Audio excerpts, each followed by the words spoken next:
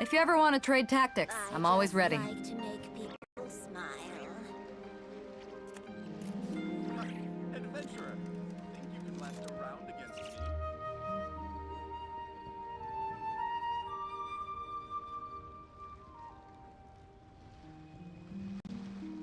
Try your luck betting on Jade?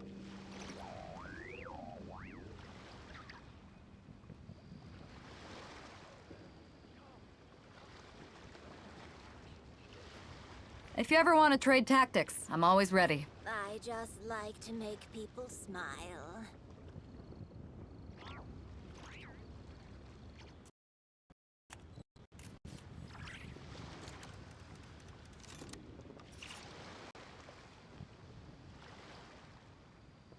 Try your luck betting on Jade? I can't believe the well got polluted.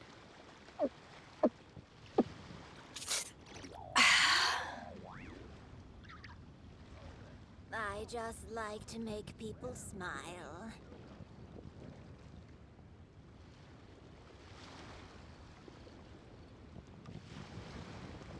Oh, what should I try this time?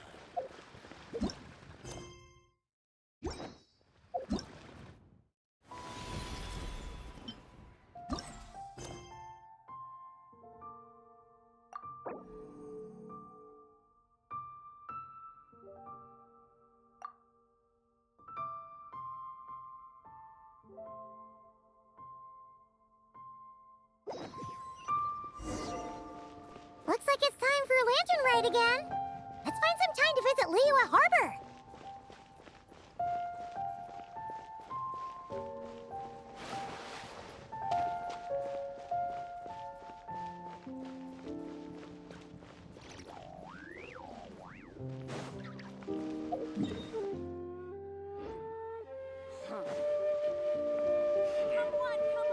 The nightlife here is so vibrant.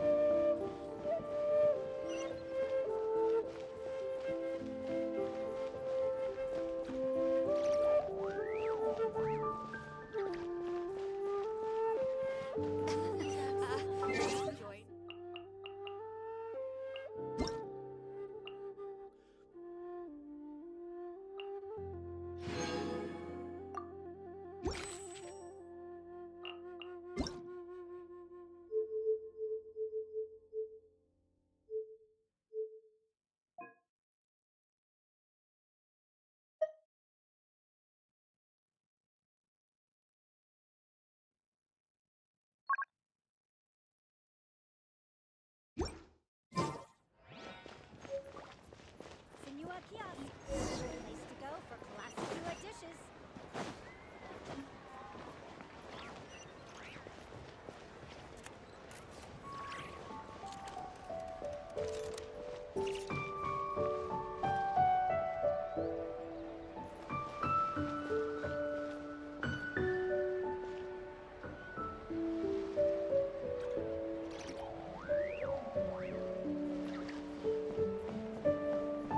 I should open a store. Split the bamboo in the morning, dry it till night. Shape and bend it nice and tight. Cross the strands to form a pattern, coat in silk, and you have a lantern. That's how you remember how to make a show lantern. Did you get all that, Chi-Chi?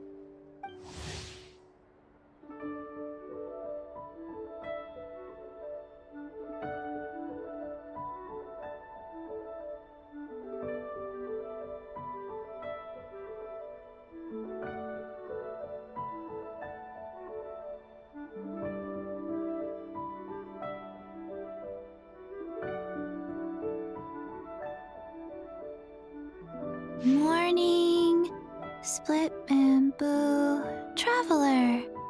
Then get silk, make paimon. What? No, that doesn't even rhyme. Look, it's them. Hey, Yao Yao! Hey, Chi-Chi! Whoa, Traveler! Paimon, you're here! Happy Lantern Rite! What you up to? I'm teaching Chi-Chi to make Shao lanterns. It's a real test of finger dexterity, so it'll help keep her nice and loose. Yes, I do finger exercises to be a nimble zombie. Wanna try too, you two? Oh, okay. Well, we need a whole bunch this year so it doesn't get too dark at night. Too dark? What does that mean? Dr. Baiju has patients who got hurt walking at night. The moon disappeared, so it was too dark to see. The moon disappeared? Like, behind the clouds? It was Jeonju, the moon devourer. Changshan told me about it, but now I forgot. It's an old myth from Chenyu Vale about a giant toad in the sky that eats the moon. What? The moon gets eaten? It's just a story. It's not like there's actually a giant toad in the sky.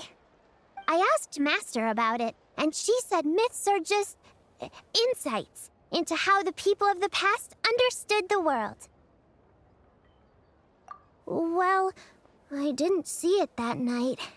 But I've checked several nights since, and it's been there same as ever. According to Chi-Chi, though, the Ministry of Civil Affairs sent someone to do some kind of serious investigation. So, I don't know. Maybe something did happen.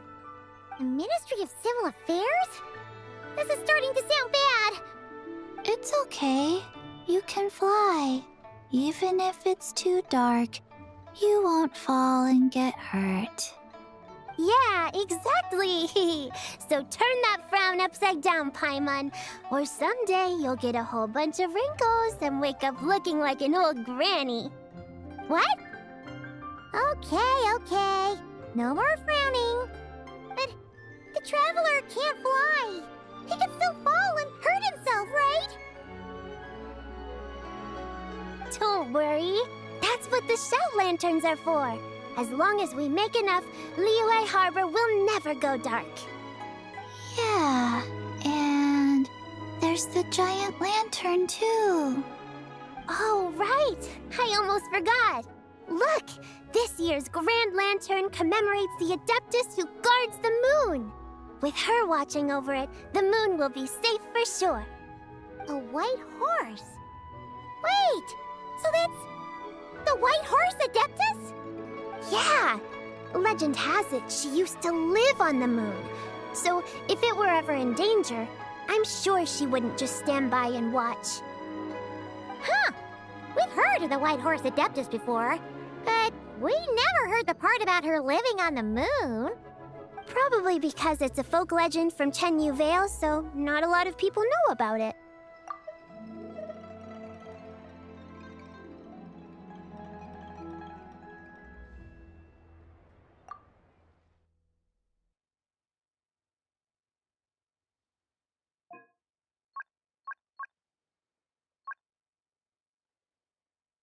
Paimon coming in! Paimon coming in! But recently, some ancient artifacts were unearthed in Liyue, and the archaeological team even found evidence of ancient people worshipping an Adeptus who lived in a palace on the moon. It's kind of like how we write wishes on Shao lanterns and release them during Lantern Rite. The White Horse Adeptus would descend from the moon in her jade carriage and grant people's wishes. Ooh! When did that happen? She sounds different from the other Adepti in Liyue. It must have been a super long time ago, 'cause even Master barely knows anything about this Adeptus.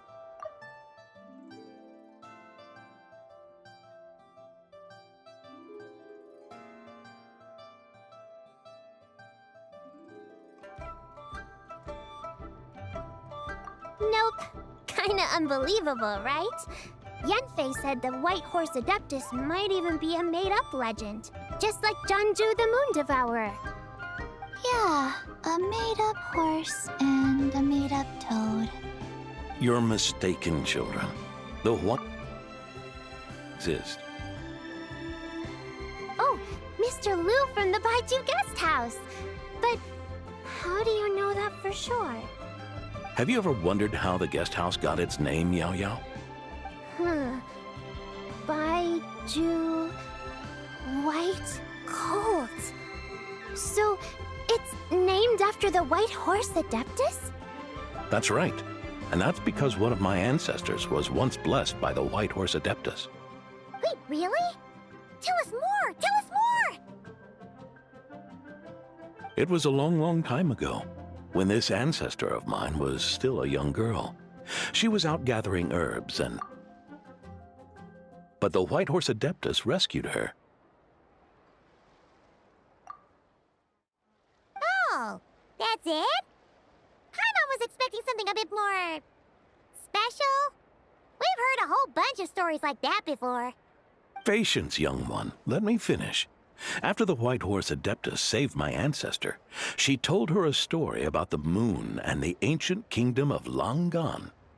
My ancestor was so captivated that she completely lost track of time. So much so, in fact, that when she returned to her village, she found nothing but a desolate ruin in its place. It was as if, without her knowledge, countless years had passed in the mortal world. Huh? The most extraordinary part of all is that it turned out to be a dream. When she woke up, she found herself at the bottom of the cliff, right where she had fallen.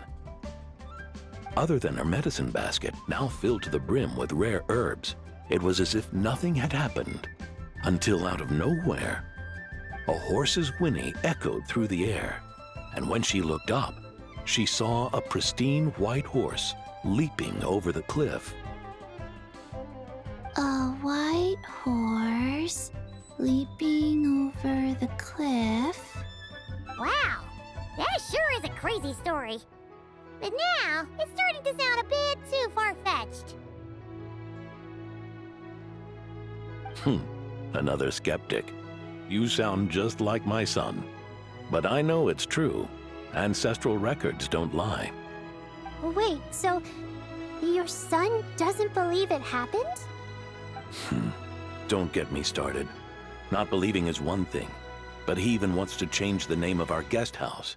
It's a disgrace, I tell you, a disgrace. Well, it was getting about time for him to take over the guest house. And what's the first thing he does? Starts going on about how the name doesn't attract enough customers and how we're losing business to Wangshu Inn. Can you believe that? As if Baiju Guest House and Wangshu Inn aren't miles apart from each other. Oh, what about something like...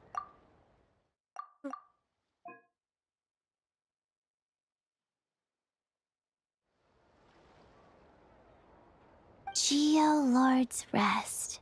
I like that one.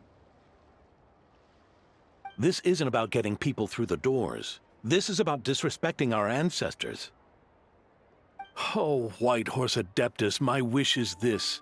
Let your divine power be known. Teach my foolish son the error of his ways. Paimon wants to learn more about this Adeptus. Hey, maybe we should ask Zhang Li. Good idea! Mr. Zhang Li is super knowledgeable. He can answer questions even Master has no clue about. Yeah, we just saw him having tea at third round knockout. Alright, then that's our next stop. Chi-Chi and I are gonna keep making Shao lanterns. But careful on the road! Goodbye, Paimon. Goodbye, traveler.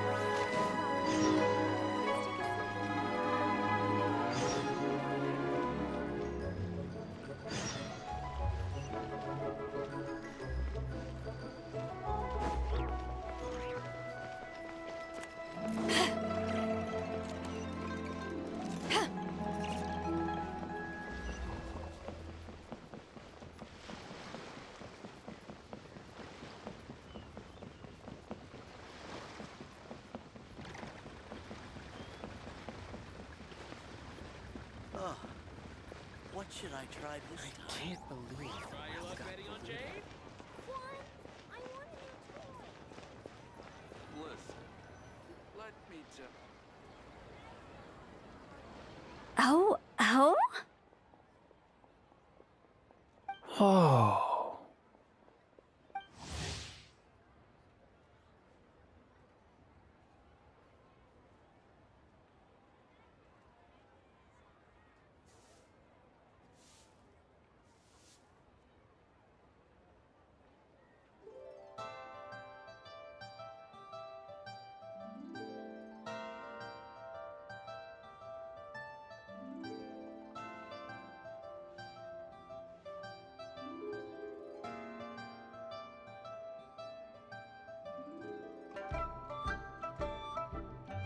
Curious.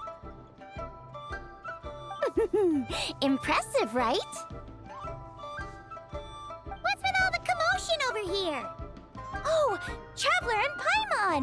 Perfect timing! I have something amazing to show you! What is it? Huh? What the? Part of the moon is blacked out! Was it really eaten by a giant toad? Huh. I didn't expect you to know the story of Jonju the Moon Devourer, Paimon. Don't underestimate Paimon. She learned a whole bunch of things in Sumeru. But Jonju the Moon Devourer is a Liyue legend. Well, knowledge knows no borders, so there. You're right about that, Paimon.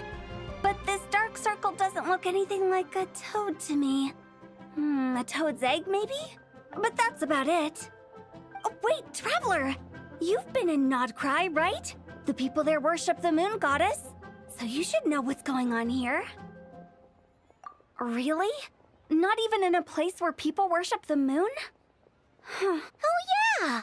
Master told me that the tale of Jianzhu, the Moon Devourer, was how ancient people explained a certain celestial phenomenon.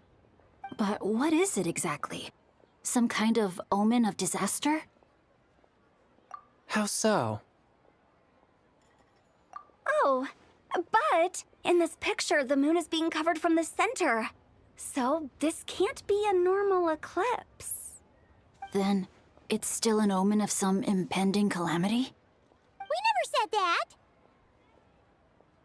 Ugh, some crazy customer left it at the restaurant. Just thinking about it gives me the chills.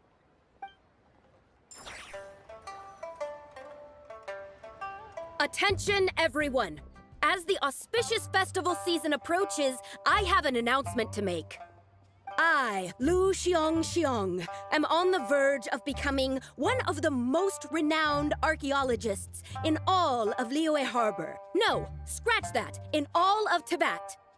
Even though I never trained at a prestigious academy, I've still managed to dig up tons of treasures. And I understand practically a whole dictionary's worth of big words, too. Like my pops always says, no pain, no gain. And I haven't had it easy, that's for sure. So, it's definitely my turn to make a name for myself. What's the deal with her? No idea. Maybe she ate a bad batch of perch stew? What? You don't believe me? I'm telling you, I dug up treasures from the ancient nation of Longan. I even got a picture of Jonju devouring the moon.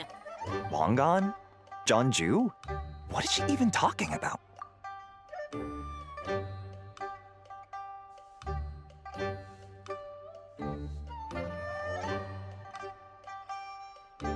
Sounds like she's a few perches short of a stew, if you know what I mean. So what if blackback perch stew is my favorite? Stop talking about me like I'm not here. Whoa, what are you doing? You're just a stupid, ignorant man, and I'm gonna kill you. Young lady, you need to calm down. What? So you're looking down on me now too? How about I take you both out then? How does that sound? This is a place for dining. If you wish to take me out, you'll have to do it elsewhere. Don't act like you're better than me. Do you know who I am? I'm about to be the most famous archaeologist in all of Liyue. No, Tibet. Show me some respect. It's respect you want? Very well. For the sake of the other customers, we'll do this your way.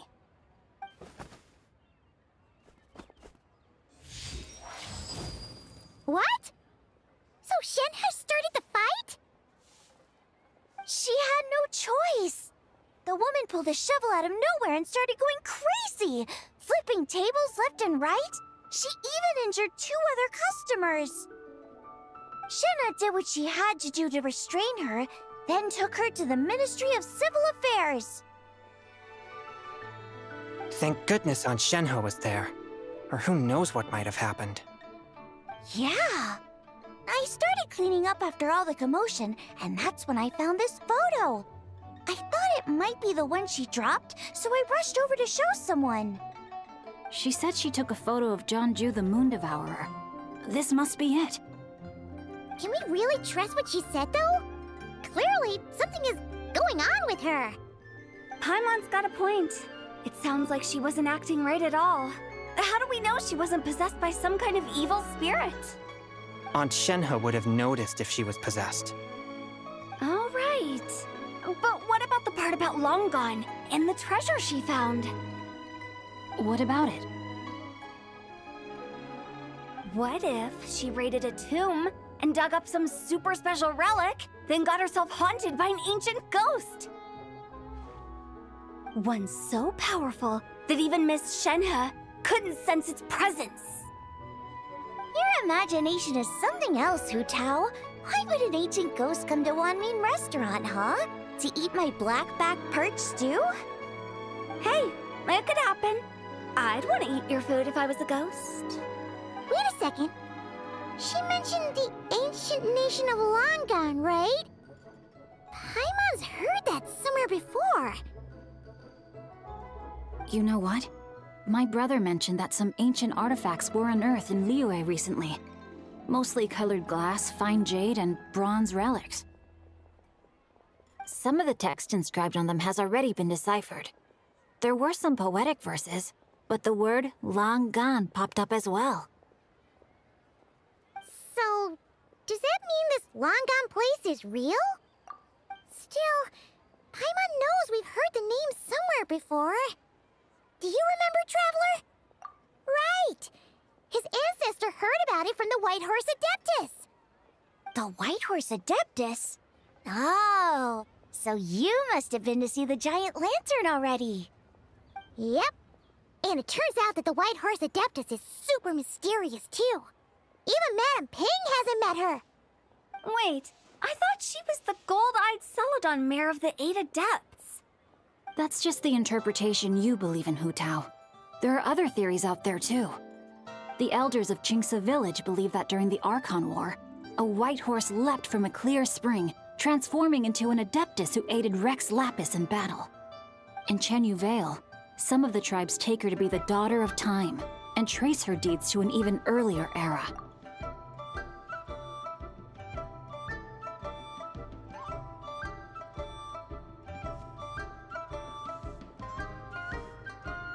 Yet in other ancient texts, including the relics I just mentioned, she appears as an emissary who listens to mortal wishes, bestowing the blessings of the heavens and moon upon the mortal realm. Which is why we write our wishes on Shao lanterns. That's so complicated. So what's the verdict? Which version is the truth?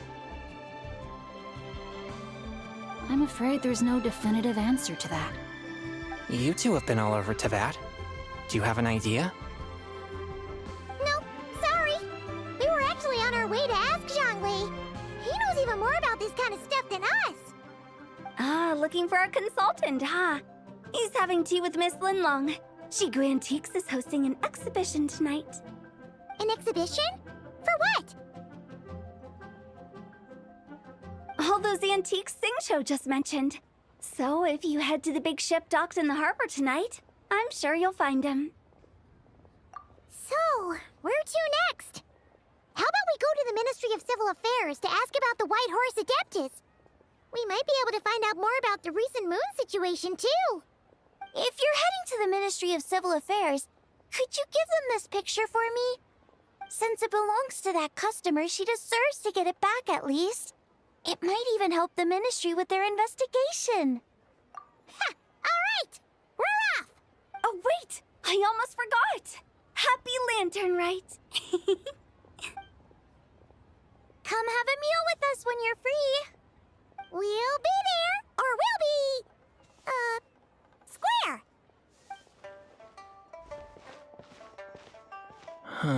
Thinking about it now, could it be possible that photograph was a fake? A fake? You mean like the customer fabricated it to gain academic recognition? Nice one, Changyun. I never even thought of it like that. How about we go check out that place tonight? I know exactly where it is. All right. I'll get scolded if I get home too late. Live a little, Sing-Cho. You act like this is a first for you. Worst comes to worst, we'll get Xiangling to cook you something delicious, okay? Well, when you put it like that, I suppose it's worth the risk. You were just waiting for the promise of free food, weren't you? Fine. It's a plan then. We'll meet up tonight.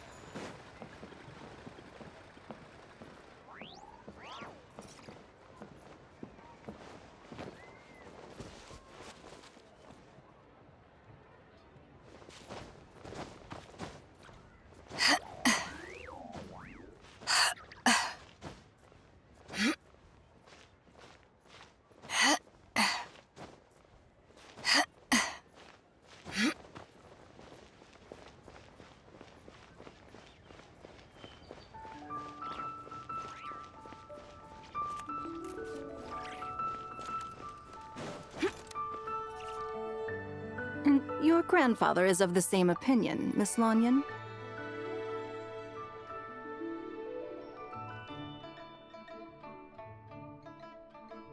Yes.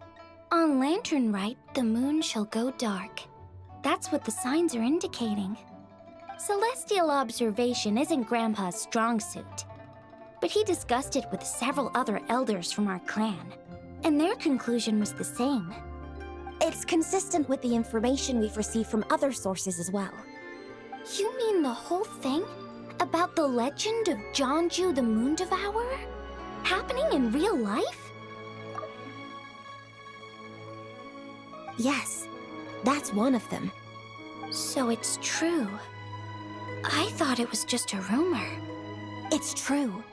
But right now, the bigger issue is that all our sources indicate the phenomenon's gonna happen again. I'm not sure this bodes well. Let's remain optimistic for now. We're making progress interpreting the artifacts, and Ganyu is consulting with the Adepti as we speak. Besides, apart from the incident at Wanmin Restaurant, there haven't been any other moon-related disturbances. Ningguang, Keqing, and Lanyan, you're all here! Oh, Traveler! And Paimon! It's been a while. Happy Lantern Rite. Yes, Happy Lantern Rite. What brings you here, though? I thought you'd be in the harbor enjoying the Shao Lanterns. You're certainly not the type to visit Yujing Terrace for no reason. Is there something I can help you with? What? We're not allowed to just drop in on our friends during the festive season? I was only teasing. You're welcome to visit us anytime you wish. Happy Lantern Rite. Oh, and about all the moon business you were just talking about? We have something to show you. Here, take a look! Whoa! Something really did take a chunk out of the moon.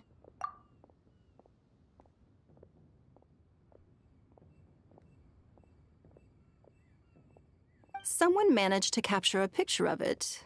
Is this Jeonju, the Moon Devourer, then? Even though we confirmed this event took place, I still can't quite believe what I'm seeing. Where did you get this picture? From Xiangling! She found it when she was cleaning up after that customer caused a scene. She thinks they must have dropped it. Wait, is this Chawang Terrace? No, it's just where I'm from. It said that Chawang Terrace was where the ancient people of Chenyu Vale communicated with the heavens. And in this picture, the moon happens to be right above Chawang Terrace. I was just surprised, that's all. It's probably just a coincidence. That's interesting because the ancient people of Chenyu Vale migrated there from the chasm area. The chasm? So, that place is involved too? According to our investigation, that customer you just mentioned, Lu Xiangxiang, her father and grandfather were merchants in Liyue Harbor, and her mother and grandmother grow tea in Chaoying Village.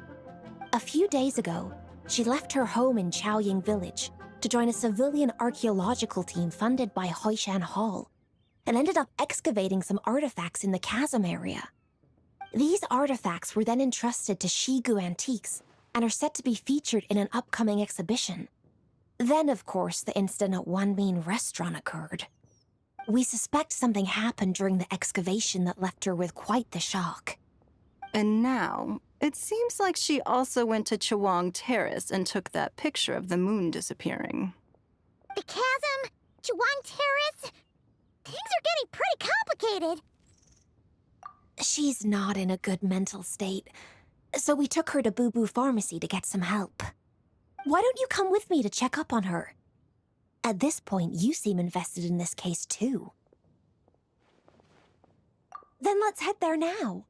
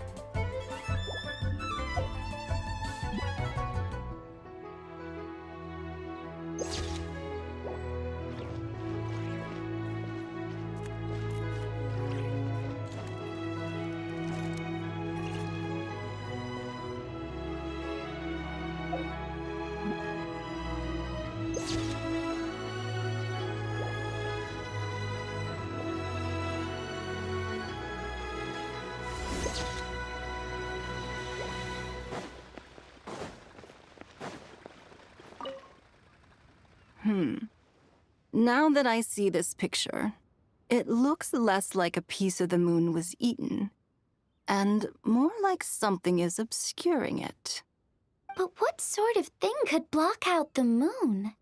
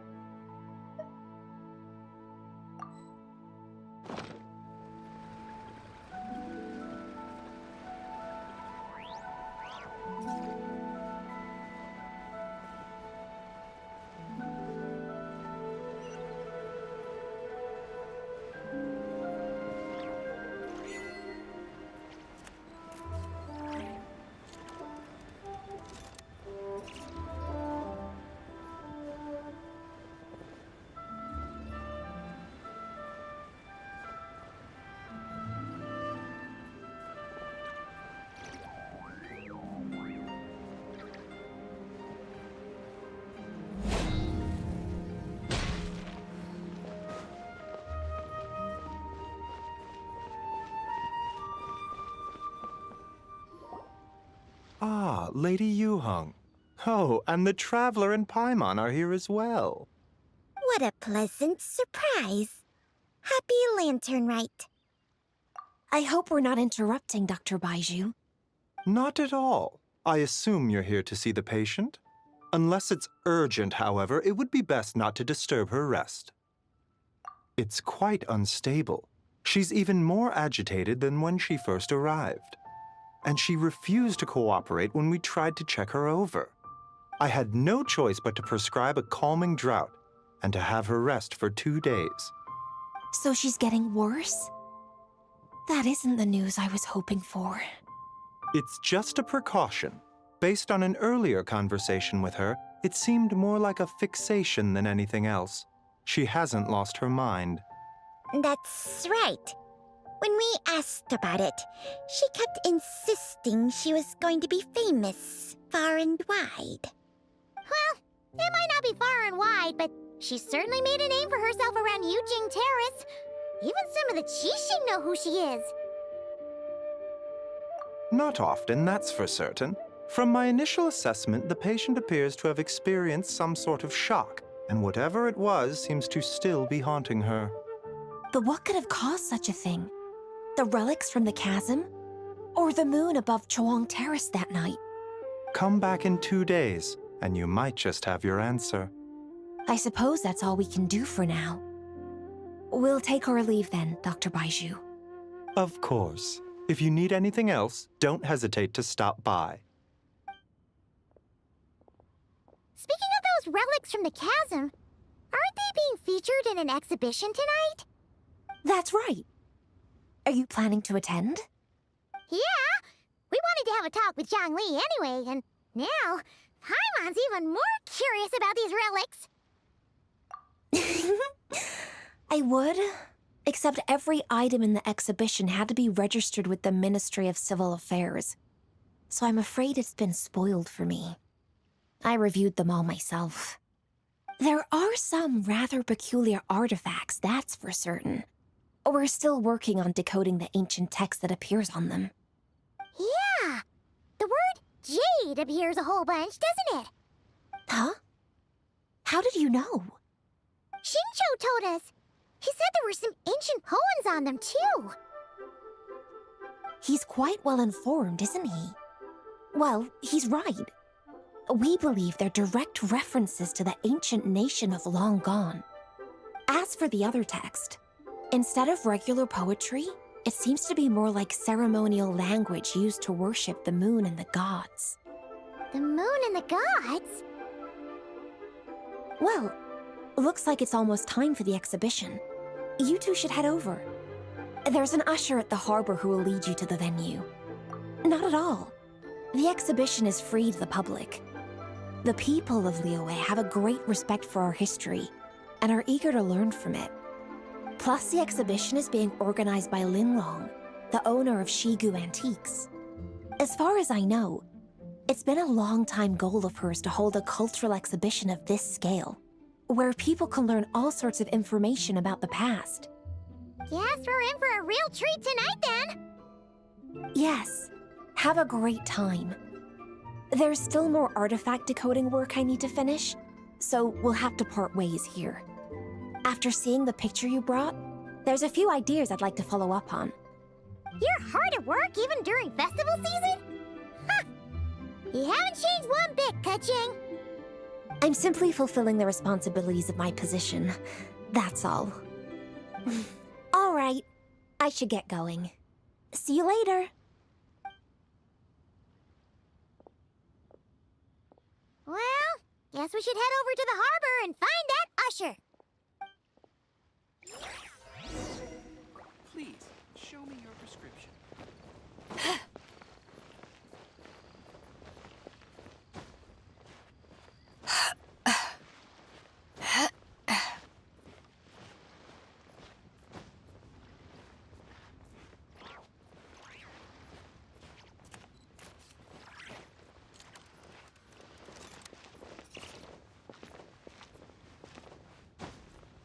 Please, show me your prescription.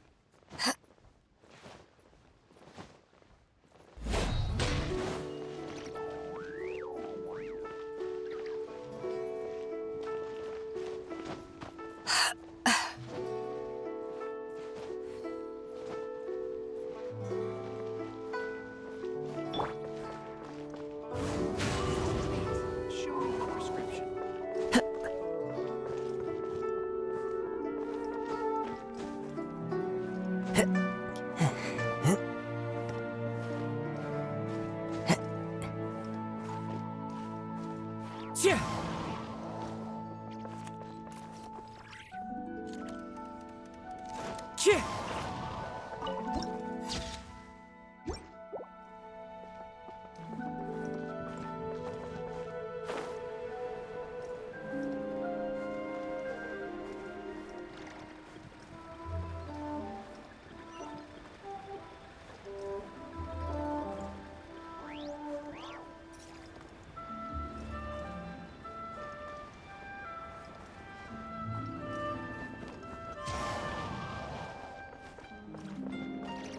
Time to go. I've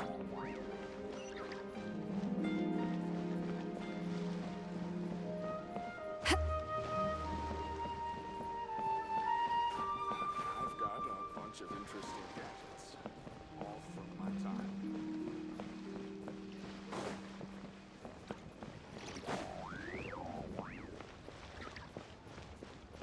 Oh, welcome. Please take a seat. You can't beat the atmosphere here in Lille. I should open the store.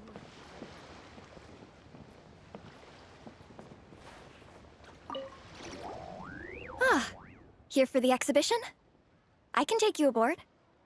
After you.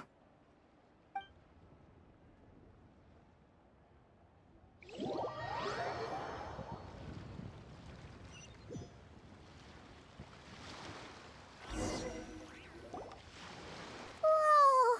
Look at all the antiques on this ship! It's almost too much to take in! Greetings. I trust you've been well since last we met? Aha! Speak of the devil! You're right where Hu Tao said you'd be! Ah, so Director Hu gave me away, did she? Don't act like you're up to some super secret business! We know you just do whatever you feel like. Yo, Traveler! Paimon! What's up?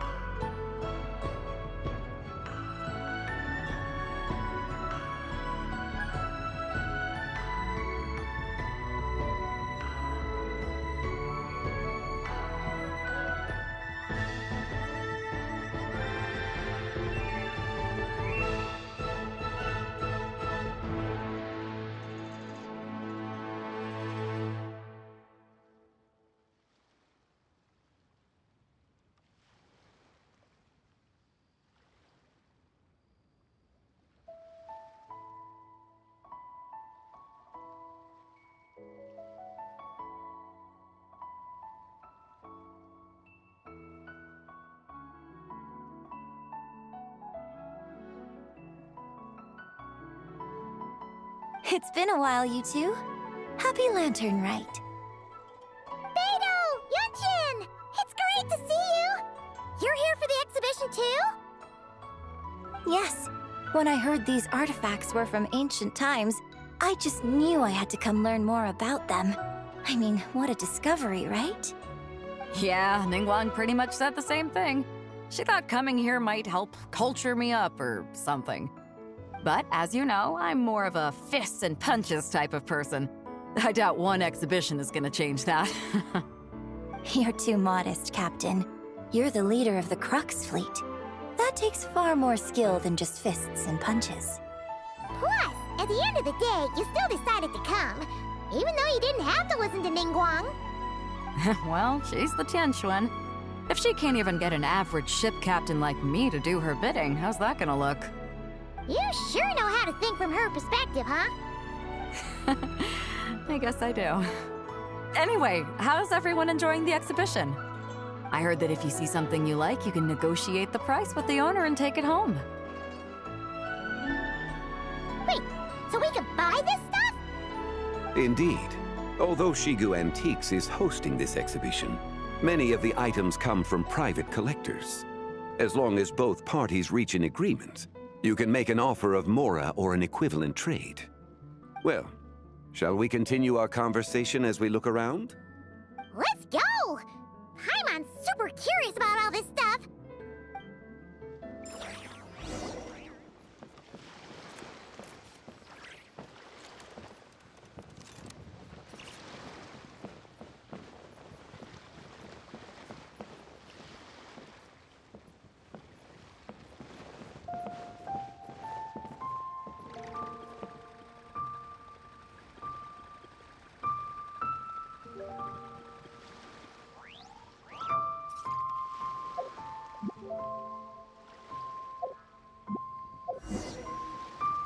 Whoa! Look at this painting! There's a huge toad on it! Could it be... Huh. This material is quite unusual. It doesn't look like paper. More like silk, or some other kind of fabric. Yeah, I was thinking the same thing.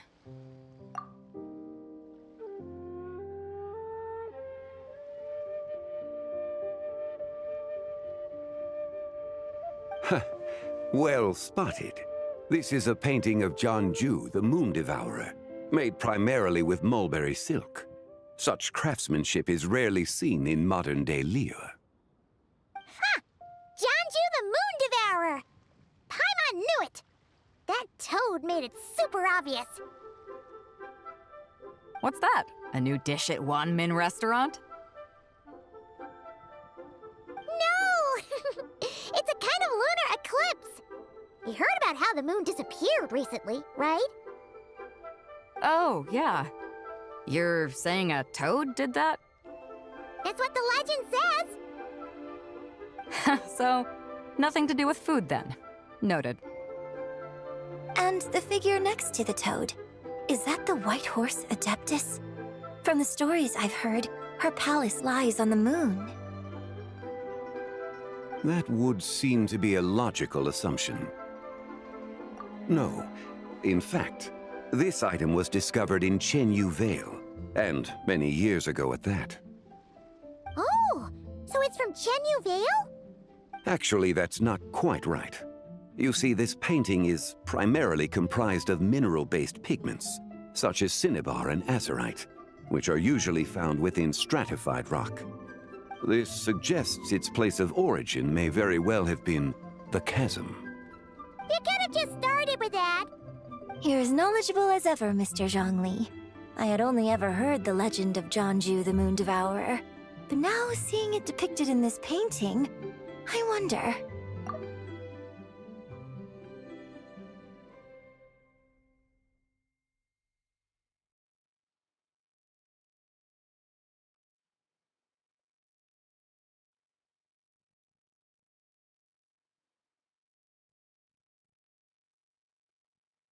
If I purchased it, perhaps it could serve as inspiration for a new opera. Though I'm not quite sure who the painting belongs to right now. A splendid idea, Miss Yoon. Perhaps in lieu of Mora, you could offer the lyrics to said opera as recompense. The lyrics? But to whom? Why, to me, of course. I am the owner of this painting, after all. Wait, so you're one of the private collectors of the exhibition? No wonder you knew so much about the painting. But lyrics in exchange for a precious antique? My work could never possibly be of equal value. I don't know about that. I'm not much of a scholar, but even I know your operas are in a league of their own. An astute observation, Captain Beto. In my possession, this painting is nothing but a lifeless artifact. In your hands, however, it could be transformed into a new piece of art entirely. Quite the worthy exchange, no? But I'm not sure when I'll be able to finish writing it. It certainly won't be ready this year. Allow me to be equally forthright, Miss Yoon. This silk painting is merely a copy I made of the original work. There is no need for such concern over its value. Huh? So it's a fake? I had no idea you were such a skilled artist, Mr. Zhongli. I pride myself on having some knowledge of antiques, but I didn't notice anything that would point to it being a replica.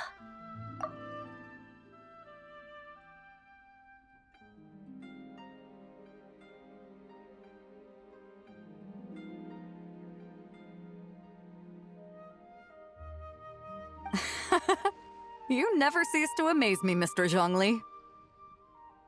You flatter me. All that said, Miss Yoon, you must accept. Truly, I insist. Huh.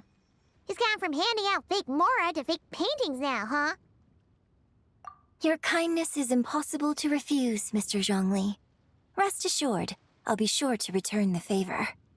I shall look forward to it. Man, that was quite the find. Huh. I should buy something too, if only so I can show it off to Ningguang. Let's keep going and see what we can find.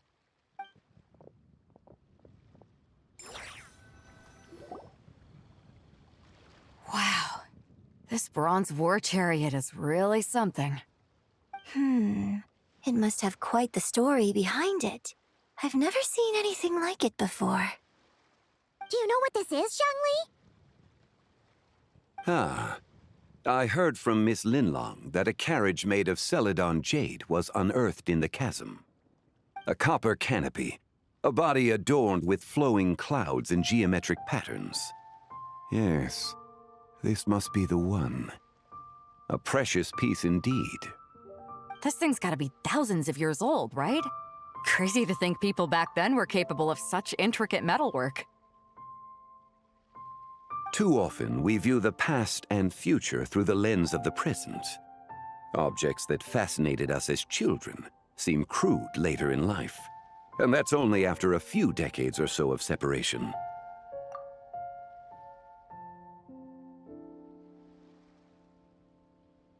If one were to stretch time across hundreds or thousands of years, one might discover that time is not always a force that pushes things forward.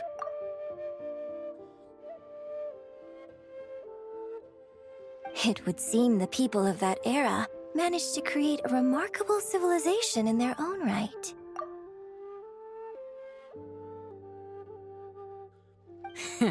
Makes me want to get my hands on this even more. Ningguang's gonna be so jealous, don't you think? Ah, has this war chariot caught your eye, Captain Beto? Oh, you must be Linlong from Shigu Antiques. Nice to meet you.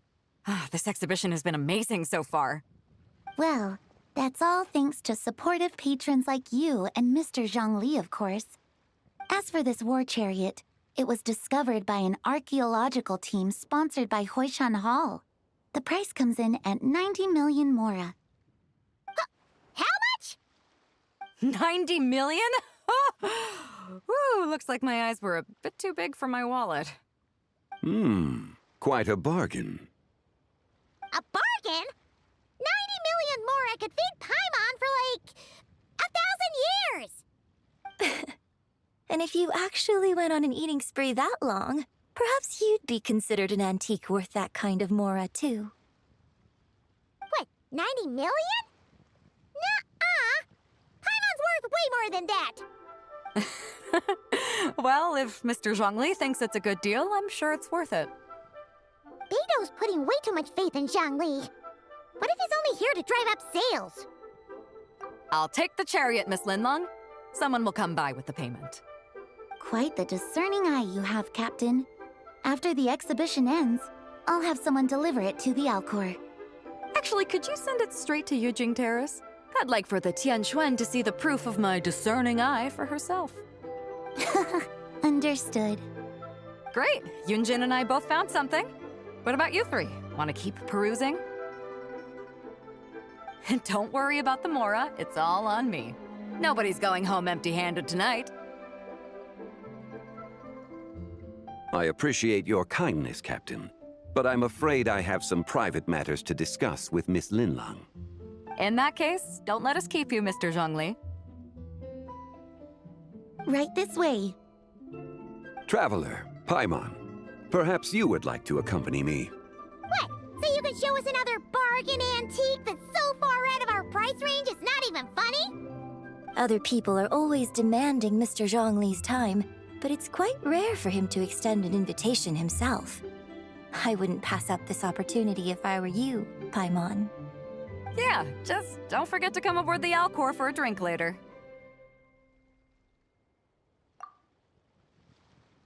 Yeah, guess you're right. Taking a quick look isn't gonna cost us anything. Let's go!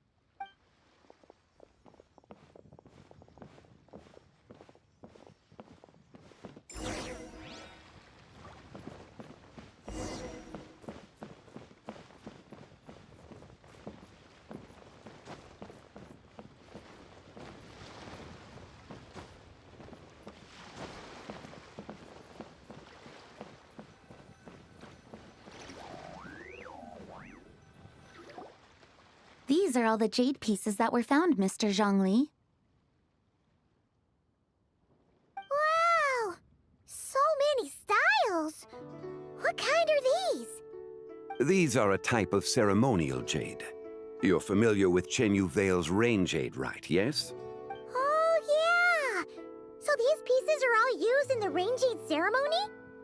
Well, you may not know, Paimon, but before the rain jade rite came into practice, Chen Yu Vale was known for a different ceremonial tradition that also involved jade. The Bi is used to honor heaven, the Cong to honor earth, the Gui to honor the east, the Jiang to honor the south, the Hu to honor the west, and the Huang to honor the north. These form the 6 ritual jades. It's unfortunate, however, that Miss Linlong's set is missing both the Gui and Hu pieces. I know. These jade artifacts are from such an ancient time. It's proved difficult to track them down, even for our establishment. No matter. You happen to have precisely the piece I was looking for. Huh? This broken jade token? I didn't expect this to catch your eye, Mr. Zhongli. It isn't one of the 6 ritual jades. An affect belonging to an old acquaintance of mine. An old acquaintance? One of your collector friends, Mr. Zhongli? You could say that. Traveler, take a closer look.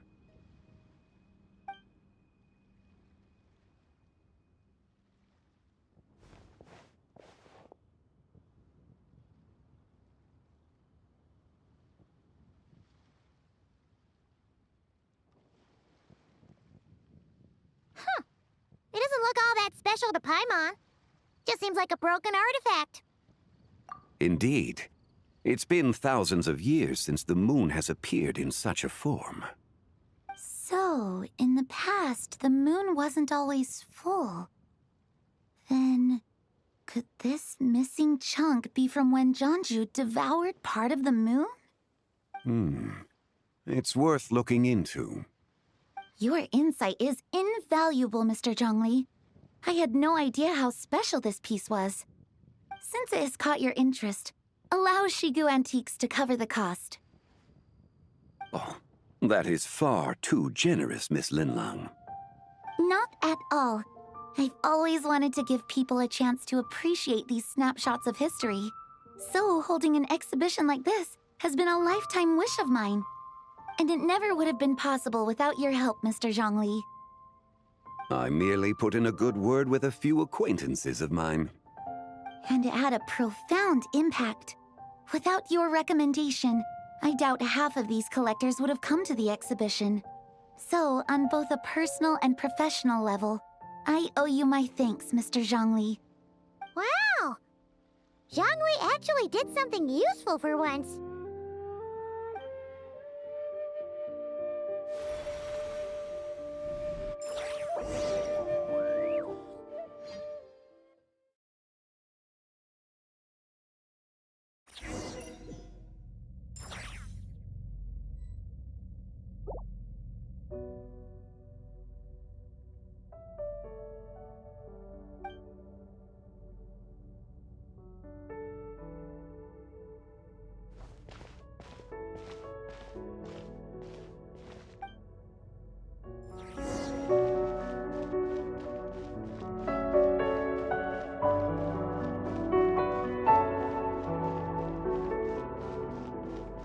Three, 5, 7.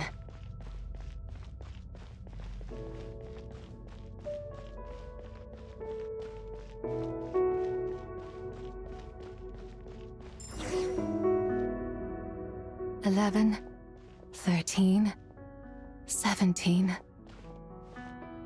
19, 23, 29.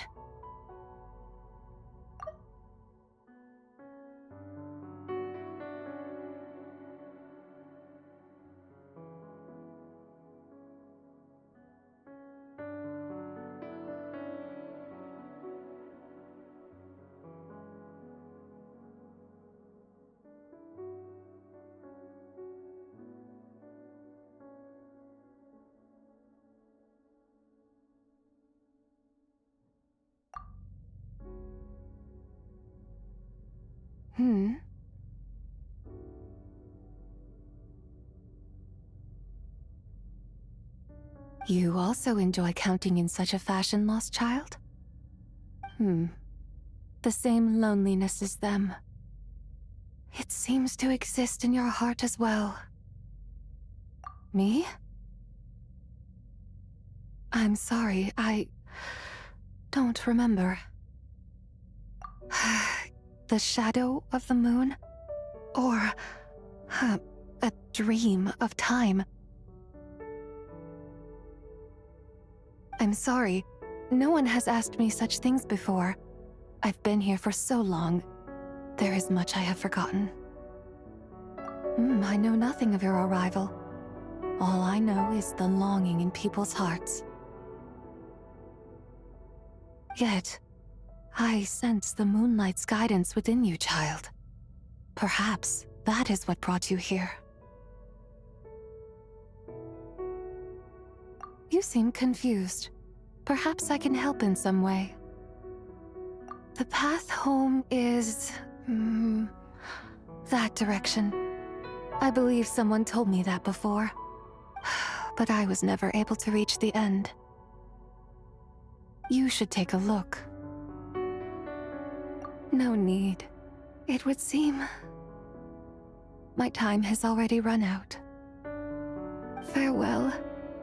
May the moonlight ever shine upon you.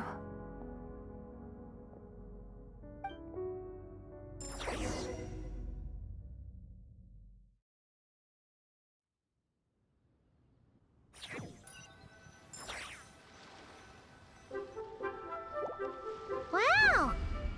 Zhongli actually did something useful for once. Your complexion looks rather ashen, Traveler. Are you feeling all right? Yeah, what's wrong? Does your stomach hurt? Huh? What are you talking about? You were right here the whole time. Ah, I see. I'm afraid we must take our leave, Miss Linlang. My friend has taken ill and I must escort him to get some rest. Of course. Traveler, Paimon, please, come with me. Ah, yes. regarding the payment for the Jade token. Charge the expense to the Wangsheng Funeral Parlor if you would.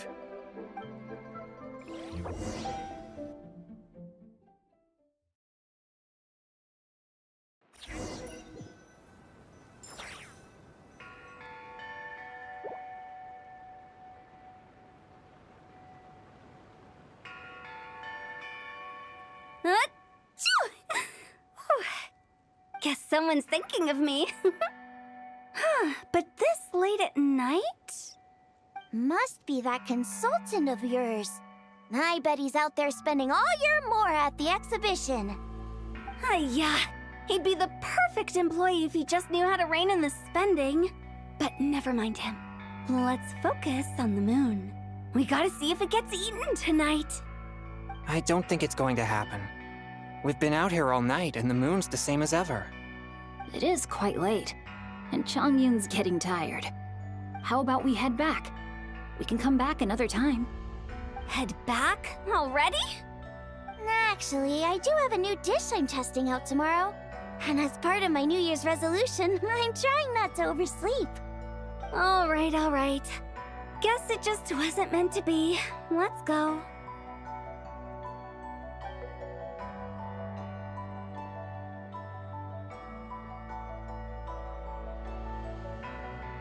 When the sun's out, bathe in sunlight.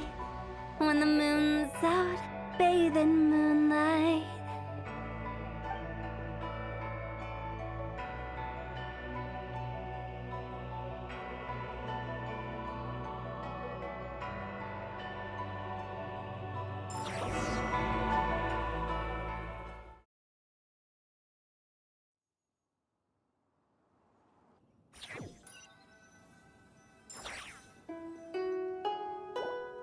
Wait, aren't we going to rest? Why did you bring us here? Because I imagine the Traveler would like to know what just happened to him. Oh, right. Ugh, Paimon's confused, though. She could have sworn you were there the whole time. Oh, how is that possible? It sounds like his spirit formed an inexplicable connection with the being in that space. Ah, you suspected from the beginning, didn't you? Indeed, the being you met is the fabled White Horse Adeptus, and the original owner of this Jade token. Her name is Tibai. Wait, does that mean she's inside this token?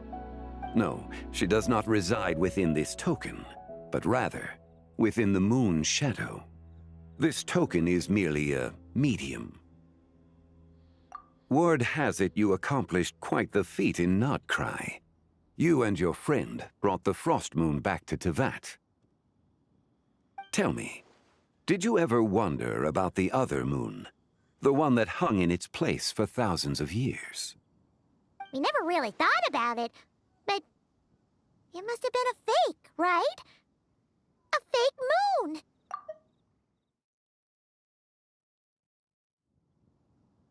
Indeed, it was false.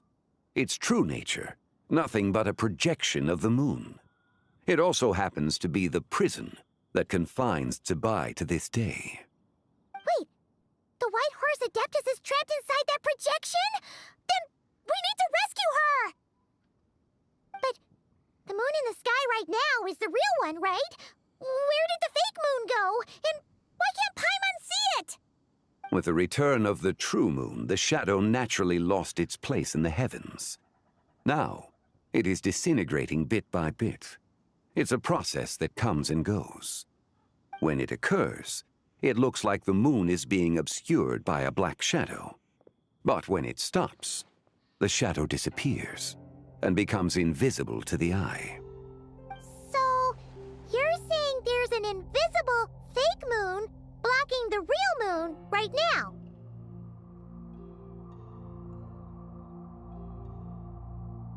Indeed. Okay, this is not what Paimon was expecting.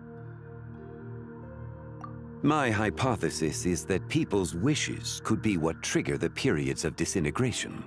After all, when you experienced that episode just now, It was precisely when Miss Linlong spoke of her own wish. Wait, is that because the White Horse Adeptus answers people's wishes? The legend must be true then. So, that means the more wishes we make, the faster the fake moon will disintegrate, right? Then it won't be long before the White Horse Adeptus is free! Quite the contrary. After countless years trapped inside, the two have merged into one. When the moon shadow is gone, Zibai will cease to exist in this world.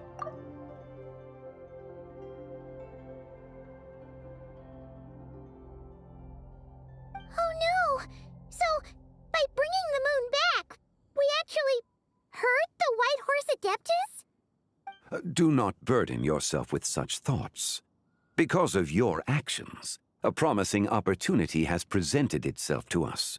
Let us not forget, what is crumbling is also precisely that which imprisons her.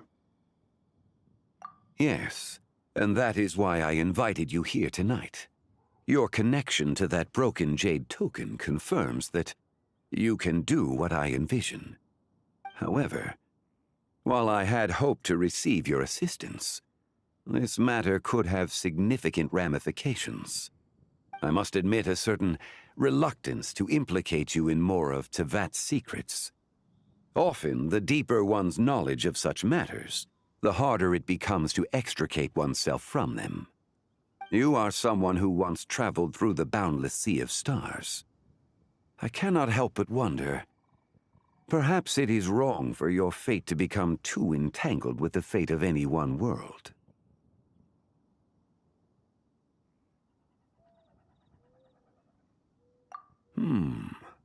Such is your conviction, then. Since journeying beyond Liyue, you have had ample time to reflect on these matters, it would seem. Very well. The first secret I must reveal is that Zibai has long since passed away. The being within the Shadow Moon is merely one of the 3 deadly selves she severed before her death. Wait, the White Horse Adeptus is dead? Weren't you supposed to tell us how to fix this? Now it just seems even more impossible! Please, remain calm, Paimon, and allow me to explain. The 3 deadly selves is a practice used by those engaged in spiritual cultivation. The intent is to sever the 3 vice-laden mortal selves to reveal one's true, pure self beneath. However, Zibai's 3 selves are more complicated in nature. Because in the moment before her death, someone preserved the shattered essence of her soul and placed the fragments within her 3 deadly selves. If we retrieve the 3 fragments of her soul, there is a chance we can restore her presence in the mortal realm. So that means we can bring her back to life? Yes, provided we retrieve the fragments of her soul's essence from the 3 deadly selves. Indeed, the being you encountered was Zibai's first deadly self, Ziju. After Zibai's death, she ascended to the heavens and became one with the Shadow Moon. The essence that resides within her is a heavenly soul, also known as Taiguang. Thus, this self is the closest to Zibai's true nature. That said, because she is trapped within the Shadow Moon, we have no choice but to seek out the other 2 soul essences first. Then we can unite them as one.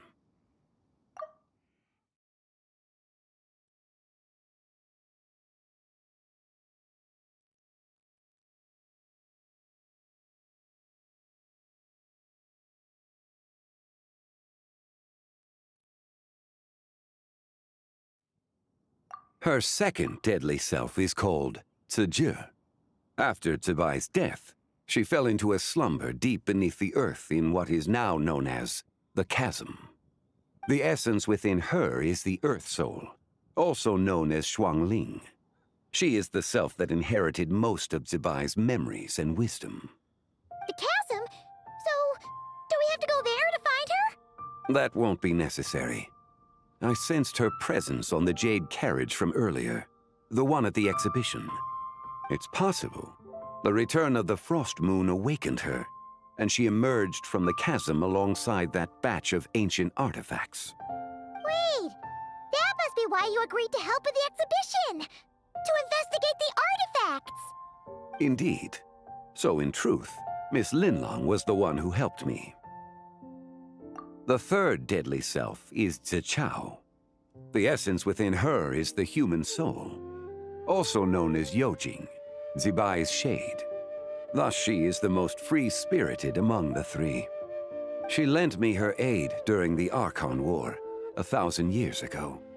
But later, as her powers waned, she retreated into the mountains. I imagine finding Zichao should prove the most troublesome, so I shall take it upon myself to track her down. So, we need to find the second deadly self, right? But where do we even start? Locating her should not prove difficult. In life, Zibai was fond of mortals, and as the self who inherited most of her memories and wisdom, Ziju should be the same. It's possible she has possessed someone, and is meandering the bustling streets of Liyue Harbor as we speak. Possess someone? Wait! Are you thinking what Paimon's thinking, Traveler? What if she raided a tomb and dug up some super special relic, then got herself haunted by an ancient ghost? Exactly! Lu Xiangxiang!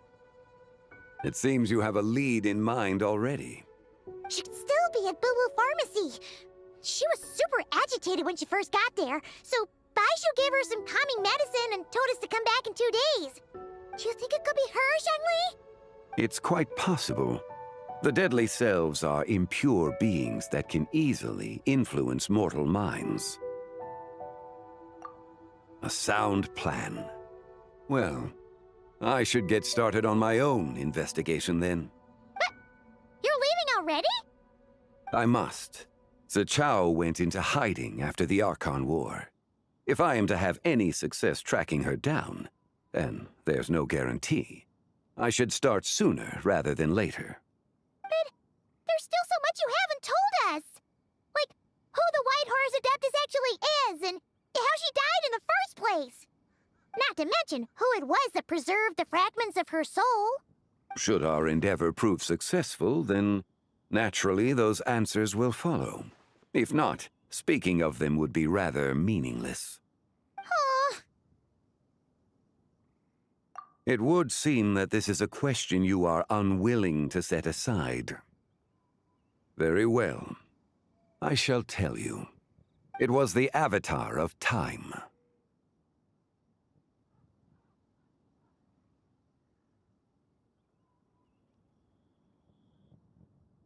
Ah, so you know of her existence.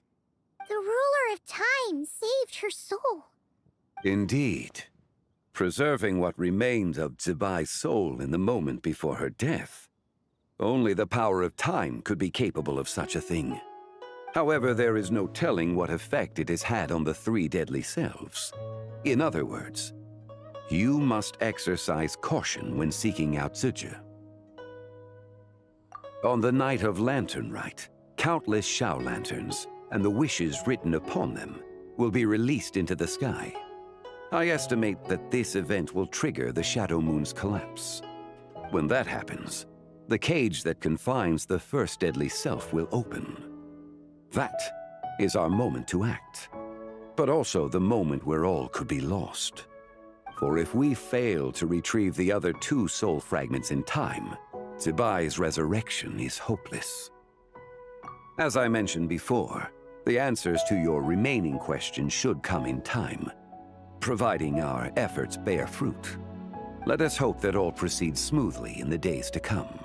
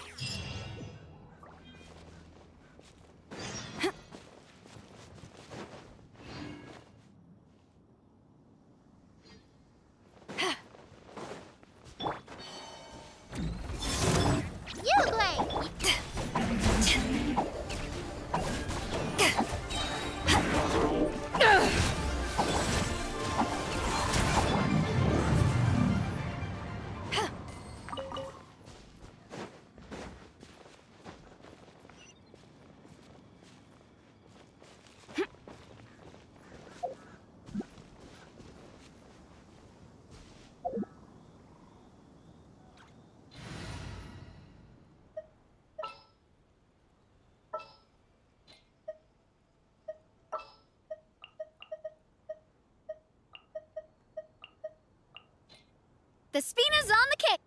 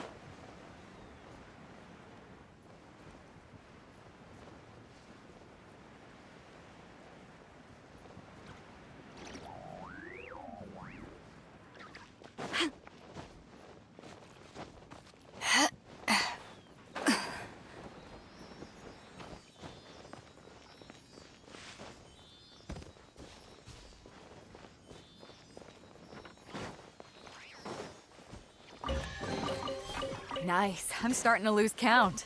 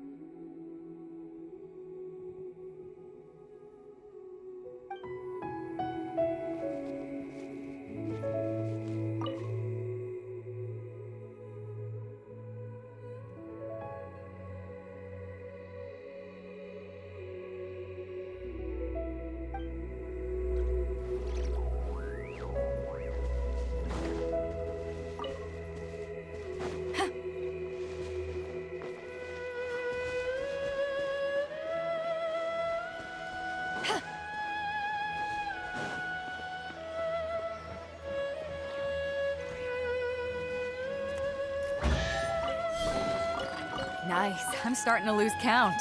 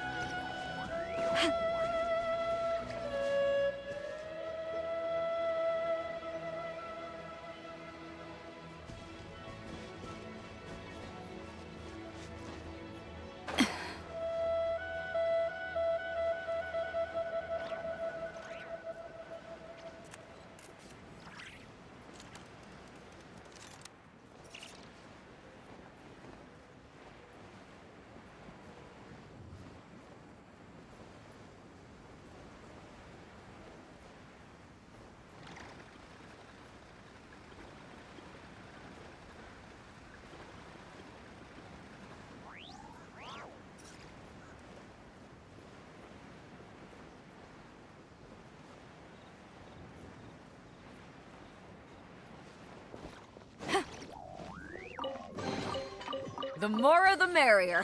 First round's on me.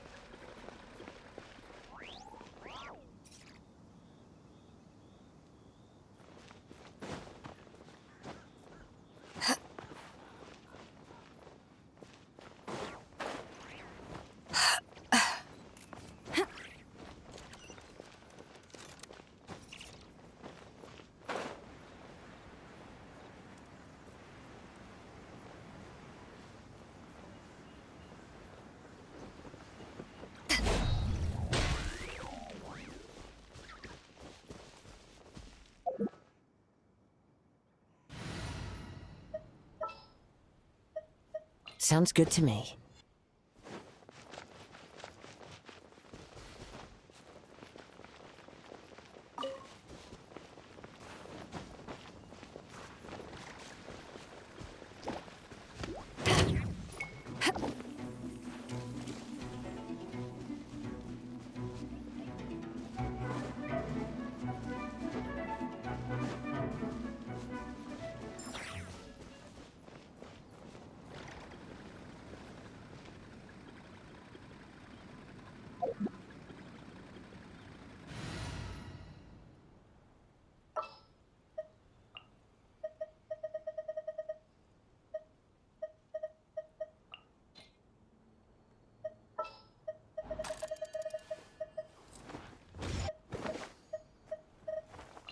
Understood.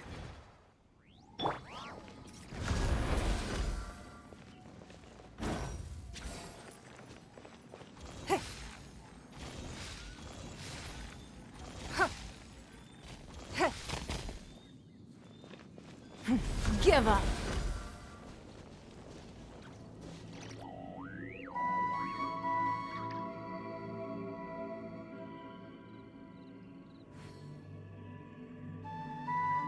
Don't waste my time.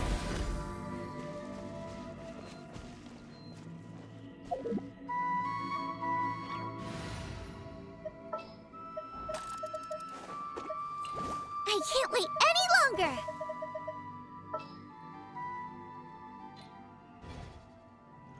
Out of the frying pan, into the fire!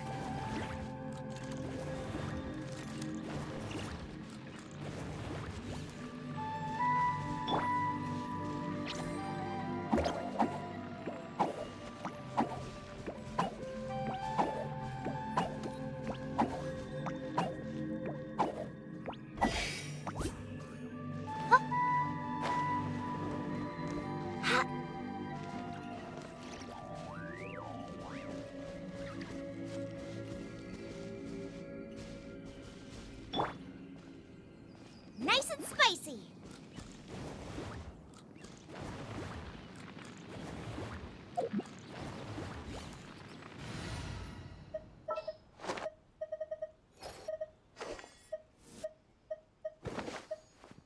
Leave it to me!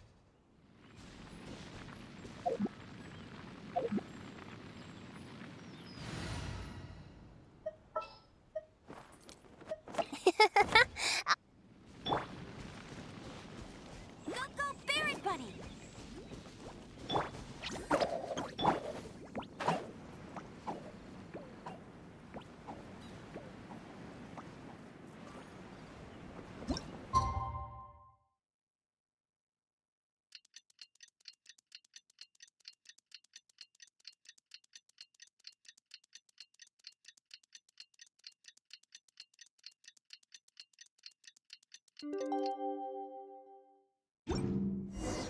Oh, should we head to Boo Boo Pharmacy today? Fingers crossed we learned something useful.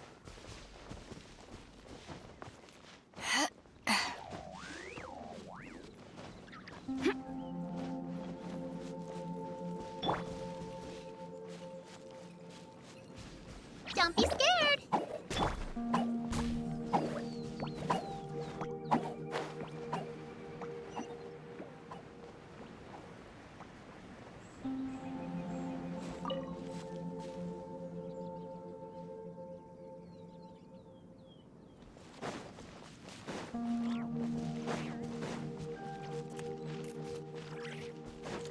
I'll race you there!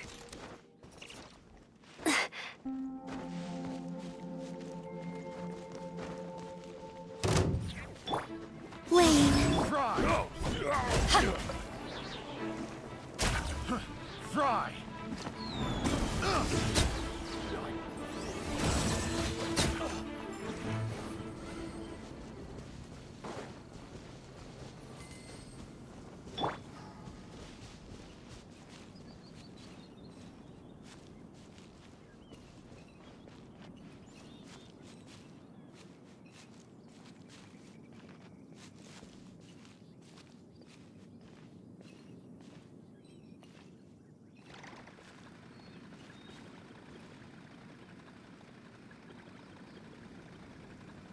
Uruguay! Get him!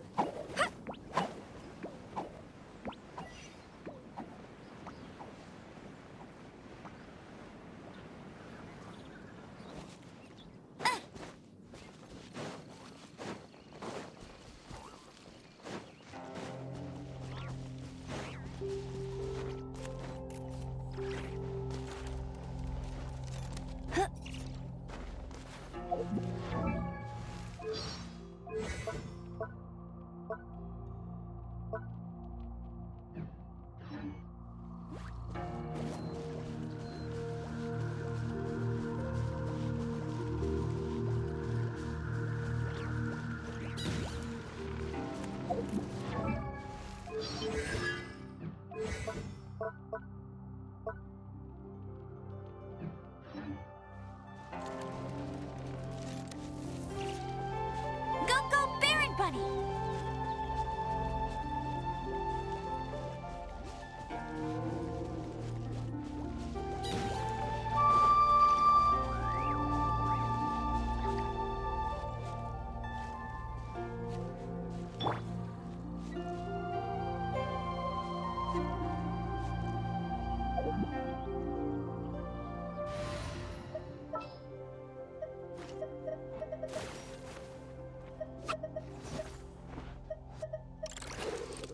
First aid kit at the ready.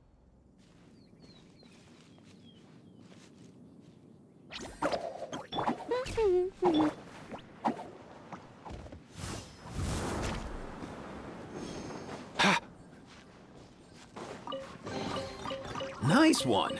You got a knack for tracking these down.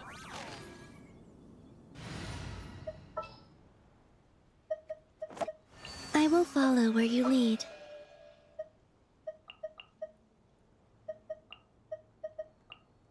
Sounds good to me.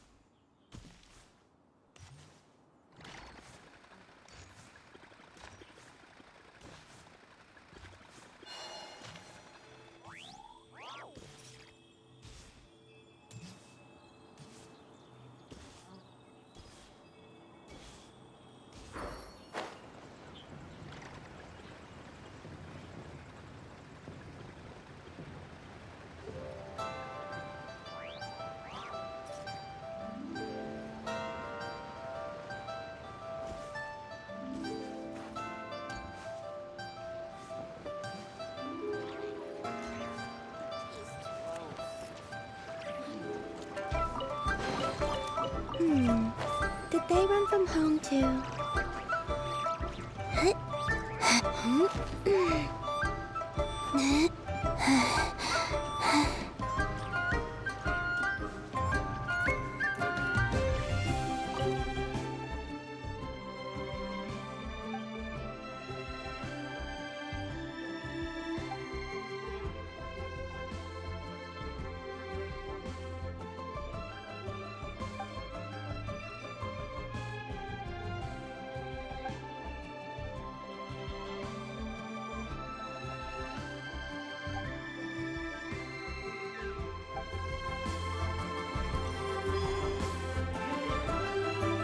So let me get this straight. The patient disappeared right as you were delivering the medicine. I know it's hard to believe, but that's exactly what happened. It's true.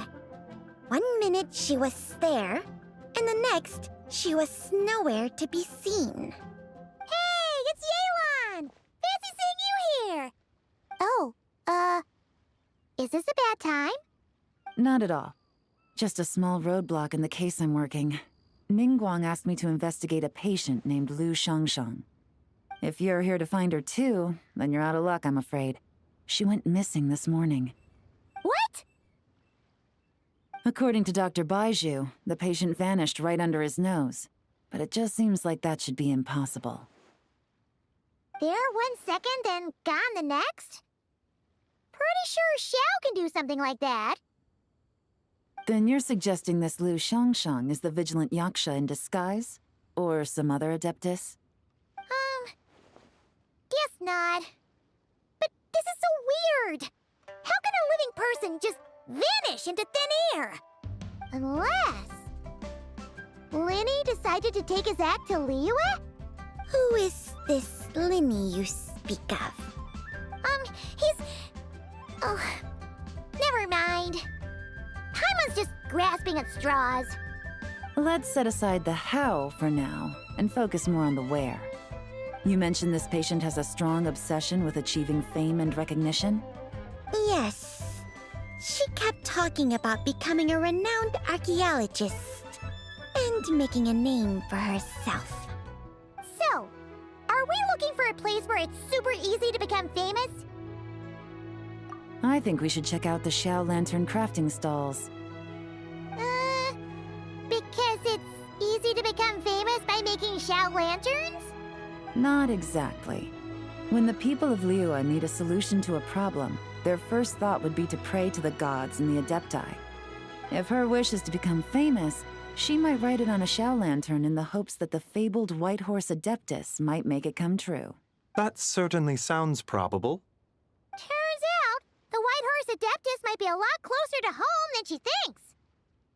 Hmm? What was that? Nothing! Let's go check out those stalls!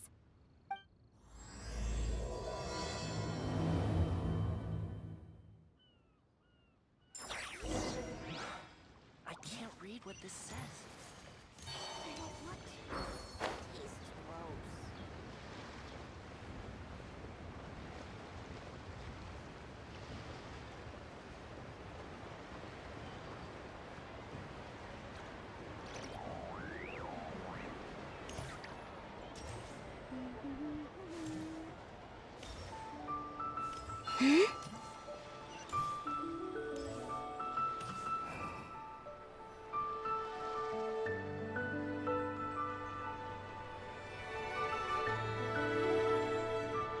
Alright, we're here! Still no sign of Lu Xiangxiang, though.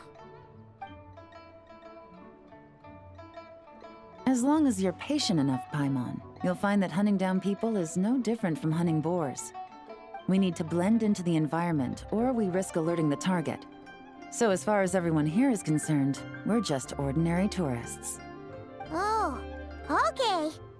If we need to blend in, then let's make some Xiao lanterns and write our wishes down, like everyone else. What's your New Year's wish, Yelan? I haven't given it much thought. Oh, and it can't be work-related. You gotta take a break once in a while, right? You're always staking out this suspect, tailing that criminal, hunting down this gang or that. Which is super amazing and all, but it's gotta be exhausting. Really getting into this, huh? You said to blend in, right? Come on, it's all part of the act. So you gotta think of something. Then, I suppose, it'd be to go traveling, the next time I get the chance. Traveling? That's our bread and butter. Wanna join us? Thanks for the offer, but my desk is piled high with reports on your exploits. And that's not quite the kind of traveling I had in mind. I was thinking more, the lie down and do absolutely nothing kind of travel. Ah, something a bit more easy and breezy, right? Hey, wait! We know just the place! The Easy Breeze Holiday Resort in Netland. It's super relaxing and full of fun activities. You've got the beautiful ocean and tons of cute little creatures called Asha. Seriously, you gotta go! Huh. I suppose I'll have to check it out. Hey guys, happy Lantern Rite!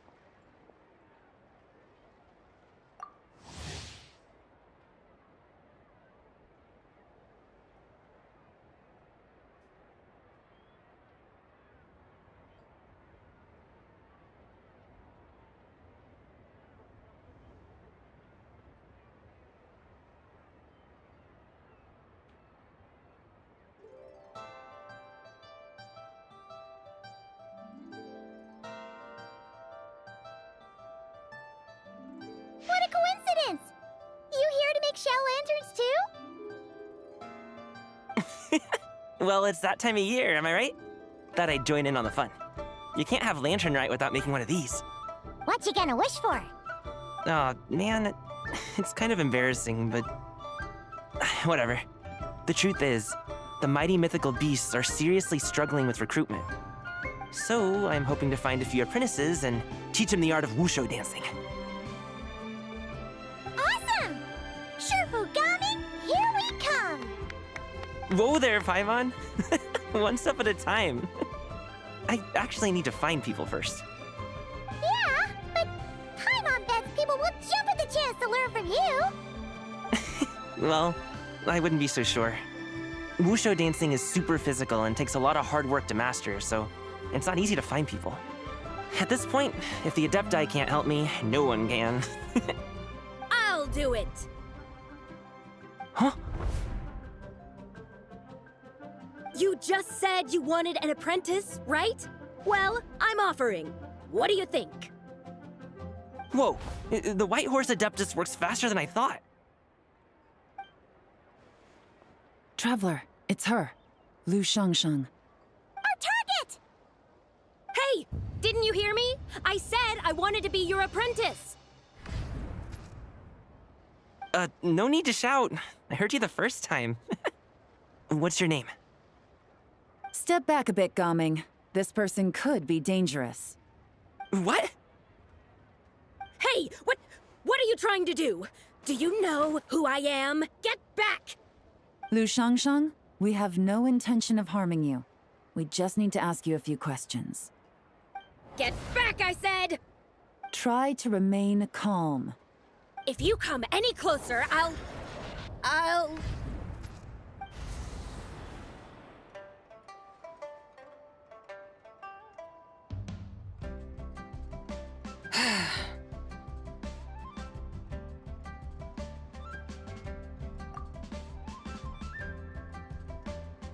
Little wisp of a being. How are you able to see me?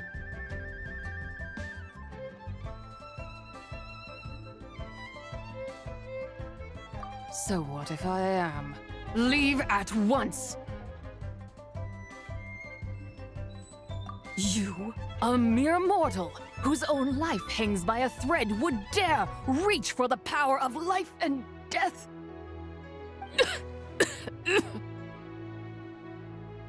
Unless you wish to be condemned to eternal damnation, you would do well to abandon this foolish endeavor. I shall speak on this no further. Don't come any closer. How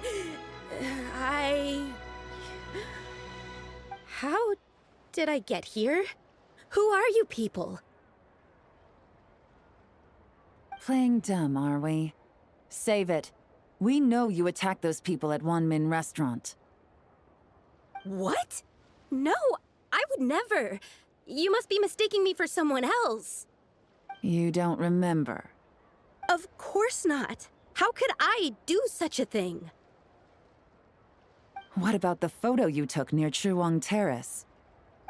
What photo? What's going on? It's like she lost her memory or something. Well, this complicates things. I'll take her back for questioning and let you know what I find. Take her away. But I didn't do anything! I swear! That's weird. She seems so normal now, but she doesn't remember anything. This is just great. An apprentice falls right into my lap and now she's gone! Don't worry, Gaming. This is a special case. I'm sure you'll find one soon. Unless you're gonna pony up and offer a real solution, Paimon, I don't want to hear it. Gaming? What's up with... I'm done here. I'm gonna go find an apprentice, and I won't take no for an answer. Gaming, wait! Is it just Paimon, or was Gaming acting super weird just now? What? How do you know? Whoa! So you saw the second deadly self? And You think she moved from Lu Xiangxiang to Gaming? Uh-oh. Then we better find him before something bad happens! Let's go!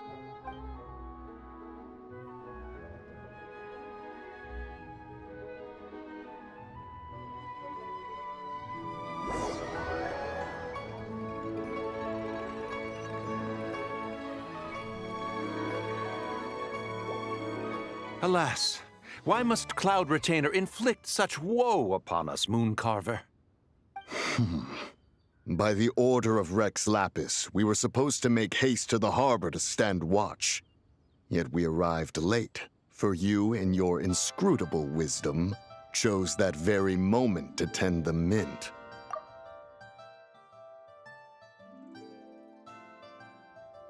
It is no wonder Cloud Retainer banished us to the wilderness in anger. A pity only that I, blameless as I am, was made to share in the punishment. Blameless indeed. You speak as if it was not you who decided to plant all that mint in the first place. Yet now, in its wretched state, overrun by blight and vermin, you would turn away? Utterly heartless, I say. Were I truly that heartless, would I have rescued those seedlings from this desolate wasteland, granting them haven in your hallowed garden? Alas, if blame must be laid, let it fall upon Cloud Retainer for failing to recognize the virtue of our plight. Ah, at last a sentiment with which I can agree. If ever Cloud Retainer is away, we should steal into her abode and plant a veritable field of mint. A tempting little ruse, is it not?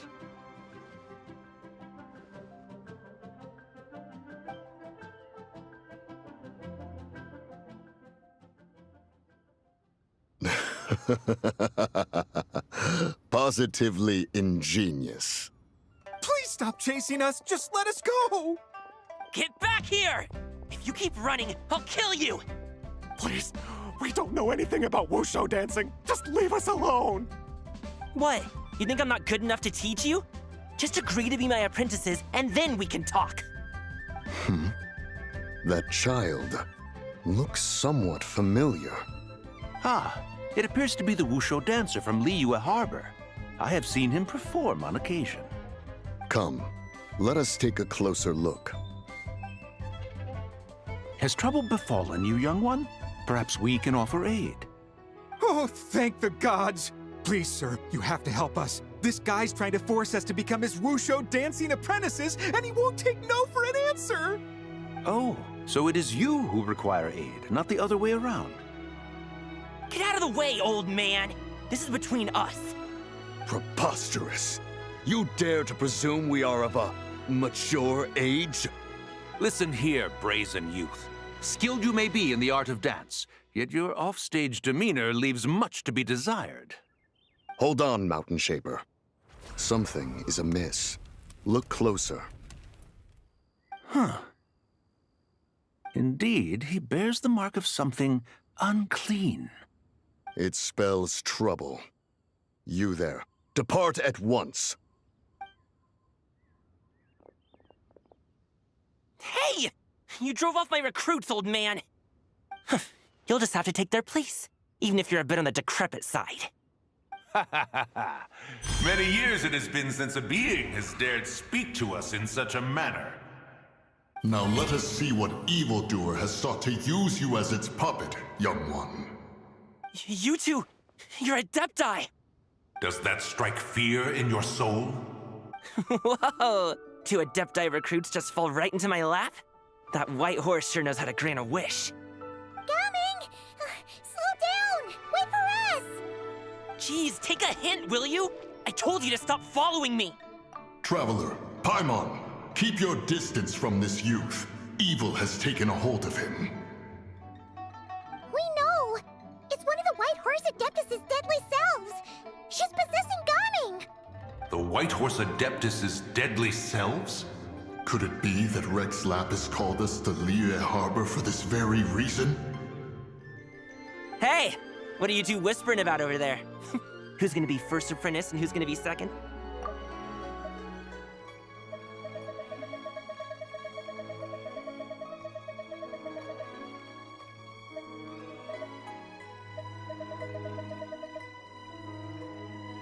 It doesn't matter. I'm not the kind of Sufu who plays favorites. Insolent spirit, be gone from this child at once!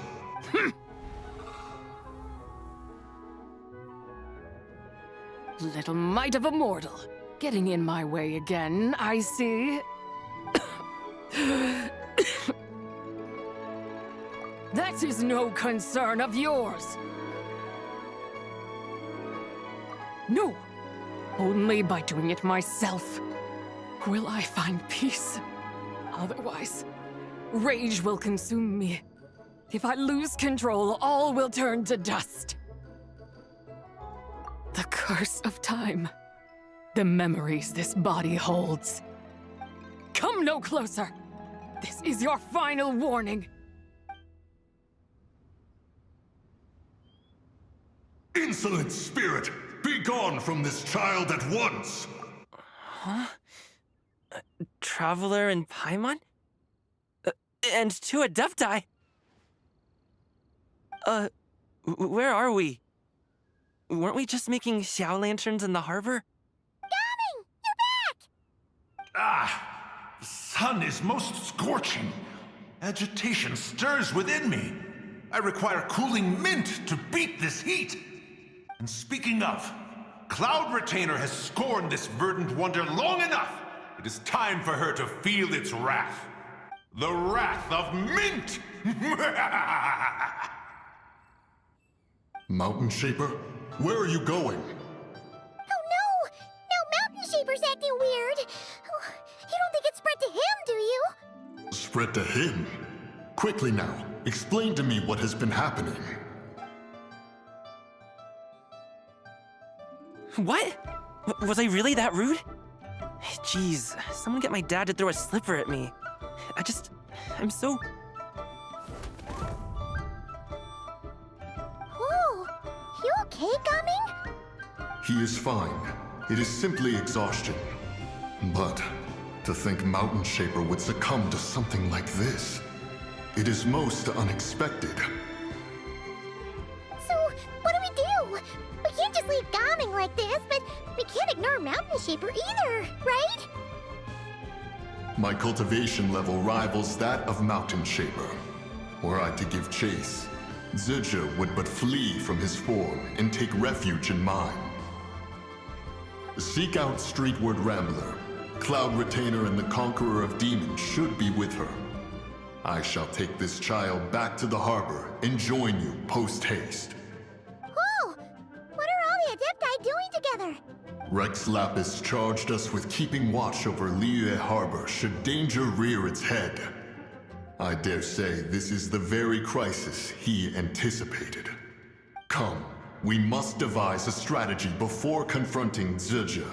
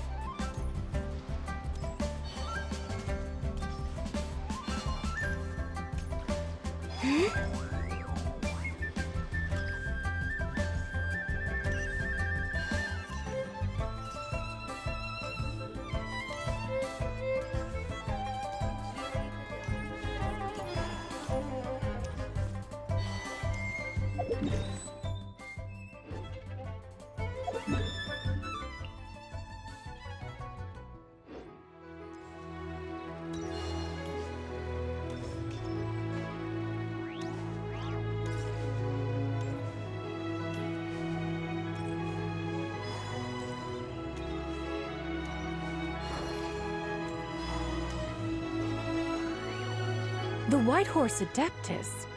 You mean the mysterious white mare that aided Rex Lapis during the Archon War? Even if it's not her, there must be some connection. She always avoided us back then, and I never knew why. Rex Lapis's recent trip seems to be related to this person as well. Xianyun! Madam Ping! Xiao! Great! You're all here!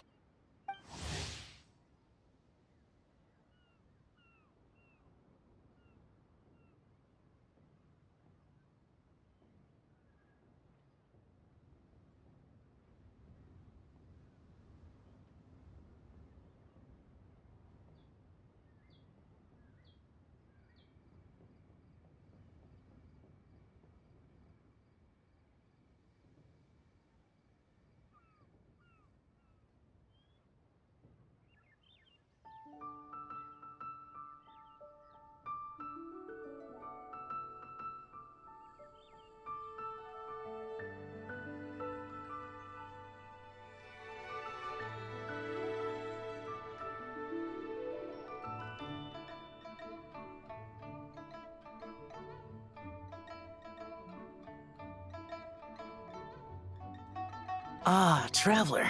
It has been quite some time.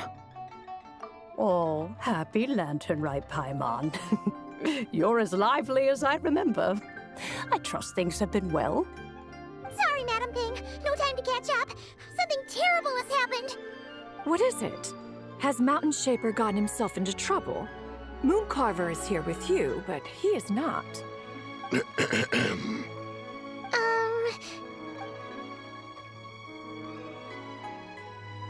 The Wrath of Mint? That old fool dares to utter such nonsense behind one's back. Yeah, that's not really our biggest concern here.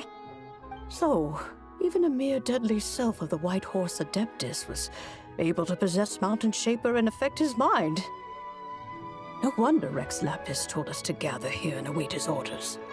Mountain Shaper's cultivation is inadequate. He was caught unprepared. Were it one of us, Zizhi would hardly have found a vessel quite so ready for the taking. Hey, that's not what you said earlier. Where is Mountain Shaper now? A question that hardly bears pondering. Obviously, he intends to plant mint in the vicinity of one's abode. Ah, then he poses no great threat. We might as well let him be. Once he fulfills his wish, it's possible that Zizhi will relinquish him of her own volition. Your ulterior motive is most obvious, Mountain Shaper. You two hope for Mount Eltsong to be covered in mint. One can see it clear as day.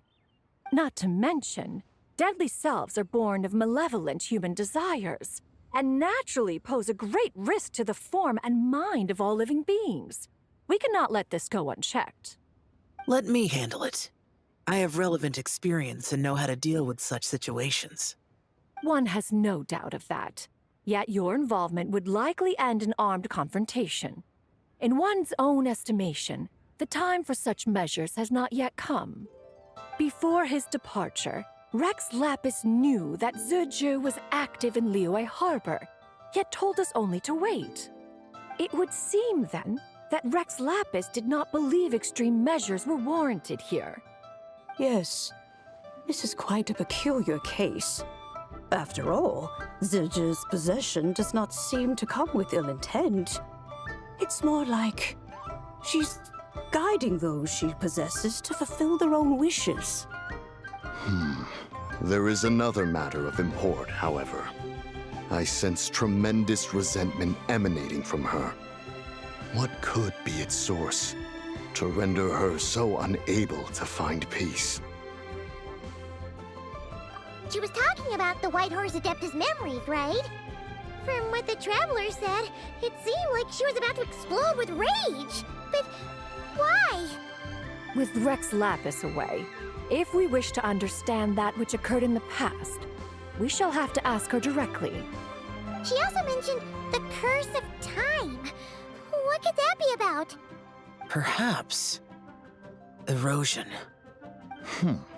Indeed. We are of the same mind. I heard that ancient clans in the mountains once regarded the White Horse Adeptus as the daughter of time. It seems there was some truth to that, after all. The daughter of time. Cursed by time? Time does not treat everyone equally. The longer you dwell in this world, the more it takes from you. Then what do we do? One has devised a solution. Based on what you have told us, it seems that Zizhi is in the habit of leaping to a different host when provoked. One's plan is for us to block all escape routes while you confront Mountain Shaper, forcing Zizhi to reveal herself. Then, if prior experience stands, she will have no choice but to possess you. However, not only are you able to sense it, you are also unaffected by the peculiar state of stasis. In other words, in that moment, you would have the chance to either subdue or persuade her. That is akin to walking straight into the lion's den. Allow me to go instead. Yeah! Isn't this plan a bit too risky? Why doesn't Paimon try first? After all, even if she got possessed, it's not like she would pose a danger to anyone. Paimon's wishes aren't all food-related, you know. One would not suggest this course of action if one had any such reservation. Time and again, the Traveler has proved immune to Zizhi's influence. Consider for a moment why that might be. Oh yeah! That's what the first Deadly Self told you, right? Perhaps your time in Nodcry left you with the blessing of the newborn moon goddess, Traveler. And this White Horse Adeptus clearly has a profound connection to the moon. Indeed. Indeed. I see. Have you other concerns, Conqueror of Demons? I was just trying to fathom why Rex Lapis left without explaining the situation in detail. But now I think I understand. Rex Lapis entrusted this matter to the Traveler, which means in his estimation, the Traveler must be the key to its resolution. So I have no other concern. I trust Rex Lapis, and I trust you. Then we are all in agreement on proceeding with this plan? Very well. We should depart at once, lest we lose our chance. Let us see whether that old fool truly dares to face one's abode with Mint.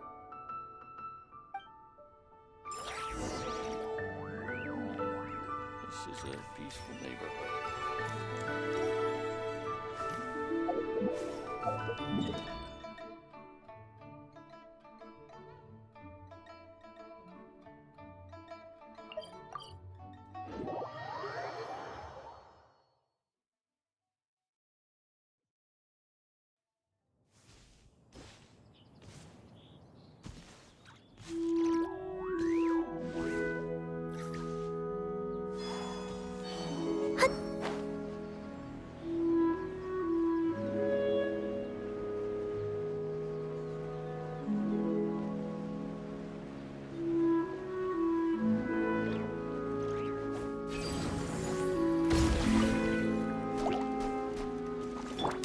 Stay put! The wind knows me.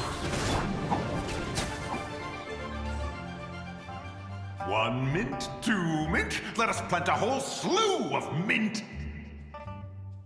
Once I reach 10,000, Cloud Retainer's abode shall be Mount Outsong no more, but rather Mount Mintsong! Oh, to behold the look on her face when she is confronted with such verdant splendor!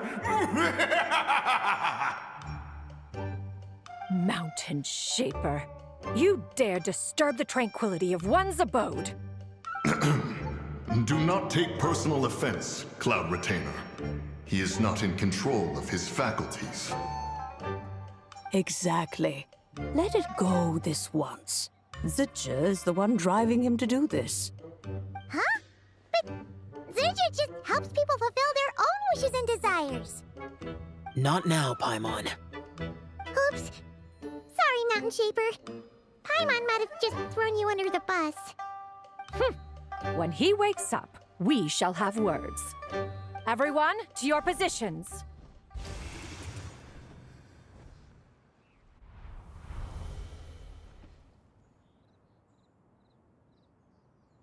Be careful.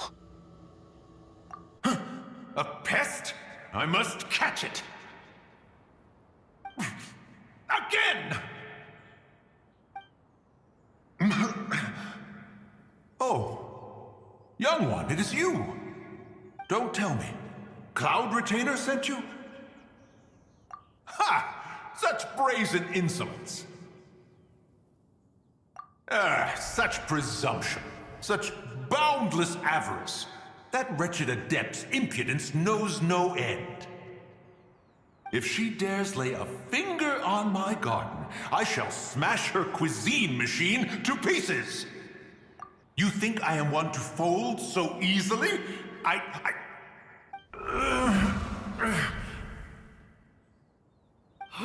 Insolent mortal!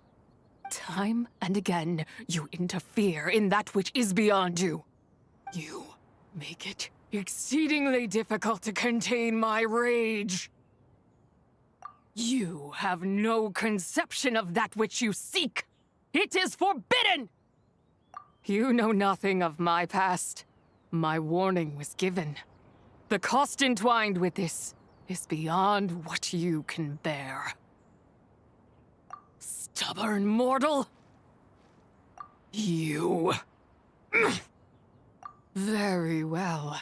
If death is what you seek, who am I not to oblige? Come, let us see the extent of your resolve. Your wish is to behold the curse of time and the memories of this form? Then, let it be granted.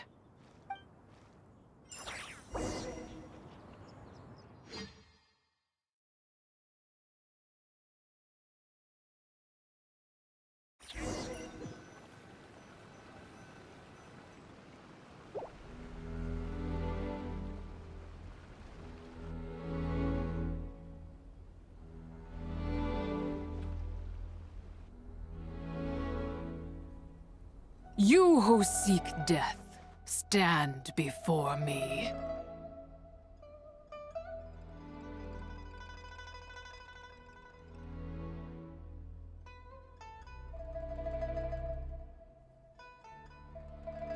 My prison.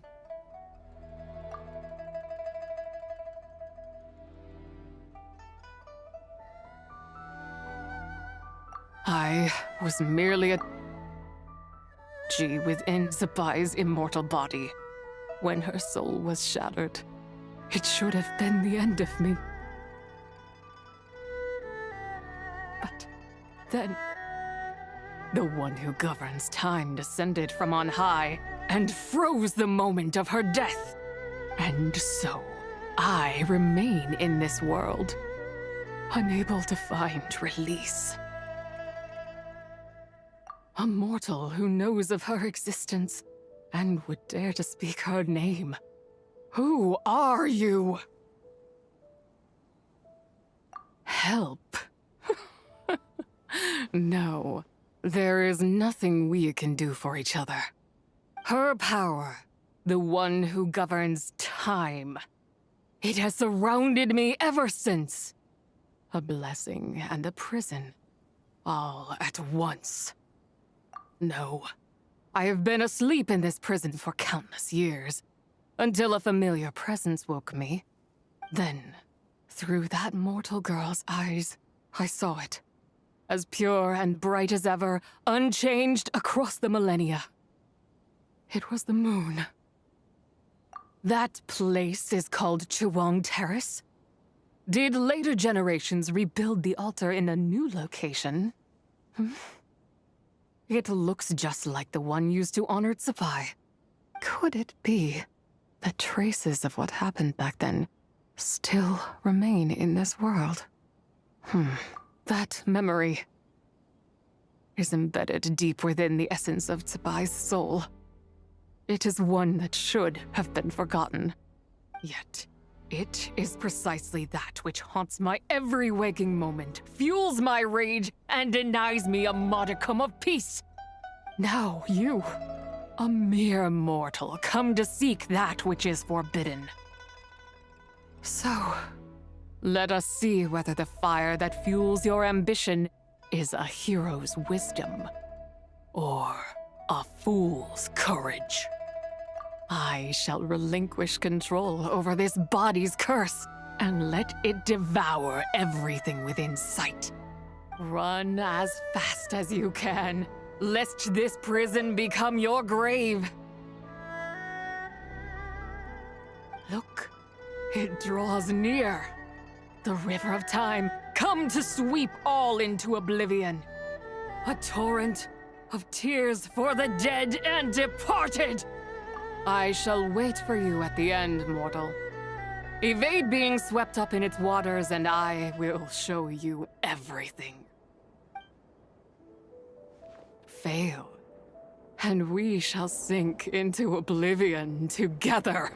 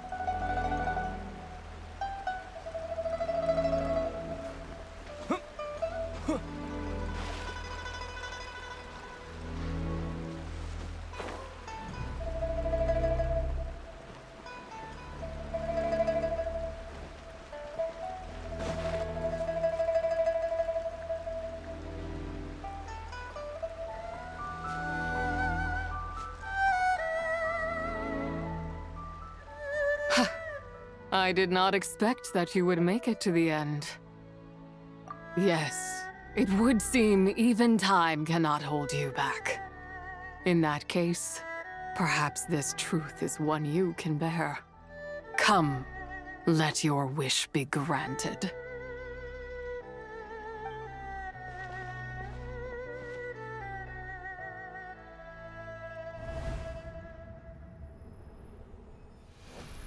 Under moon eternal, in radiant night, a maiden grants silk, soft and light.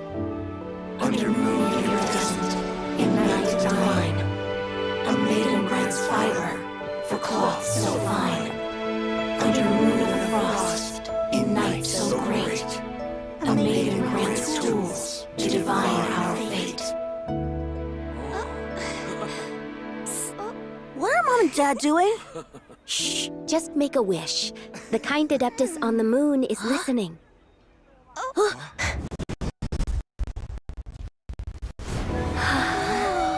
Look, it's Lady Tsabai.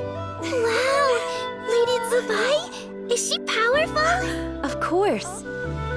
She taught us how to grow grain and beans, millet and rice, how to peel hemp and reel silk, spin thread and weave cloth, how to cut stone and build houses, cast bronze and forge tools. According to Mom and Dad, the Adeptus Tsabai is the god of soil and grain, who blesses our land and its crops. Huh? Lady Tsabai's leaving. It's all right. We just have to wait till next year. She'll be back.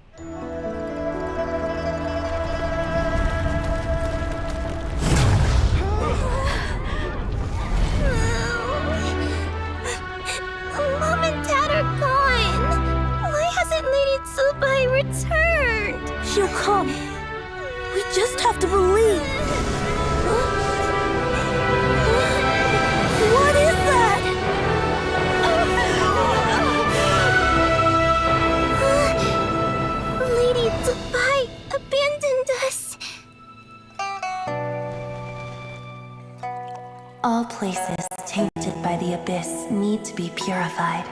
That includes Long Gone. And what of its people? You know what will happen. You are but an emissary to the mortal realm. This is Heaven's will. There is no need for guilt, and no place for hope. I wouldn't dare. But the people of Langan honor me, worship me, pray to me. If I do not answer, the guilt will be too much to bear. And if you do, you will meet the same end. Then as their god, I shall die among them.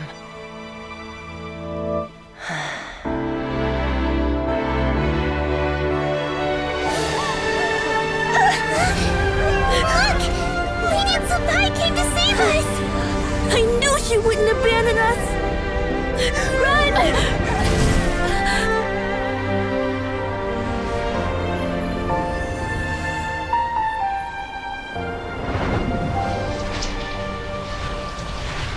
You have done enough.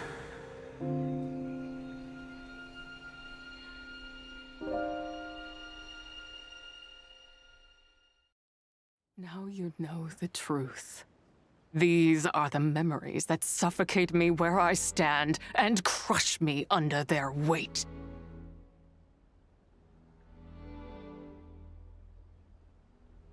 Not just my nation, but the people I loved. Were it within my power, I would ignite a blaze fierce enough to burn a hole through the heavens themselves. It was a time of war, one that ravaged heaven and earth. Remnants of the battles tainted with cursed power fell from on high and devastated Langan. The heavens decreed that the tainted filth had to be cleansed, no matter the cost.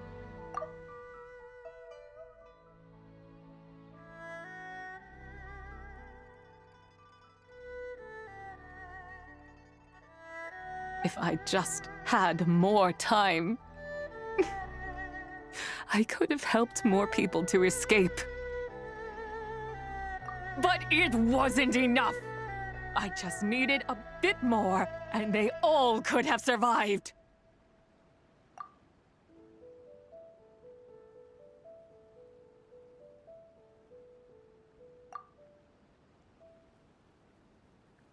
I never imagined there would come a day where I found peace. So long this rage has been within me.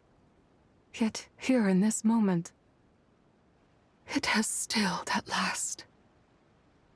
Thank you. If you wish to bring Tsubai back to life, mortal, then you may take the part of her soul that lives in me. Just remember, from this moment onward, the fate of Langan's fallen rests on your shoulders, and that cannot now be changed. As I said before, I am but a remnant of Tsubai's adeptal form, a manifestation of her wrath that was not meant to linger in this world. By taking away this fragment of her soul, you take away my shackles as well. So, let it be done. Ah, it's your turn to grant one of my wishes, is it? Very well. In regard to my fate, and that of Langan's fallen, I know there is little I can demand of you. However, should another raise a war banner against the heavens someday, let my name be set upon its cloth. I ask for this, and nothing more.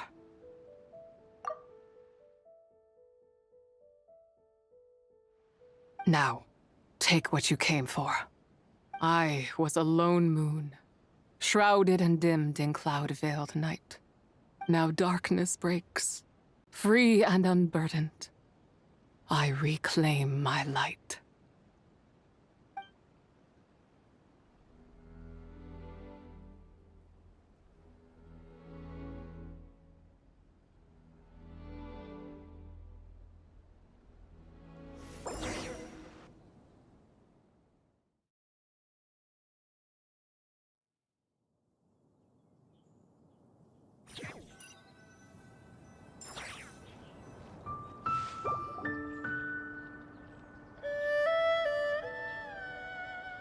You think I am one to fold so easily?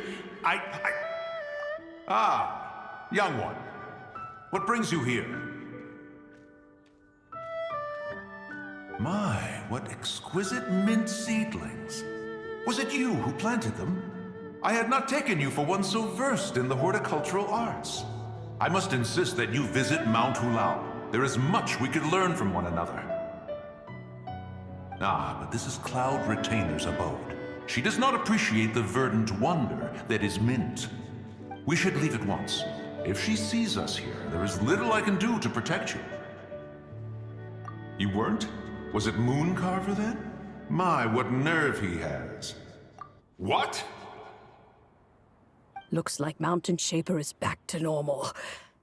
Has the matter with Zizhi been resolved then? Wow, that was fast. That took, what, like a second?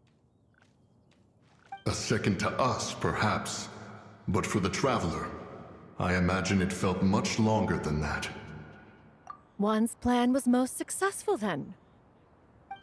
And you're all right, Traveler. You don't feel strange in any way? Well, sounds like good news all around. I'm glad this matter is resolved. What is this matter you speak of? The possession of that mortal child?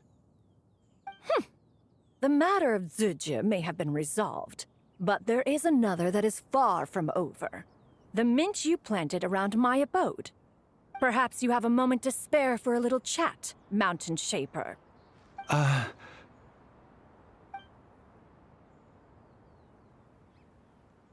You seem reluctant to talk in detail about what happened with Zizhi.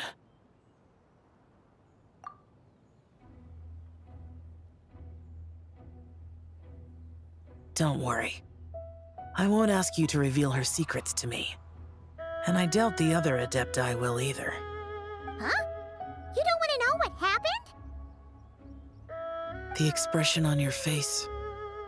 I know it well, Traveler. It's one I've seen Rex Lapis wear on many occasions. Whatever you learned, it must be too heavy to share. But you're okay, right, Traveler? That deadly self didn't hurt you, did she? Well, as long as you're not hurt, Paimon doesn't need to know anything else. Even so, I hope you feel like you can entrust me with it. If I learned anything from our time together, it's that one should not have to shoulder such a weight alone. Not to mention that certain knowledge brings danger in its wake. I would never want you to feel forced to be the sole keeper of such secrets. Yeah, kind of like how one person can't finish a whole slime, you know? Better to grab a bunch of friends and get it all together. Exactly! Wait, no! Paimon's just saying we've got loads of friends who'll be more than willing to lend an ear.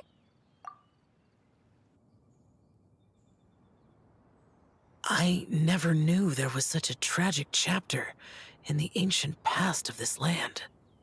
So, the people of that nation worship the White Horse Adeptus as the god of soil and grain. It would seem, then, that Rex Lapis had a similar reason for withholding the details of his recent trip. I've often wondered if he had companions to stand by him before we met. Or if he was forced to face things alone.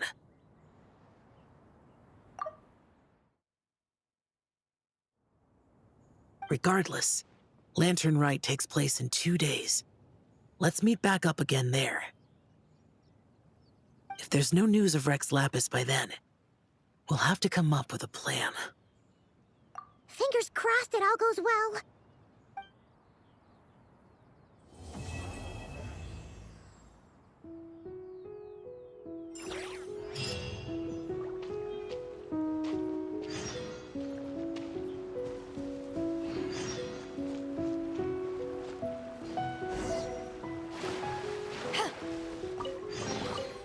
The more the merrier. First round's on me.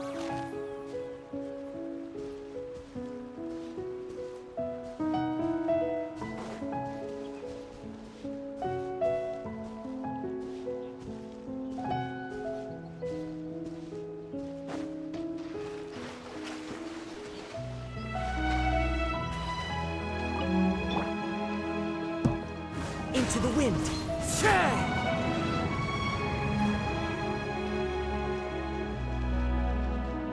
Falling leaves, adorn my night!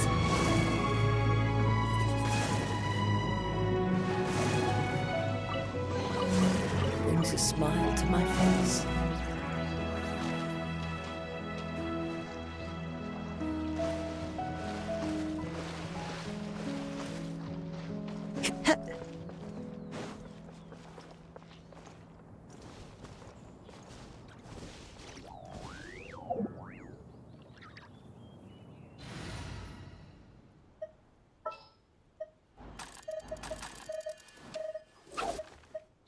Outrider Amber, reporting.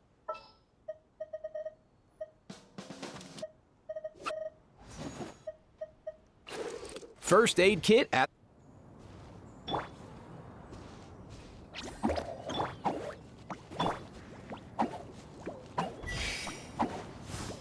Easy now, Kakuku. Nice one. You got a knack for tracking these down.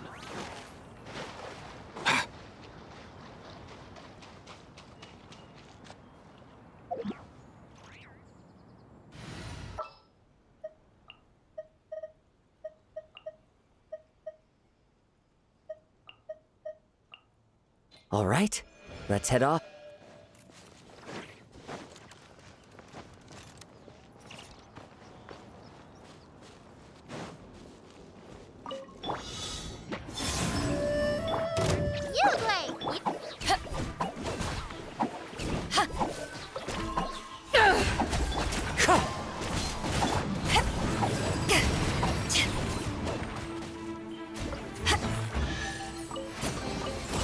The more the merrier. First round's on me.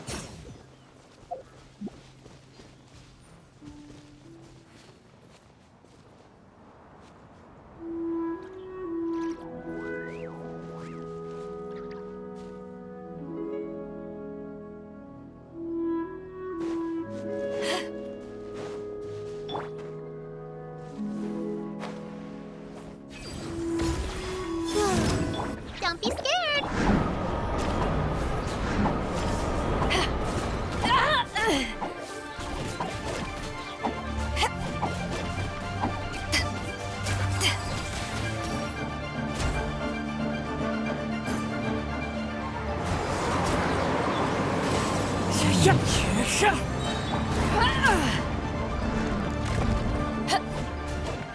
Wayne.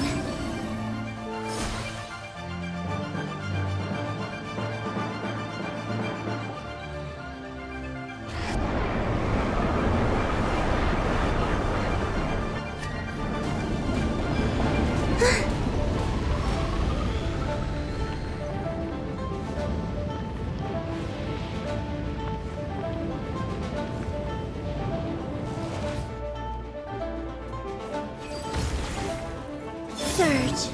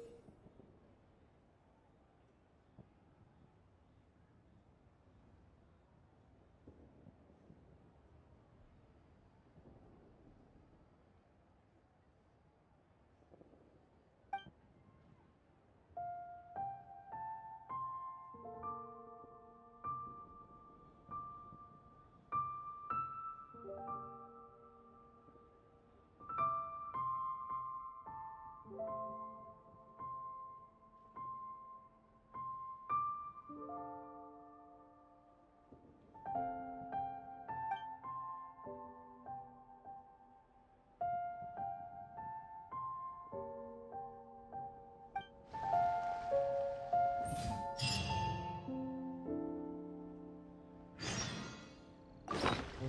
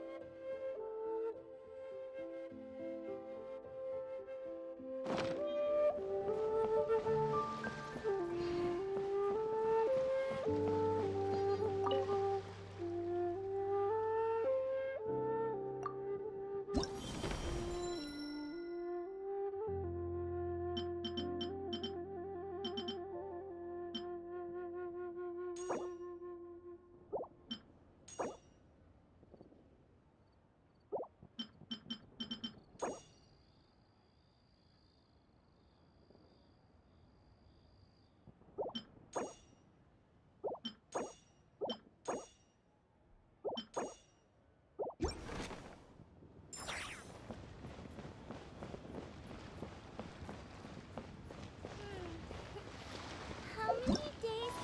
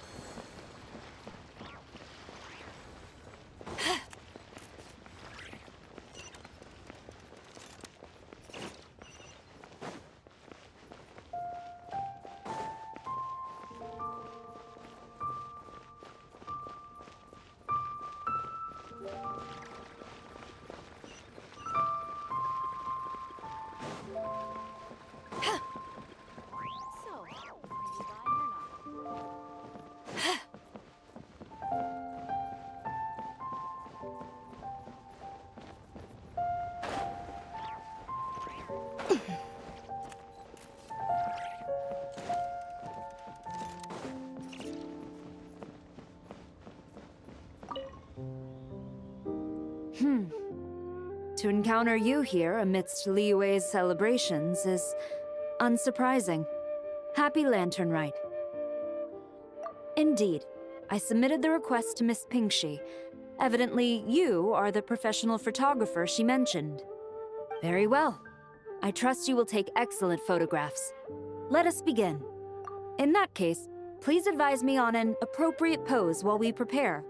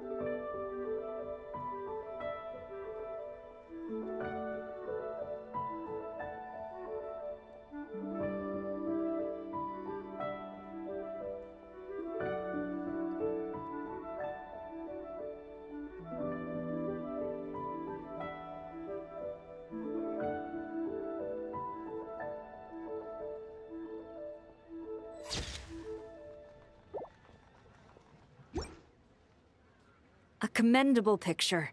A perfect memento for the occasion. My thanks. I will treat it as one of my personal effects and take care of it accordingly. Thank you. Happy Lantern Rite to you as well. But if I may ask, does the Millilith always maintain such strict vigilance during Lantern Rite? To maintain such strict discipline even amidst the festivities, I'm impressed.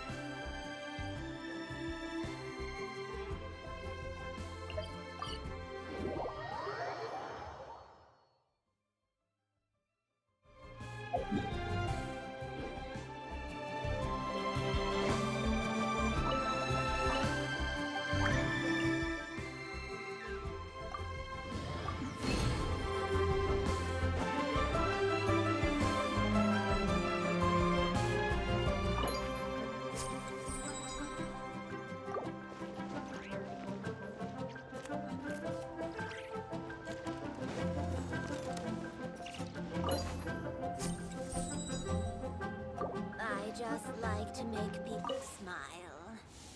Another one finished. And the paint's all dry. Oh! Happy holidays! Are you here for a Shao Lantern too? Yep. You know how Miss Pingxi made a customizable lantern frame? Well, lots of people bought them to tinker with. Oh, Gaoming got one too. I offered to help, but he was adamant about doing it himself. Some of my neighbors had an idea about what to make, but didn't know how to execute their vision, so they came to me for some hands-on help. And after weaving them for everyone else, I made one for myself, too. Now it's just time to release it. Huh. What wish should I write?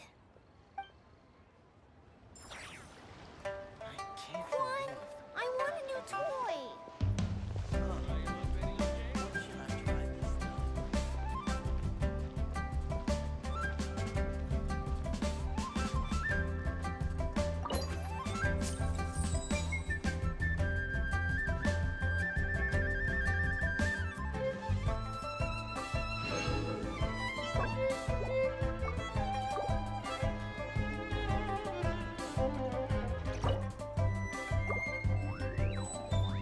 I just liked...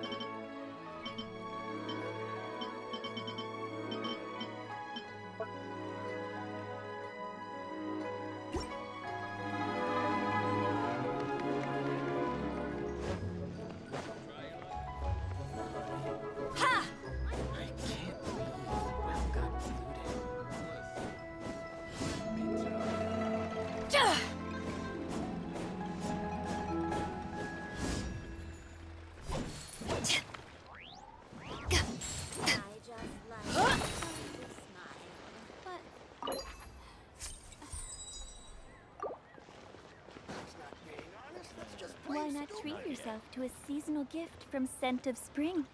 I promise.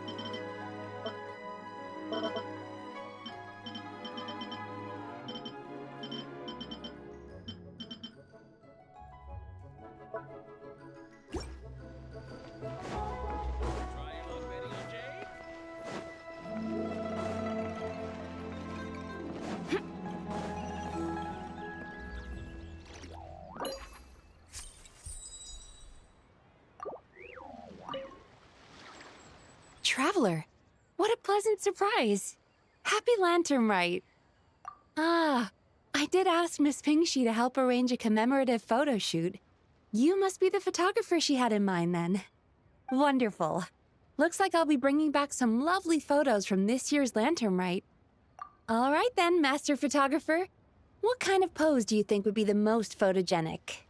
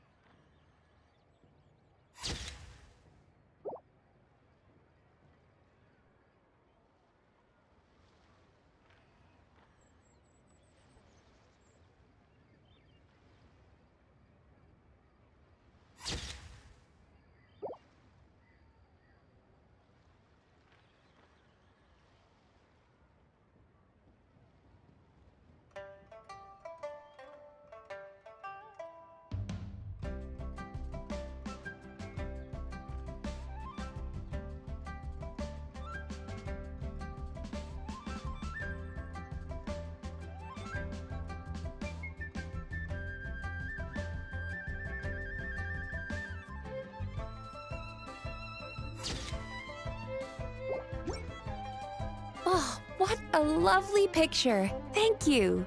I'll keep it safe. I think I'll have it framed and put in the shop. And to you. Nobody in Liyue Harbor is sleeping a wink tonight, are they?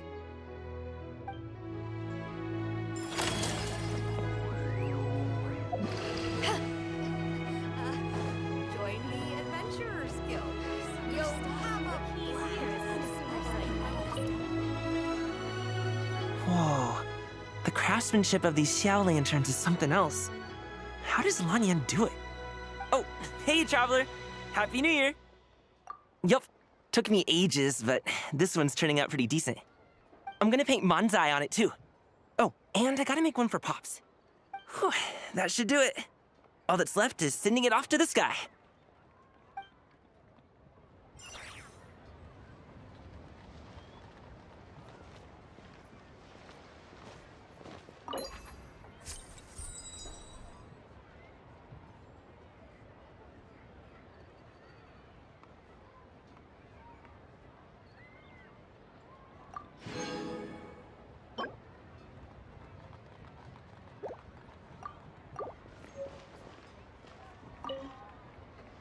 Wow, it's really up there.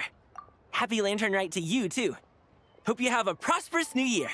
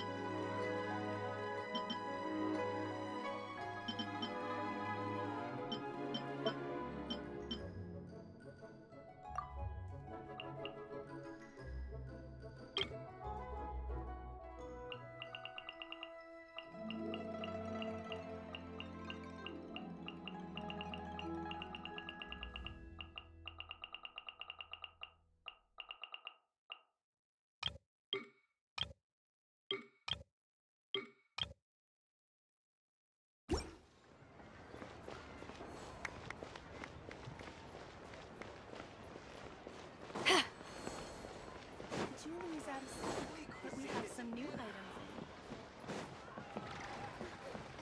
The key here is consumer psychology.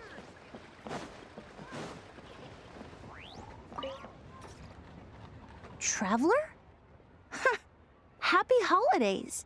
It's been some time since we last spoke. You could say that. I had already planned to come to Liyue to research floral essences, so when I heard there was a merchant ship heading here, I decided to join them. I had no idea I'd arrive just in time for Lantern Rite. In deference to the season, I've decided to put all work aside and simply enjoy myself. I even asked a young lady to teach me to craft Xiao lanterns. In fact, I was just about to release it. Thank you. She told me it's tradition to write down a wish before releasing it. Still, I'm not quite sure what to write.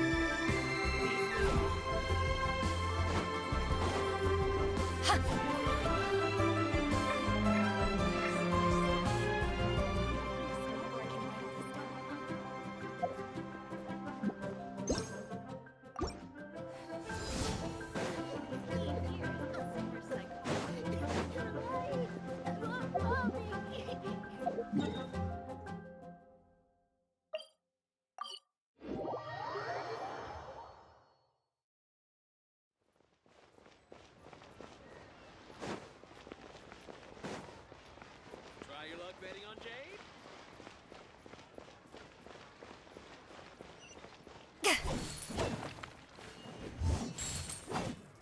Come one, come all.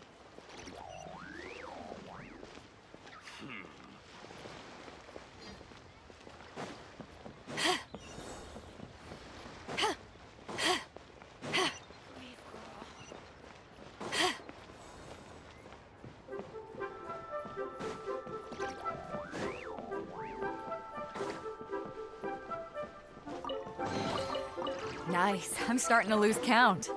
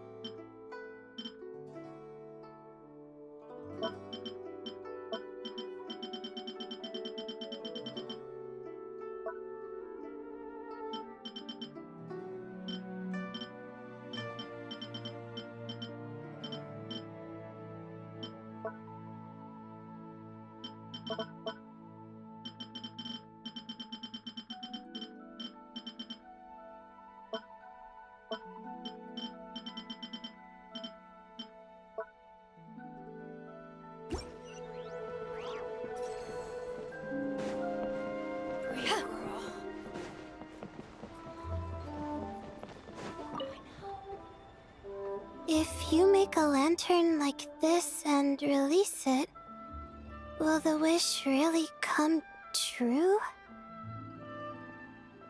Oh, you're in Liyue too? Happy Lantern, right? Yeah, my advisor sent me.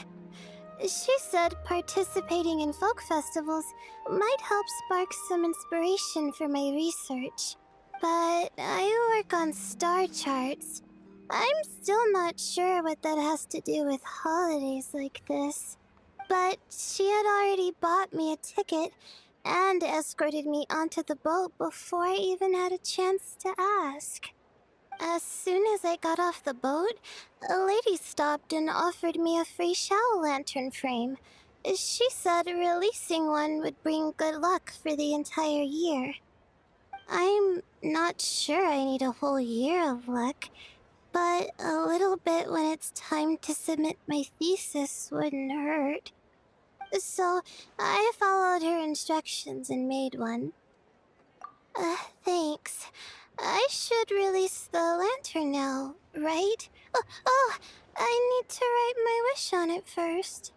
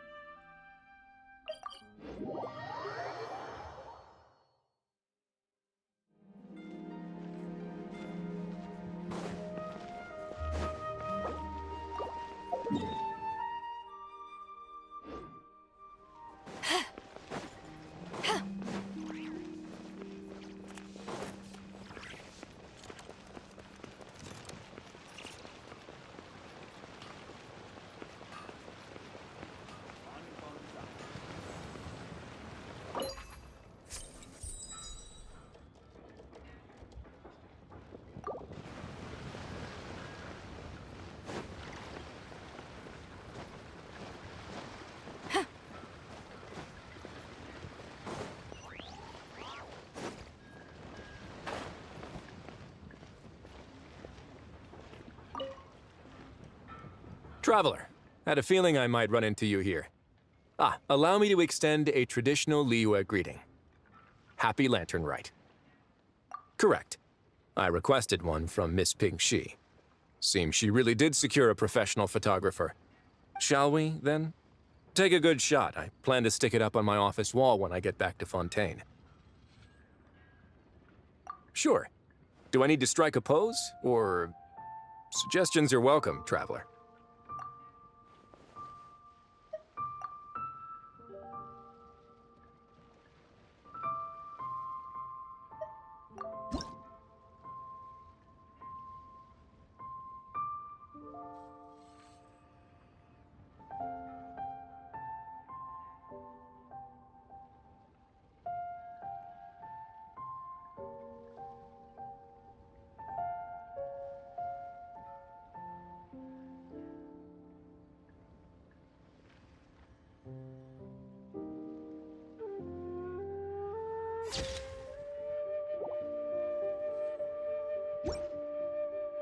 Let's see. Not bad. Pretty standard shot. If you look at it from the neck up, it could even pass for a mugshot. I'll be keeping this. Really appreciate the help. Oh, and to you too. I'll still need to buy some gifts later. Other than tea.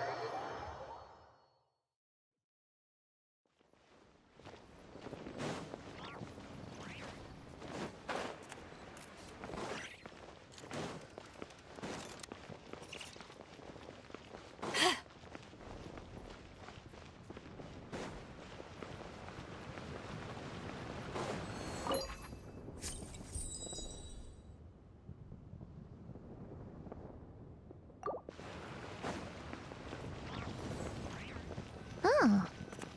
Baiju wasn't in his shop. Oh, you're looking for Dr. Baiju. He's resting today, but he said to send any patients to the back room. Ah, okay. Thanks. We'll head on through.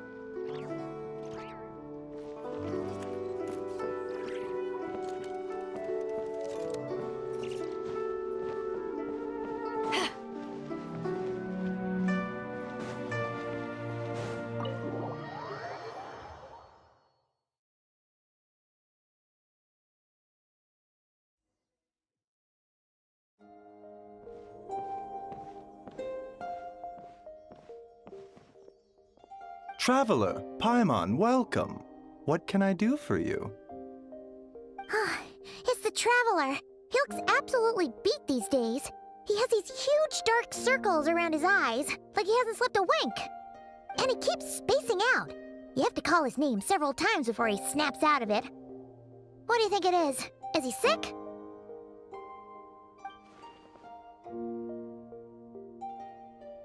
Very peculiar. In all the time we've been acquainted, this is the first time you've come to me with a health complaint. Come, let me take a look at you.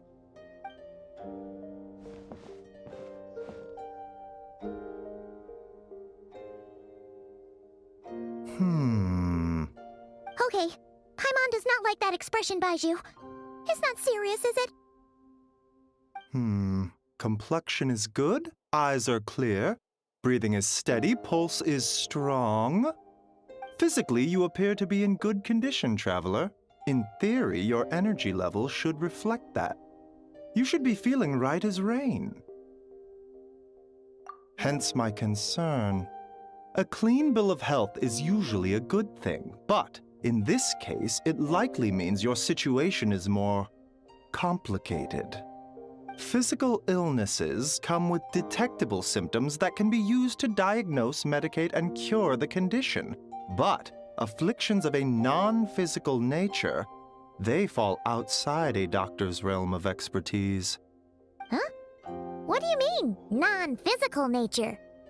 Curses, dark magic, it's hard to say. It could just as easily be a simple case of mental fatigue. Why don't you rest here for a bit? Whatever it is we're dealing with, clues to your condition are sure to reveal themselves in time. Once we know the root cause, we can administer the right treatment.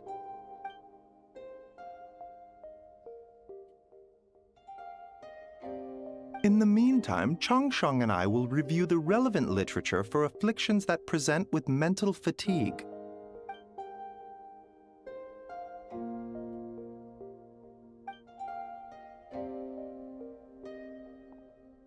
Oh, must be a rare condition if not even Baiju and Changsheng have seen it before. Well, all we can do is take their advice.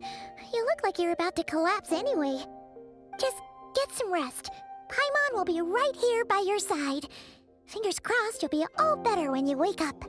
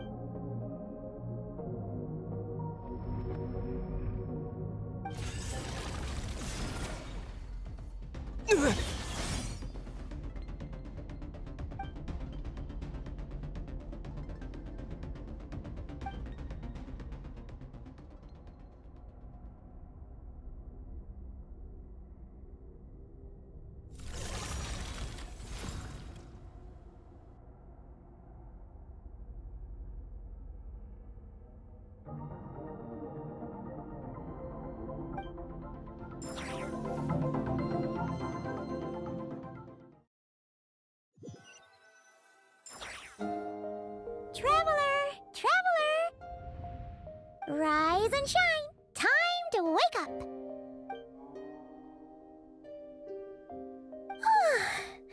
For once, you're making Paimon look like an early riser. It's already afternoon. Hopefully all that sleep did you some good. Feeling any better? A cut? What? Did you scratch yourself in your sleep? All right, let Paimon take a look.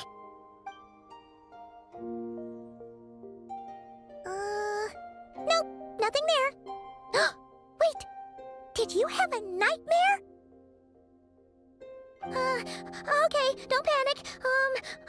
Paimon heard that dreams tell us what we need by showing us the opposite. So, if you had a nightmare, maybe all you need is something to cheer you up. Come on, Paimon will treat you to something yummy.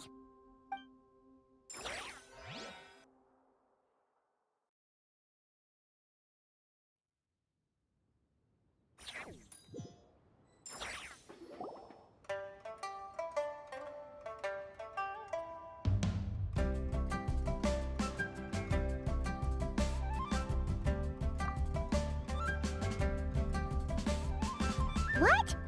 So, in this dream, you were trapped in a weird place with thick fog everywhere, and then a spike came out of nowhere and stabbed you in the back? Oh. Okay, well, that's a new one. Are you sure it was a dream? Because from the way you describe it, it sounds like you were really there. But then again, you woke up right where you went to bed. And you were definitely in a deep sleep this morning. Then, it's decided. Paimon will stay up and watch over you tonight. If anyone tries to mess with you, Paimon will beat him up. Or, wake you up first and then we can beat him up together.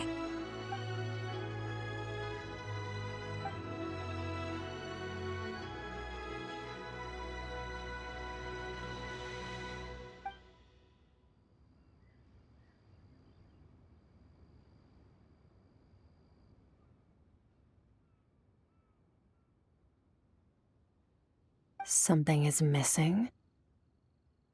Did you just say something? The flesh remains whole, but the soul is incomplete. Left unresolved, the mind will wither away along with it. Ah! What the? Wait! Paimon remembers you! Your child's master! Orc? Right! What are you doing here? The last time we saw you was at the Primordial Sea in Fontaine, right? But then we left and never learned where you went after that. Child's been looking everywhere for you, by the way. What brings you to Wanmin Restaurant of all places? You came here looking for us? And were you the one behind that hocus pocus just now? Tell me, what is it that you saw? Tight-lipped, huh? I suppose that's fair. You, I'll take a glass of wine.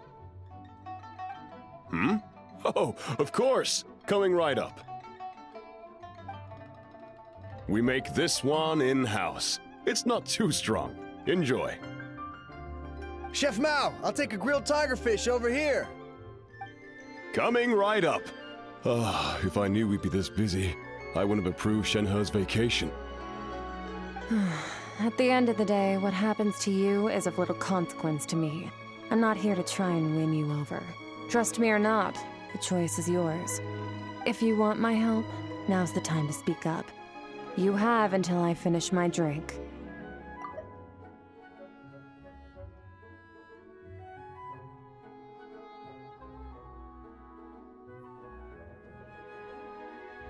I was investigating an abyssal disturbance in the area and happened to notice you. Part of your soul is damaged, and the wound bears traces of abyssal corrosion. Need I say more? Neither of those things sound good.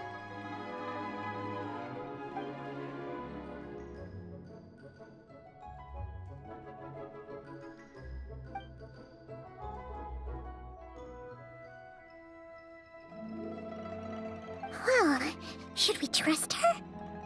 She mentioned an abyssal disturbance. Maybe that has something to do with what's going on with you. But We could always find a different expert on the abyss to help us out.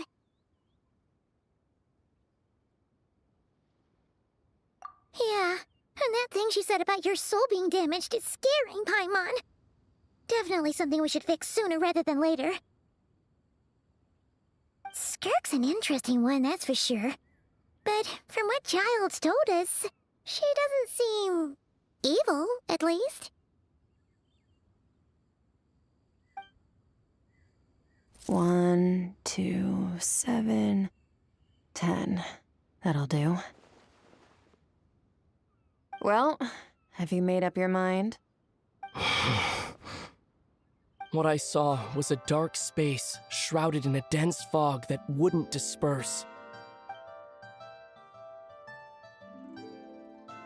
So that's all we know, Miss Skirk. Ma'am, can you help us? So, you couldn't disperse the fog. I understand. Come find me in the Guili Plains when you're done here. Oh, and I left cash for the drink on the table. Settle the bill for me, will you? Oh, okay. Huh? She disappeared!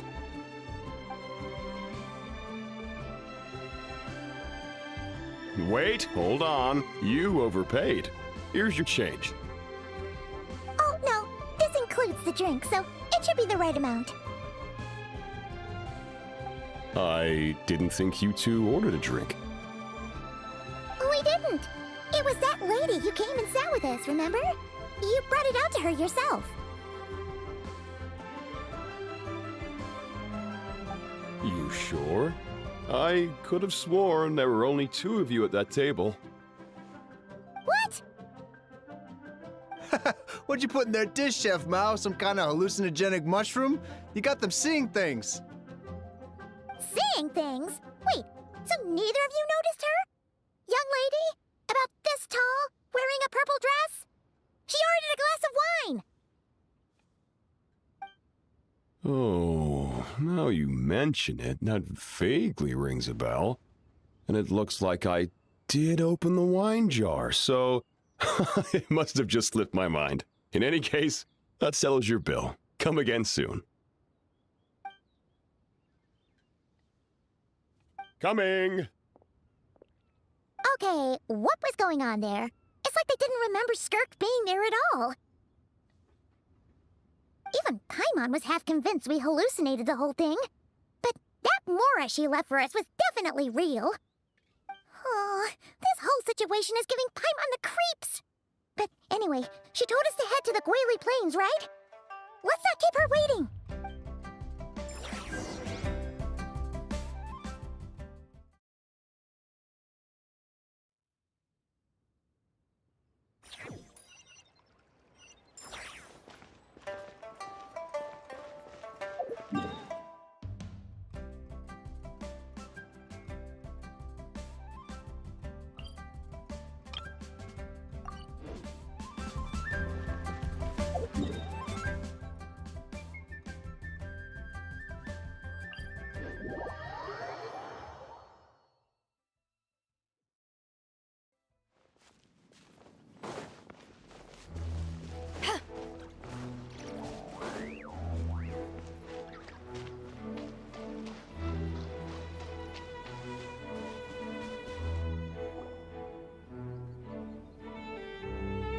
Whoa, what are all these rift hounds doing here?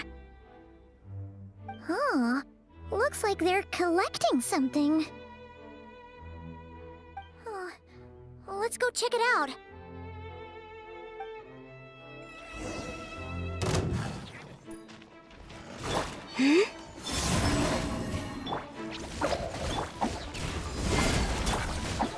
One with nature.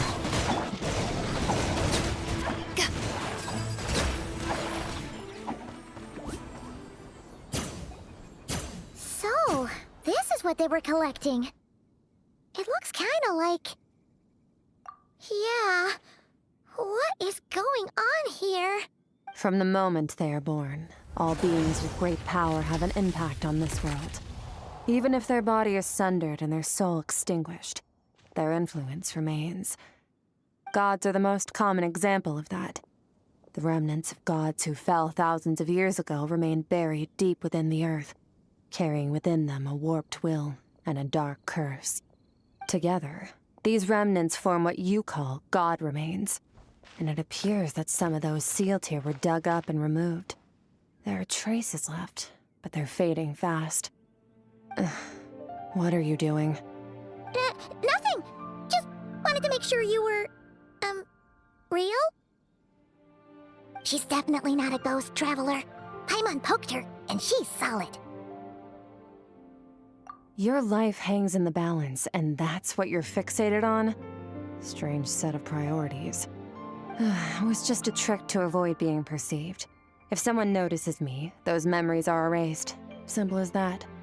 Unlike you, I have no desire to establish a connection with the world. The weak and the lowly have no right to remember me. They're lucky they only have a few missing memories to show for it. Now, can we please get back on track? Okay. Where were we? Right. The god remains. So, basically, there's now less of them here than there used to be, right? Isn't that a good thing? In our experience, god remains are 100% bad news. A lot of terrible things have happened because of them. Maybe it's a good thing by human standards, but power doesn't come from nothing, and it doesn't just disappear for no reason. The remains aren't just gone. They were taken.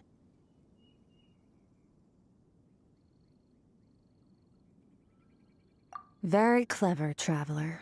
You aren't the only one who had something taken from you. There are victims like you everywhere. The only difference being, you can speak, and the remains cannot, so it went unnoticed. Something similar happened in Sumeru. Within the span of one night, countless consecrated beasts were slaughtered, and a large amount of the god remains buried in the desert went missing. Of course, god remains are just one of the targets. The culprit is chipping away at sources of power all over this world, including the Stella Fortuna above. Wait, you mean the stars? Mm-hmm. 42 of them have died out in the past few months alone. In Conria, people believed that powerful individuals have corresponding Stella Fortuna. Even should that individual fall, their Stella Fortuna would not disappear, but gradually evolve into a new constellation. Yet now, stars are disappearing from the skies entirely, and it's not hard to deduce what's happening to the power they contain. Something has been leeching power from this world like a parasite steals nutrients from a host. And now, it's no longer satisfied with the remains of the dead. It wants you. This time, it only took a fragment of your soul. But next time, there's no telling how far it could go. No one knows. All I know for certain is this. Getting back what you lost will not be easy. Considering how much power this entity has stolen, it must be a god-level being by now at least. But that's not the real concern. Souls are fragile things, and yours could easily be crushed if you go up against it. So you're gonna help us, right? We're going to help each other. You are my ticket to uncovering this thing's true identity. Well, great! You seem super strong, and you know a lot about the Abyss, so Paimon will take it. Don't get all mushy on me. All I'm doing is helping you get back to normal after a sudden crisis. And I should warn you, getting mixed up with me can have unforeseen consequences. We're on very different journeys. You don't want to be in my debt, trust me. You help me uncover the truth behind this entity, and I'll help you recover what you lost. This is a transaction, that's all. You would do well to remember that. Now, come along. Yeesh! You'd think she'd be a little friendlier since she's agreed to help us. But nope, she's just like when we met her in the primordial sea. So cold. Well, whatever. If that's how it's gonna be, then she doesn't deserve our friendship. What she does deserve is a super embarrassing nickname. Ah, Paimon's got it. Frosty the Lavender Melon! Serves that ice queen right! Anyway, the important thing is that we get that piece of your soul back. So, let's follow her and see what sort of plan she's got.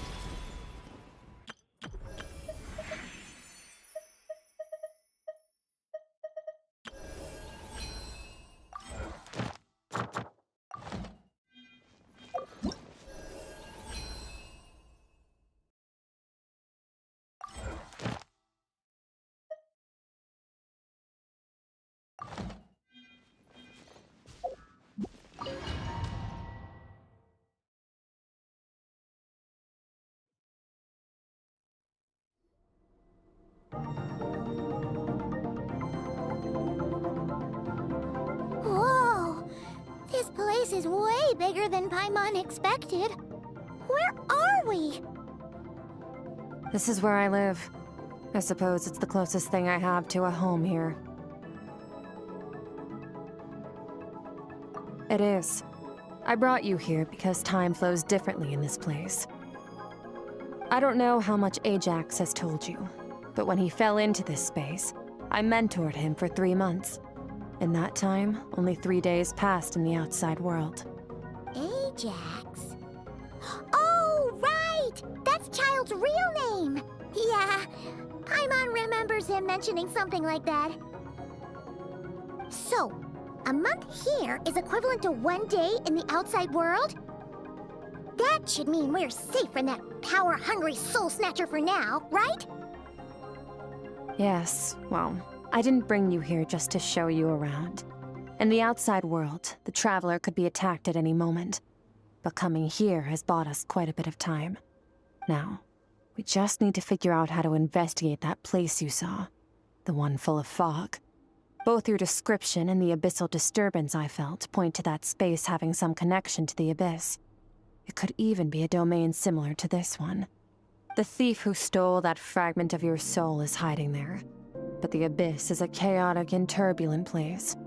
If we want to pinpoint their location, we need to see what that space looks like without the fog. Abyssal power can grant a special form of sight. Have you ever wielded abyssal power before?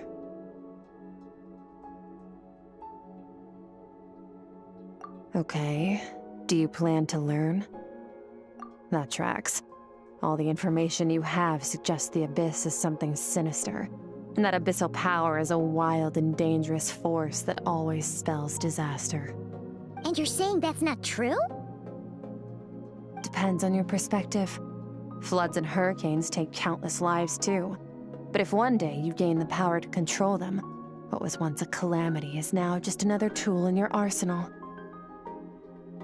I'll respect your opinion, though. Just means we have to turn to the second best option. A little abyss crystal that contains my power. Wear it on your head, and we'll be able to perform dream mirroring when we fall asleep. Dream mirroring?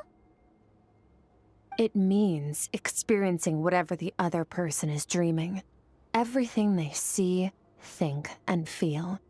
Since you haven't studied the art of using abyssal power, and have no plans to jump in the deep end right now, I'll have to do the investigating for you. With dream mirroring, every time you slip into a deep sleep, I'll see with my own eyes whatever scene plays out in your mind. Then, I can guide you through the dream environment, and we'll take back what was stolen from you.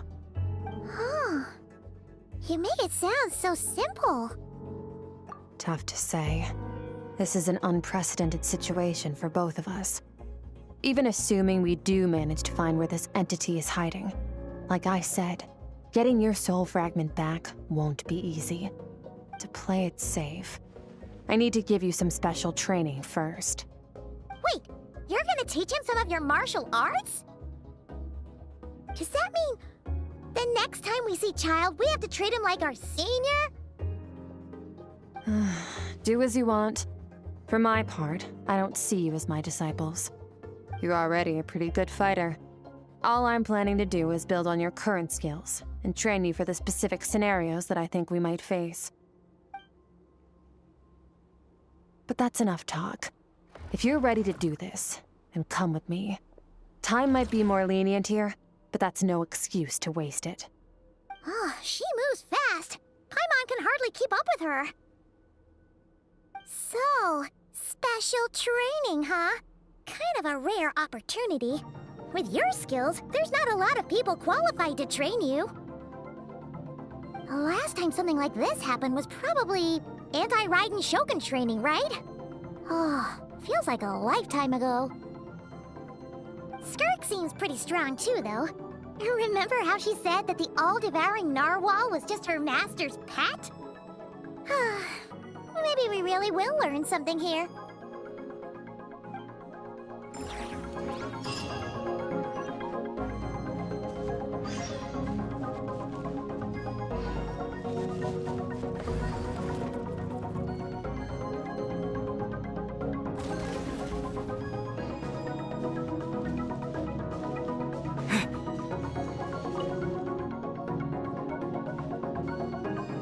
Ready? Bring it on! Your training will be split into 3 stages.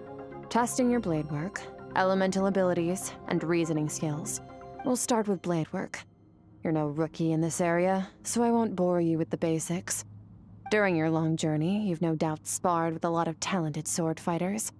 Consciously or not, you'll have picked up all kinds of techniques from them. You bet! There's Kaya, Master Jean, Kuching. Oh, and Kazuha, Ayaka. Yeah, we've met sword masters like you in every nation we've been through. You sparred with a bunch of them too, right? Nice to know it's all gonna come in handy now. Don't get too smug.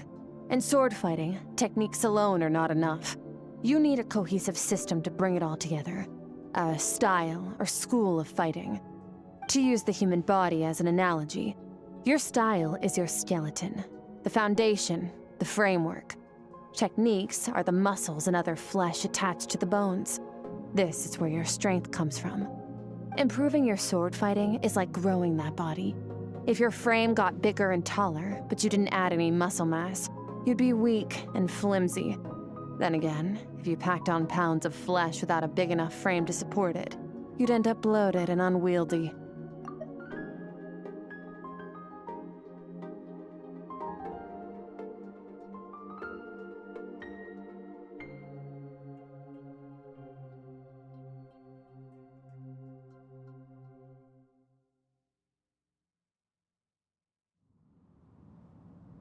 You need to do some introspection. Take a good, hard look at your past experiences and figure out which parts of what you've learned are just techniques, and which parts can be used to form your own system of blade work.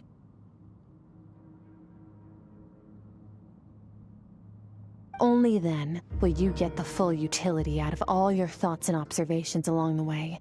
Only then will every strike you deliver make perfect sense.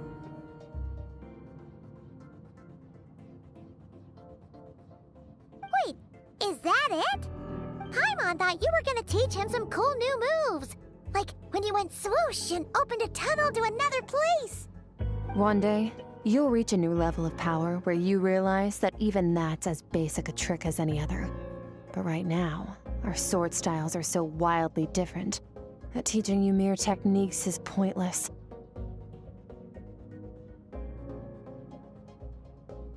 There are no shortcuts in the pursuit of power. Failure is your best teacher, and rigor is your coursework. That's all I have to say. Time to make a start. Train until you're satisfied with yourself. Now focus. Destroy the crystal columns as swiftly as you can.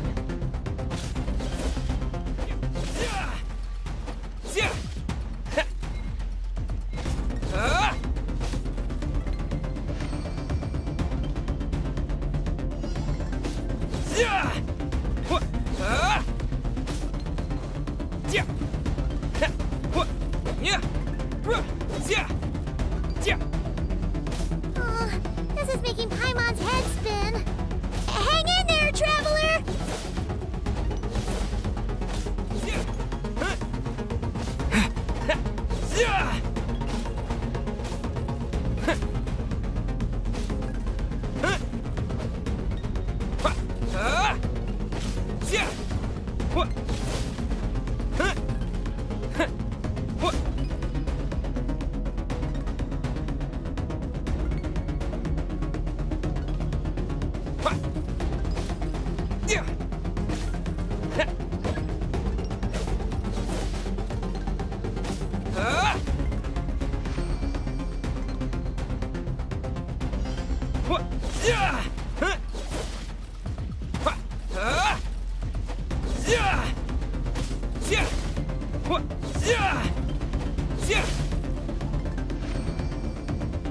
Stay calm. Use your head. You have to keep it together.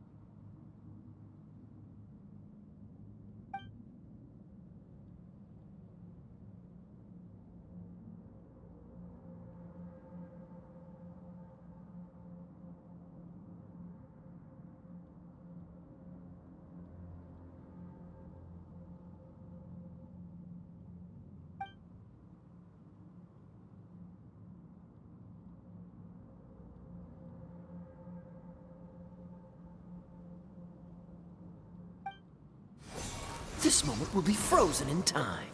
Cut to the chase.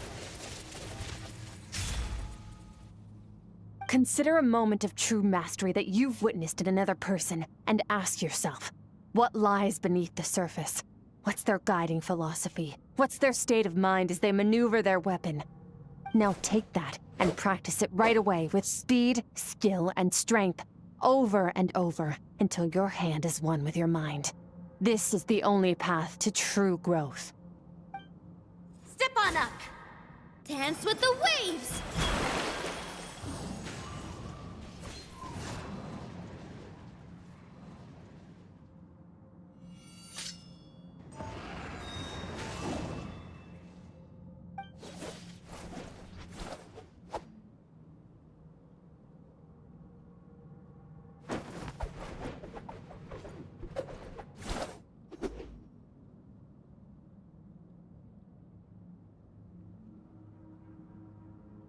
If you start to tire, empty your mind, but do not stop.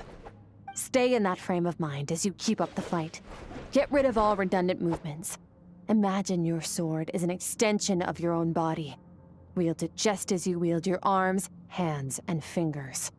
'Twas on a deserted, moonlit night that the hero approached the vile dragon's limpid lair. Ring Cutter! Feathers fleeting wet, the white heron treads water, a sight without flaw. Master of Inazuma Kamisato art Tachijutsu.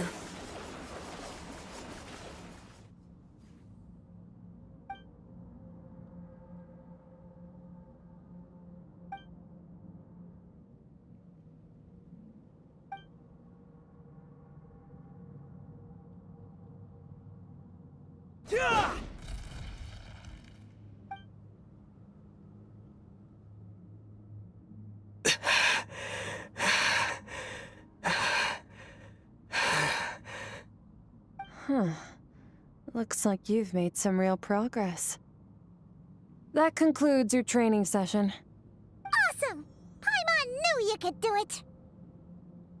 How do you feel? As you should be. Time flies when you're training hard. You've actually been going for several days now with no rest. Yeah, meanwhile Paimon's had a whole bunch of naps. But you were so focused, she didn't want to interrupt you. Go get some sleep. I'll be doing the same very soon. Let's hope you see that foggy place in your dream, so I can get this investigation over and done with.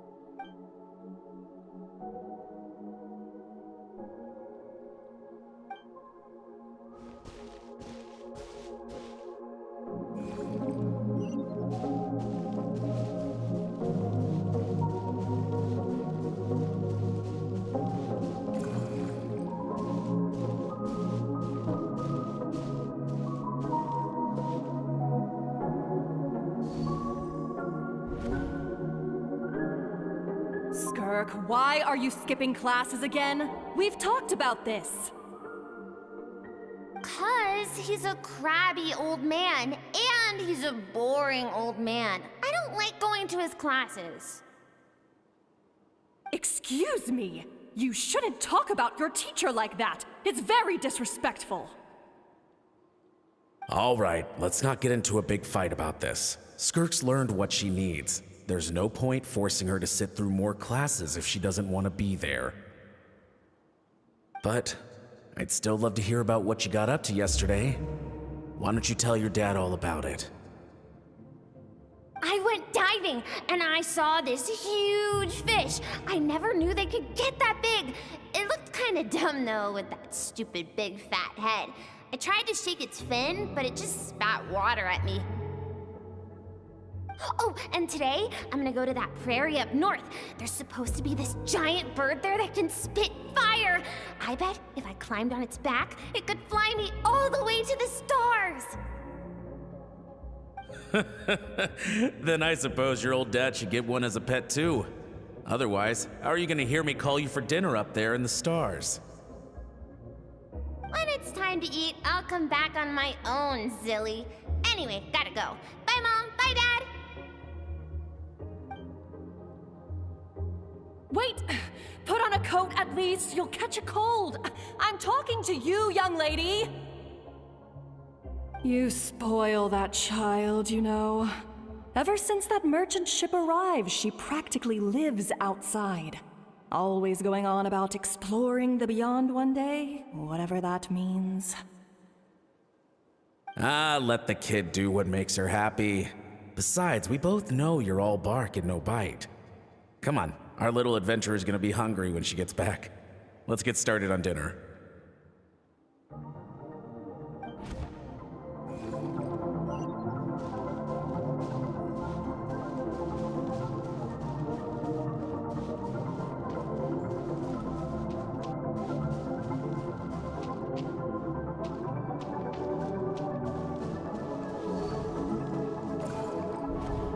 The stars shimmer high above. But what lies beyond the stars? Mountains as far as the eye can see? An endless snowy plain? Or maybe buildings taller than the sky, like the people from the merchant ship said? I can't be the only one asking these questions. The universe is fascinating. If only I could meet some other people like me.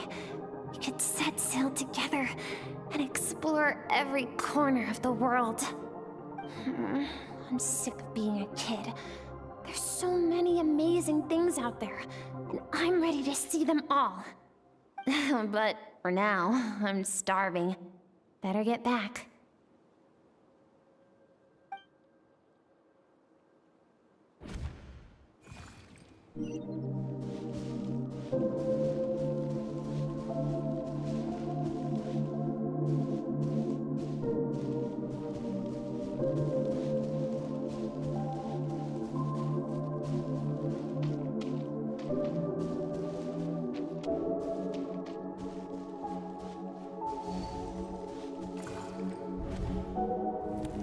Don't let a single one of them get away! No, please, spare Why? the children! Stay back! They're coming! Run! Help! Eliminate the threat. Take them down.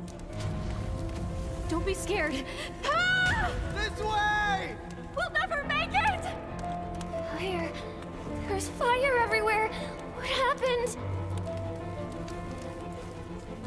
I told you we shouldn't have trusted these outsiders!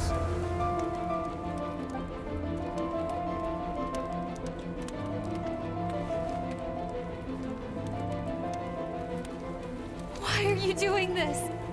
What did we do to deserve this? We welcomed you with our finest food and drink, showed you the best our home has to offer, gifted you cloth dyed by our own hands. And this is how you treat us? Run! Save yourselves! Captain, Zone 3 is clear and we have Zone 2 surrounded. Begin extermination. Remember the orders from upper command. No one is to be left alive. Rest assured, sir. We have enough munitions to annihilate these savages and burn their entire civilization to the ground. Good. The only ones who put up a real fight are that man and his wife, correct? What's their status? We shot the man in the ankles and the wife broke her wrist attempting to fight back. They won't be doing much more fighting. They're holed up in their home for now, but they won't last long. To prevent them from making some kind of last stand, we're planning to clear out the other zones first so we can send a bigger squadron to surround them. Well, well. Turns out some of these beasts do know how to use their claws. Now the threat these savages pose will be undeniable.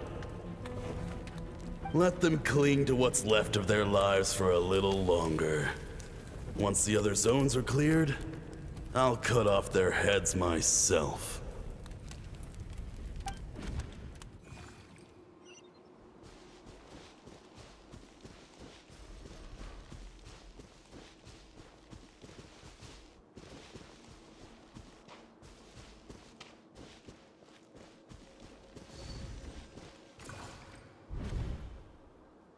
Dad? Mom? Skirk, you're all right? Thank heavens. I'm so happy to see you, sweet girl. But you need to go. It isn't safe here. They'll be back any second. What happened? You're bleeding a lot. Dad?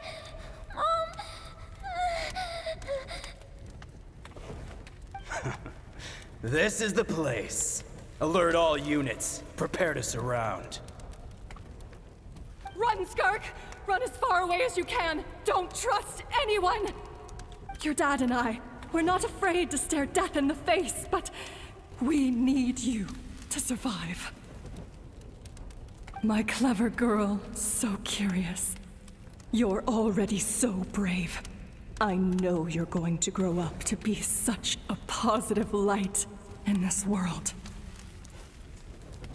Whenever you miss us, just play this song. Remember, life is a gift. Don't let darkness claim it. Break down the door! Look what we have here. A savage that can pluck a tune. Well, the show's over.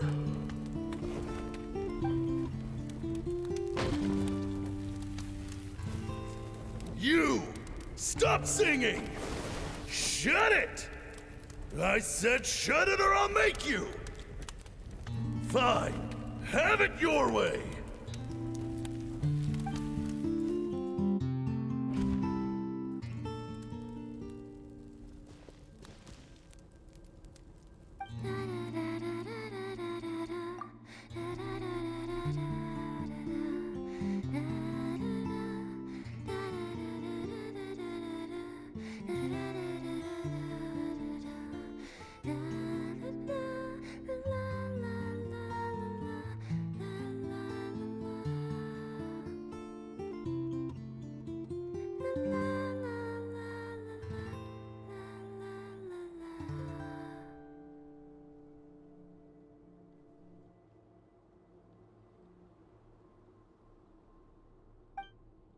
Oh, you're awake?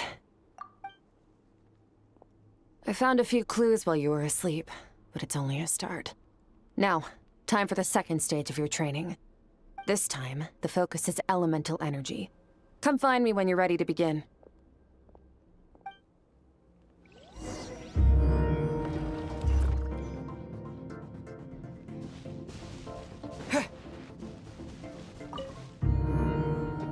Man, staying in the abyss feels so surreal, don't you think? No day and no night. It's like time hardly exists. If we weren't careful to keep track, it feels like we'd have no idea how long we've even been here.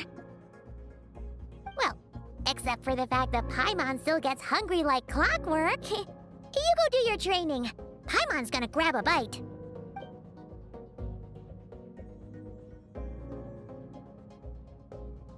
The way I see it, the pursuit of power is divided into 3 stages. The first is mastering the use of standard weapons. Next is learning how to harness natural energy. And after that, you're free to challenge even higher dimensions. The natural energy of Tevat is, of course, elemental energy. But that's not my area of expertise. I draw from a different source of power. Abyssal power, yes. Also known as the power of the Void Realm. My master, Sertologi, is a true expert in that area.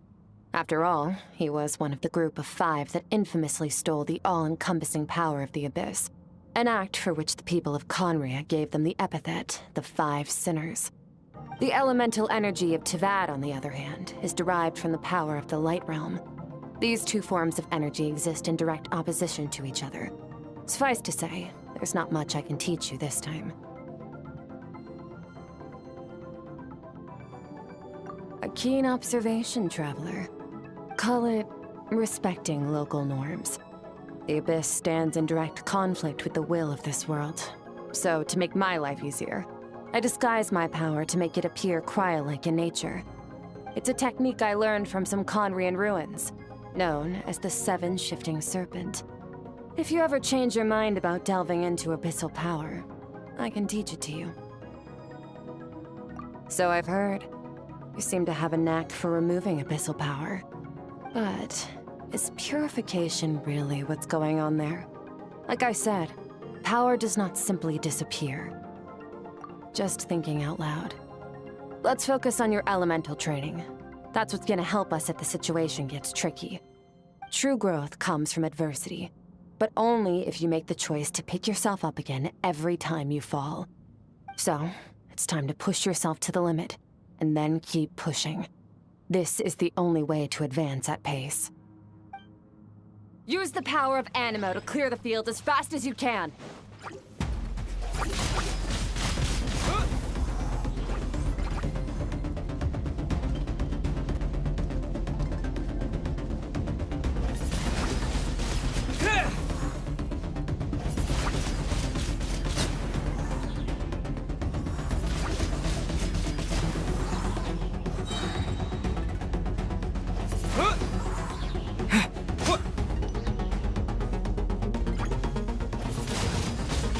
Windblade!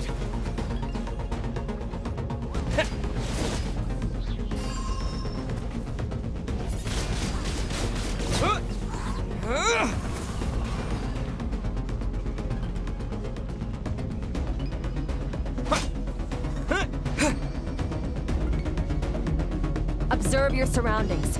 Look for things you can use to tilt the scales of success in your favor.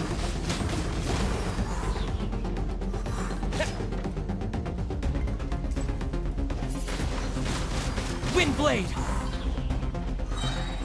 Disappear!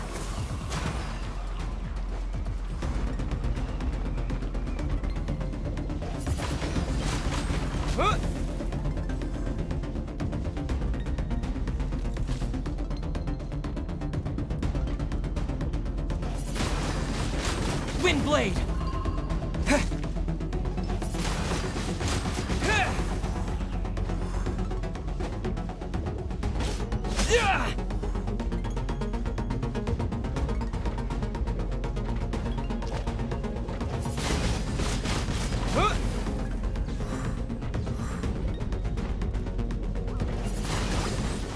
Windblade!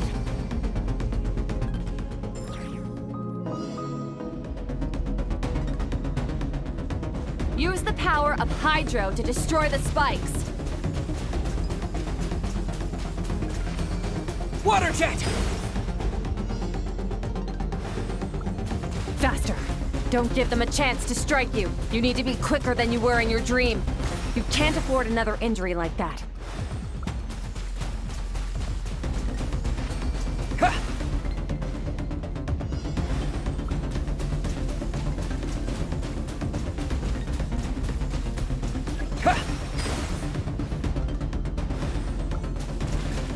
Go!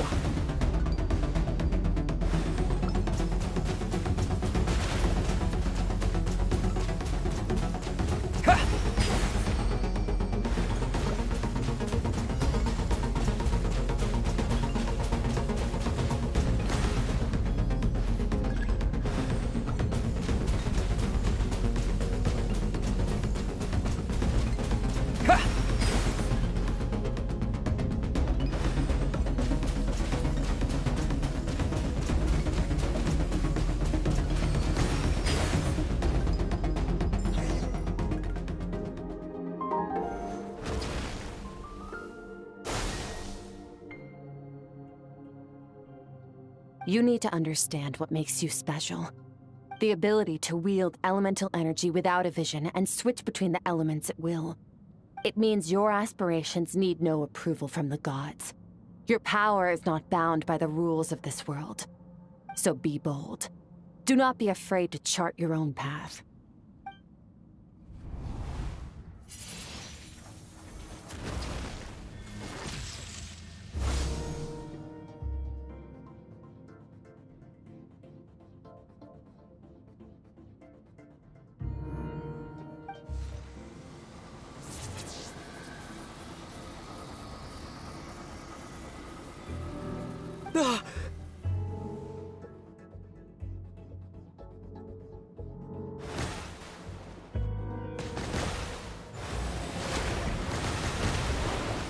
Very good.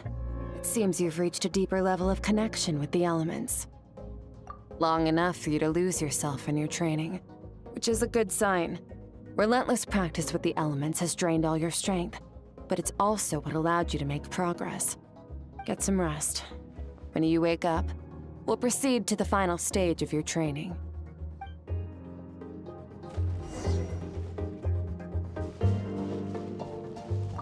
If you wish to master the elements at a fundamental level, you must see the entire natural world. Nature in all its places and forms. That is part of what it means to be a traveler.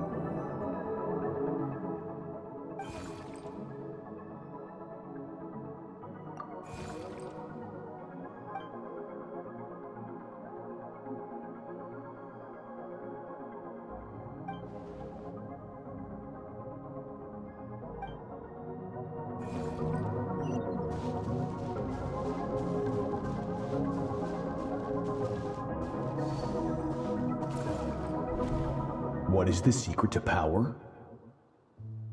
Longing, hatred, self-preservation. No, it is fear. The fear of losing those you love. The fear of watching your home burn. Fear of loneliness. Fear of death. Fear is the source of evolution. It forces humanity to adapt to their environment and overcome hardship. It is in the process of prevailing over our fears that we surpassed first ourselves and then the rest of the world. That fear is now part of you. It calls on you to evolve. And it is time to answer.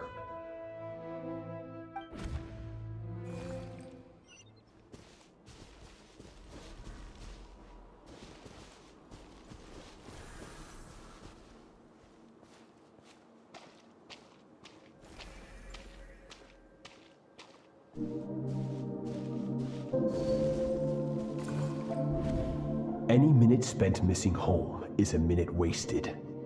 Practice your sword work instead. Do not make me tell you twice. But, Master, I can barely lift the sword anymore. If I keep going, I feel like my wrist is going to break. So it has not broken yet. Then pick up your sword and keep practicing until it breaks. I want to hear the cracking and splintering of bone. After all, bones can always be reset.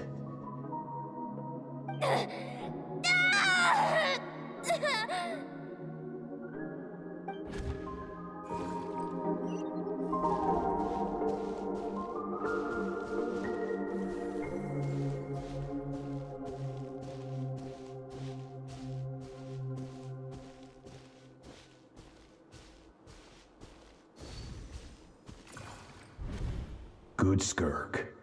Once again, you survived. How do you feel? Cold. In pain. These are signs that you are adapting to the abyss.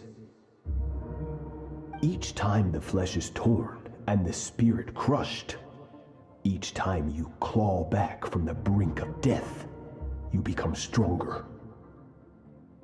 I now understand why these people sought to destroy your homeland. Your potential goes beyond even what I could have anticipated.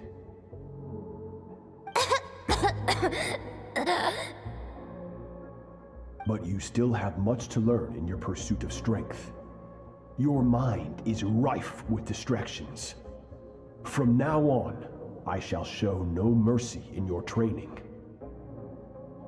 You must learn to shut out all the pointless emotion, crush the self that makes you weak, and become master over your physical form. Get up, Skirk. Wipe the blood off your face.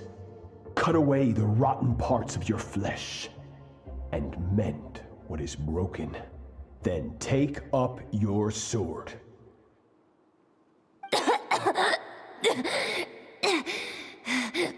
Yes, Master.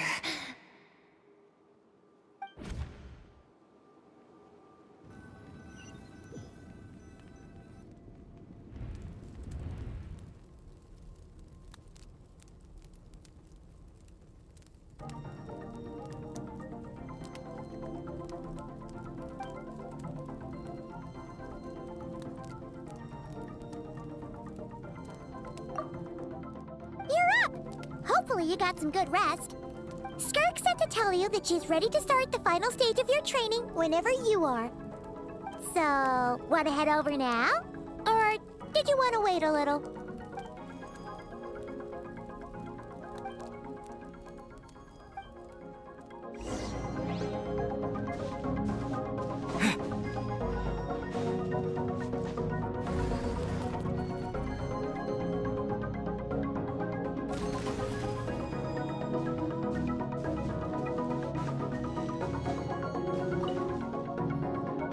From your training so far, you have gained a better command of the sword, and more control over your elemental abilities.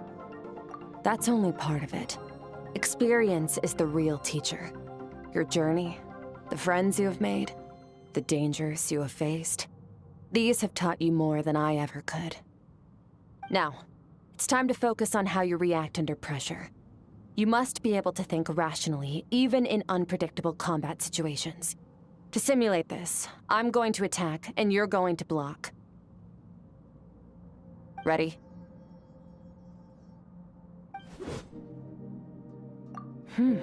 Not bad. That defensive stance looks near unbreakable. Just like your sister. That reminds me. You still don't know what happened to her, do you?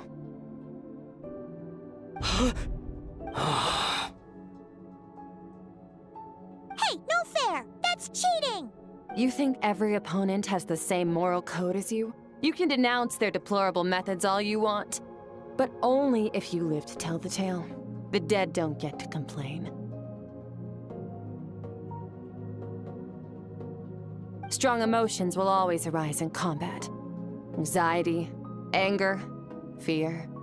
But a true warrior is never at their whim. Only when you are free from the influence of emotion can you make the right choice, no matter the situation.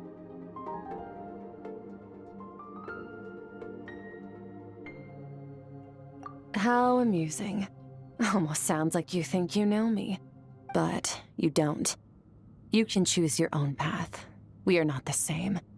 Let's begin. Try to use reason over emotion. Make the most rational and advantageous decision in any given moment. This is your final training session. Look alive. Same drill as before, but this time I'm going to interfere. Hold your focus.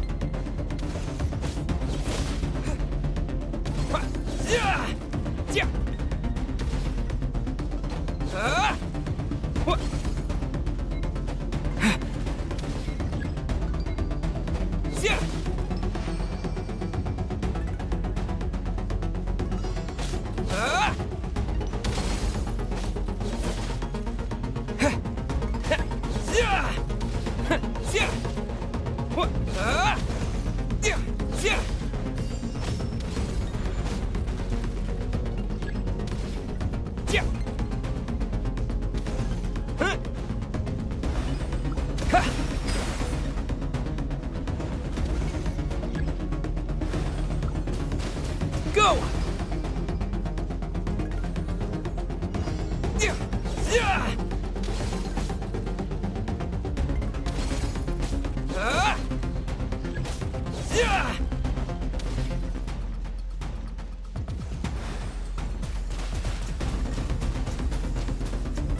Water jet!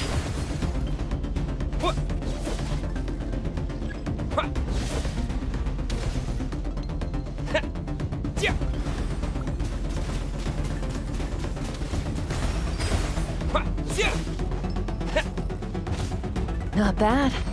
Better than I expected.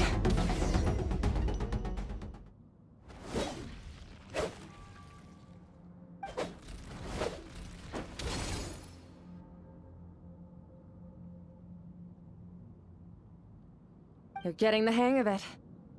The first step to controlling your emotions is controlling your mind. You want a unified train of thought. It all comes down to focus.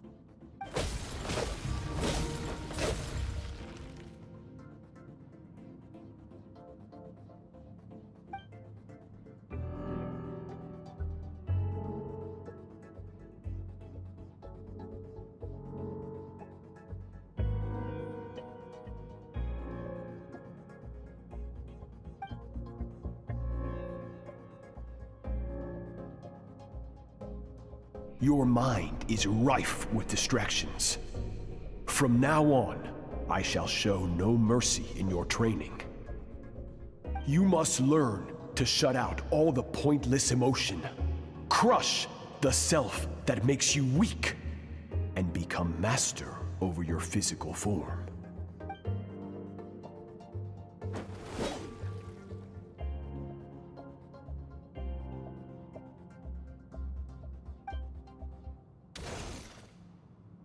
Stop. Let's pause here. One look, and I can tell your mind has wandered. That's to be expected. There's a limit to how long a human being can concentrate on one thing. Staying calm and focused sounds simple in theory, but in practice, it's more demanding than sword work or elemental abilities.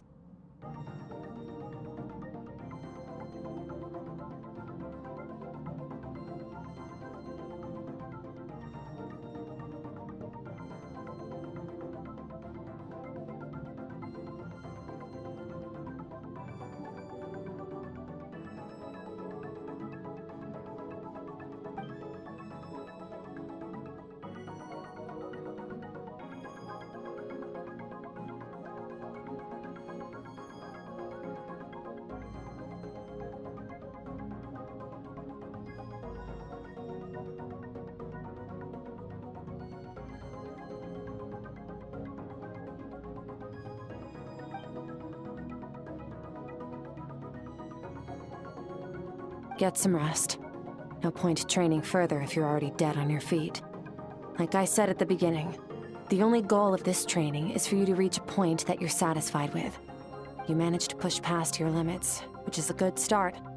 You can be proud of that and sleep well knowing that you've earned it.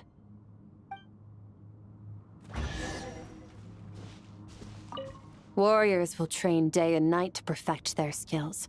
But when the battle comes, decided in a matter of seconds.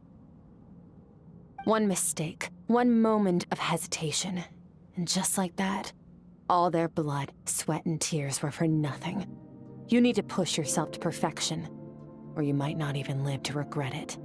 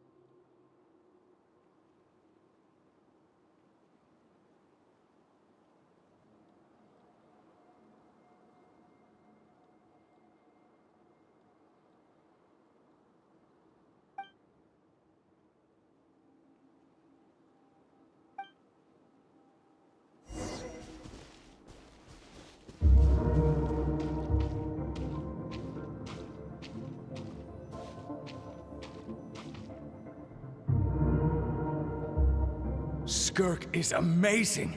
She faced down that terrifying giant and cut its head clean off. Oh, she got hurt though, didn't she? I heard it was pretty bad. Yeah, well, that's a given. But the moment she was on the mend, she got right back to practicing her sword work.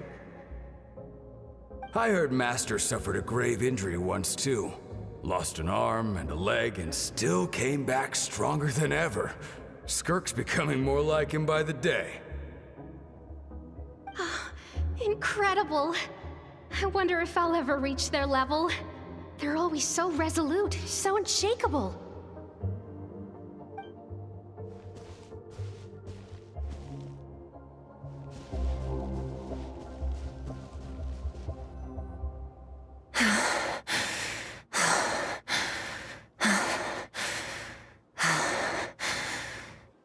Pathetic. You're not even trying. You're so much weaker than you think. Skirk, have you become a positive light in this world?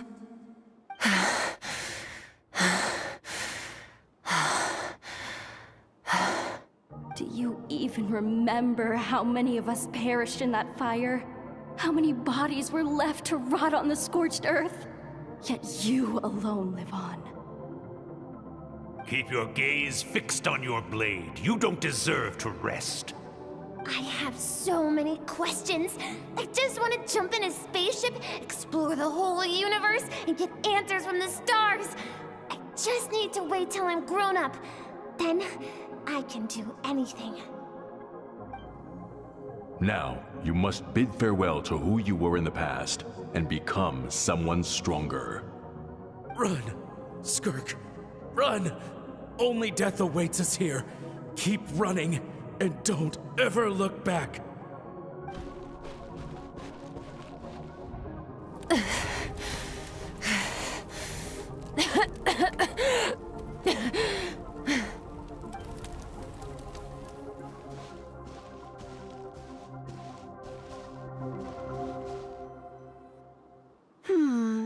Let's see here. First things first, you need a new identity. Going around telling people you're from somewhere beyond the stars won't do, now will it? How about saying you hail from beneath the earth instead? As the Conrian saying goes, venturing out into the universe and down into the abyss are the same in that both are braving the dark unknown. Well, I'm a visitor on this planet, so I'll follow the rules. Ah, splendid. That saves me quite a bit of trouble. Let me offer you a piece of advice in return, although it might not be what you want to hear. I know the pursuit of strength is important to you, but taking a moment for yourself every once in a while is never a bad idea.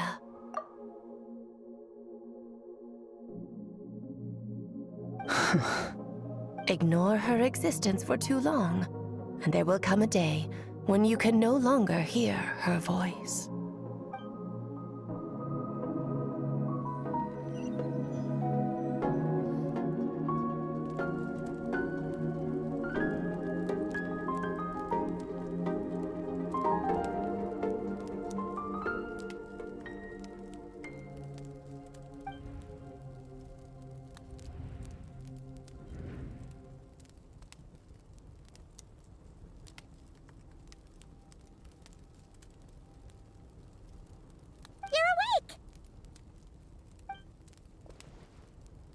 Be starving, right?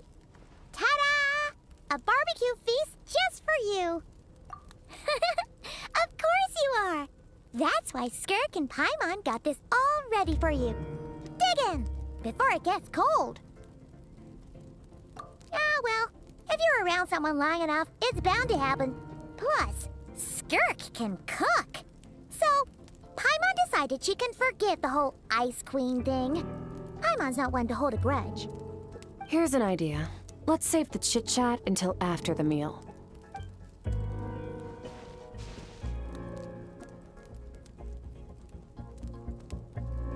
Ugh, so full. Okay, it's Paimon's turn to sleep now. Wake her up when it's time to go.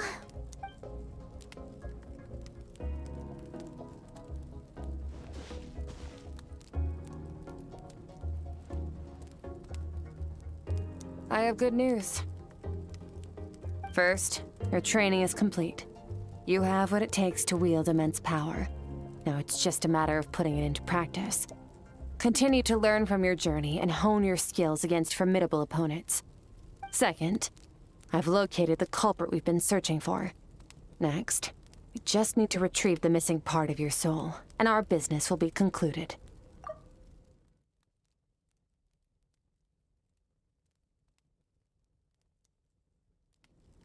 When Ajax trained with me, he once told me he was bursting with questions. So I allowed him to ask me 3 of them before he left. You and I may never meet again, Traveler. So if there's anything you want to ask me, now's your opportunity. Just like Ajax, I'll answer 3 of your questions. Are you really from Tavad? Okay, not the angle I was expecting. What makes you ask that? I'm sorry I didn't tell you earlier, but while we were dream mirroring, I think I saw your memories.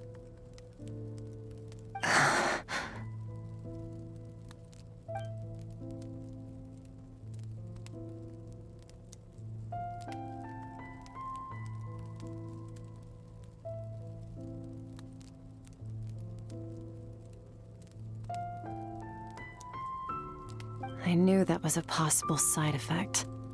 Closed off my mind to you for that exact reason.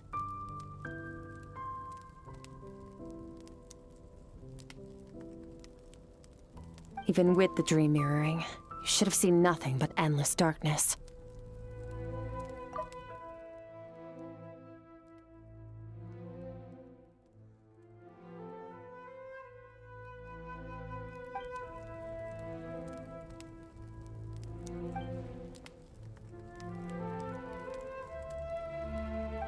Whatever. Must have been a flaw in my execution. I shouldn't be too surprised. Due to some recent circumstances, my self-control has been lacking as of late. Since you've seen what you've seen, there's no reason to hide the truth. All I ask is that you keep it a secret. No, I'm not from Tavad. I'm from a different planet. And there was a time when I journeyed through the stars. A lot like you in some ways. Like me? Do you mean you're also a descender? No, we're different in that respect. You're influencing the fate of this world. But me, I'm just passing through. Several hundred years ago, my master, Sertologi, opened the border between worlds and sent me here. But this is not my home. And one day, I'll return to the vast unknown of space. So, there you have it. On to your second question.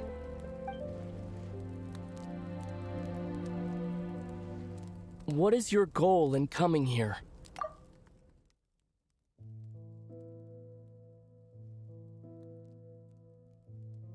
To become stronger. For certain reasons, I need to bridge the power gap between me and my master as quickly as possible. But first, I need to understand the source of his strength.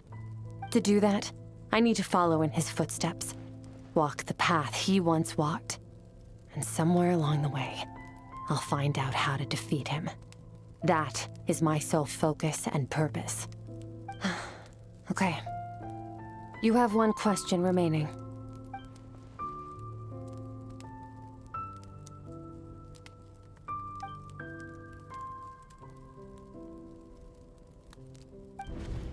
You make it sound so easy. Ever since the incident I experienced there, I've never stopped searching for Master Skirk and that unknown abyss. But it's been years now, and I've still found nothing.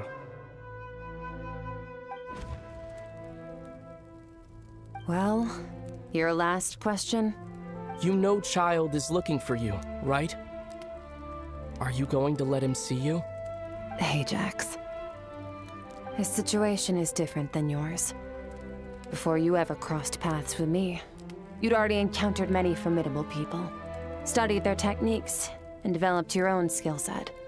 So, during your training, all I had to do was build upon that foundation. But Ajax was so young when he came to me. A complete blank canvas. Children can't help but imitate their role models. In the long run, that would only hinder his growth. Once Ajax has enough strength in his own right, I will allow us to meet again. Until then, let that motivate him to reach his full potential.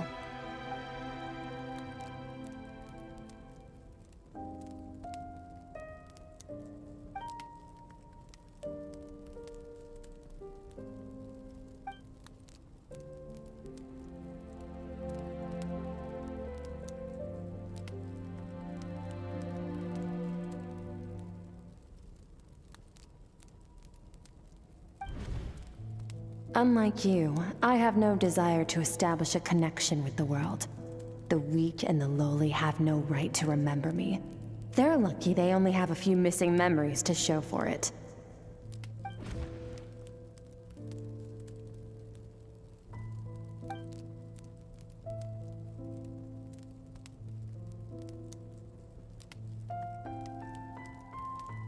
Wake up your companion. It's time to go.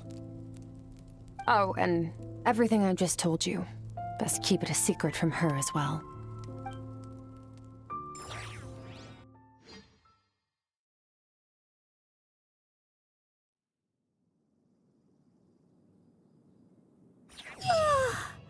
Time to go.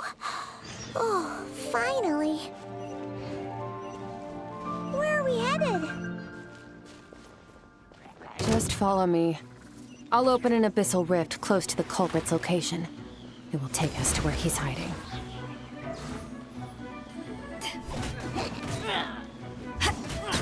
You haven't won yet.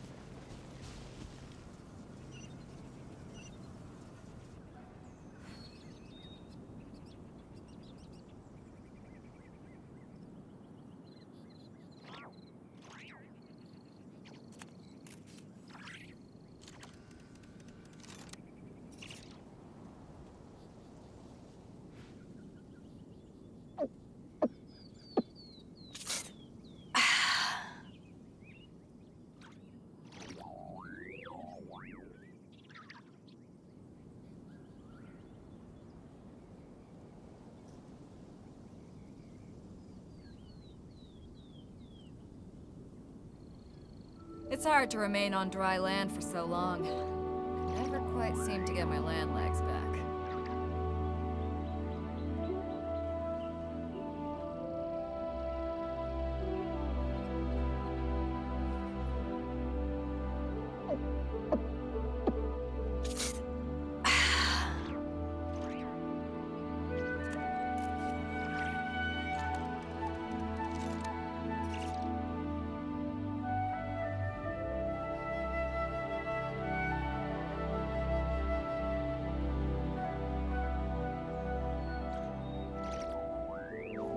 If you ever want to trade tactics, I'm always ready.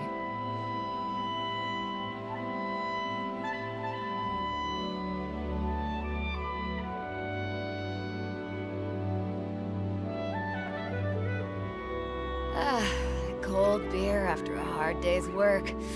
Nothing like it.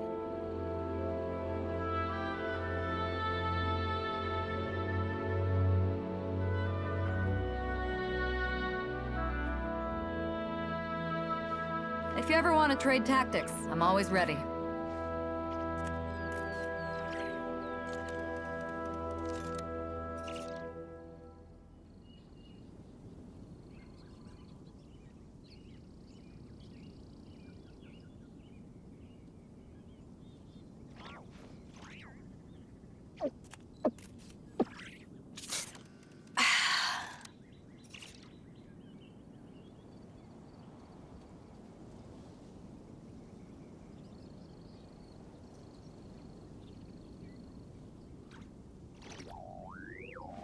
If you ever want to trade tactics, I'm always ready.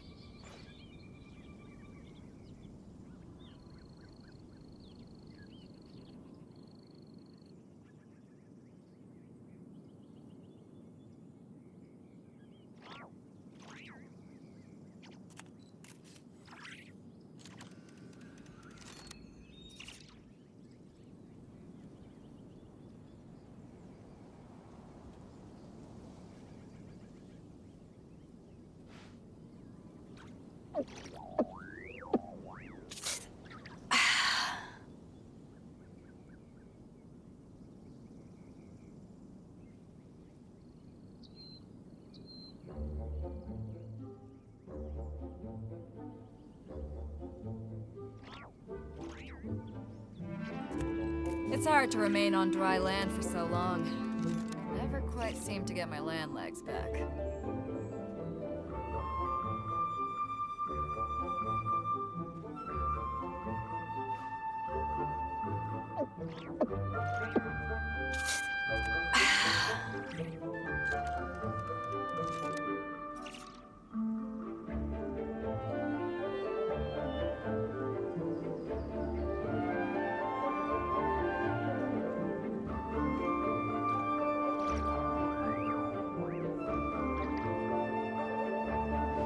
If you ever want to trade tactics, I'm always ready.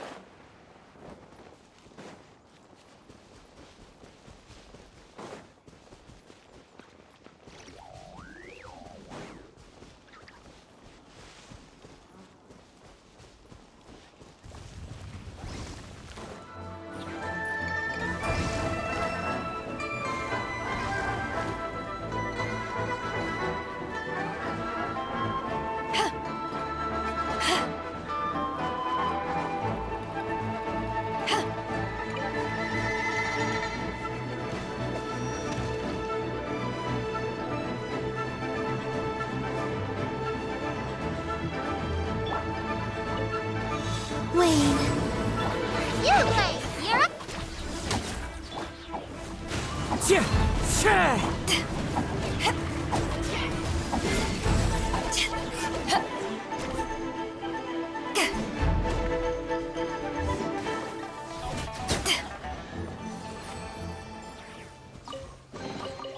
Nice. I'm starting to lose count.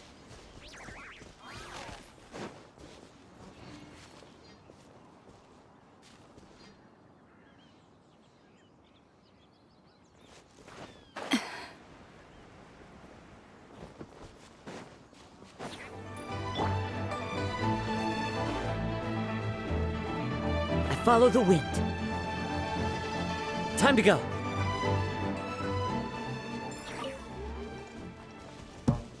Into the wind. Shah!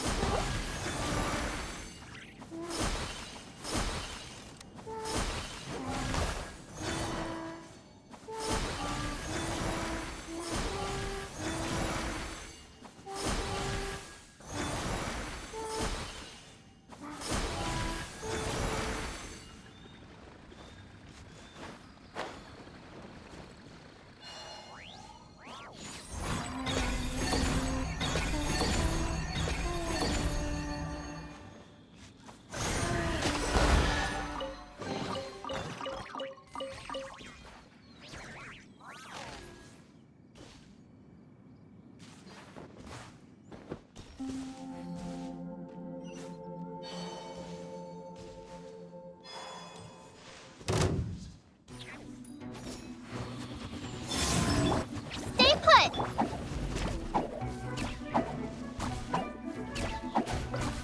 Prepare yourself. Wind Strider.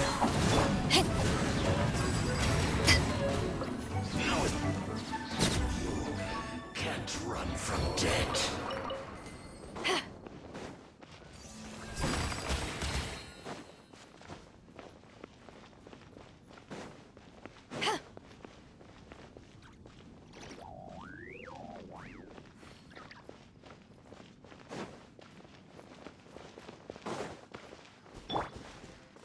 One with nature.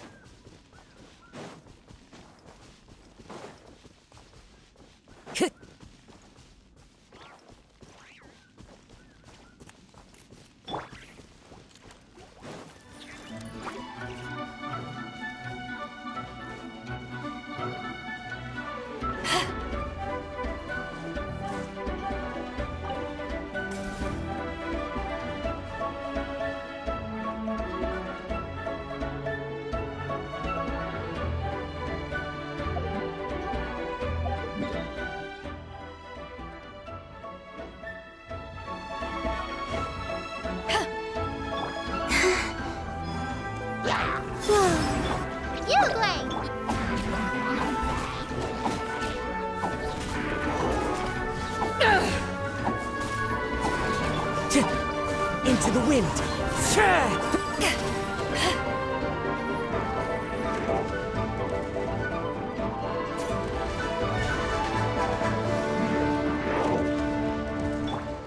Wayne.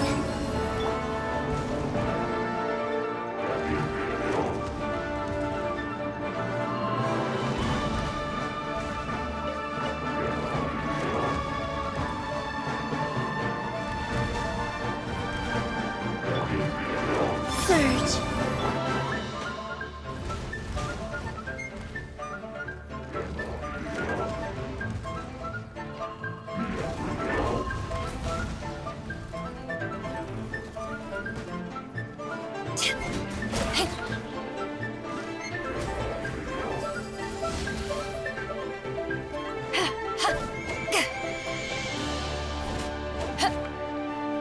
Wayne.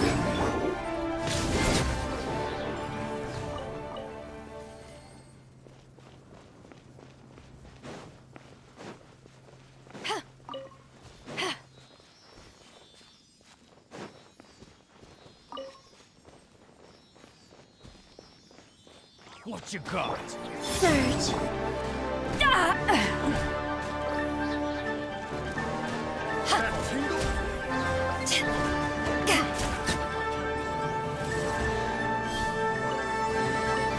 The more the merrier. First.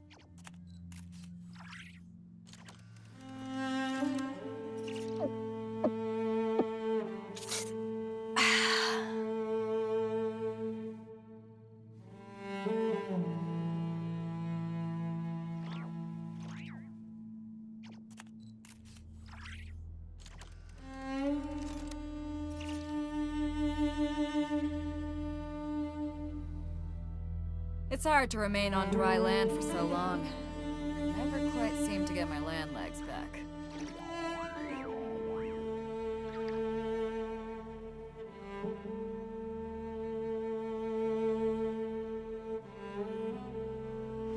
If you ever want to trade tactics, I'm always ready.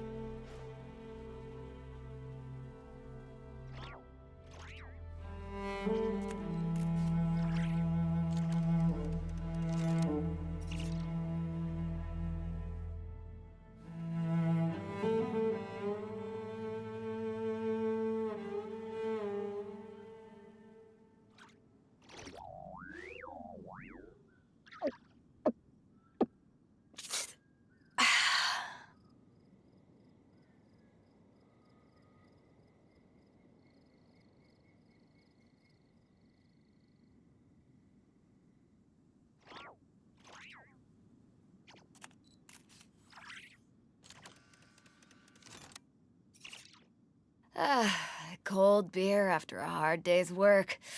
Nothing like it.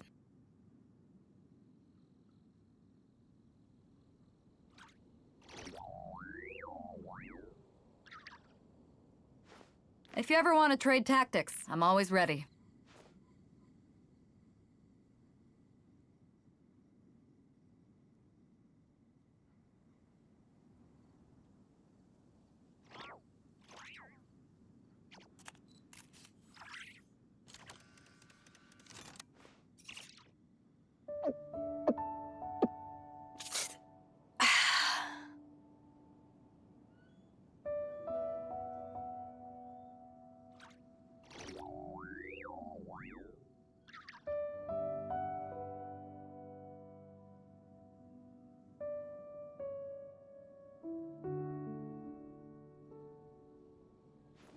If you ever want to trade tactics, I'm always ready.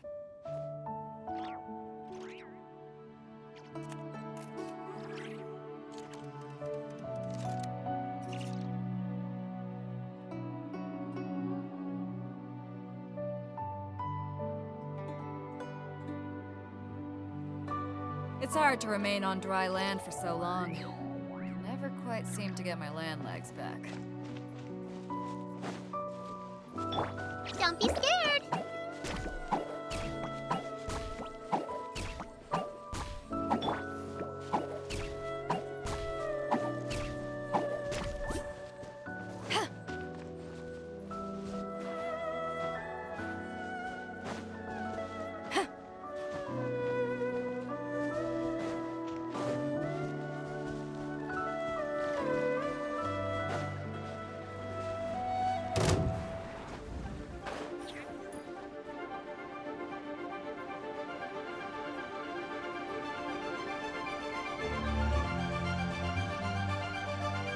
Wait, this is near the chasm, right? Yes. If we enter from here, we'll be able to reach that place from your dream. You have some experience with abyssal domains by now, but still, this is someone else's territory. Best to proceed with caution. Don't worry, Paimon's an expert at hiding behind other people for safety.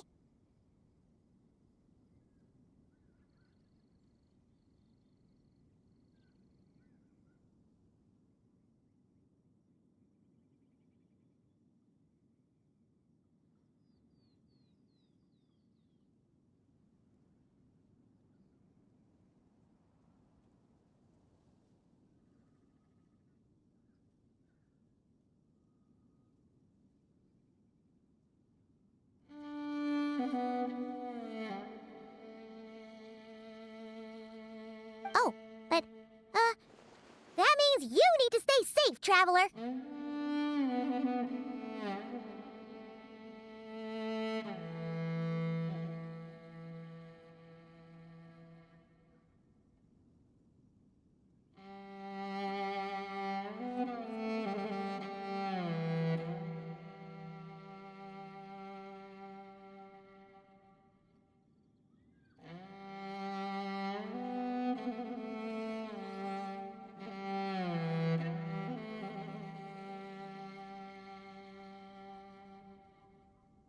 All right. Remember your training. Time to put it to use.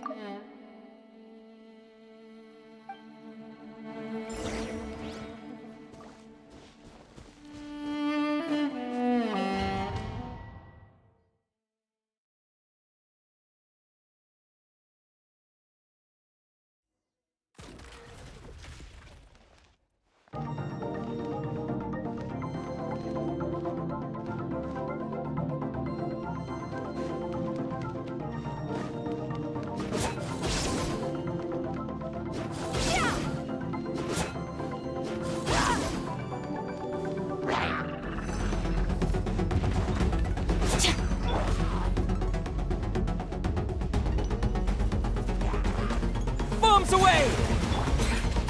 Annihilate. Yeah. Yeah.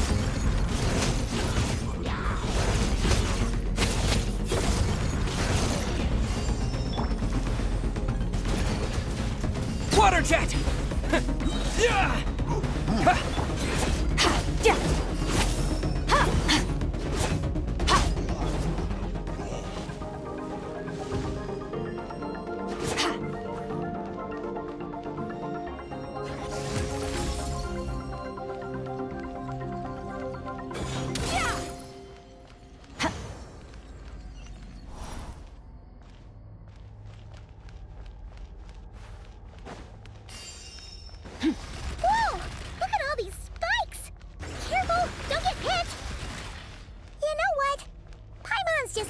wolf behind you. Come on, you got this.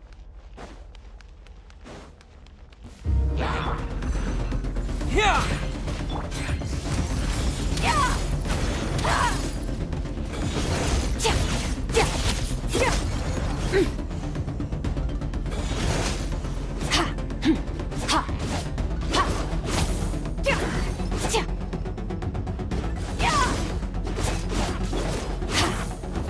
Hey, what are you two doing here?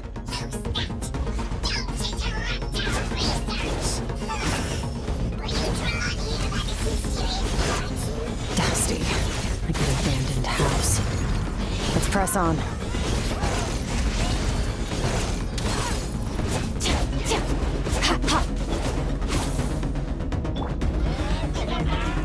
Go!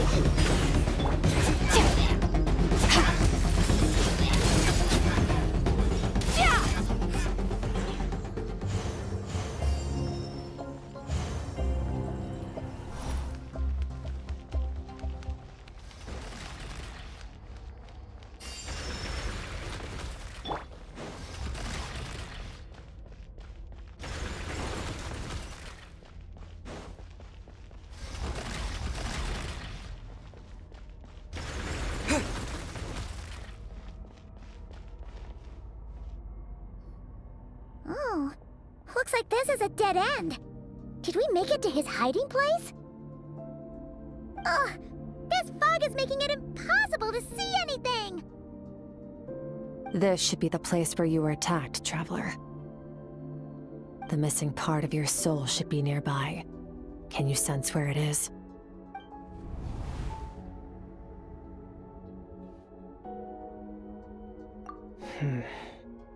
Our opponent must have covered his tracks just in case.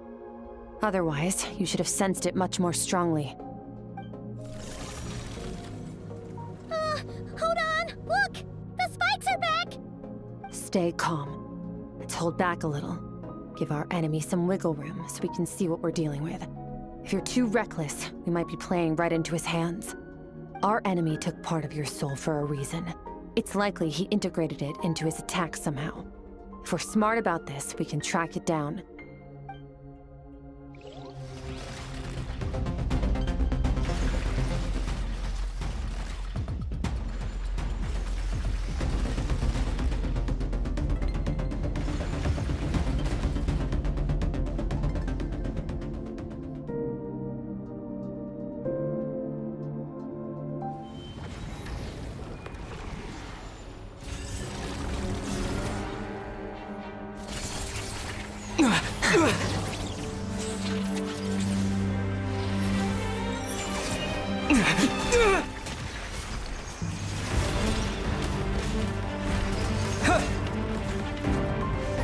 From the start, the attacks have been focused on me.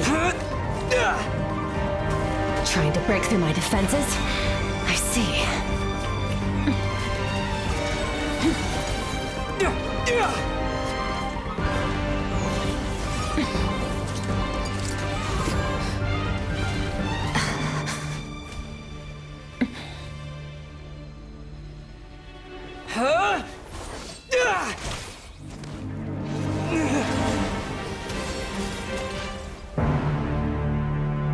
You alright?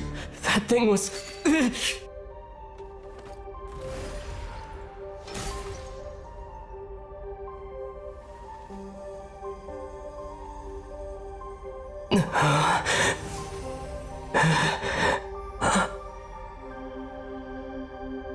There. I got it back. Traveler!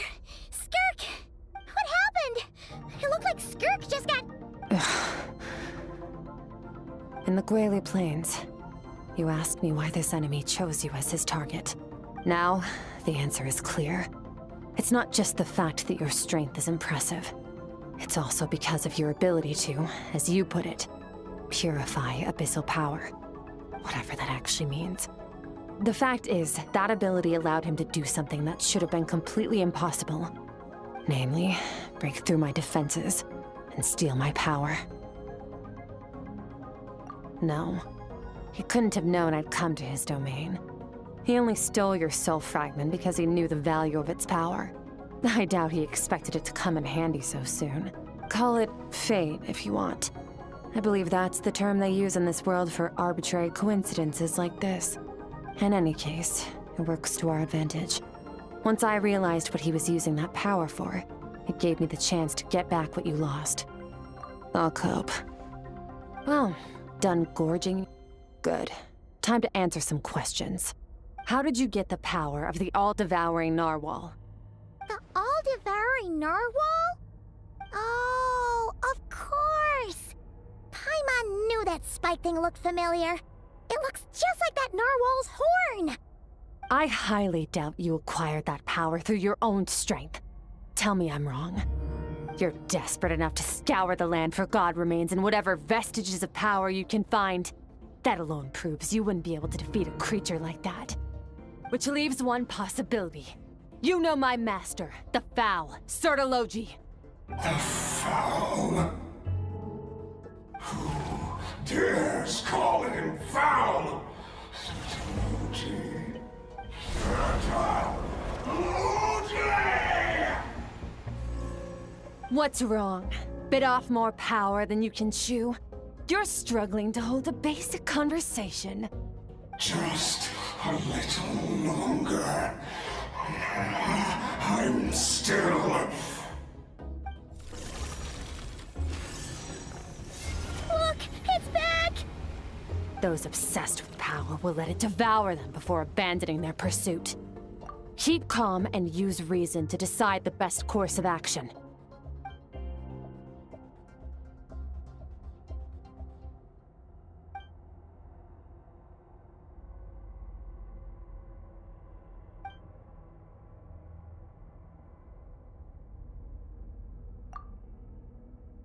Wise decision. Final victory doesn't always come after a single battle. You've got your soul fragment back, so we both got what we came for. Let the enemy draw breath while he can. It won't be for long. Get us out of here, Traveler. You'll need to lead the way this time.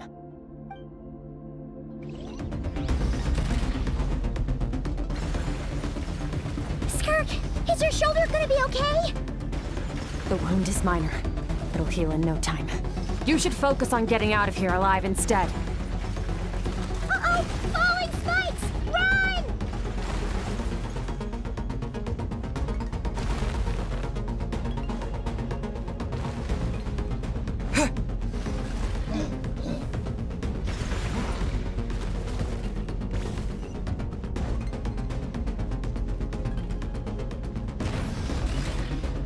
Watch out! Looks like this place is about to collapse!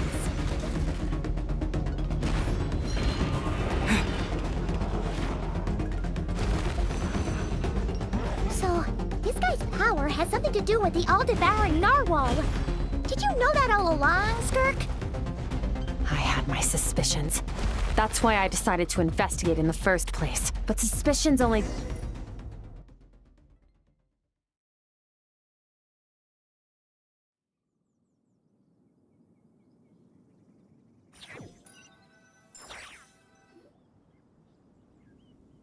Phew. Oh, I should be safe here, right? I no longer sense his presence. Can't have followed us out of that abyssal domain. Weaklings like him will find that my power is not so easily controlled. He won't be leaving that place until he's managed to digest it.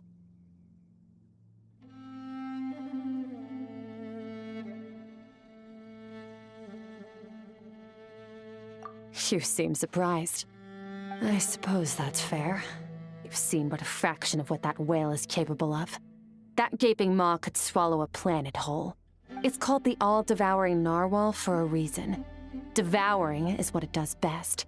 It can extract power from anything, dead or alive, as long as it manages to make physical contact. Yeah. When we had our run-in with that thing, Neverlet mentioned that it has an instinct to devour. Your dragon friend recognized the nature of its abilities and used the power of Hydro to protect you. That worked because it was in a satiated state, so it was somewhat less aggressive than usual. It's a different story when it has no more power to feed off of. That's when its true voracious nature kicks in. It could devour everything on the planet in that state, which is why I cast it into that void space. But I hadn't counted on there being anyone left on this planet capable of wielding its power. To me, that says he must have encountered the whale a long time ago. Meaning, he must have known my master. Exactly. It told me everything I needed to know. Hence why I said we both got what we came for. And I believe that brings our transaction to an end. Now that you're whole again, you can get back to your own journey. I'll handle the rest of this situation myself. No way! We can't leave now! Something was stolen from you because of us! We have to help you get it back! This isn't my first taste of failure or losing power. When you fall, you get back up again and become stronger. That's how it is.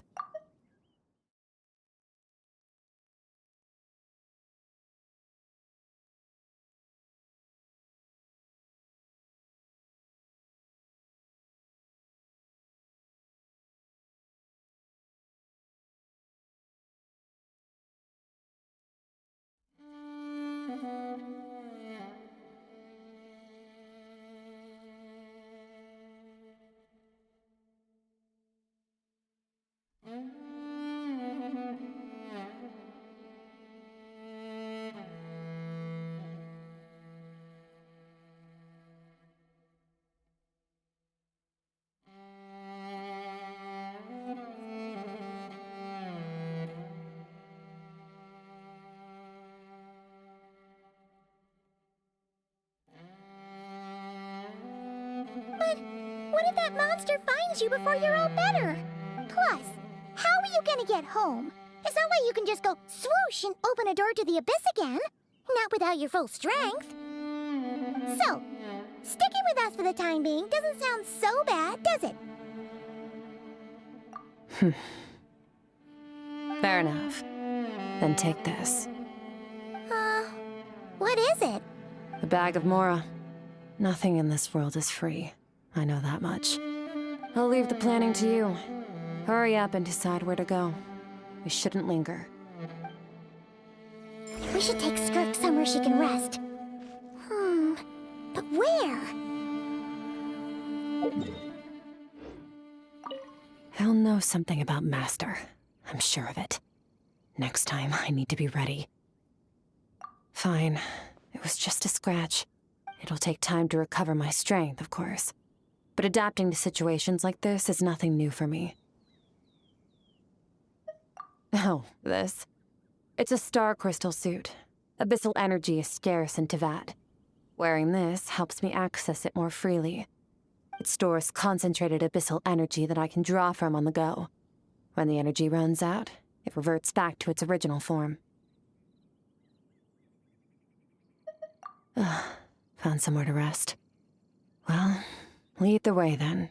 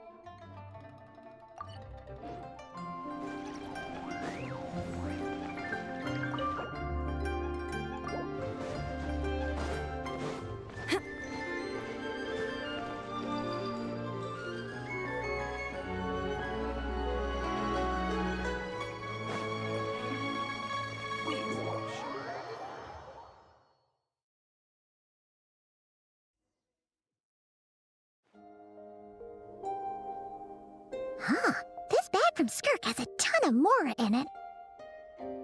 Does she have a job or something? Wait.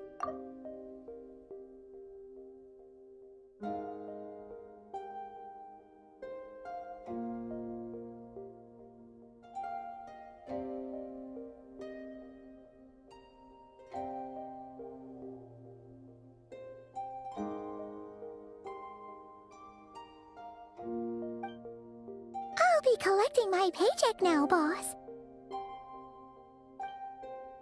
Oh, sure thing. Wait, who are you? Have we met? Huh. Can't hold a job if you make everyone forget about you.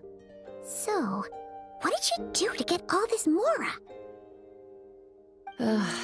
Claimed some buried treasure, took care of a few monsters that were causing trouble. Nothing untoward. It's safe to use. Ah! You heard all that? A sonorous voice like yours is hard to miss. I wouldn't be surprised if the sound of it traveled to the nearest mountaintop. Then, did you by chance happen to hear Paimon's little, joke earlier? You mean when you called me Frosty the Lavender Melon? No, sorry. Paimon totally misspoke just now. She didn't say that at all. It was, a Paimon lookalike. Yeah, she's a piece of work, that one. Always impersonating Paimon and giving people weird nicknames. Okay, fine. The truth is, Paimon didn't like you all that much at the start. But things are different now. You helped the Traveler in a big way, so... What do you say? Friends? Ugh. I noticed there was only one bed. Go ahead and get some rest. Wait, what about you? I don't get tired, and I don't need rest. I'm going to practice my sword work. That should help me regain some strength. But your shoulder... Hey, don't just leave! Ah, whatever. Let her tire herself out. She'll come back eventually.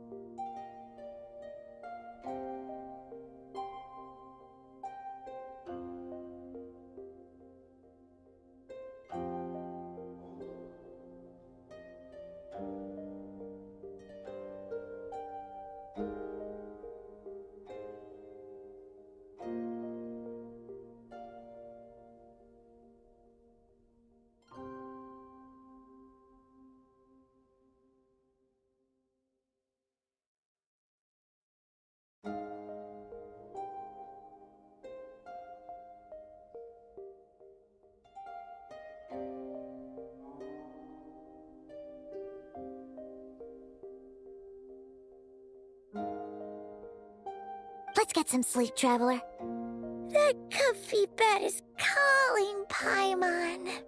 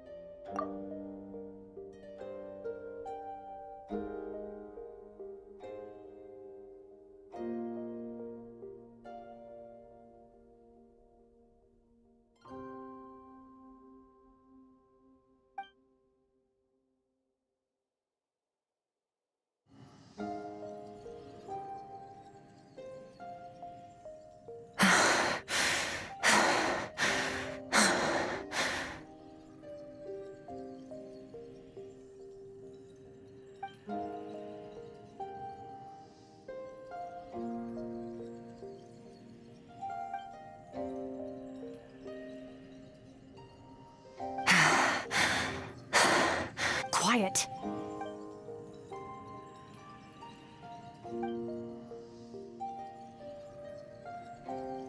Do you even remember how many of us perished in that fire? How many bodies were left to rot on the scorched earth? Yet you alone live on. Keep your gaze fixed on your blade. You don't deserve to rest. Run, Skirk. Run! Only death awaits us here. Keep running, and don't ever look back.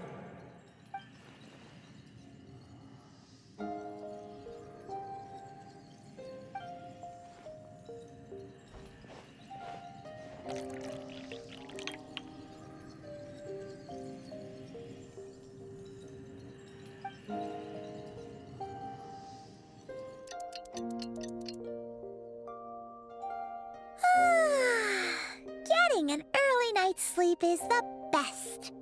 That bed was so comfy.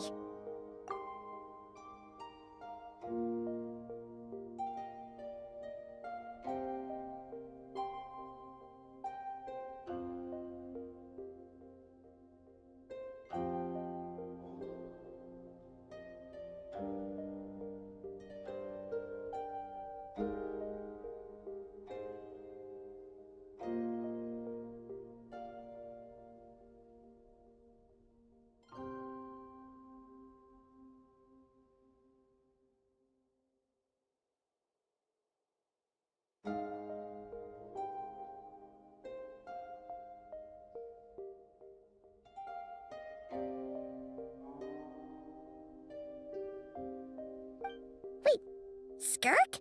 Have you been sitting out here the whole night? The bed's all yours if you want it.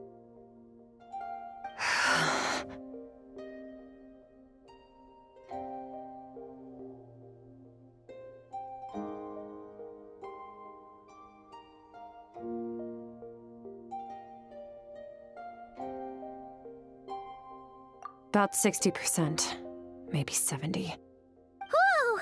Paimon thought it would take at least a couple of days. That...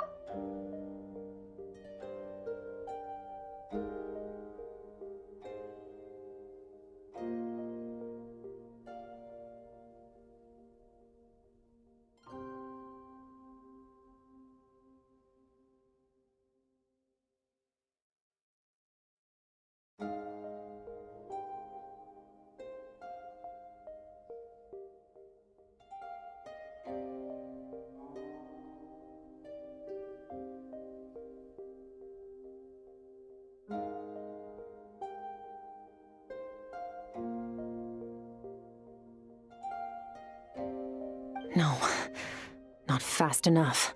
That's 20% less than last time. Same training regimen, same intensity. Nothing felt different, but somehow the outcome fell short. Now, I think the problem's with me. I need to meditate for the next 2 days. Deep introspection should help me find the issue. Ooh, sounds intense. We'll watch over you in the meantime, then. Thanks. See you in 2 days.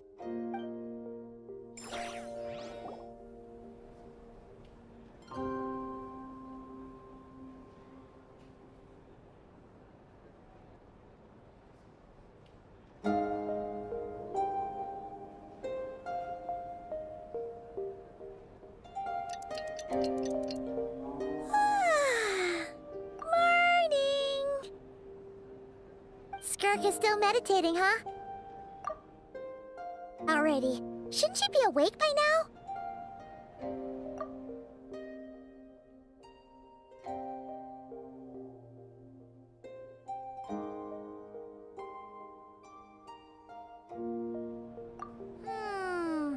Paimon can't think of anything we can do to help. Oh, wait! Breakfast! That's it! Paimon will go get breakfast! Skirk is gonna be starving when she wakes up. Be right back.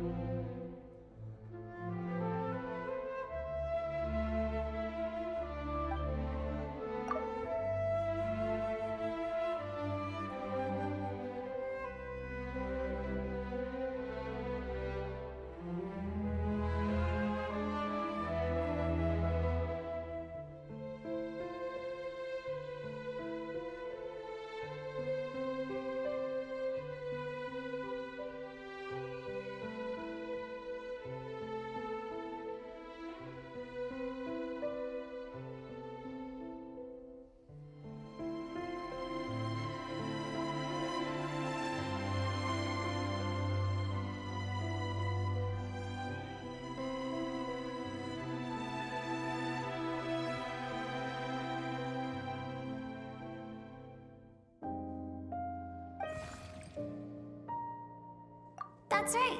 This is Skirk's inner world. Think of it as the threshold between the soul and dreams. This isn't your first time here, but what you remember is probably a space covered in darkness. I only managed to illuminate a small portion for you back then. Actually, it's my first time talking to someone like this. I only managed to break free and bring you here because the injury weakened her power. I guess that's why I can speak again, too. Call it fate, if you want. I think that's the word they use in this world for lucky coincidences like this, right? Now, before I take you to her, I gotta ask. You're the first outside visitor to ever come here, so what's your impression of this place? Oh, you noticed. This river represents Skirk's strength. Strength accumulates over time. It is the summation of a person's lived experience. So this river is where all the fragments of Skirk's life should converge into a single stream of memories and emotions, flowing forward as one. But as you can see, this river has been severed numerous times. It's because Skirk doesn't like who she was in the past. And all she sees reflected in the river is a disgraceful shadow of who she was. She cuts through water and rock with the sword of reason, severs her connection with the past, and begins anew.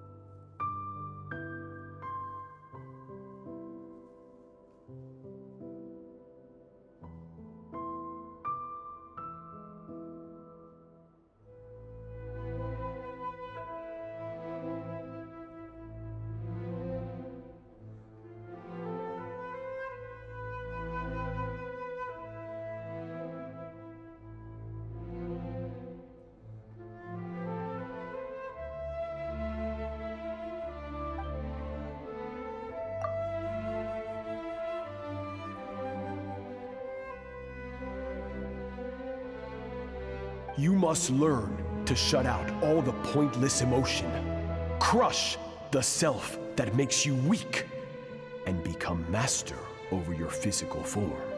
This isn't my first taste of failure or losing power.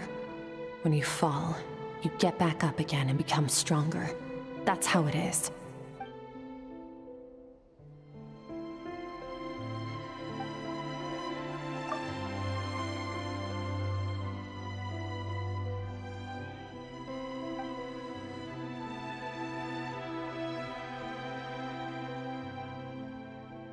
The answer to one mystery invites another question, I see.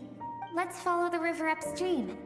There among the cliffs, among the memories etched into her heart, lies the truth of it all. Soon, you'll understand everything.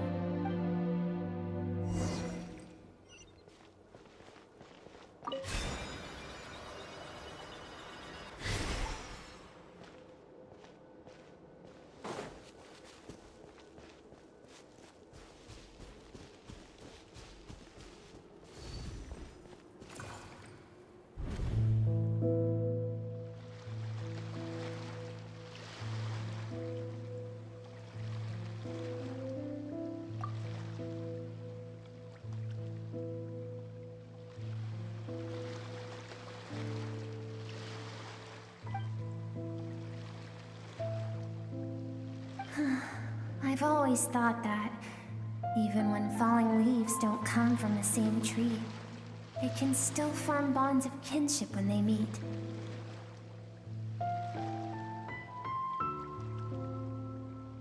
Like meteors, you both made a journey through the stars. Both travelers who have landed on a planet that is not your home. Yet, when she first noticed your presence, although she hesitated for a moment, she still chose to walk away, indifferent as ever.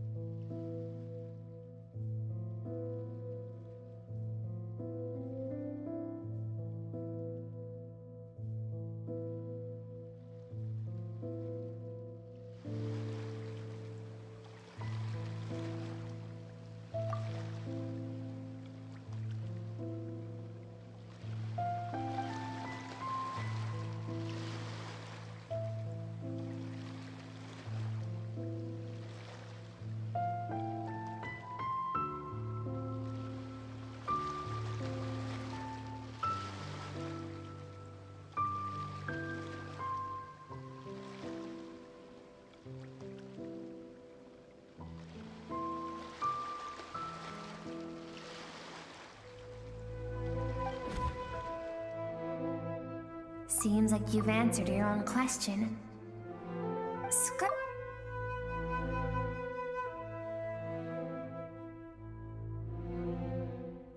Avoid altering its path. But the reason for that decision stems from events much earlier on in her life. Let's keep going. It's still a long way to the source of the river.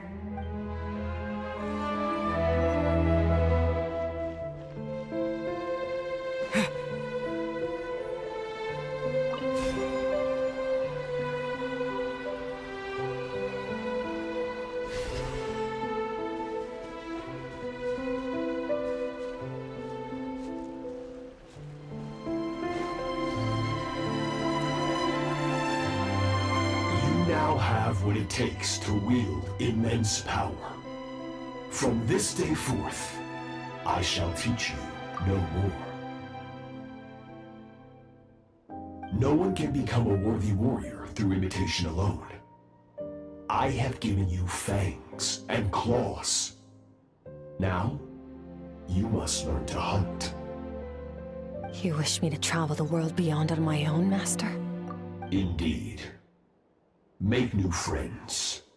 Embark on your own journey. And piece together a new future from the shattered remnants of your past. We will still have contact through the abyss. But know this. One day, I will take the life you worked so hard to rebuild and reduce it to ashes. just like the fire that haunts your mind. Why would you do that? I have told you before, fear is the catalyst for human evolution. You have tasted loss. You have known fear, so deep it can be felt in the bones. But as living beings, we all have an instinct to detach from that which harms us. And thus pain dampens over time, and the acrid taste of fear becomes but a distant memory. Yet now, I have bestowed upon you the gift of fear eternal. It will drown you in the nightmare of your childhood, or it shall drive you to defeat me, whatever the cost.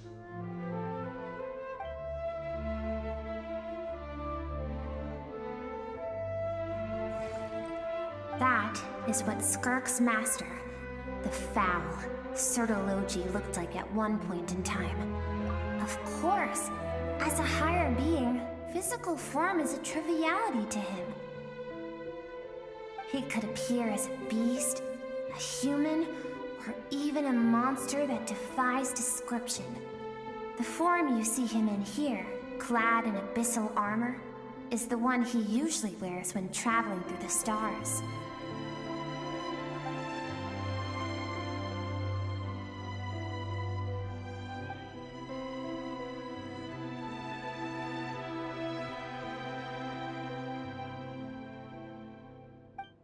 For certain reasons, I need to bridge the power gap between me and my master as quickly as possible.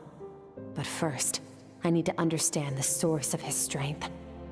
To do that, I need to follow in his footsteps, walk the path he once walked, and somewhere along the way, I'll find out how to defeat him. That is my sole focus and purpose.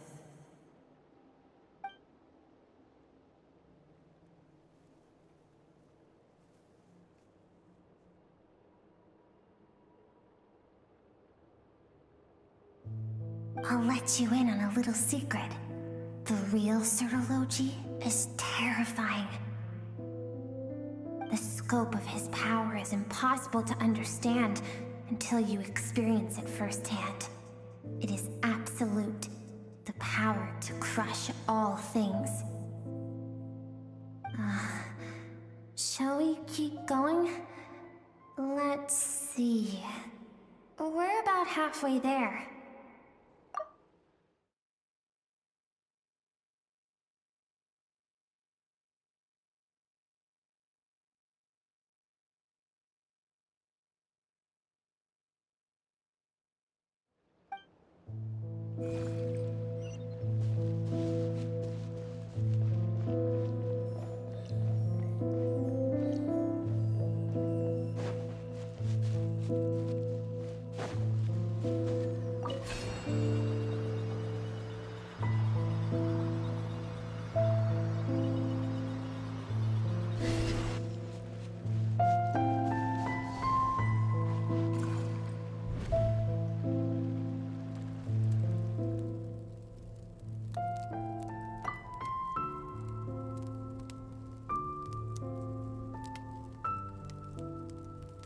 We've made it quite a ways already.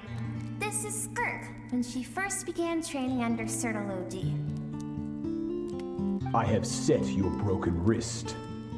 Tomorrow, you're to train twice as hard. No tears this time. Good. Attempting to garner sympathy through tears is a habit of the weak. A pitiful, useless ploy. Can I ask a question, Master? Why did you save me? I keep thinking, maybe it would be better if I had died.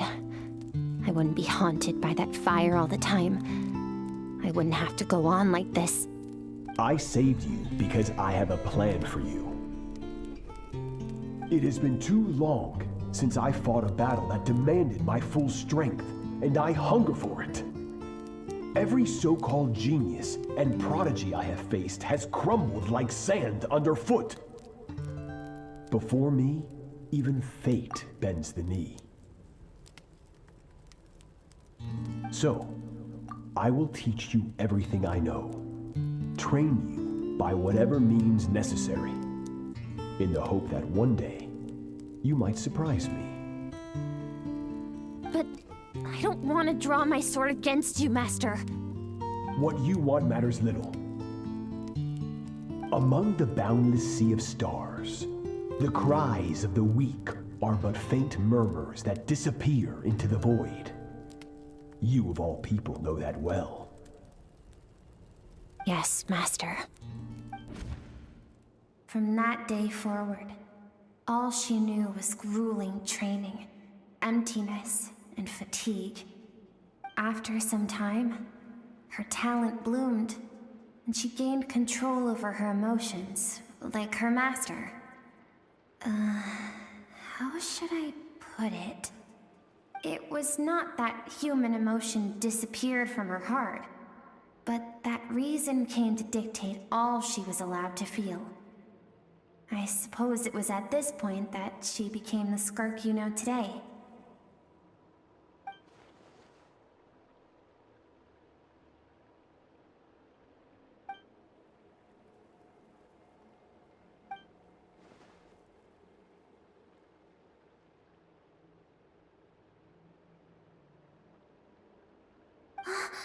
We're nearly there.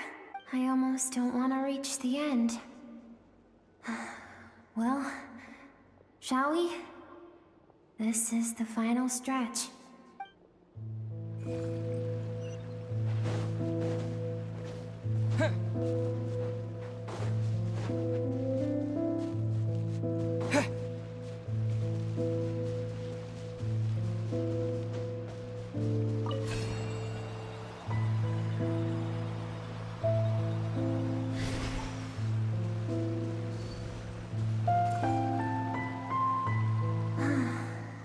These are Skirk's happiest memories. What a simple and carefree time it was. Wisps of clouds dotted the sky. The sun bathed everything in golden light. And when song filled the air, not even the shyest of flowers could resist swaying along. This is Skirk's homeland. She was so curious about everything as a child, always skipping school to go exploring instead. There was so much to discover. The treasures at the bottom of the sea, the secrets beyond the stars, and that merchant ship packed with adults wearing those strange clothes. Yes, the ship. That was the beginning of the end. It was a spaceship. When it arrived, the people that disembarked wore smiles on their faces and spoke of friendship. They claimed to be merchants from a neighboring planet, looking to establish trade. Skirk's parents, her relatives, her neighbors, everyone welcomed the newcomers with open arms and allowed them to explore the planet. To them, the visitors were guests and should be treated with hospitality. No one had any idea of what was to come. Several months later, an army of unknown origin arrived without warning and carried out a ruthless campaign to destroy everything and everyone on the planet.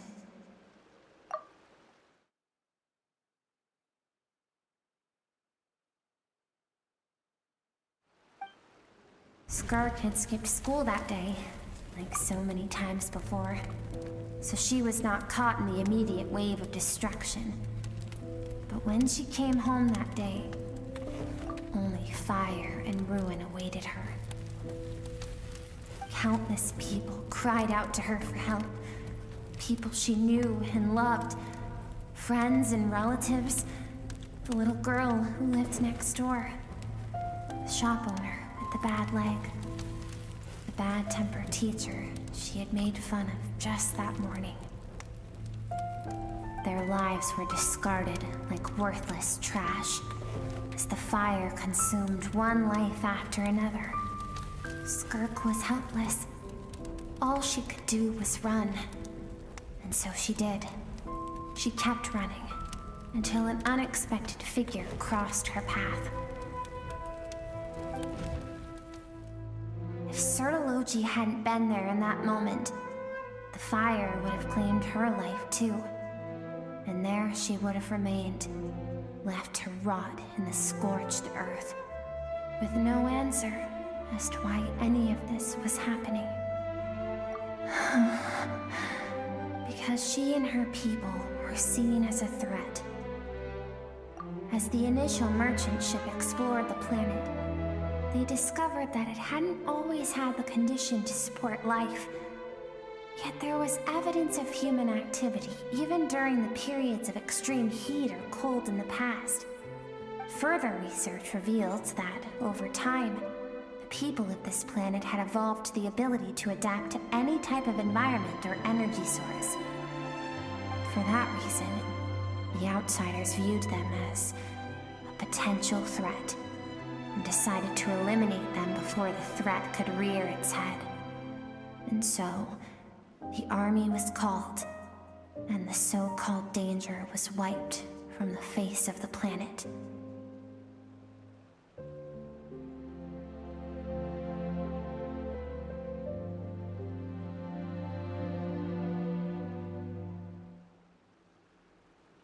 Senseless, isn't it? Deemed a threat because of a gift they didn't even know they had. Perhaps it was their own innocence and kindness that doomed them. But in the end, that was lost to the blaze as well. If those with power get to decide good and evil, then all you can trust in is the sword in your hand. And so, before death could claim her, she ran. She ran and never stopped.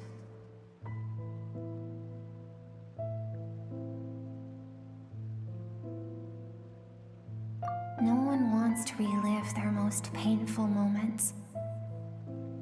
Well, that brings us to the end of the story. This is as far as we can go. Skirk is waiting over there. For both of us.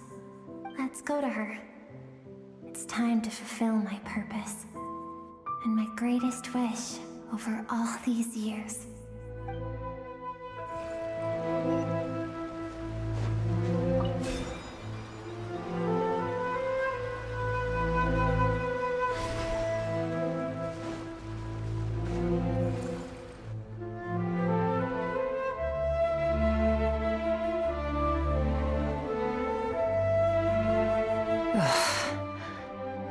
So all this, just so you could bring him here. I have things to say to you. Well, to me. I want someone to witness our reconciliation, even if it takes an argument to get there. And he is the best choice in this moment. Her suppressed emotional self. The version of herself she keeps locked in the recesses of her mind, stifled by reason. All those rejected impulses, those discarded aspects of your past selves, they are a part of me now. I am who you used to be. Someone you have refused to face for too long. So, I came to face you instead. You're wrong. I've faced you all along. And that's exactly why I keep you locked here. Your existence makes me weak. Moments of joy and longing are when we are most vulnerable. Don't forget, it was a penchant for goodness over reason that doomed our homeland in the first place. The vastness of the universe renders everything insignificant. Our feelings most of all. Even so, learning from the mistakes of the past doesn't have to mean erasing everything.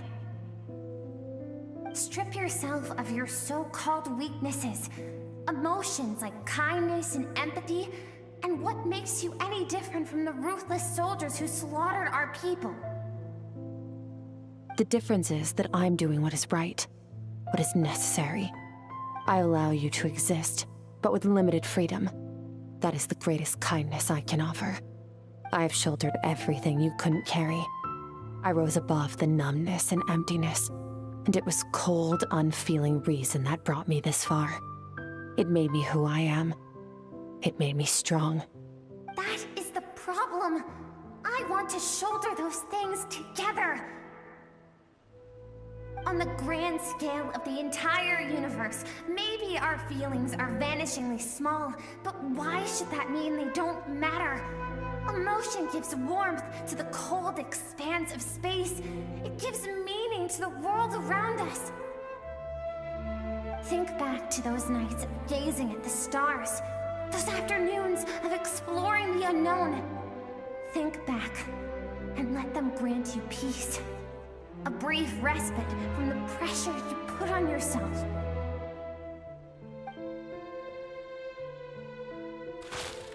That isn't what we need. It's exactly what we need. Aren't you curious about why recovering your strength has taken longer than normal this time? Finally, you get to the important part. That is the only answer I came here to find. Then look around. Look at your inner world. You cast aside your dreams and curiosity, and in doing so, you lost your original motivation. You severed all connection to who you used to be, so you can no longer draw strength from your past. Now, the only things driving you forward are fear and survivor's guilt. But these cannot take you far enough. And so, this river, the source of your strength, grows more polluted by the day.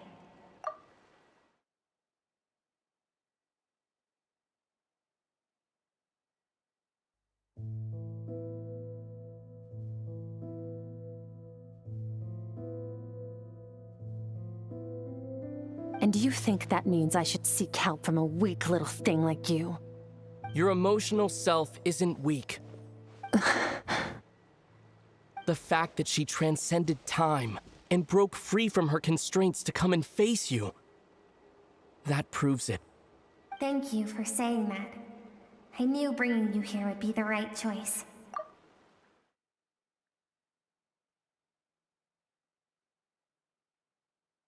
To be honest, I'm not here to argue with you. This isn't about who's right or wrong.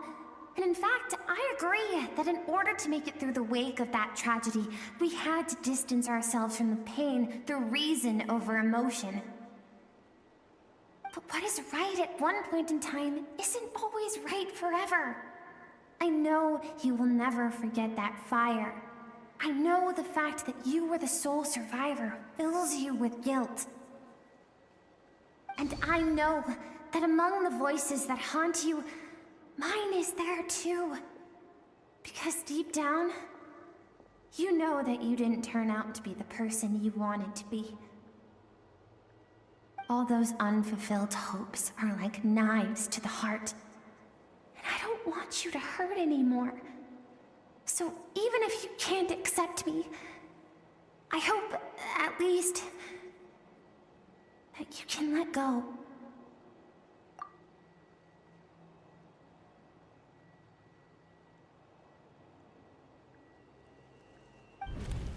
I keep thinking, maybe it would be better if I had died. I wouldn't be haunted by that fire all the time. I wouldn't have to go on like this.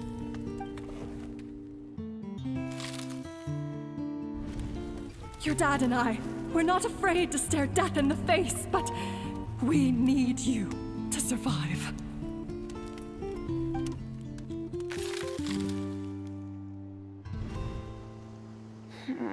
I'm sick of being a kid. There's so many amazing things out there, and I'm ready to see them all.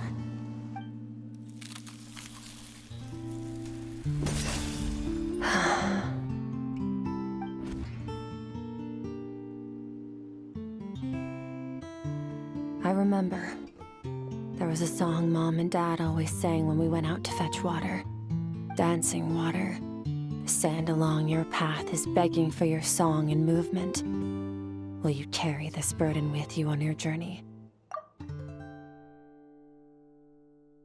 I am not the dancing water, and you are not the burdensome sand. But if this is your wish, then I will carry you with me until the end. Thank you. I should be thanking you.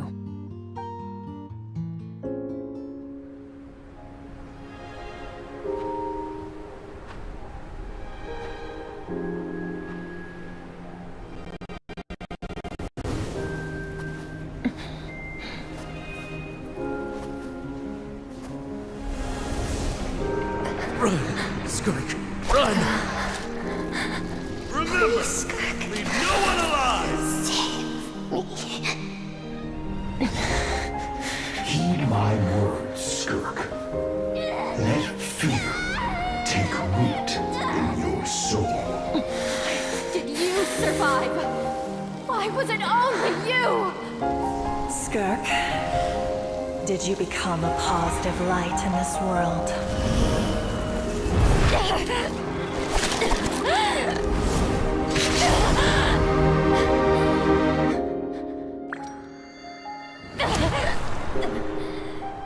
Hey, this doesn't have to be the end.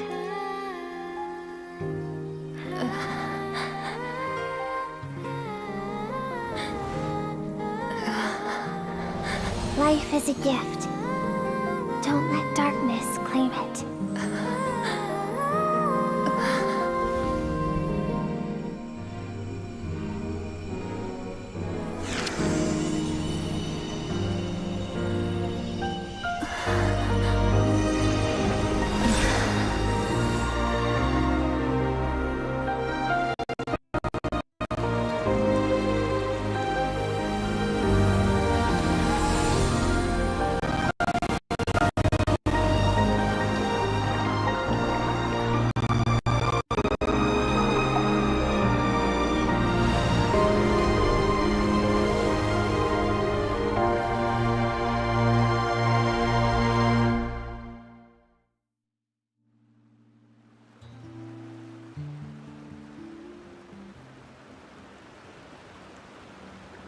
So, you saw my memories then.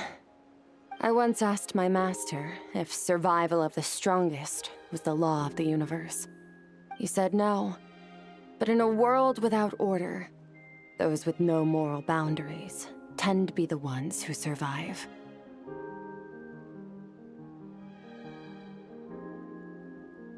That's why, after hearing his answer, an idea came to mind.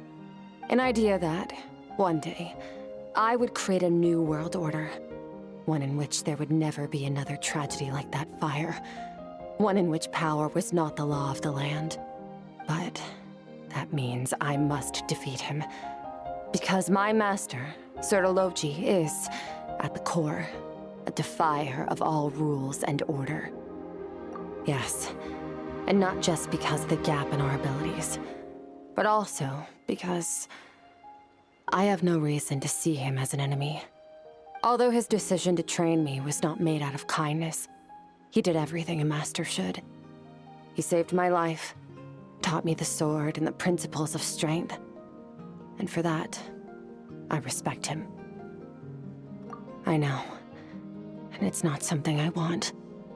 But Master never goes back on his word. I have to treat everything he says as a promise. He's no longer into that. But he sends me messages through the abyss every now and then. Most of them are simple greetings, or an answer to one of my questions. Every time I hear from him, my heart skips a beat. And I wonder if this is the moment where he'll finally appear before me and tear down everything I've built to pieces. Maybe that means I do live in eternal fear, just like he said. Yes, I respect him, but I'm also afraid of him. And for that reason, the pursuit of strength consumes every moment of my life. I don't know what Master has planned, but I have to be ready. Help me? Why? This isn't your fight. Because if we want to build the world we both want to see, everyone has to be willing to fight for it. If we all do our part, we can make the entire universe a kinder place.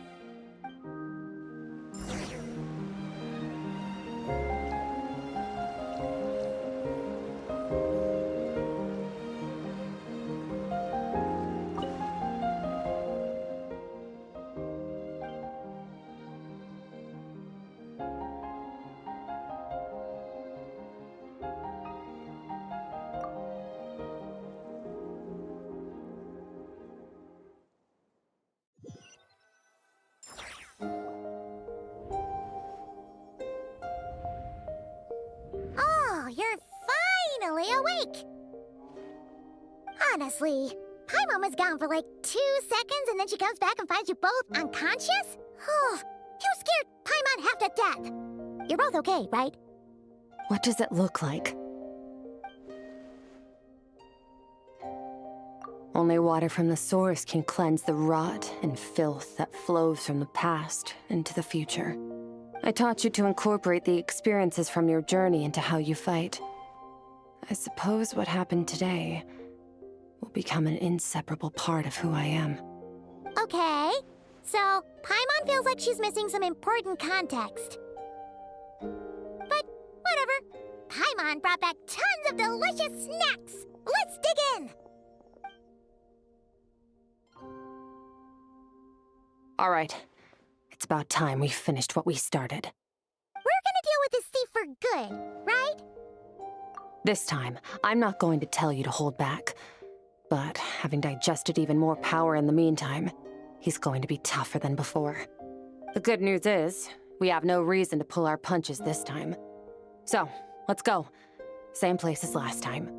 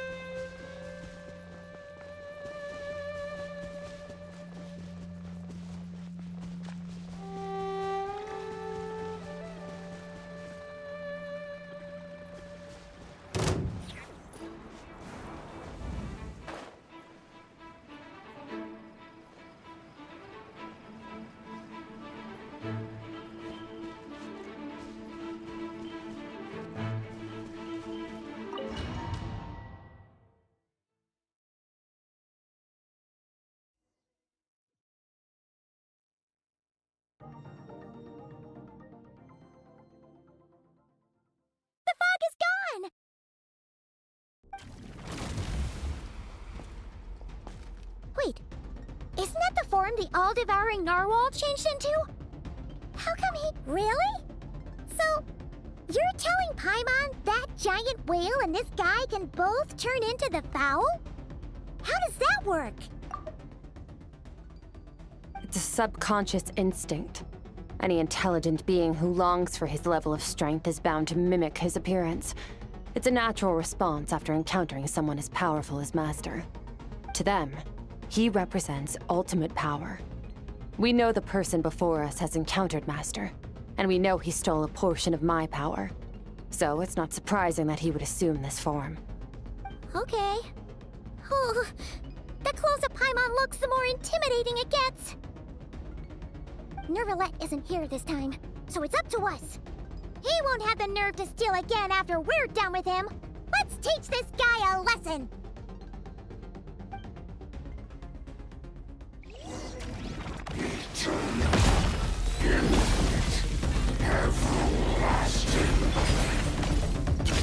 Into the void!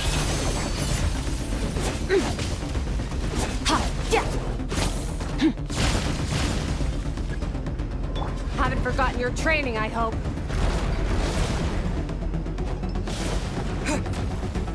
Wipe out! Annihilate!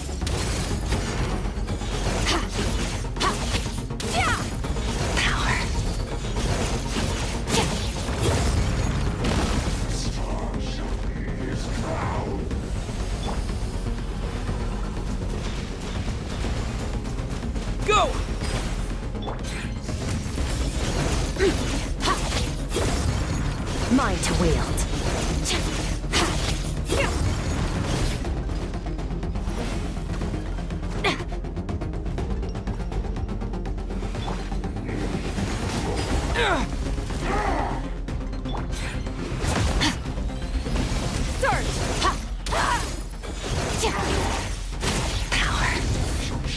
Beyond this world. Go!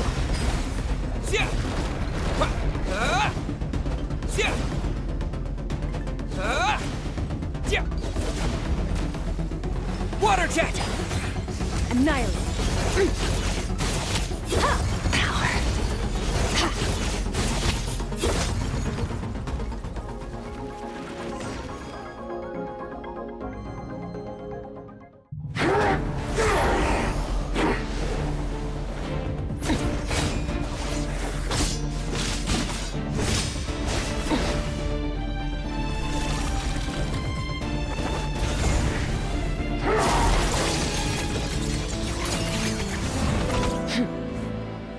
Haven't had enough of my power.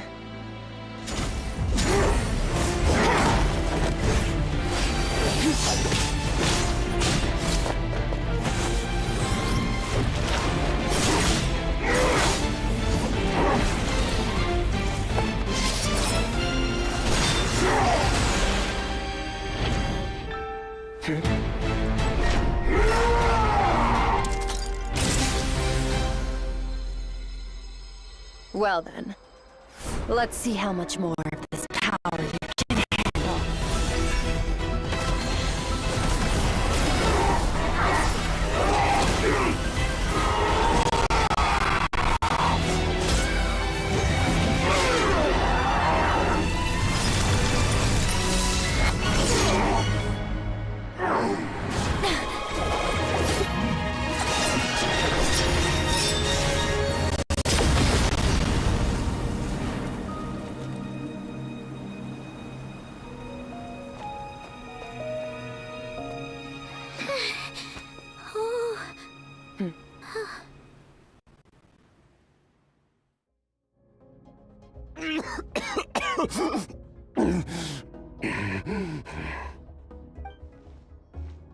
Well, have you come to your senses?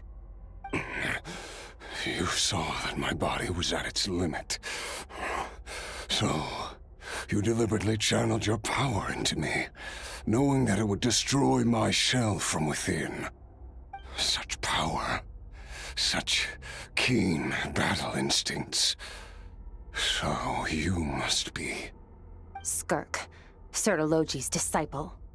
How long has it been? How long has he been away from Tevat? Hundreds of years. Hundreds? Sorry. It's a lot to take in. I should introduce myself. I am Skofnungar, a friend of your master and one of his followers. This is the first time I've heard your name, Skirk. But hundreds of years ago, I knew you existed. And I knew you would come here. Hundreds of years ago? Sounds like you and Master have quite the history. Care to tell us about it? Of course. Might as well take advantage of a clear head while I can. The story starts a long, long time ago. I was born into a noble family in Conria. As the eldest son, I was set to inherit our title. But I contracted an incurable illness as a child, and everyone gave up on me. I trained the sword harder than anyone else, defeated all of my peers. But it was all in vain. When other people looked at me, all I saw in their eyes was pity, or a strange glee in my misfortune. Even my parents were just waiting for me to die. Over time, my heart hardened, and I became aimless. That was the point where I met your master, Sertologi. We were similar in age, but different in background. He was born in prison, the son of criminals who had been sentenced to death. He spent his childhood wandering the streets, facing more criticism than the literary works in the Universitas Magistrorum. Yet, he always wore a smile on his face, as if kindness and malice were one and the same, and he could not see the difference. I still remember what he said to me when we first met. You need to fight to survive. Even if it's a losing battle, it should light a fire under you. How can you sit back like this and go down without a fight? That does sound like something he would say. He was the first to acknowledge that I was worth something, and he inspired me to keep going. When we sparred together, it was the first time I'd actually felt the thrill of combat. When I was 10, he stole forbidden research materials and managed to cure my illness. It was like there was nothing in this world he couldn't accomplish. When it came to the human form, he was always intent on pushing the boundaries of possibility. But somewhere along the way, I fell behind. My talents were nothing compared to his, and at some point, I realized he had pulled so far ahead, I was too embarrassed to even ask him to spar. After his grand endeavor was successful, he sought me out and said to me, "This planet no longer holds anything of interest to me, so I'm leaving. But first, I have an offer. I can use a power I have just refined to break the curse of immortality for you. Your death was once what we worked so hard to prevent. But the immortality you now face is a different kind of pain altogether."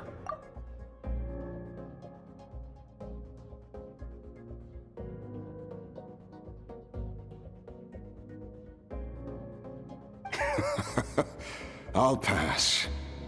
Immortality doesn't sound so bad to me. Since I can't die, it means I have an infinite amount of time to get stronger.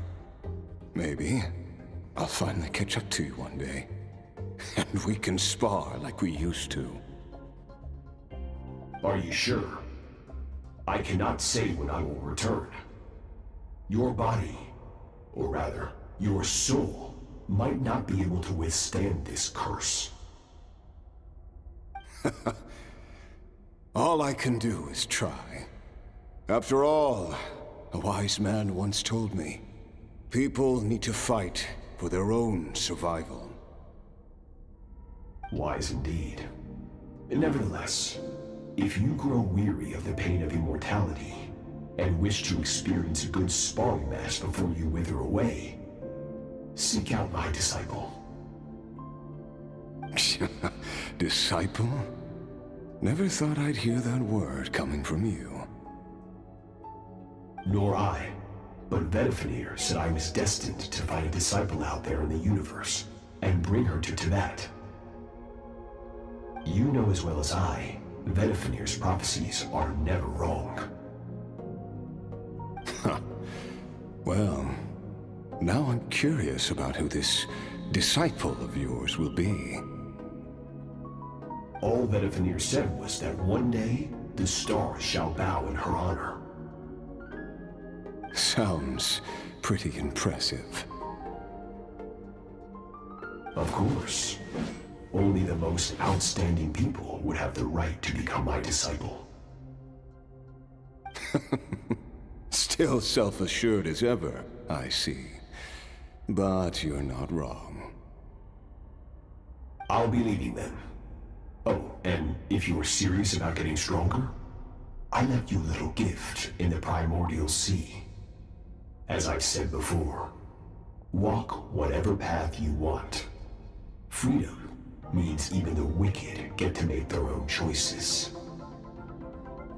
Waiting for me in the primordial sea was the all-devouring narwhal, already beaten into submission by Sertologi.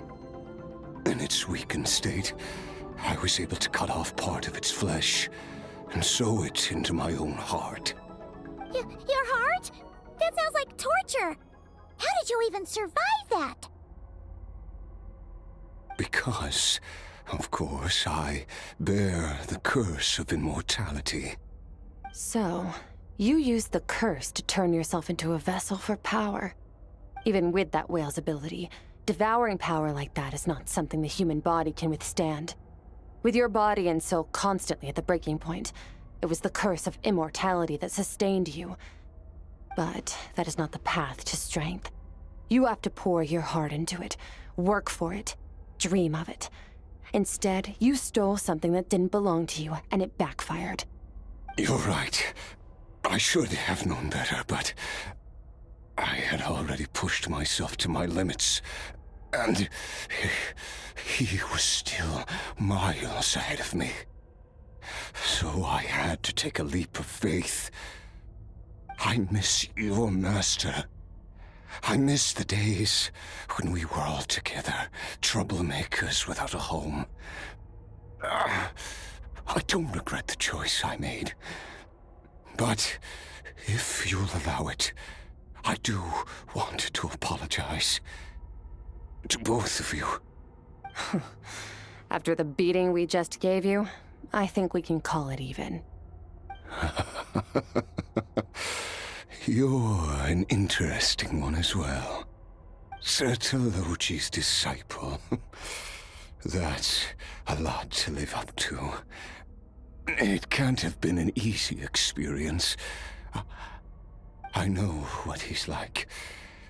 He rules with an iron fist, using despair and fear to force you to catch up to him, all the while standing ever out of reach. We're like mountain climbers in the dark, never knowing how much higher we have to climb, or when we will see the sun again. True. But I made up my mind long ago. No matter how dark it gets, I will not give in to despair. I will overcome it. Besides, after hearing your story, I suspect what Master really wants is not a battle that demands his full strength, but rather a defeat without regrets. Oh? Since you're his friend, you must have some things in common. The first time we came here, when you stabbed me through the fog and stole my power, I felt no emotion coming from that spike. But when you had to devote all your strength fighting me just now, I could feel joy and passion emanating from your blade. It was the joy of a researcher discovering the truth of the world, the joy of an artist uncovering a temple of wonders. Interesting. I'm certain I didn't express those emotions outright, yet you were able to read them from my blade, like a glimpse into my inner world.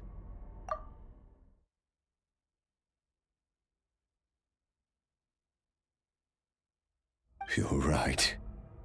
That battle brought me an unbridled sense of joy, and my defeat brings me no regret whatsoever. Exactly. I think Master also craves a battle like that. One where his opponent forces him to use all his strength, unlock the extent of his potential, and transcend his own limits. A battle to end all battles. After which, all can come to an end, including, perhaps, his life. For that very reason, good and evil are meaningless to him. He has one purpose, one goal: to complete himself. It's one of the secrets to his strength.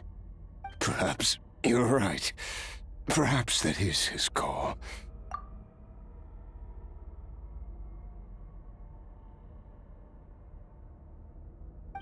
What a battle that would be. Oh, to witness such a...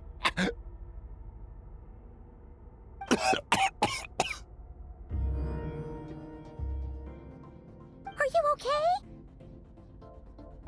different kinds of power are surging through my body. The curse of immortality allows it all to coexist, but it does not remove the pain. I won't be able to hold on to my sanity for much longer. What a shame. I would have loved to witness that battle. Sertologi once offered to free me from this curse. Now, I must ask that of you, Skirk. Can you release me from the pain? I can, but not through death, if that's what you were hoping for. It's not a suitable punishment for your crime. As an alternative, I can take your consciousness, along with all the power you've consumed, and smash it to pieces. The impurities will dissipate, and under the curse of immortality, your mind and body will regenerate. When that process is complete, you will be back to who you were before, no longer tortured by powers you can't control. But it will be a time-consuming and painful process. The decision is yours to make. I accept. And who knows? Perhaps I'll wake up in time to witness your great battle with Sertologi. I have faith that you'll be able to stand against him one day. Though I know it'll be a long and arduous road. If we are climbers in the dark, it appears the dawn has finally broken for me. But your ascent continues. At least, it looks like you are not alone on your journey. I will reach the top of this mountain, no matter what it takes. And you, Skofnungur, will be my witness at the end of all things. Whew, that's finally over. Let's get out of here. Huh, at least we don't have to make a mad dash for the exit like last time.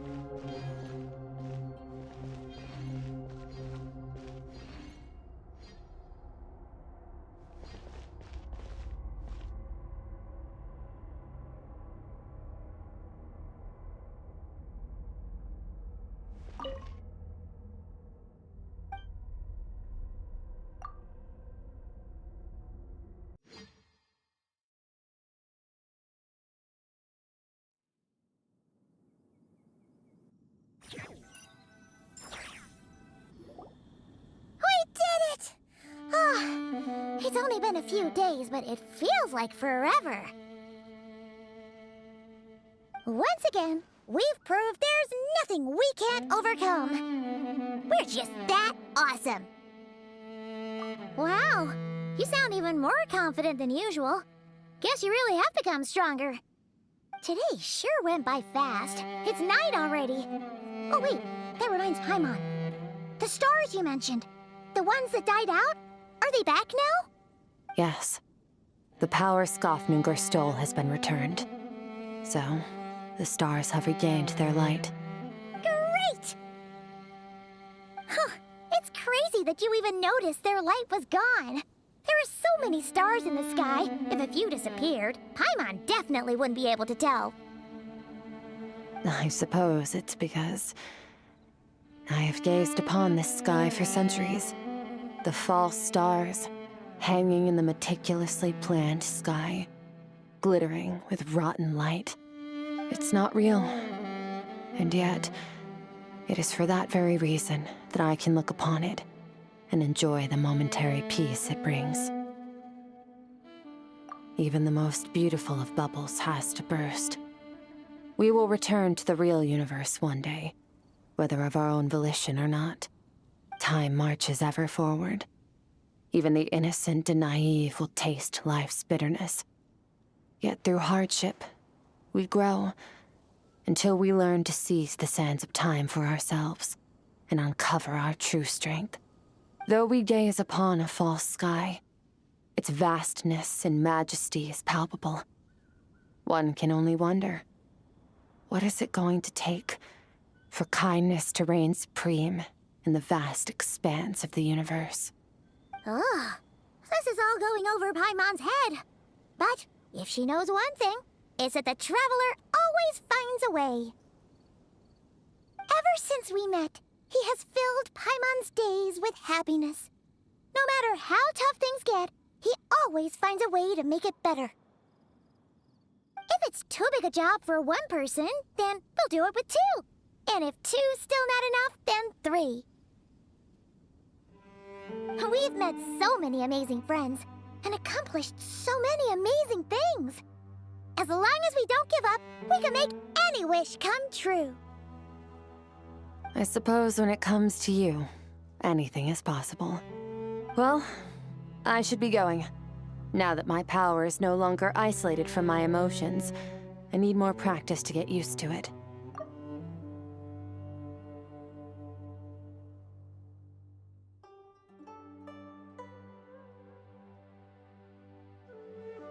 I suppose fate will decide. Maybe we'll bump into each other on the street. Or maybe we'll reunite on a different planet entirely. Regardless, reunions and partings are but passing moments. More than anything, I hope that, at the end of this journey, wherever it takes us, we stand in a world reborn. One without war, pain, or forced partings. One where new life can bloom, even where there was once nothing but scorched earth. For this, we must all work to become stronger. Goodbye, Traveler. Remember your training. Make sure to put it to use. Bye!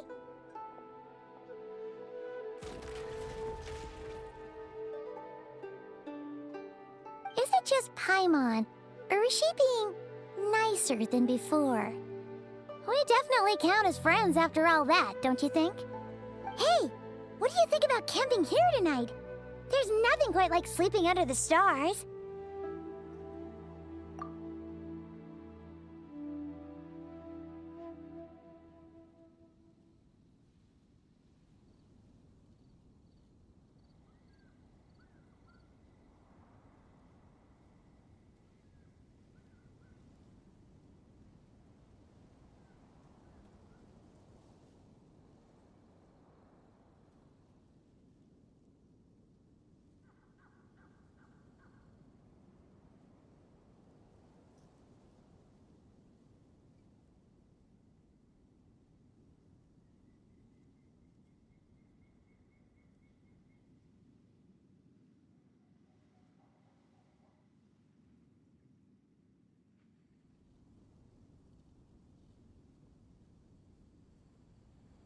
Come tomorrow, we can continue our journey. Oh, and since Paimon treated you to that super nice meal at Wanmin Restaurant, it's about time you returned the favor.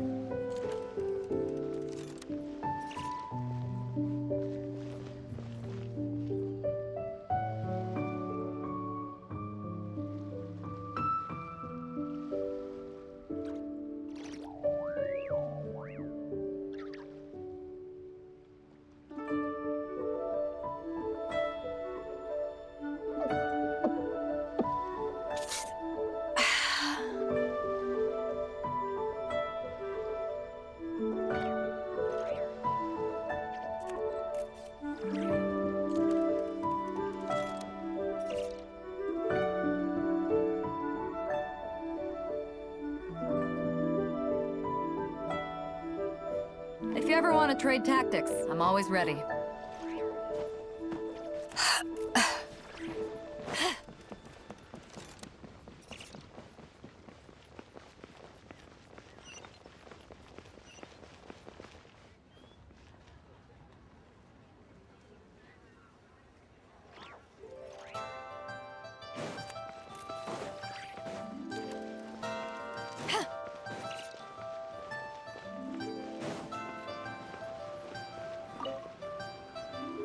Oh, happy holidays, traveler. The Duke mentioned we might meet you here, but I didn't expect our paths to cross so soon. Yep. He invited me to experience Liu's lantern rite with him, and also to finally use up all the vacation days I never got around to taking. We met a very kind lady at the harbor who said that if we'd like, she could arrange for a professional photographer to take our picture as a keepsake. Oh, that's perfect! Oh, I'm sure you'll take a really good photo, and then I'll be able to show it to Monsieur Nervillette later. Sure. Well then, as the professional photographer, what pose would you recommend?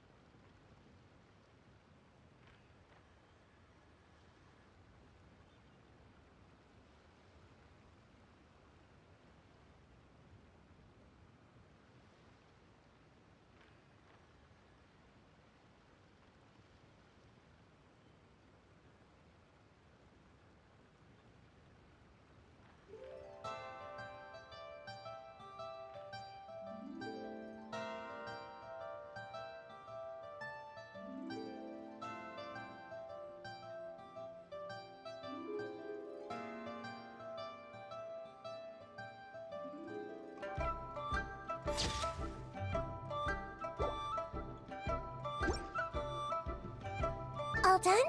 May I look? My expression looks great! Oh, it really is a lovely photo. I'll keep it close and treasure it. Bye! Have a wonderful lantern rite!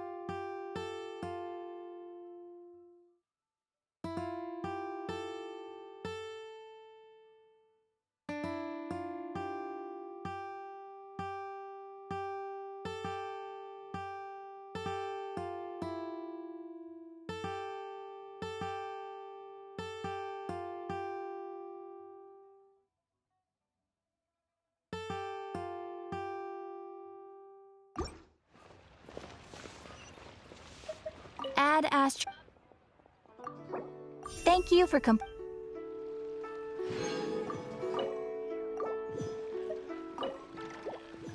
Add Astro.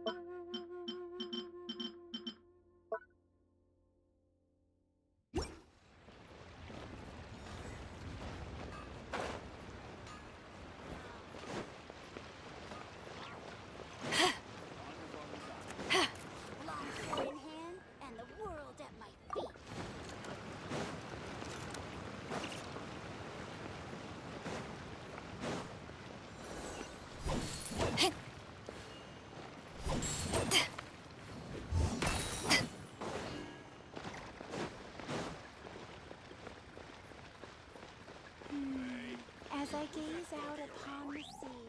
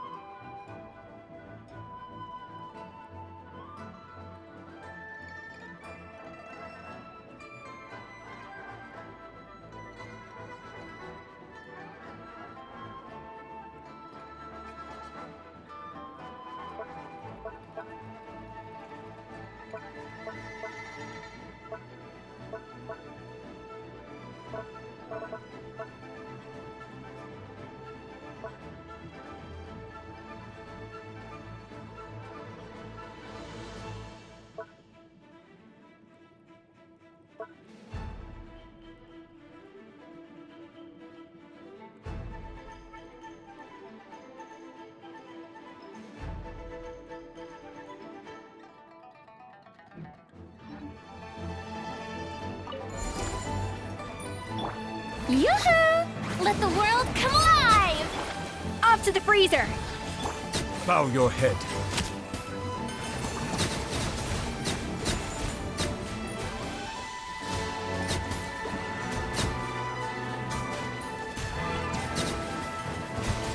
Silence! Strike a pose! Let my name echo and delve into destiny. A little amuse-bouche. A burst of fleet. Be sanctified. Settle down.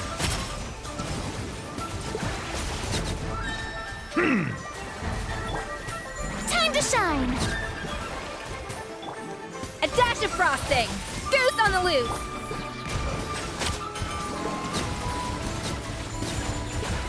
The tides beckon.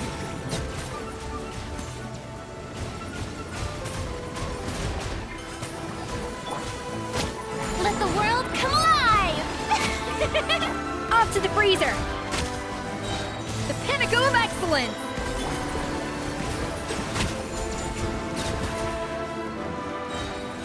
Let the mighty be humbled.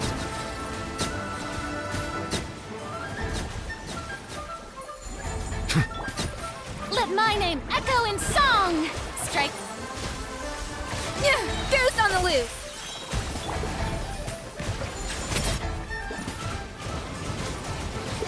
Be sanctified.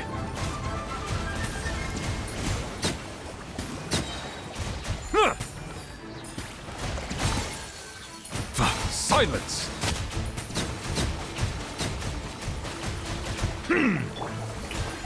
Let the world come alive! The pinnacle of excellence! A dash of... Settle down!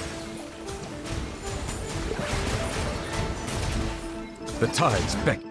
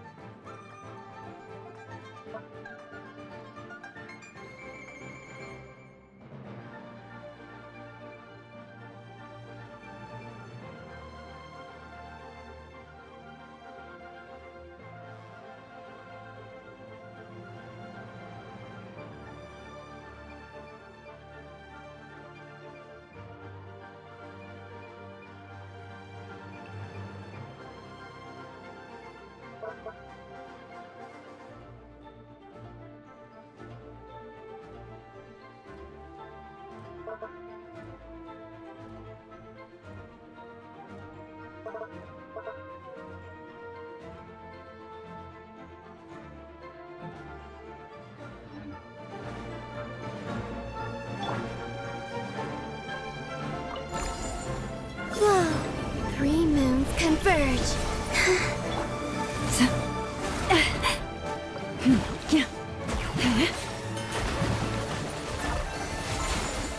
With one heart, we pray.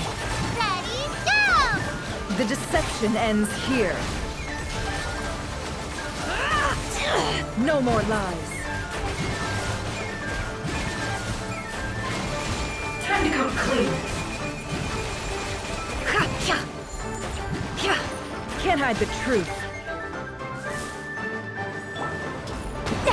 This night.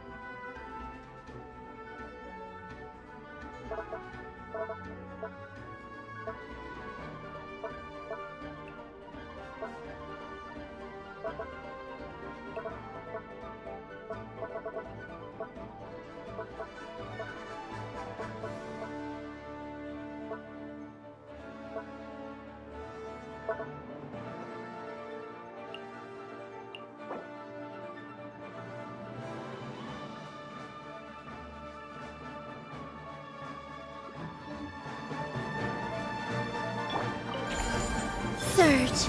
A new moon rises. Stay your hand. Leave this place for the everlasting forth. Hey, go! No more lies.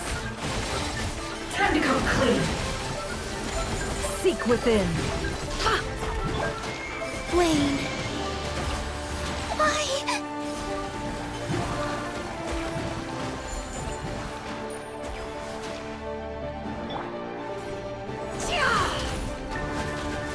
A moonlit night for all. Surge. Receive my blessing. With one heart, we pray. Can't hide the truth. It all falls into place. Time to come clean. No more lies. The deception ends here. Ready, go!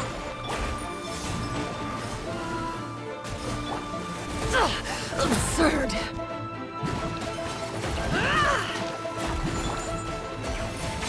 For the everlasting forest. A new moon rises.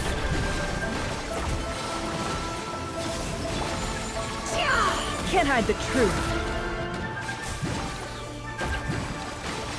Time to come clean. It all adds up. Let's see what you're made of. Seek within. Wayne. Lush as the moon, with one heart, we pray. No more lies. It all falls into place.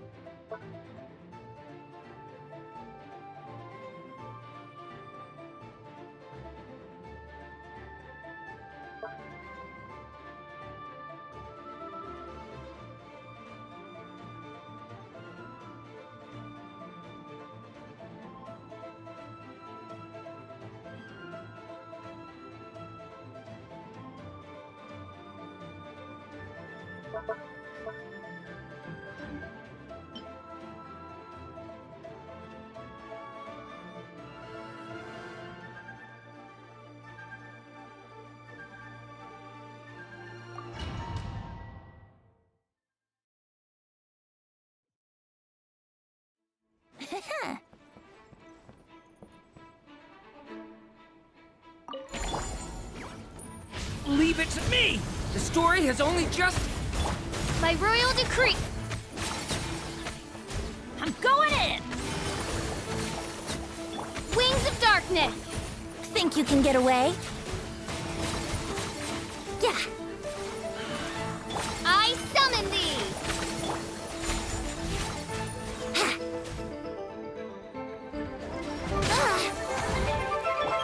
Leave it to me! A turning point in...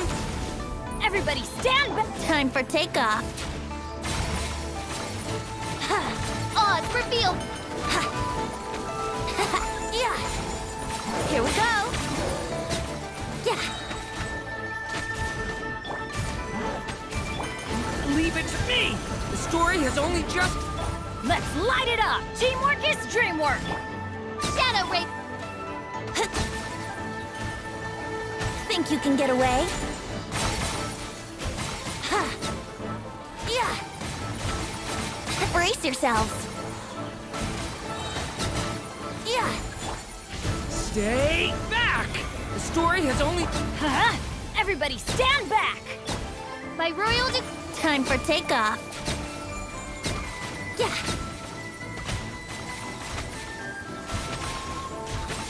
Yeah. Here we go. Leave it to me! A turning point... Ow! Teamwork is dreamwork! Midnight Vent. Think you can get away?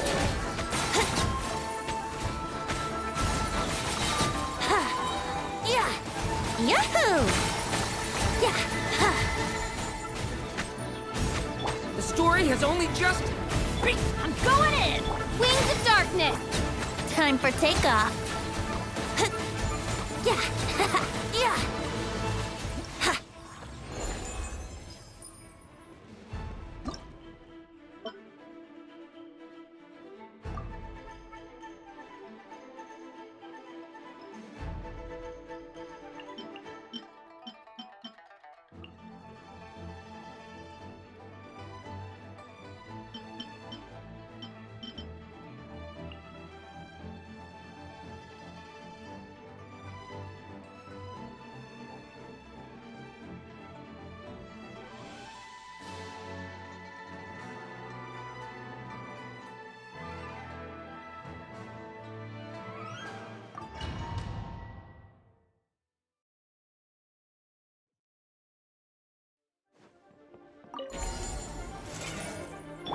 Flow. 3 moons converge. Annihilation mode. Be silent. Beware the creatures of the night. Observe. Do you fear the dark? Surge. Defensive mode engaged. Yeah. Close your eyes. Do you fear the dark? A moonlit night for all. Flow. Preparing for dust up. Insulation.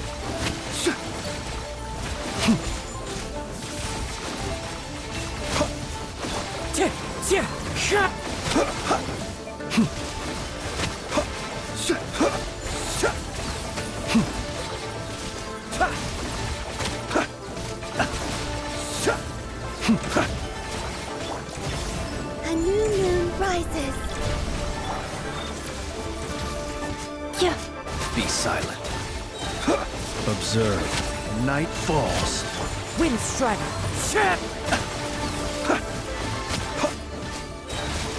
The long sleep beckons. Annihilation mode. Defensive mode engaged. Clouds high. The birds come. Wane. A moonlit night for all.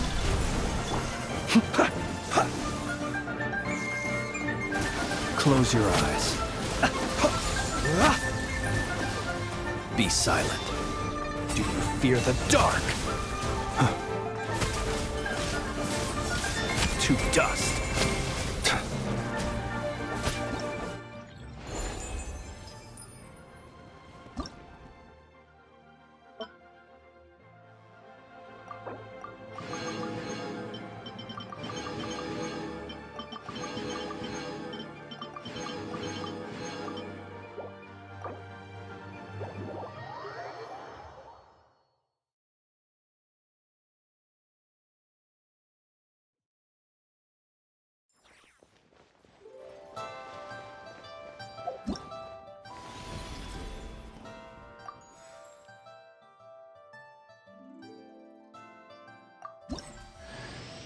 I cut some bamboo today to make a special jade robe.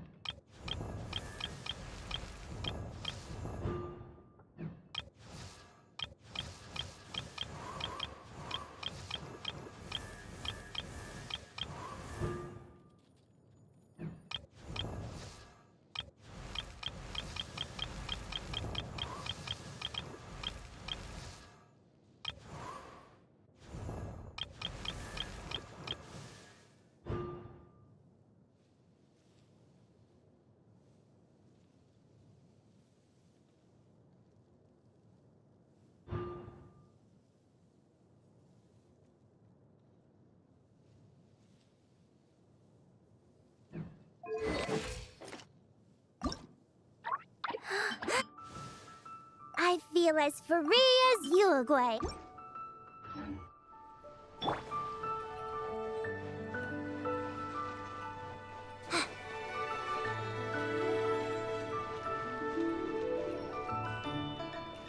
put!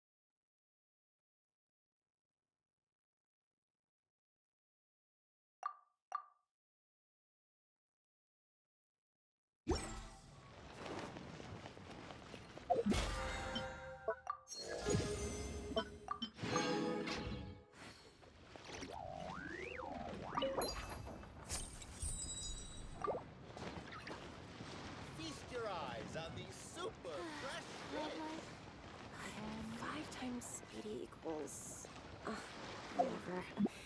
I'll just count them.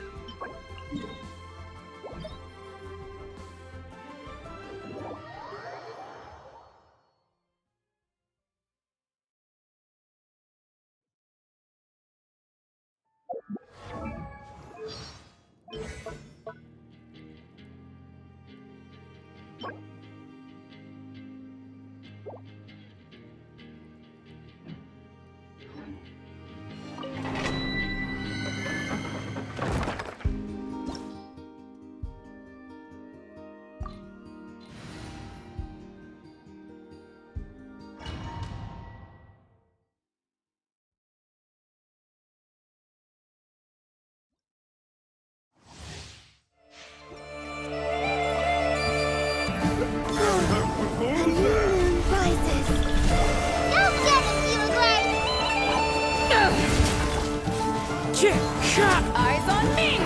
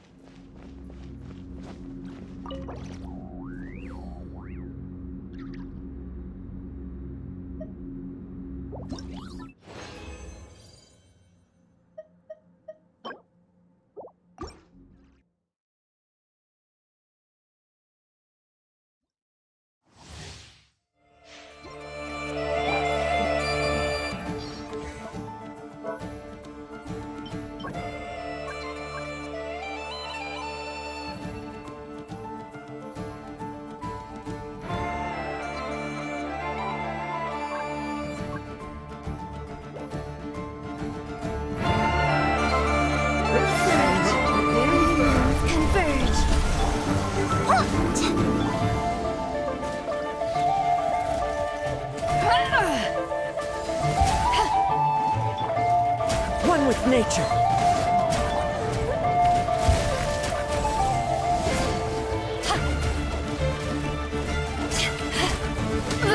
Isn't good.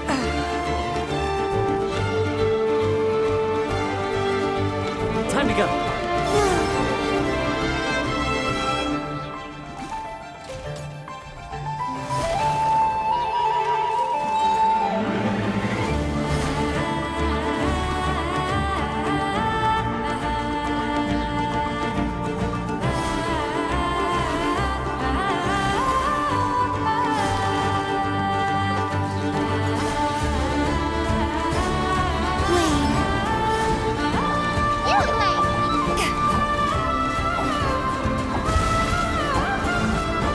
Wind strike.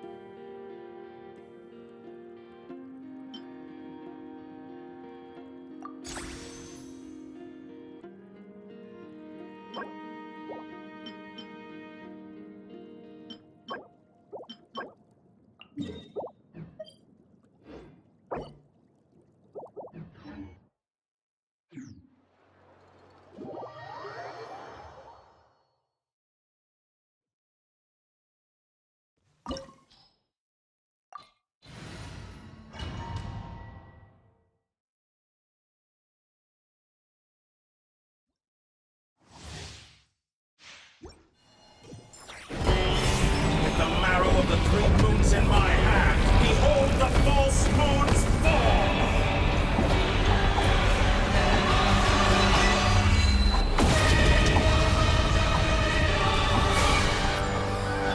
A new moon rises.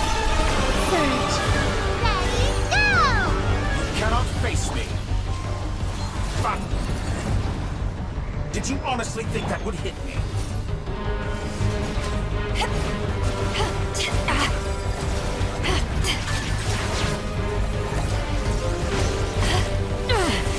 Just a scratch.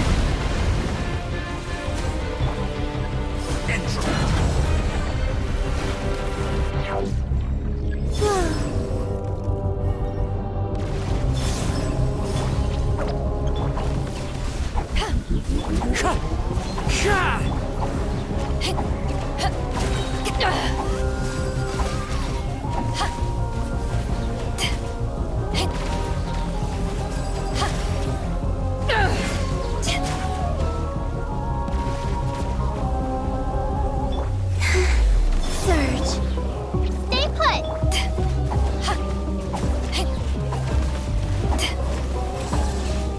Wind Strider.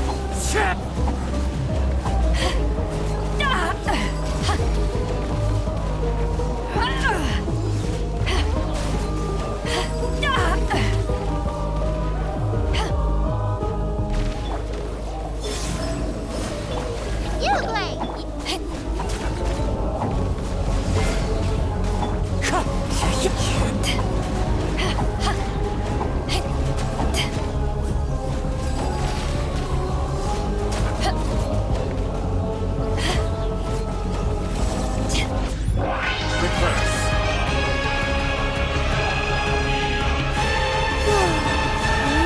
Converge.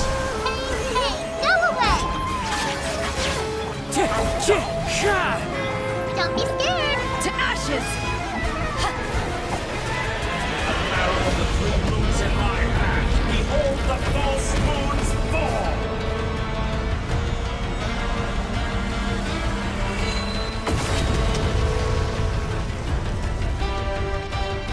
Instrument bends to me!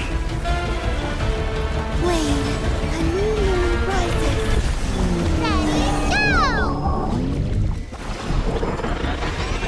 Such a simple attack. Power that ended Python! Reverse.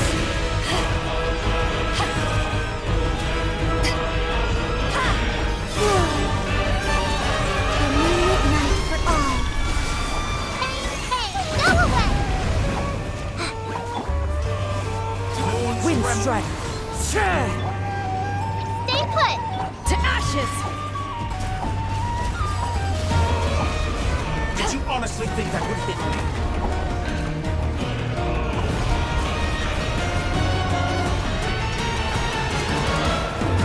Instrument bends to me!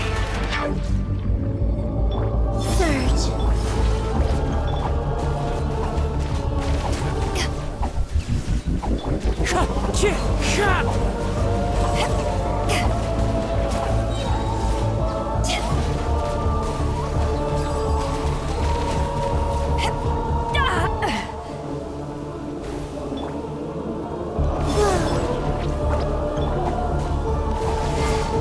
Wind Strider.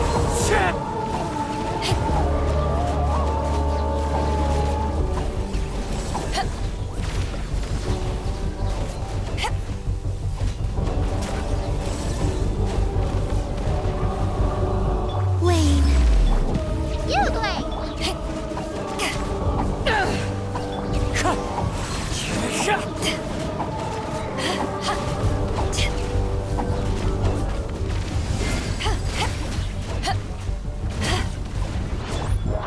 Reverse. Surge.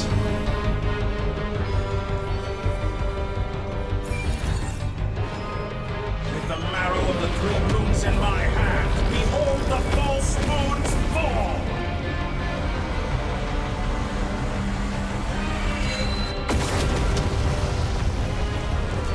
Perhaps you could try being a bit more dramatic. Go get it, you blade.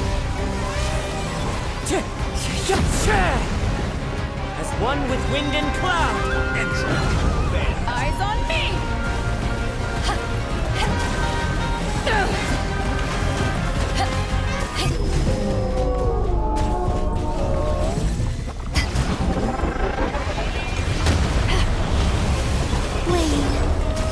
Be shackled!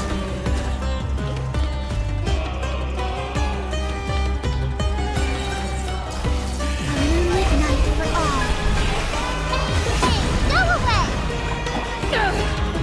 Wind strider! Stay put! Power the python! Did you honestly think that would hit me?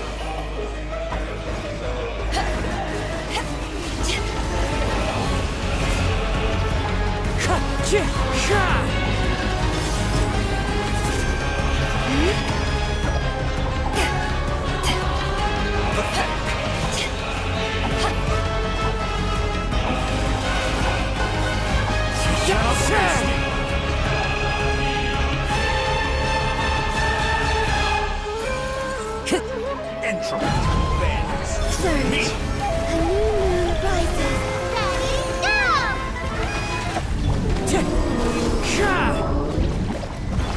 Eyes on me! Outdone. Moon's remnant.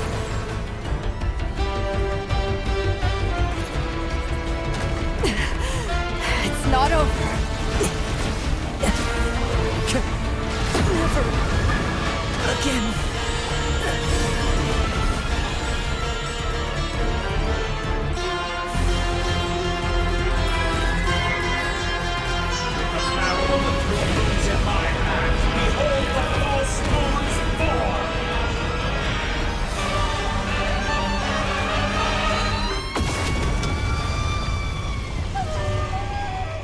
Entropy bends to me. A moonlit night for all.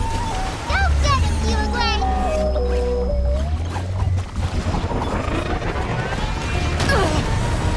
Not bad. Pathetic. To ashes!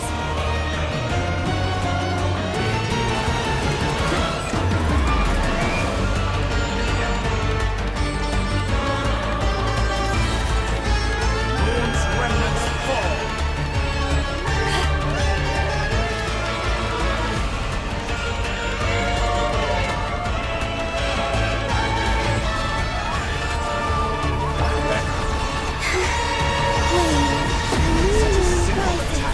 And you're always struggling. So Power the python! Did you honestly think that would hit me?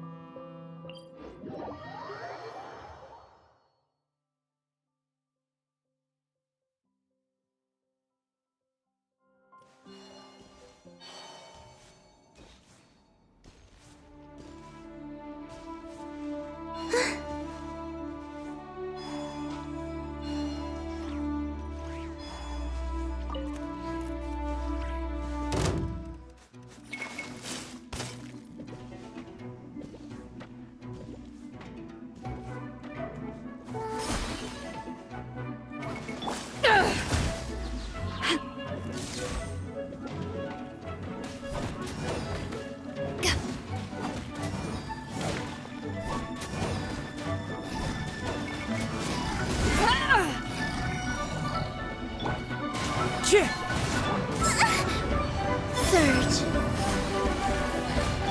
You blade here.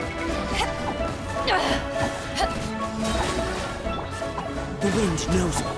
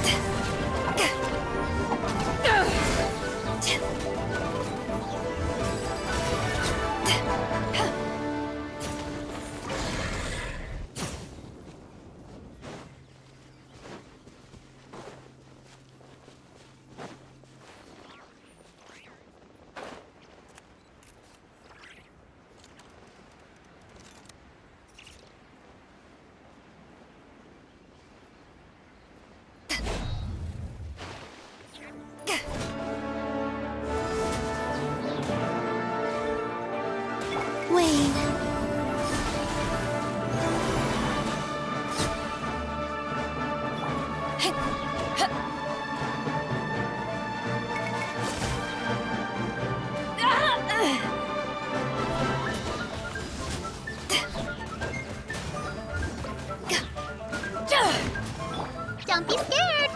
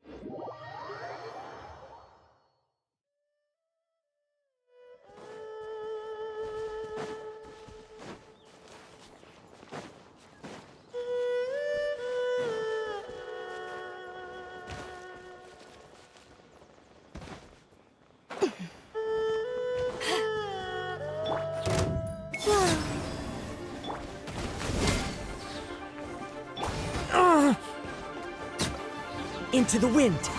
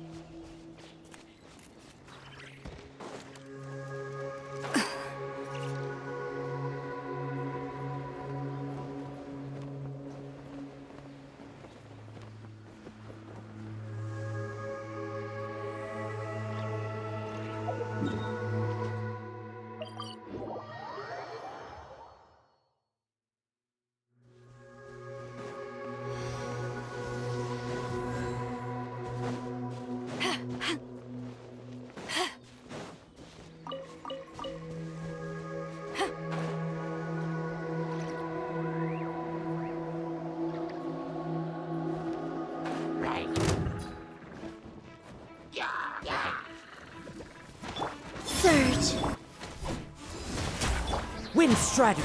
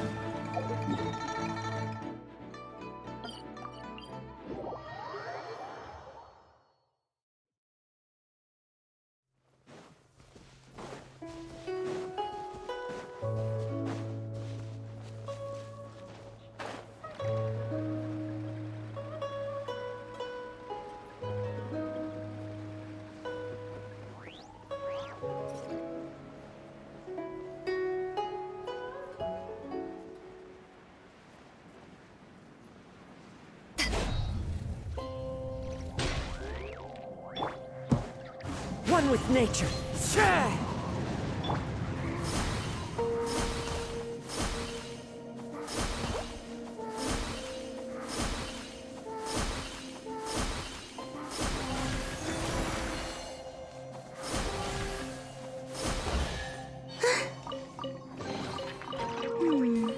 Did they run from home too? Wayne. The wind knows me.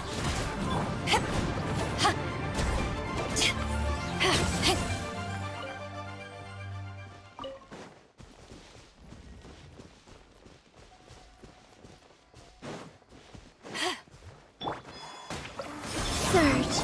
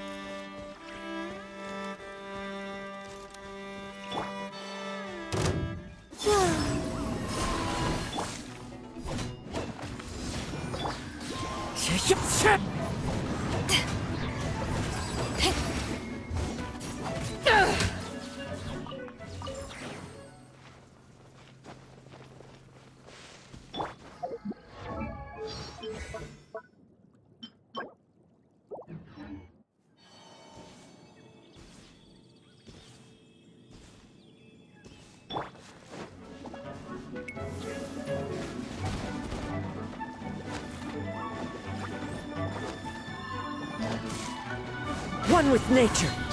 Clouds high. The birds call.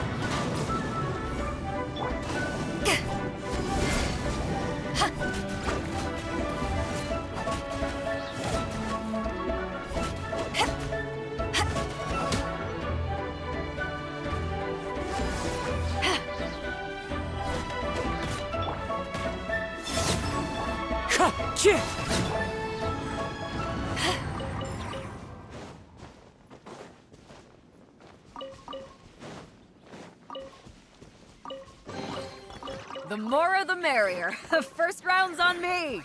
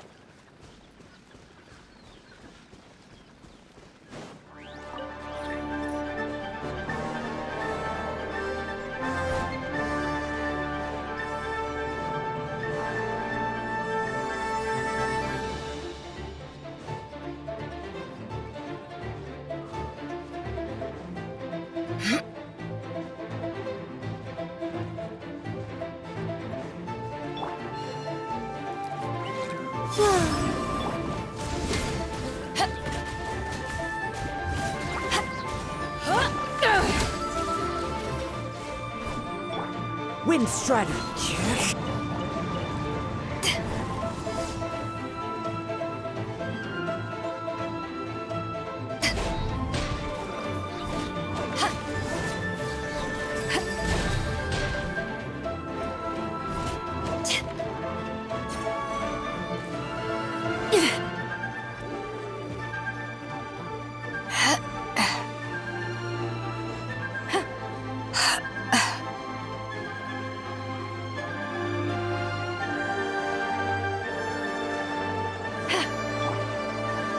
Surge.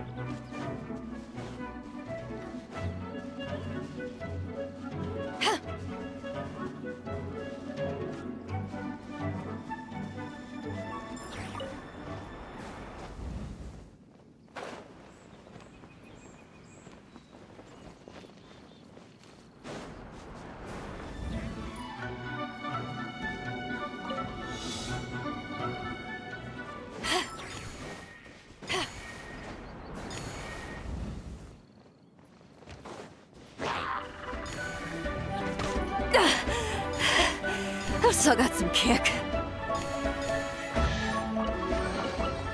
Nice. I'm starting to lose count.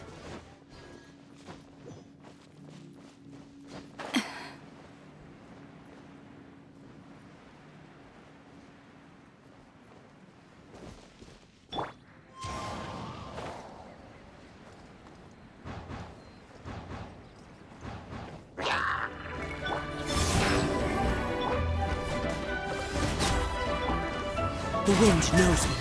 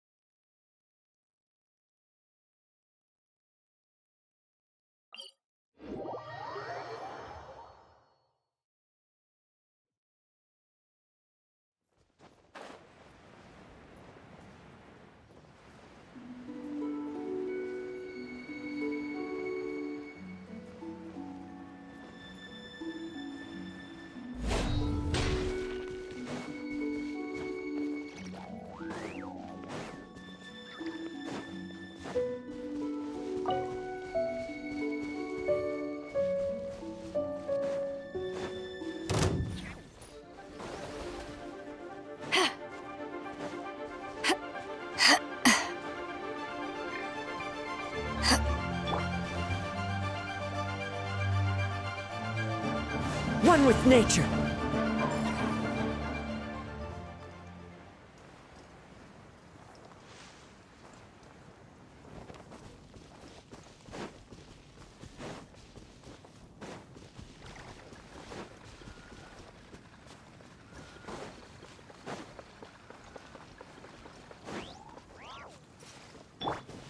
Stay put!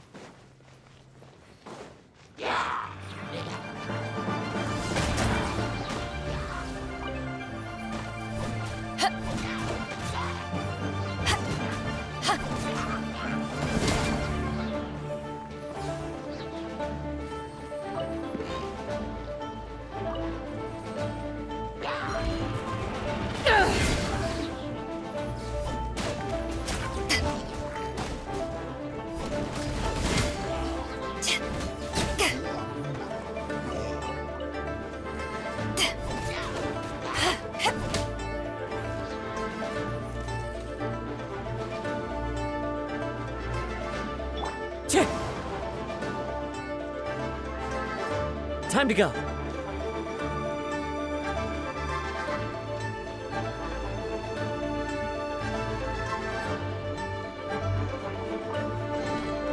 Brings a smile to my face.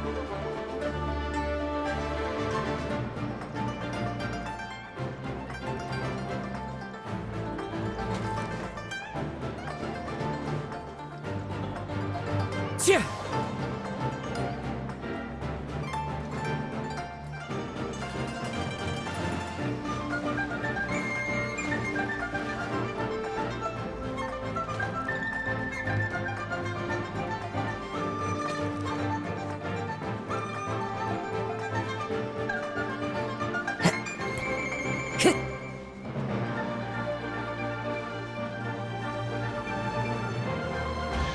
Time to go.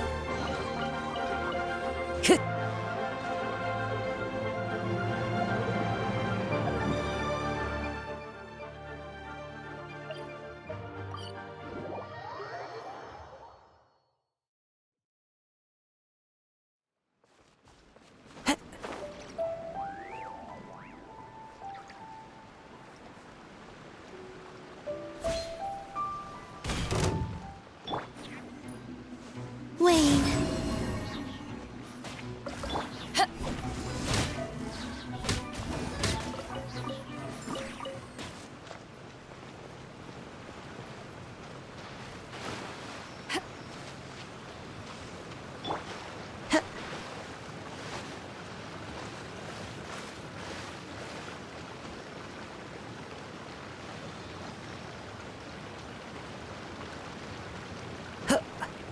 Time to go.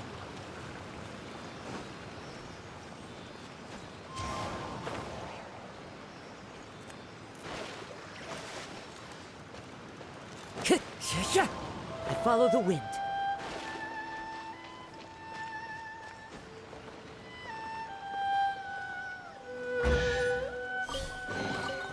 Brings a smile to my face.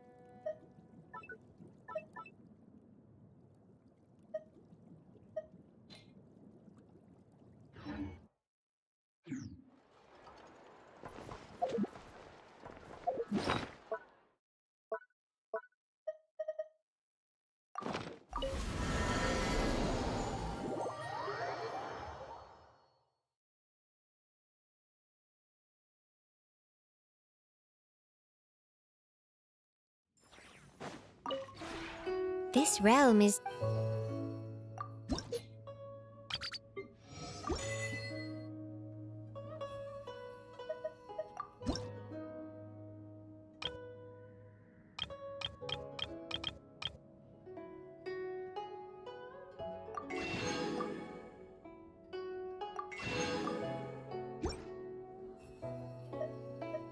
If you ever...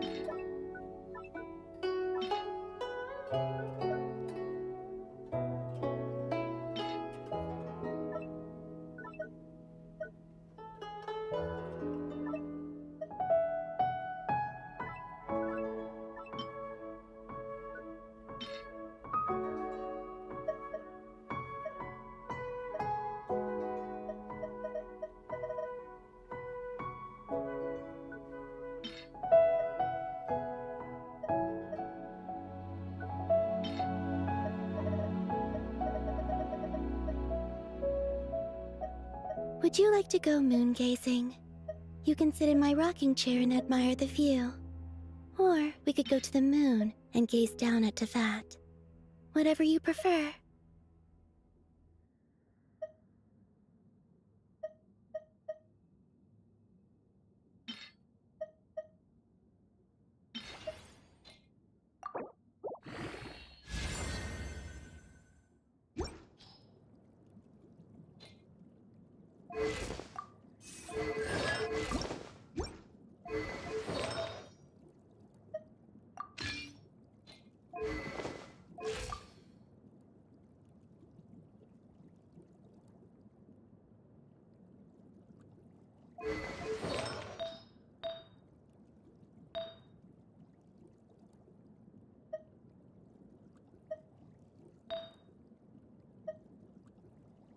I don't sing for anyone in particular. Still, if someone stops to listen, I hope it provides a moment of peace all the same.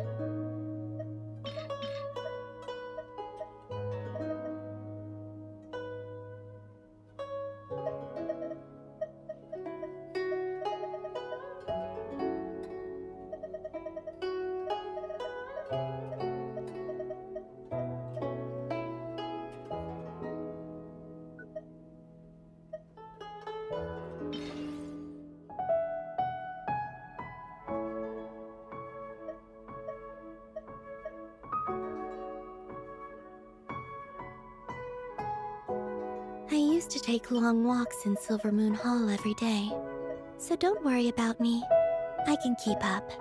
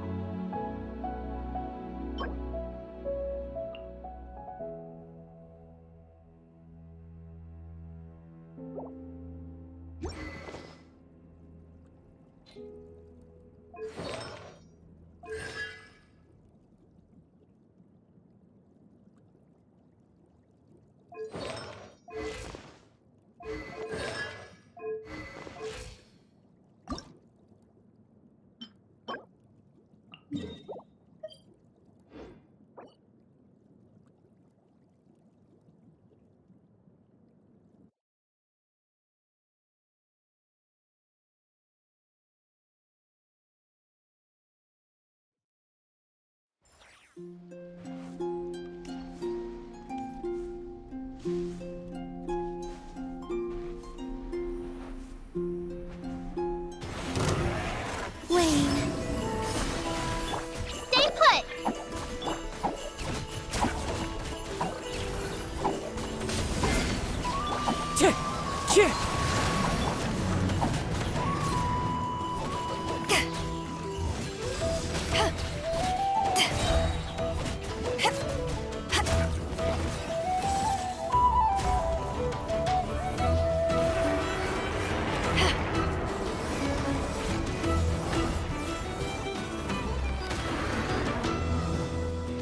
Ready, go! A new moon rises.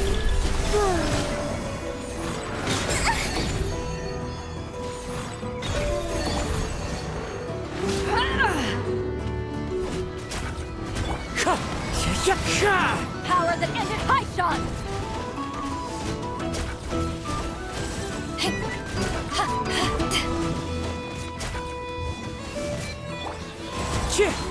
As one with wind and cloud.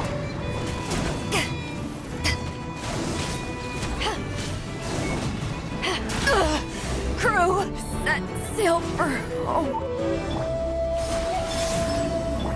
You play!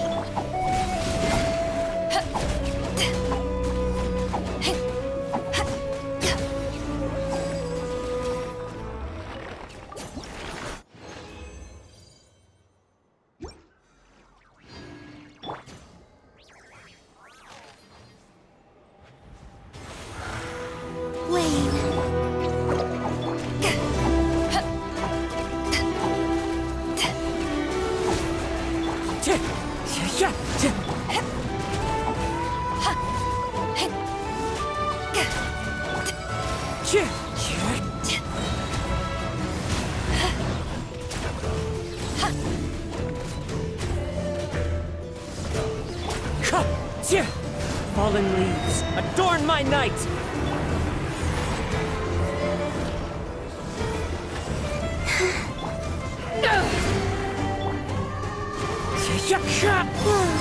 Dreamings converge. Go get it, Uruguay! Eyes on me!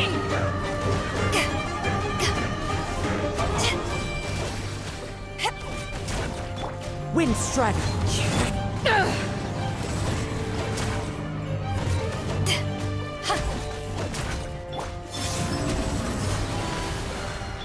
Don't be scared!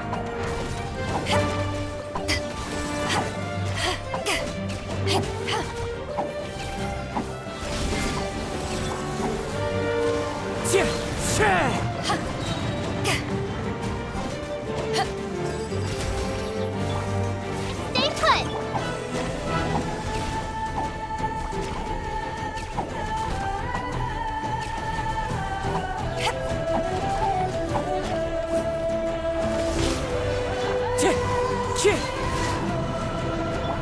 Surge.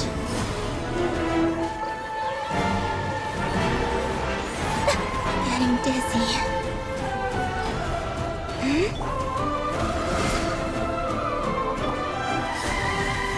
A new moon rises. Hey, go away! Uruguay!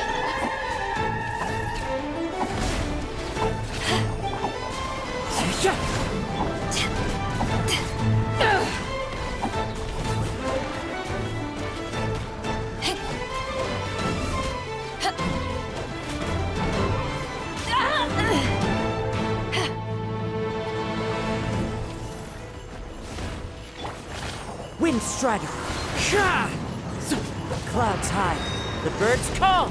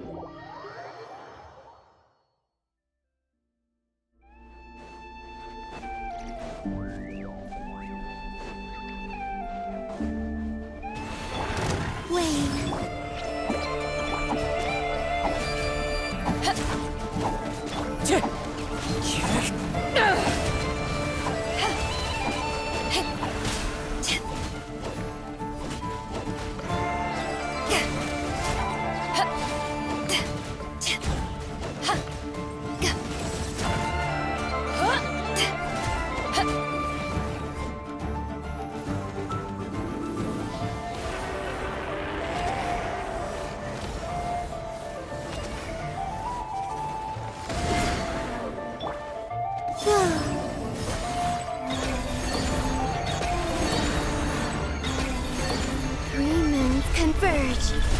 Go get him, Uruguay! Wind Strider! Power that ended Hush! Don't be scared!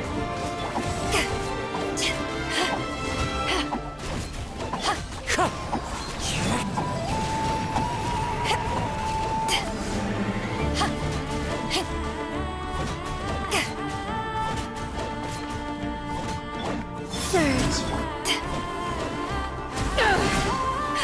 Wind Strider!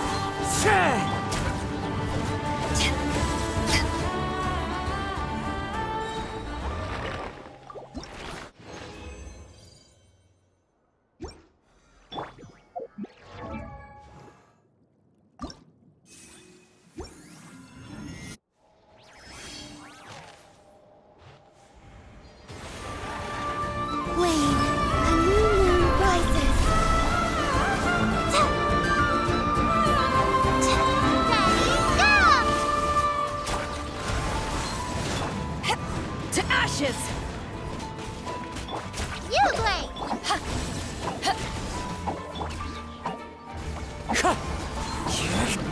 Surge. 3 moons converge. Oh, stay put! As one with wind and cloud!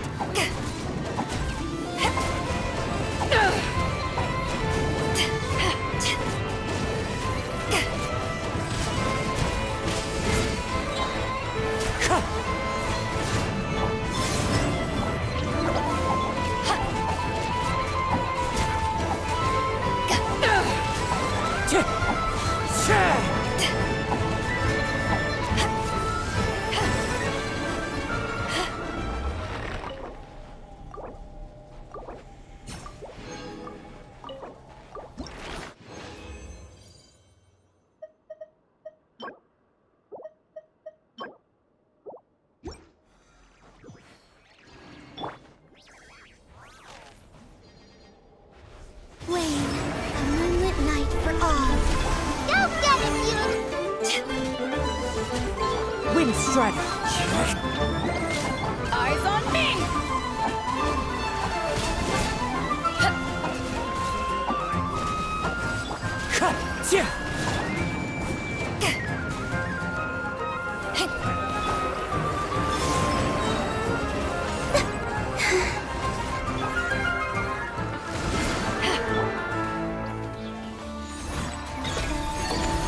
A new moon rises.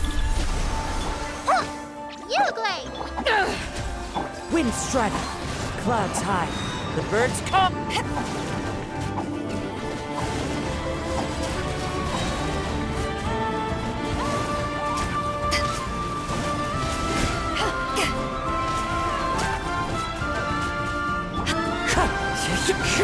Don't be scared!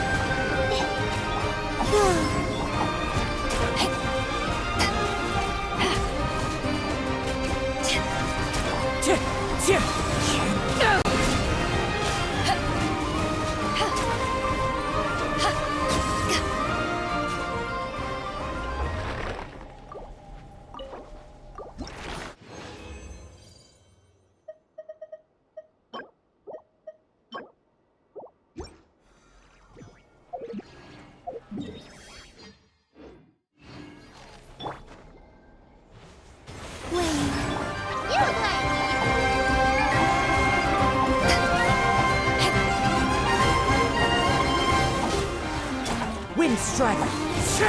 As one with wind and cloud!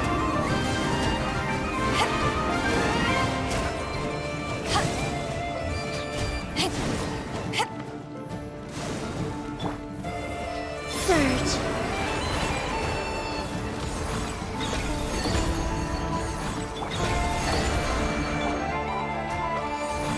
A moonlit night for all. Hey, don't be scared! Power that ended Python!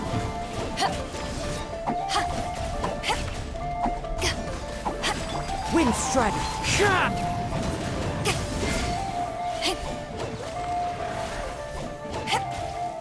Wayne. Uglay, you're...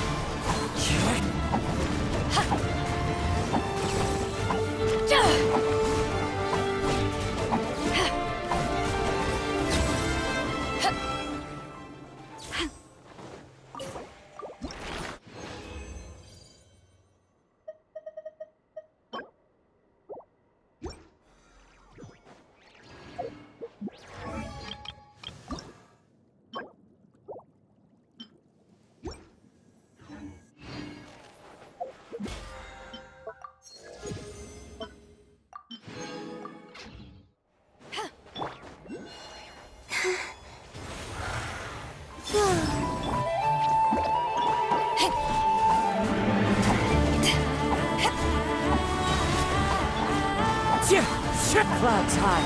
The birds come.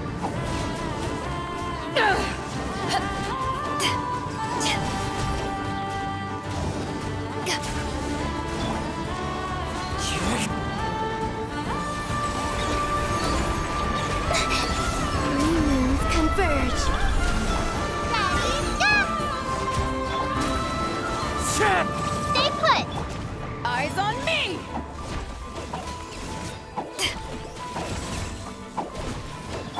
Wind Strider!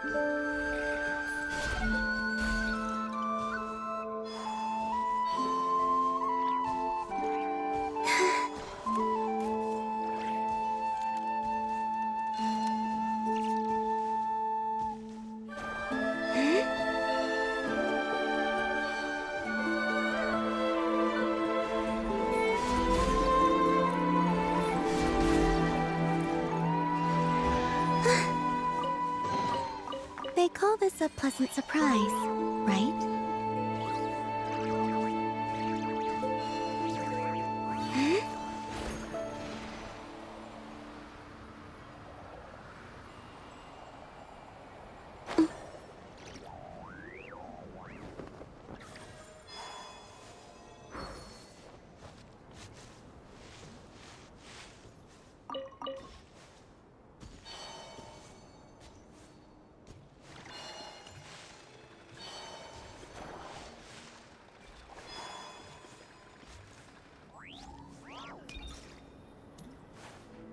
Huh?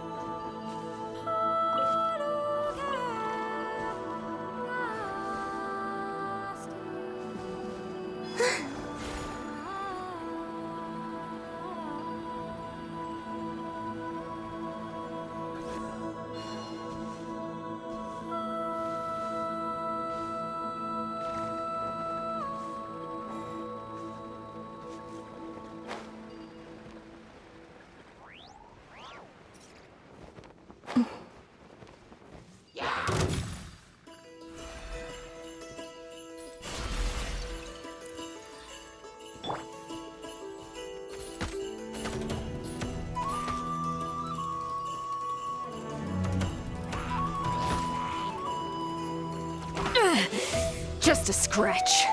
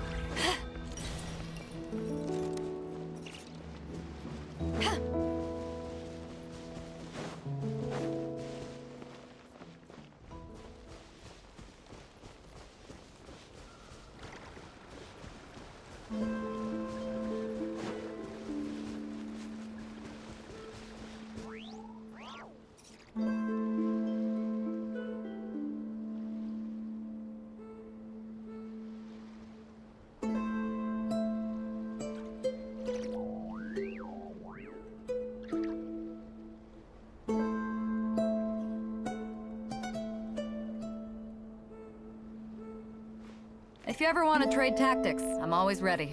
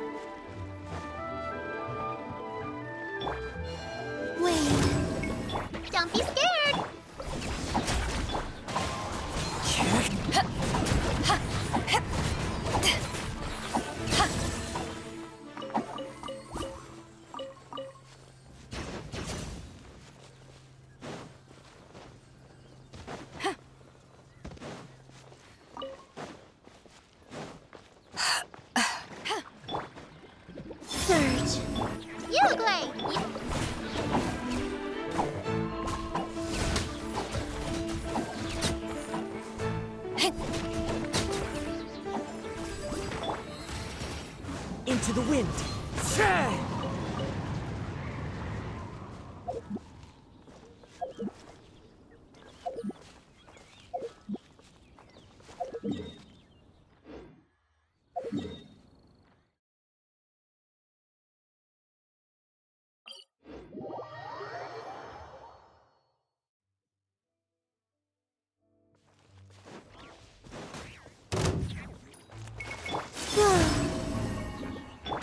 Stay put!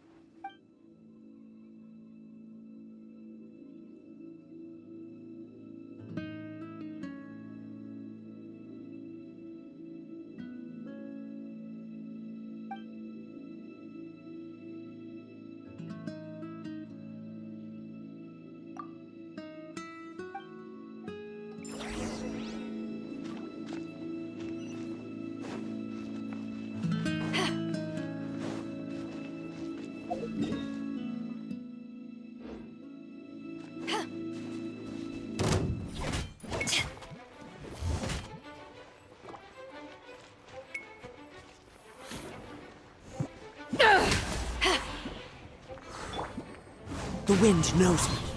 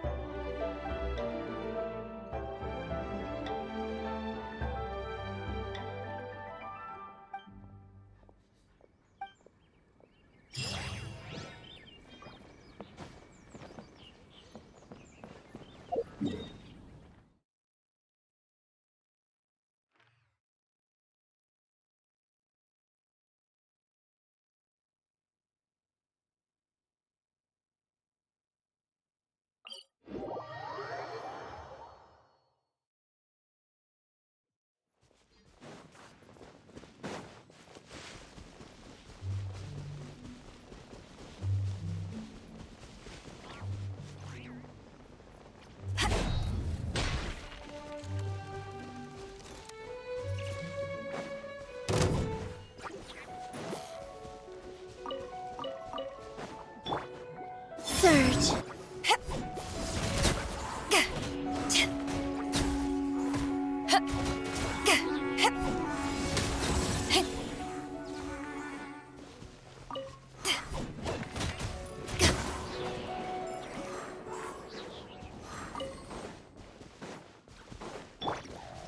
Into the wind.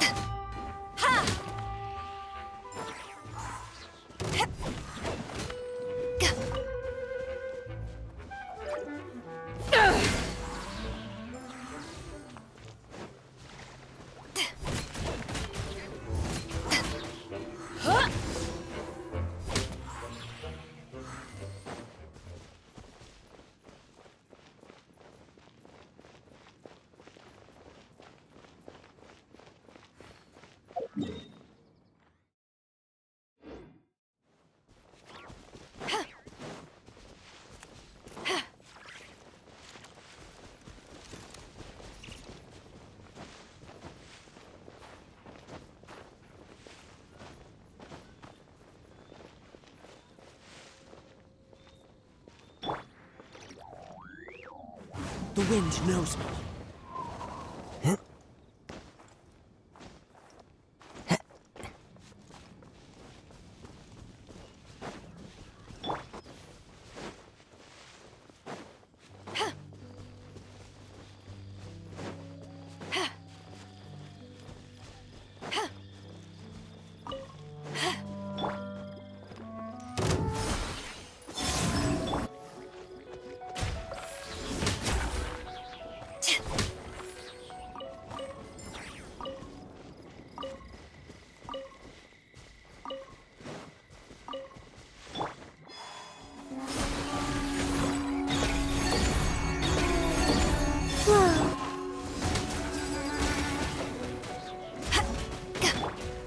Into the wind.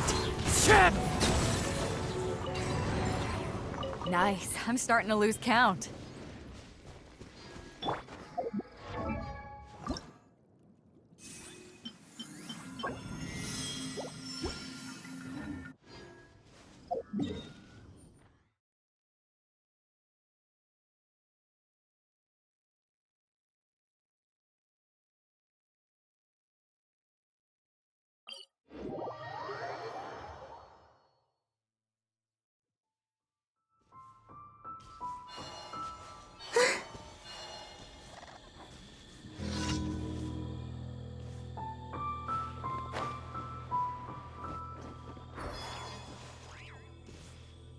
Right.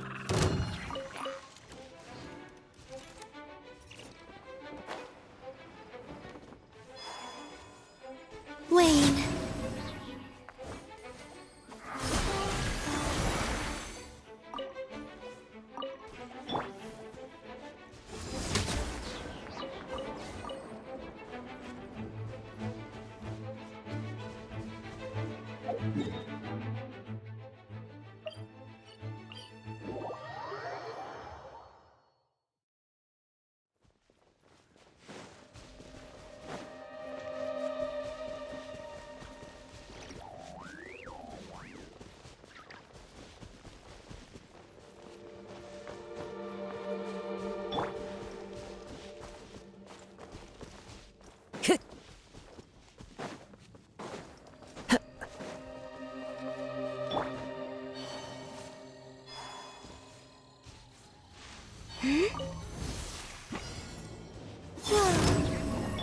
Stay put!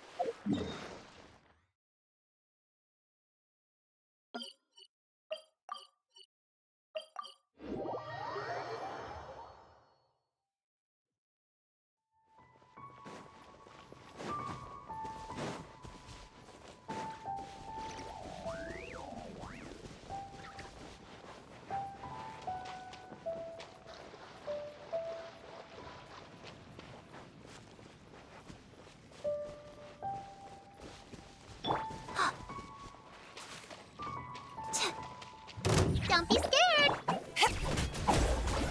Ha!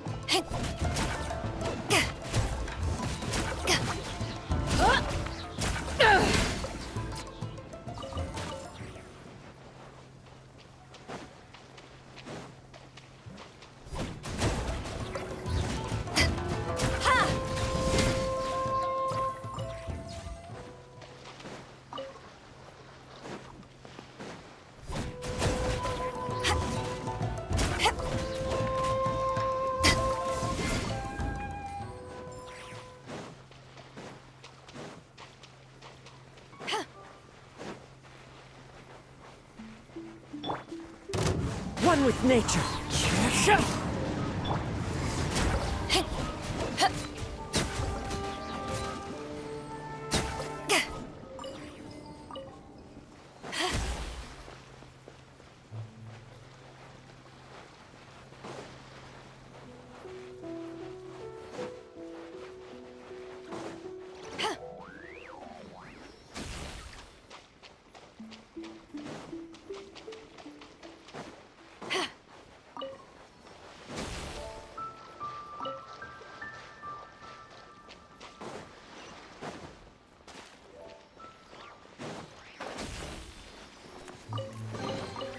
Huh. Where have you been hiding?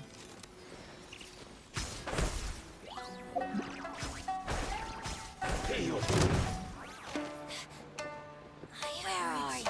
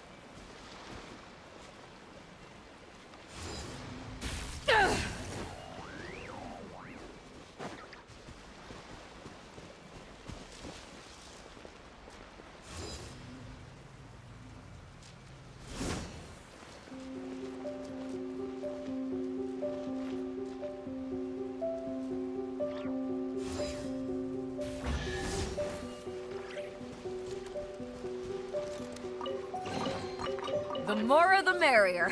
First round's on me!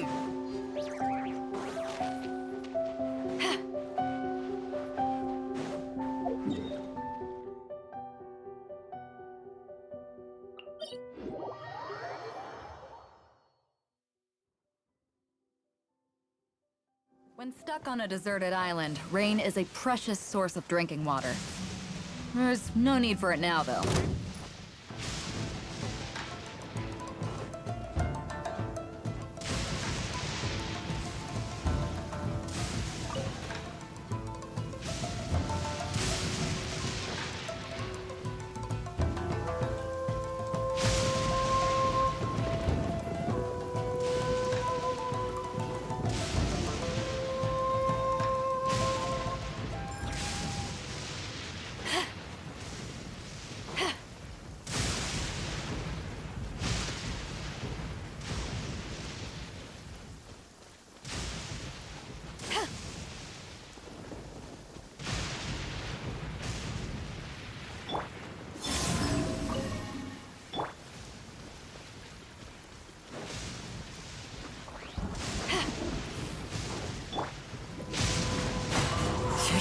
Yeah!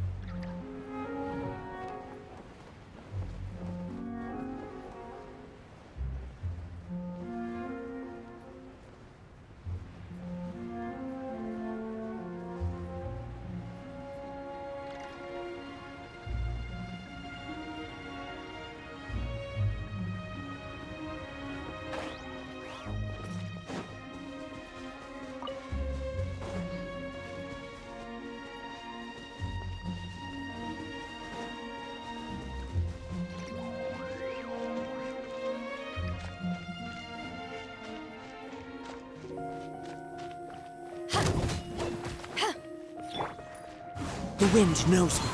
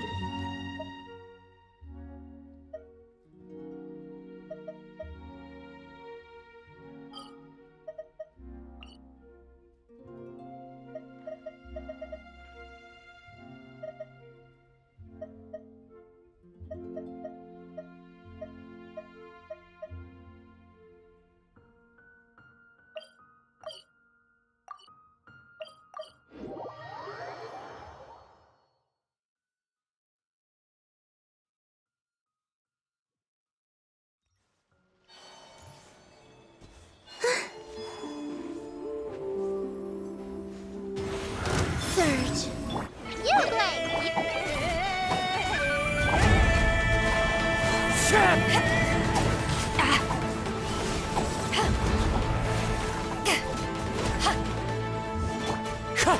As one with wind and cloud.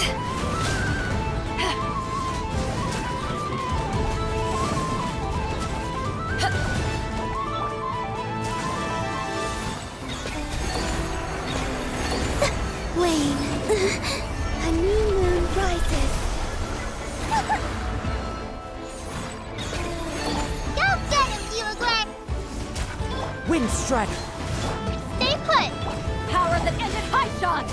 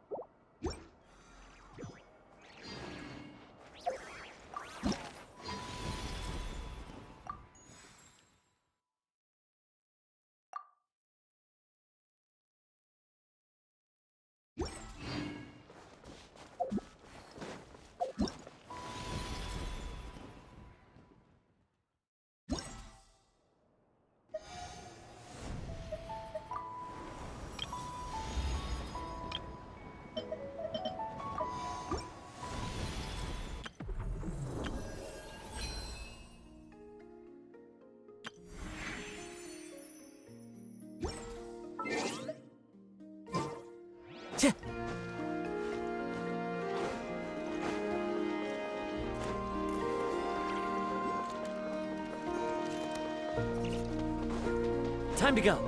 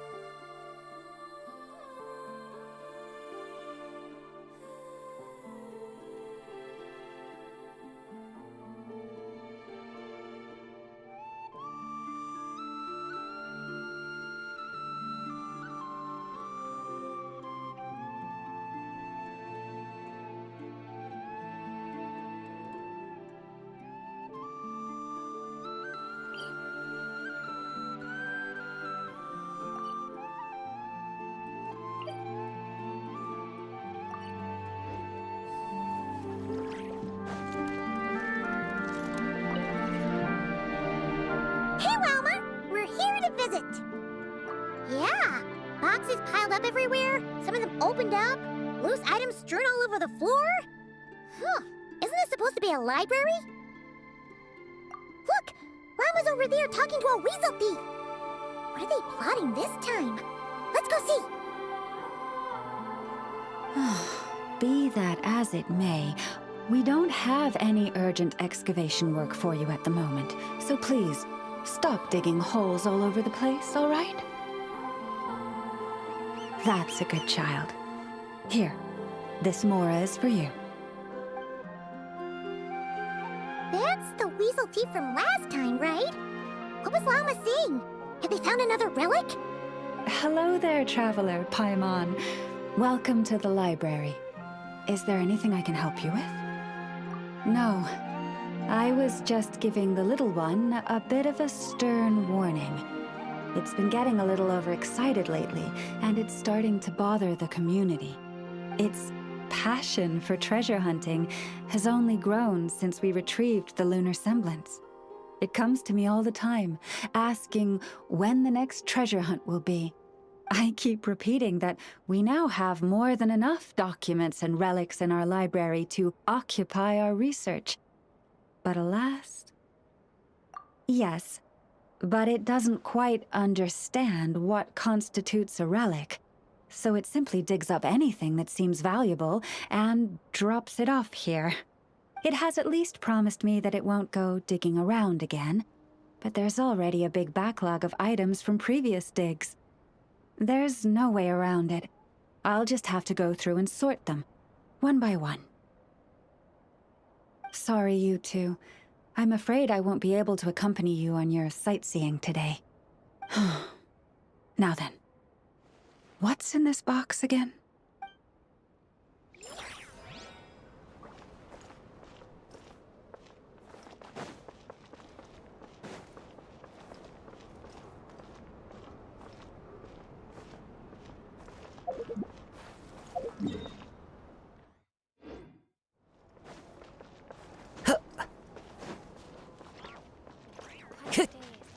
Time to go.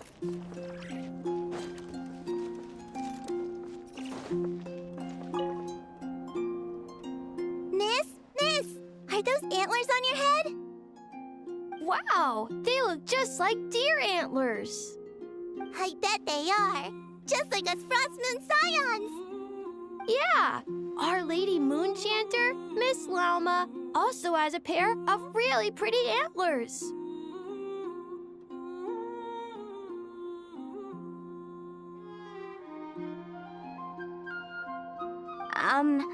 I don't fully understand what's going on, but I'm quite sure my horns and hers aren't the same thing. I know! Miss Lauma's horns go up and yours go down. Wow! Are you also a Moonchanter, miss? Moonchanter? Well, I don't think I am. Moonchanter?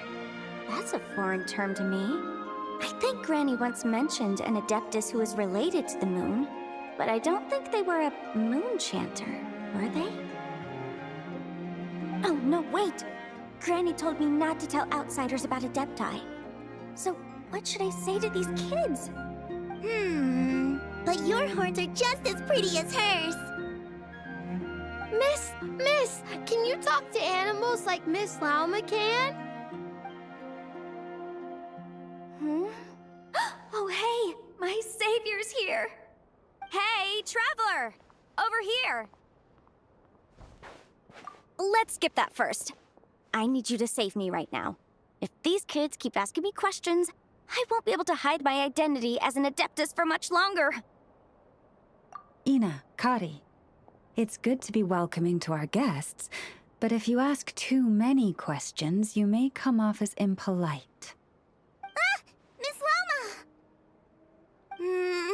Yeah, you're right. Sorry, Longhorn Miss. We asked too many questions. Sorry.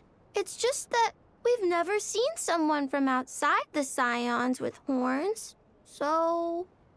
All right. Come, Ina, Kari. You two should go home. I saw your parents on the way here. They must be worried sick searching for you. no! It's way past dinner time! We're dead meat! Daddy's going to scold me! Bye-bye, Miss Llama! And bye-bye, Longhorned Miss! Oh, thanks for your help, Llama. I don't know how I would have wriggled out of this otherwise. I should have stayed in the library to search for information like you advised. Didn't think I'd be ambushed the instant I stepped outside. No need to blame yourself, Yanfei. The children are merely curious beyond their years and unaccustomed to seeing outsiders with horns. I apologize on their behalf for the discourtesy. It's fortunate that the Finches came to tell me you were surrounded by Ina and Kari. It seems my arrival proved timely. It's all right. I should have known better. That we are. Yanfei came to visit us Frostmoon's scions 2 days ago, saying that she wished to gather some reading materials. Since she came to study, I invited her to stay. Llama's been a big help. I've gleaned lots of valuable information from the Scion's library. Maybe even stuff that'll give Shinobu a surprise. You're too kind, Yanfei. You were merely browsing our archives and writing down some of our customs. Although, I do not understand these borders of law you mentioned. As long as your time here has proven fruitful, then all is well. The borders of law are essentially... On second thought, it's not the sort of thing where a short explanation will suffice. Once the book's done, we'll just send you a few copies. It should be clear once you read it. It's a universal law book that should be concise, engaging, informative, and easy to understand.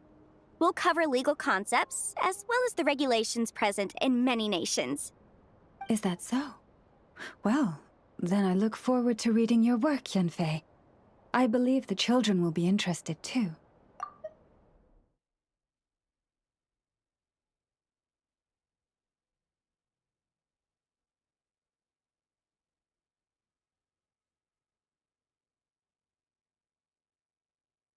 I promise it'll be interesting. I guess I should head back to the library and continue my transcribing for now. See you both around. I hope our Adeptus finds what she's looking for.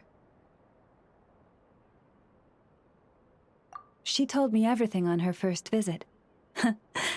I must admit, seeing an Adeptus with horns fills me with a sense of familiarity. I listened to her many stories of Liyue's Adepti, and in exchange I granted her access to our library. In that, she has thus far proved most rule-abiding. A praiseworthy virtue, I must say. Is that so? Well, that's wonderful. She did mention a certain white horse Adeptus while telling me of Liyue's legends. If memory serves, our books do chronicle a divine envoy who once dwelled on the moon.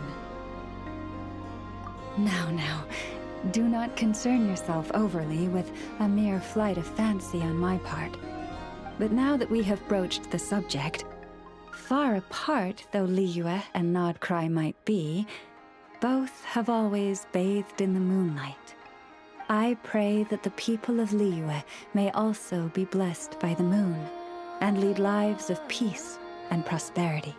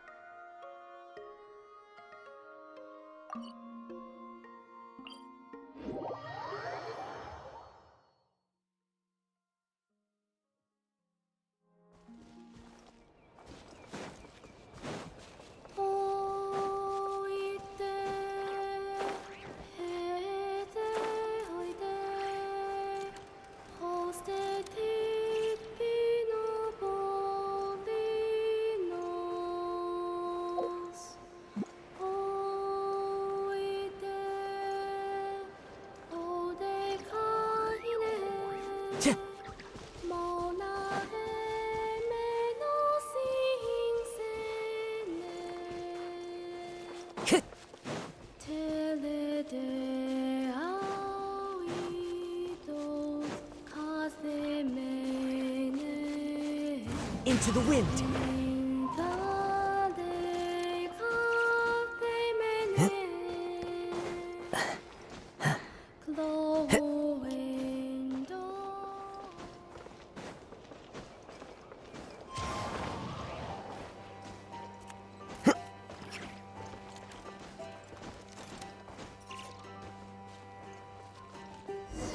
The wind knows me.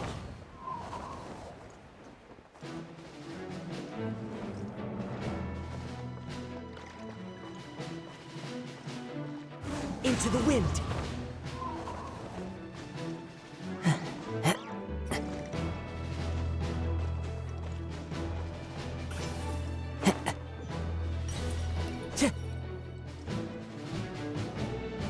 Nanina's covering the north, so we'll have Laurent take the east. Right, that's all for now. Hey, Avarka! Huh? Honorary Knight? Paimon? What brings you to my camp? Not at all. Any camp of the Knights of Favonius is your camp too. So make yourself at home. Though, you should give me a heads up next time so I can have the Quartermaster break out the good stuff for you. Is this really the Expeditionary Forces camp? Paimon was expecting it to be a bit more... crowded? Not many from the force are still stationed here. And of those who are, most are out patrolling. Truth be told, it is a bit of a ghost town. We're also gathering all the Abyss-related intel we can. Situation in Nodcry's stable for now, but we must remain vigilant. You never know when the Abyss will come roaring back. Intelligence is the foundation of any campaign. It's not just enemy movements. Terrain or shifts in the weather can mean the difference between victory and defeat. Moving forward, we plan to form a long-term partnership with the Northern Intelligence Network. Turn this temporary camp into an intelligence station. An intelligence station? Whoa! Like the kind in Fontanian spy thrillers? Haha, as if. Name one book with a camp this lightly defended in it. During these years out on campaign, we've found that different abyssal disasters are occurring all over Teyvat. They're unnaturally cunning, always shifting, with no two attacks quite going off the same. I hope to use the Northern Intelligence Network to share our findings, and use that collaboration to keep gathering information on the Abyss.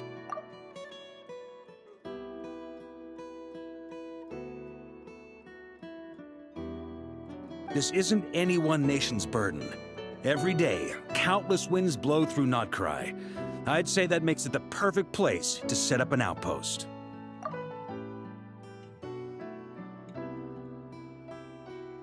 Oh, so that's why! So this is chivalry in action! Haha, well, chivalry's good and all, but in reality, we've only just established this station, and don't even have a good map of the nearby terrain. If you stumble across any building materials or intel nearby, don't forget to bring them back with you. Rest assured, you're our honorary knight. We'll look after you. One expedition wraps up, another begins. Grandmaster! We've got big trouble, sir! Oh, what is it? That important guest we were expecting today? He's trapped at the foot of the mountain. What? Is it who I think it is? Yes, sir, it's him. Most of our available manpower is tied up in patrols. Who do we reassign? No need. Just point me in the right direction, I'll handle it myself. Honorary Knight, Paimon, till next time.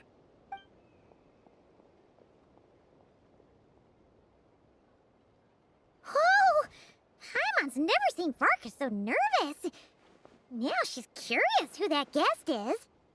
Yeah, that's probably it. Let's follow him and see if he needs help.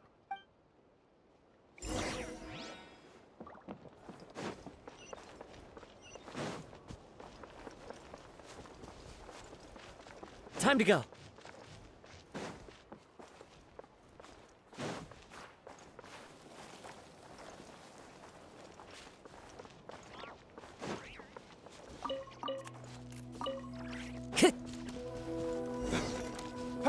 Help! Please, help me!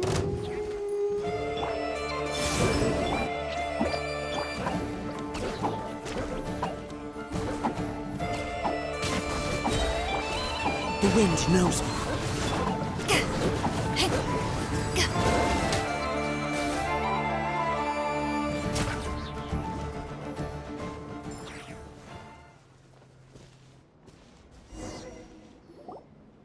Hey! Are you okay? I'm fine. Whew. Good thing you guys showed up so fast. Or I might not have made it by sundown. Praise be! Our essential supplies made it through safe and sound. What kind of supplies are that important? Good eye! This here is the dandelion wine we specially ordered from Dawn Winery. Pure Mondstadt in a bottle. You have no idea what it took us to get it here, all the way from there. Ha! And a fine job you did. You're drinking with us at the feast tonight. Whole camp's been looking forward to toasting you. So, the only reason you were in a hurry was to make sure the drinks got there in time? And here Paimon thought you were finally being serious about something serious! What's that? Are you saying drinking isn't the most serious of serious business? Because I'd love to have a drink right about now. Wait! Please, wait a second. Now is not a good time. Yeah! Listen to him! First, you gotta take care of the serious... This is a custom brew. It needs to be kept constantly rolling to prevent settling and keep its flavor. Having sat for so long, I'd say the taste has degraded by at least 10%. 10%? Unacceptable! Nobody touches a drop till it's ready. Okay. You do you, then. We specially commissioned someone to build a mechanism that keeps the barrels rolling. Looks like it broke in the fall, though. So now, I guess we'll have to rely on old-fashioned muscle power. So we just keep whacking the wooden barrels and roll them to their destination? Sounds like some good old Knights of Favonia's strength training. Guy teaches force control and precision. Need both, or the barrel won't stay true to the path. It's basic training for many knights. Ha, keen on basic drills, are we? Well, Laurent and the others won't be back for a while. Right then, all yours. Don't worry about knocking him a bit too far. Just holler and I'll toss him back into place.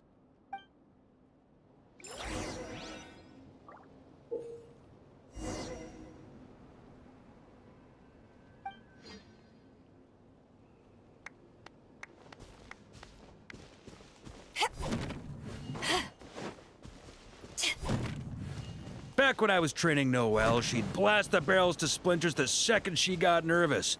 Couldn't stop her from cleaning up the whole mess herself afterward. Over time, she became the finest cleaner in the Knights, bar none. Ha! She might not have realized. Hitting some snags, are you? First-timers often fumble. It's normal. If you need help, just say the word.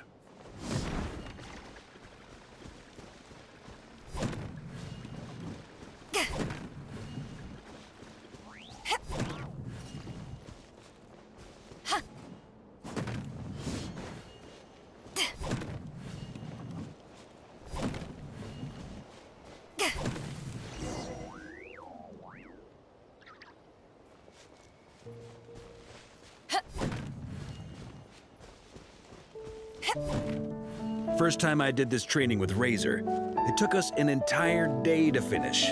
Know why? He spent a quarter of the day rolling the barrels, and the other 3/4 trying to figure out what the heck I was talking about.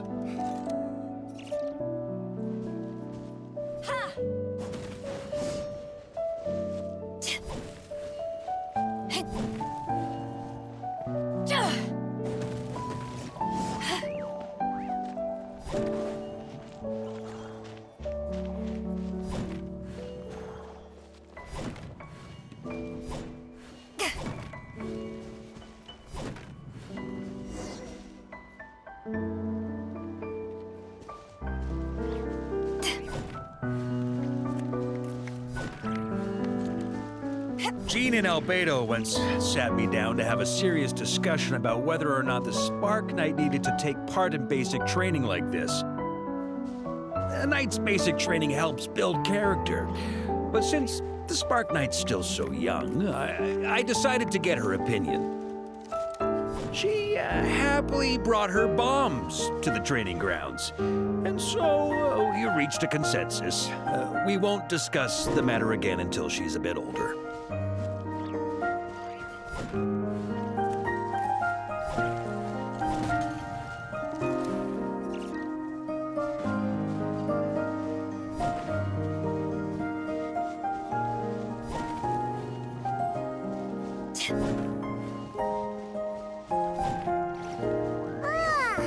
Paimon's hands are sore just from watching you. There's gotta be an easier way, right?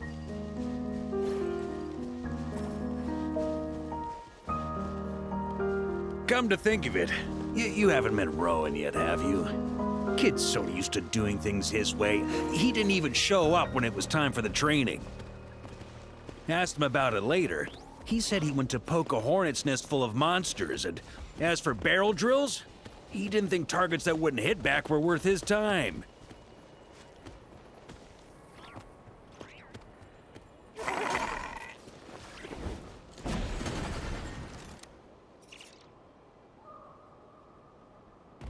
Ha! So that's how you did it. Not half bad.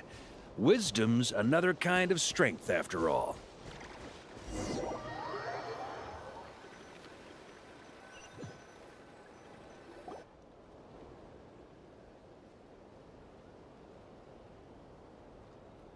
Ah, Grandmaster! Honorary Knight! They're back! They're back! They're back! Everyone, fall in and give them a proper welcome. Wow, we're this popular? Paimon feels like blushing. How the wind carries that scent from afar. Sweet Barbados, it's true. Dandelion wine. Ah, a special brew from Dawn Winery to boot. They're back. All my precious memories, they're all flooding back. Oh. So, the welcome isn't for us, is it? Yes, this is it! This is the taste! Oh, it's just how I remembered it. Amazing! After all these years!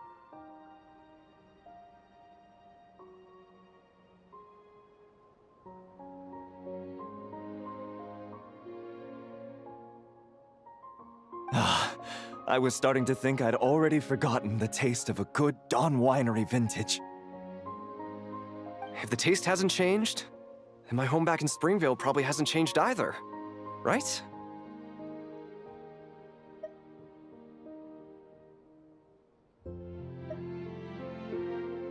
Thank you, Honorary Knight. That's enough. Put a cork in it, everyone. Barrels stay sealed until everyone's back. Let's finish the party prep in the meantime. Oh, yes, sir. On it, sir. Like I said, drinking is the most serious of serious business.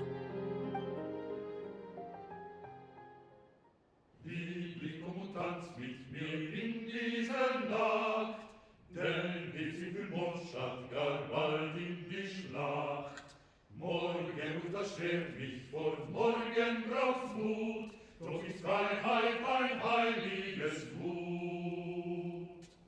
Liebling, komm und tanz mit mir unter dem Mond, Nord und Süd für Sticky honey roast! Sweet madams! Paimon never thought she'd get to eat such authentic Mondstadt dishes out here! Wait, where's Vorka? Anyone seen him? He's not passed out drunk in a ditch somewhere, is he?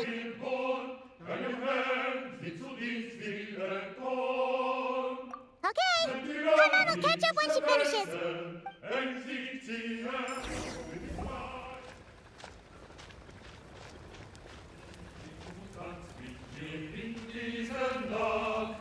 Denn die Zwiebelmondstadt gar bald in die Schlacht.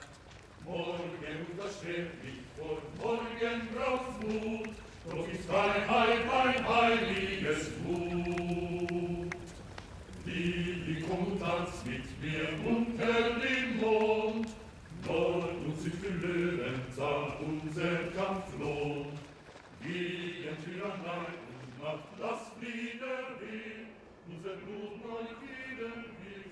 So, what's the hero who saved our savior and brought it back to camp doing in a corner like this?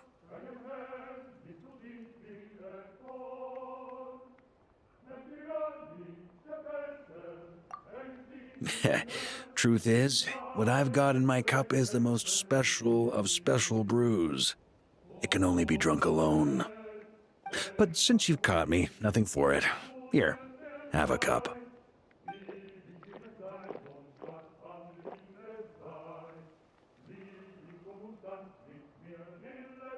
Got me. Just a joke. Not a drop of liquor on me right now. If you're thirsty for a real drink, go find Yumeni later. She's got plenty in stock.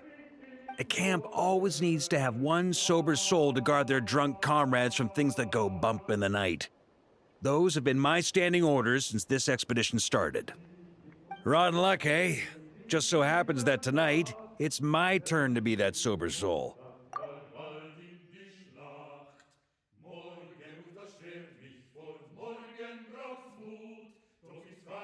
So, on this night when they're all drunk, I can't be.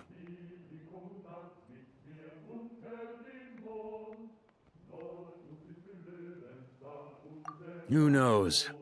Maybe fate just gets a kick out of messing with us. If it had come one day later, maybe I'd have been down there guzzling wine to my heart's content.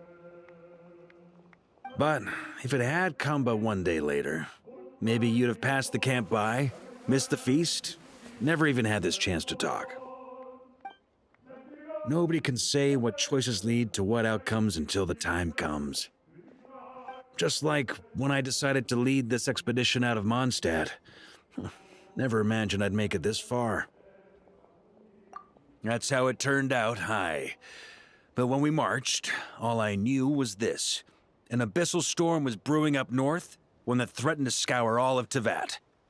It took us some time to mobilize, but where would the enemy appear? And what form would they take? That was all a complete mystery to us when we set out. All we could do was gather intel as we marched, preparing for every contingency.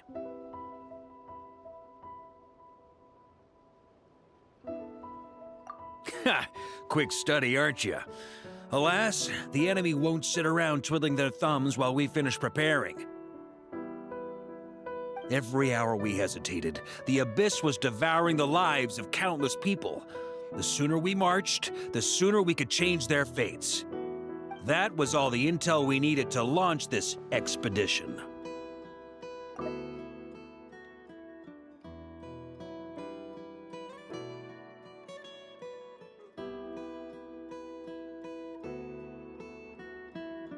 None of that formality, honorary knight. And you're no different. Your journey's also changed many people's fates.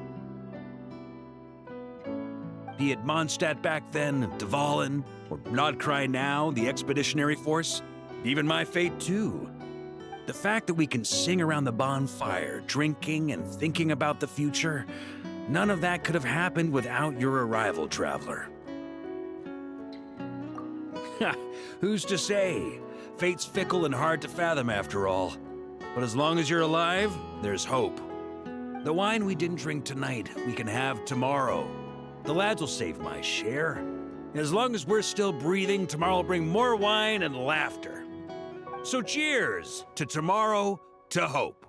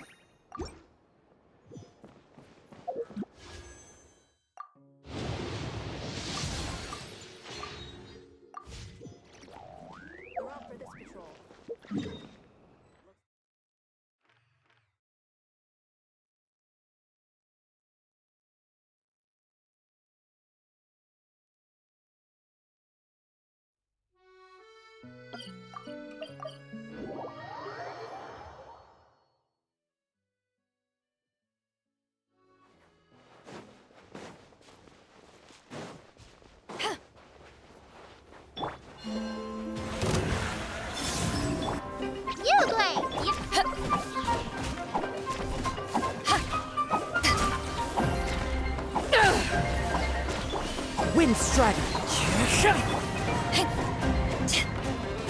Clouds high, the birds come!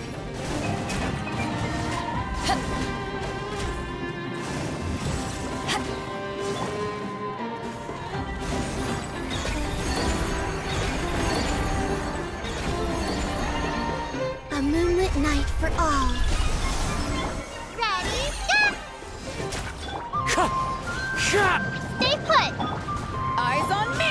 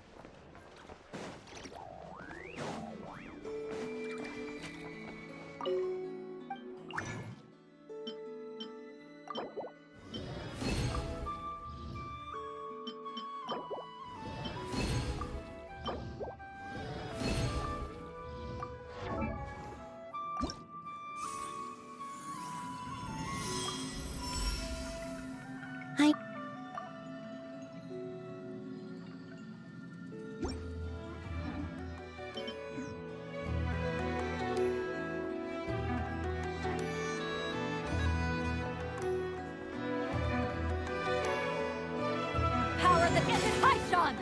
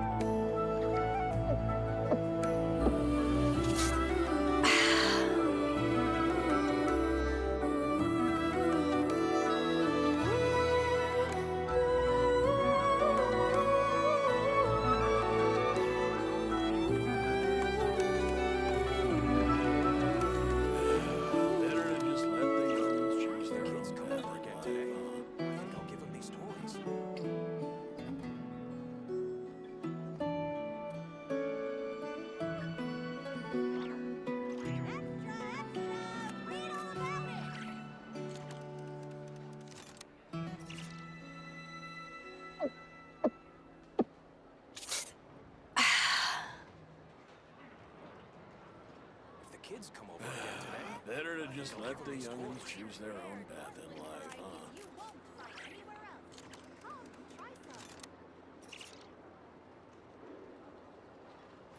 If you ever want to trade tactics, I'm always ready.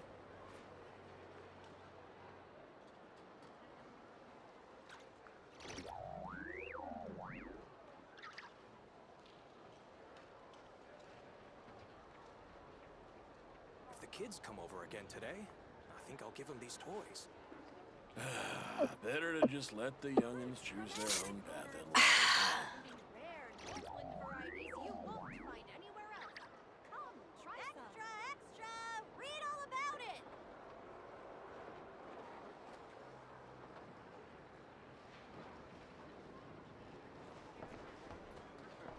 Kids come over again today, I think I'll give them these toys.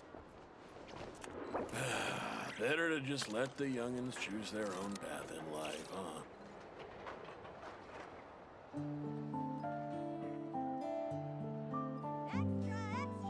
Read all about it!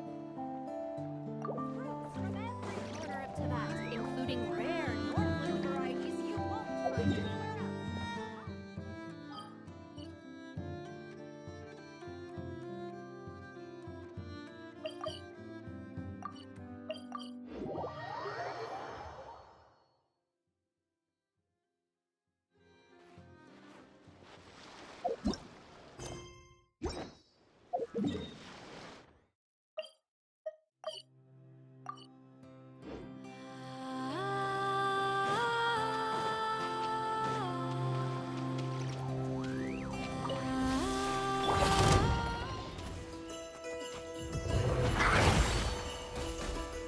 Surge.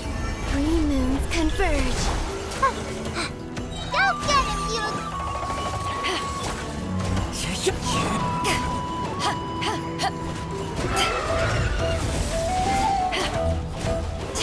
Fallen leaves, adorn my...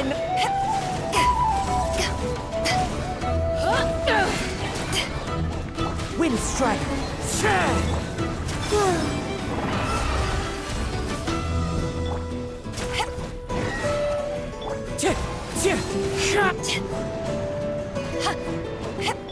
You Blade, you're...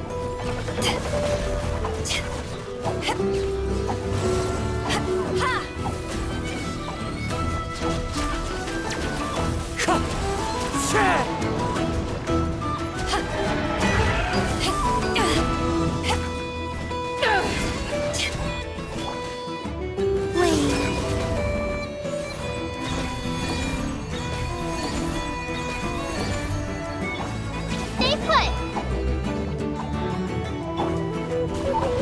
Wind Strider! This is... the end!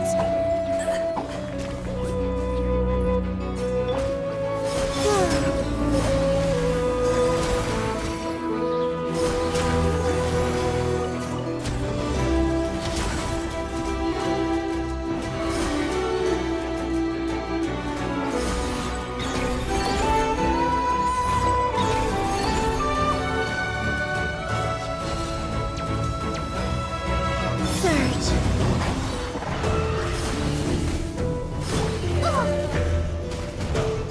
Don't be scared!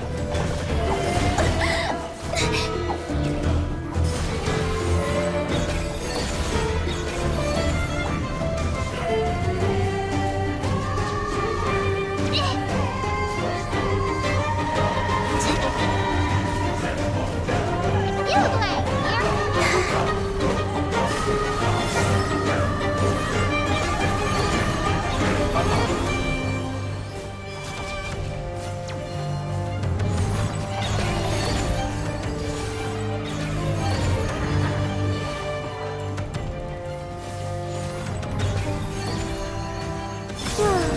A new moon rises. Hey, go away! Clouds high, the birds call to ashes!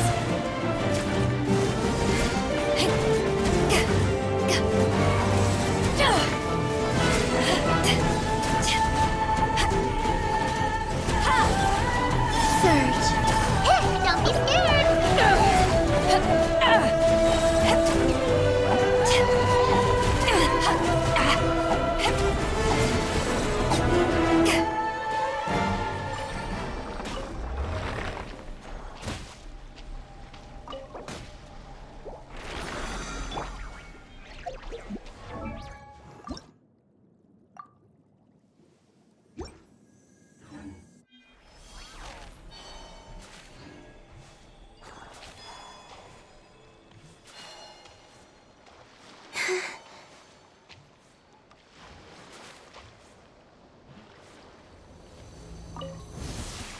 Three moons converge.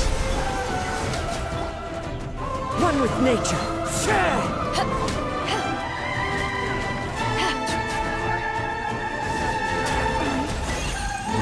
Stay put! Fallen leaves, adorn my night!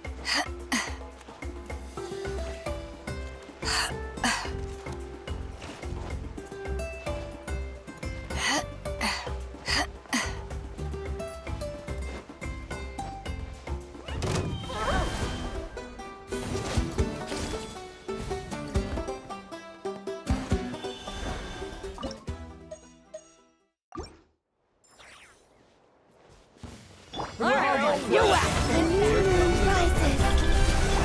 Ah! Ah! You blade!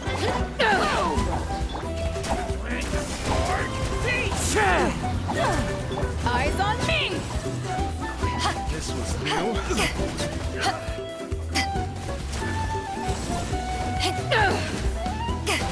Boom!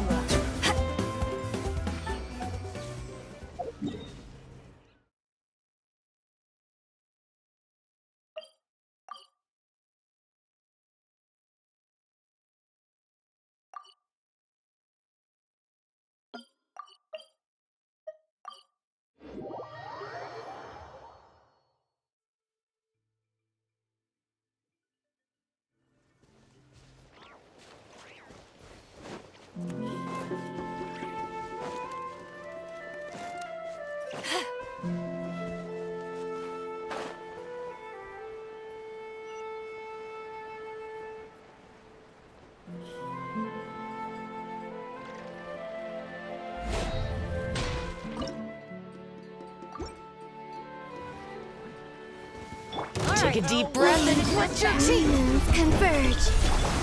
Hey, go away! Wind Strider, as one with wind and cloud.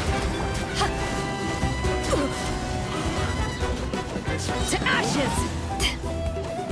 Take a look behind the veil!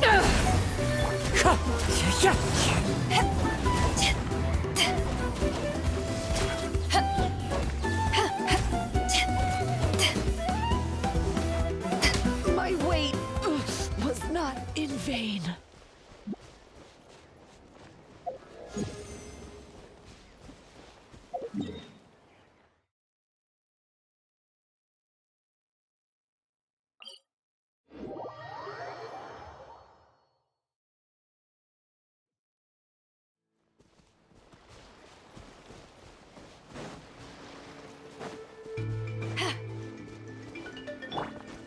I follow the wind.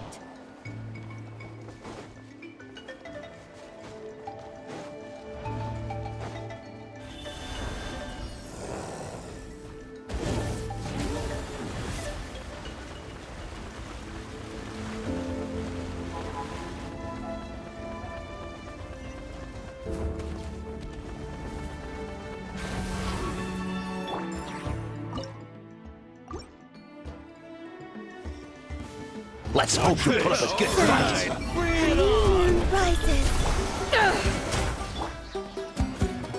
Into the wind. Clouds high. The birds call. Ready, go! Eyes on me!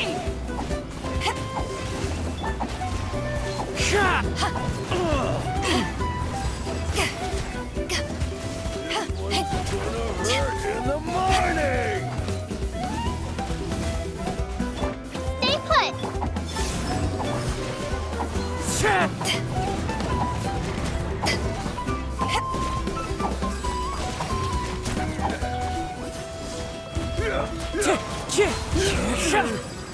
Pretty strong.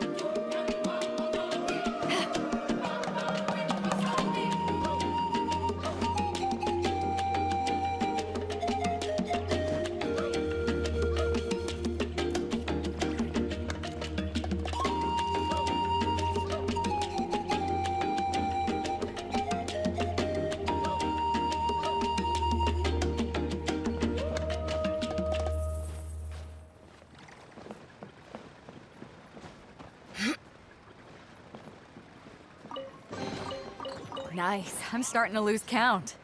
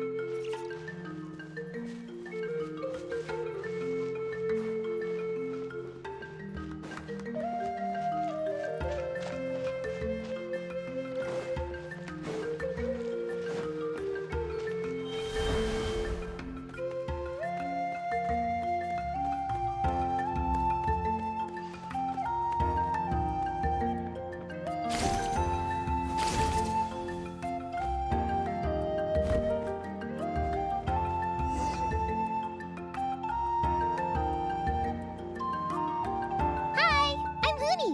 Are you here to help find the baby Saurians? And I'm Toba. You must be the helpers that we've been waiting for. It's nice to meet you too, but we're just passing through. Oh, but Uncle Sanka said he was gonna send some of his friends over to help us. You sure he didn't mean you? Yeah, sorry. Whatever this is about, it sounds like you've got the wrong end of the stick. Wrong end of the stick? Darn it! We've been tricked, Huni. I should have known that Glasses Guy was a con artist. What are we supposed to do about the baby Saurians now? Time's running out. It's okay, Huni. Don't worry. Why don't you tell us what happened with these baby Saurians, huh? There's been a lot of unrest in the tribe lately, and my dad's Saurian got injured. Her name's Nana, and she has 3 little babies. After what happened to Nana, her babies were so scared that they ran off and hid. I'm really worried about them, so I decided to go look for them. If Nana is your dad, Saurian, why isn't he the one looking for them? My dad's one of the elders, so he's busy getting ready for Turnfire Night. It's a really important ceremony, more important than this, anyway. I'm not supposed to be out here either, but I snuck out without telling him. I didn't think it would take very long, but then that guy we ran into made us tell him loads of stories, and it wasted so much time. Yeah, he was so selfish. He doesn't have a heart. It's all right. Don't let him get to you. We're here now and we'll help you because we care a lot, don't we, Traveler? They should be. I already managed to find their tracks, and it seems like they're hiding on the cliff. Really? Wow! Thank you so much, Mr. Traveler and Miss Paimon. Awesome. You gotta be careful out on the cliffs, though. They're really steep. Even grown-ups have trouble climbing them.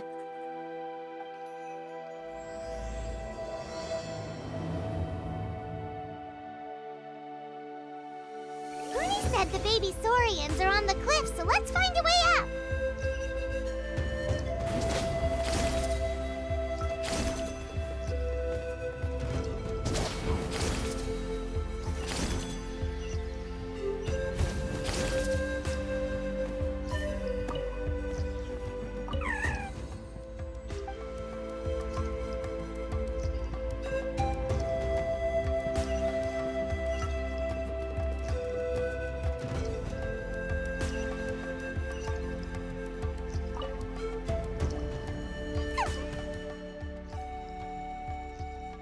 We found them!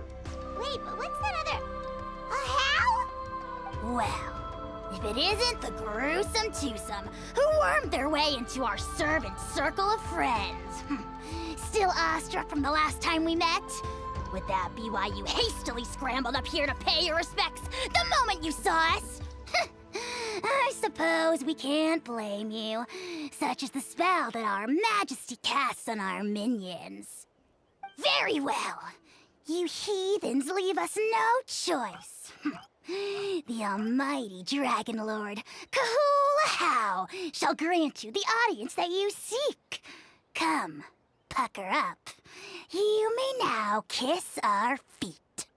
Wait, aren't you like Kenichi's sidekick? What the heck are you going on about? You're somehow managing to be even more annoying than the last time we met. Silence! Who are you calling sidekick? We are the Dragon Supreme, sovereign ruler of the Nation of Flame.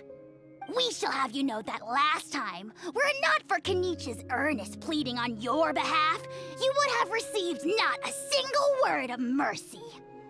Oh, come on. You talk big, but Kenichi clearly has you under lock and key.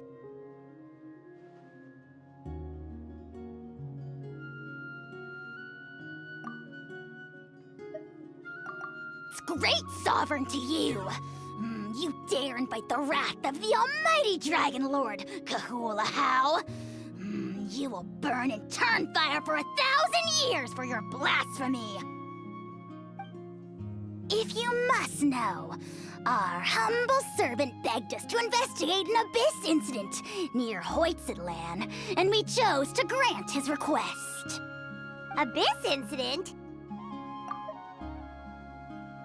See this little lizard? Its mother, a medium-sized lizard, came under the influence of abyssal power.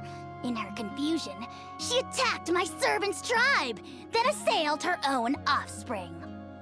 Yikes. So how is she doing now? She was but a lowly bug fighting against the power of the abyss.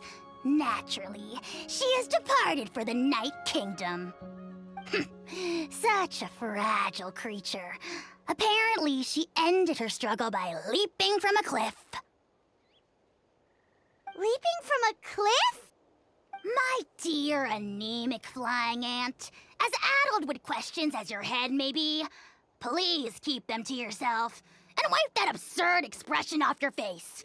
We are the almighty Dragon Lord Kahula How, not a wish-granting fountain. Anemic flying ant? You... Just you wait. Two can play at the ugly nickname game. We sense a faint abyssal energy. An evil sorcerer must be lurking nearby, but they are well hidden. If you encounter any suspicious outlanders, be sure to give them a robust interrogation. Suspicious outlanders? Wait, are you mocking us? Ha! How dare you cast aspersions on your ruler, heathen!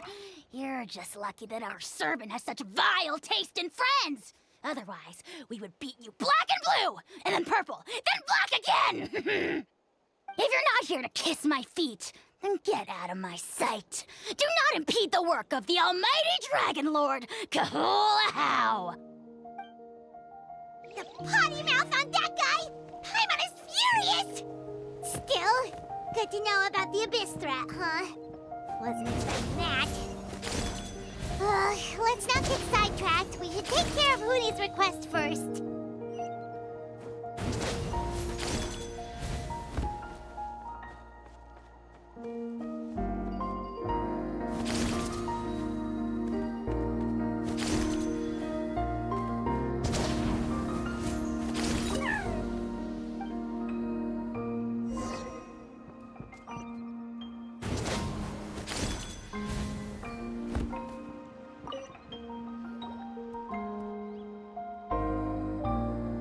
Wow, you're back already? That was so fast. I'm so glad that the babies are all right. Thank you both so much. Now we can finally go home and stop worrying about them. You're welcome. Piece of cake.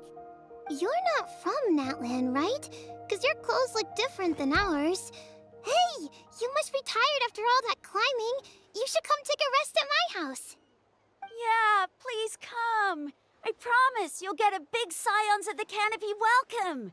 We love having guests, and you're really nice people. Not like Glasses Guy. By the sound of it, Glasses Guy wasn't from Natlan either, right? Uh-huh. Well, his clothes sure weren't. You know what? Now that I think about it, there was something really fishy about him. Really? Maybe he was the suspicious outlander that Ahau mentioned.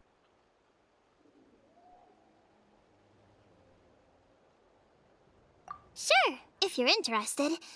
Oh, let me think. How did the conversation go again? Oh, please, mister.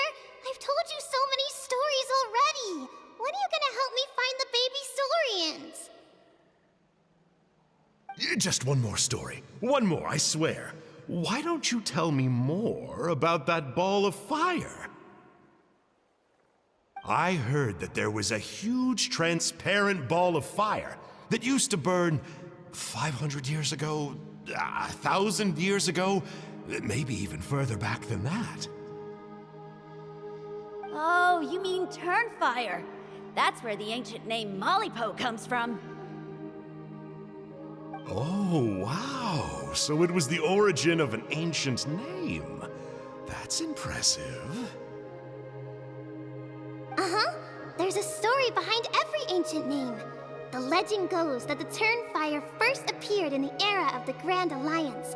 It was used by the tyrant Och Khan to rule over Natlan and oppress anyone who opposed him. Turnfire is different from normal fire. If you get set on fire with it, you'll feel horrible burning pain from behind you, but you won't die from it right away. And whatever you do, you mustn't turn back to look at it. Why? What happens if you turn back? As soon as you turn around, poof! You get burned to a crisp.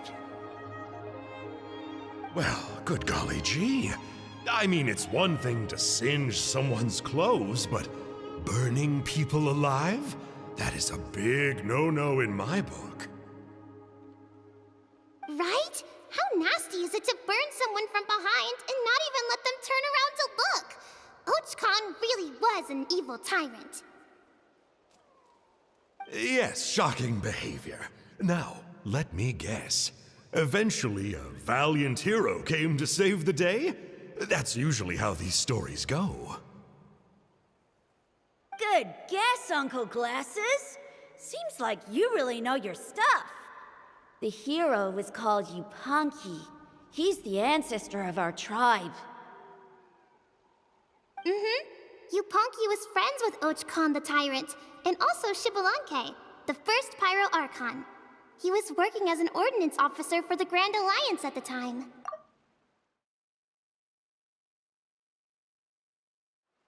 He didn't like how Ochkon was such a cruel tyrant, so he stole the Turnfire and threw it at the Ochkon's army. The soldiers couldn't defend against it, and they all got turned to ash. And that's how our ancestors set our people free. But just as he was about to leave the city, he thought he heard Ochkon calling out to him from behind. It caught him off guard, and he turned around to look.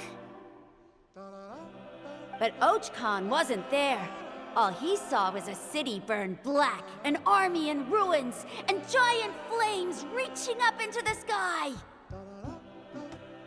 A split second later, the flames he saw burst out from inside his eyes and swallowed him up. All it took was a single glance. As soon as he looked back, he was burned to a crisp. The question is, was this the price he paid for stealing the Turnfire, or the price of turning back? Nobody knows the answer. But the fire that consumed Yupanqui burned more fiercely than any other. It burned for 100 days until it burned a hole right through the ley lines. And then, the flame dropped into the deathly dark Night Kingdom, where it still burns to this day. The grown-ups say that it lights up the path that leads to the next life. But for the dead to be reborn, they have to accept the flames and be purified by the fire first. It's like a final look back at your life, where you have to answer for everything you did. Anyway, that's the story of Yupanqui's Turnfire. Ah, a fine parable indeed. So, is it true? Is it really possible to find this fire in the Night Kingdom? I don't know. I think it's just a story.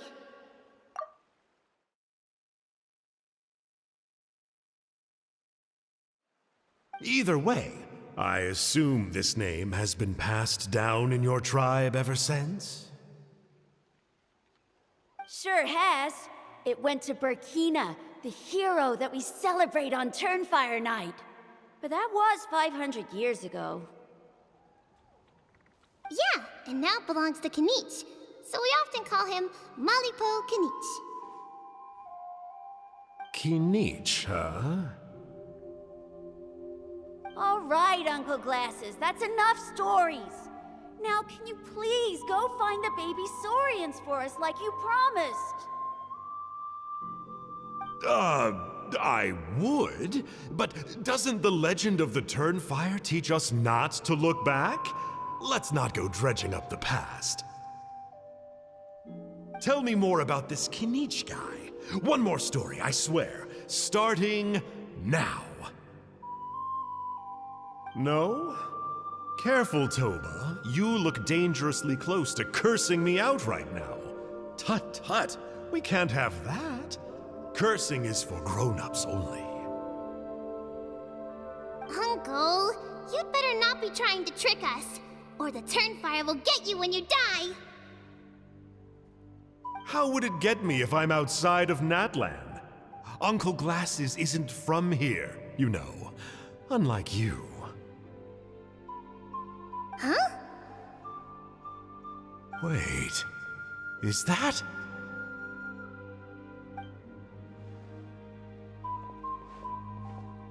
All right, kiddos. I'm a man of my word. Two of their way here, and, yeah, they'll help you out on my behalf. Work them like dogs, okay? That's what they're here for. Don't go easy on them just for my sake. Really? Well, first, can you tell us your name? We met at the foot of this cliff, so beneath the peaks, let's go with Sanka. Seriously? If you don't believe me, turn around and see for yourselves. They're right behind you. Huh? Where? Oh, wait! Uncle Sonka, where did you go? Yeah, definitely a fishy character. It sounds like he was digging for info about the ancient names. Yeah, and not only that, but he betrayed us too. He'll pay for this.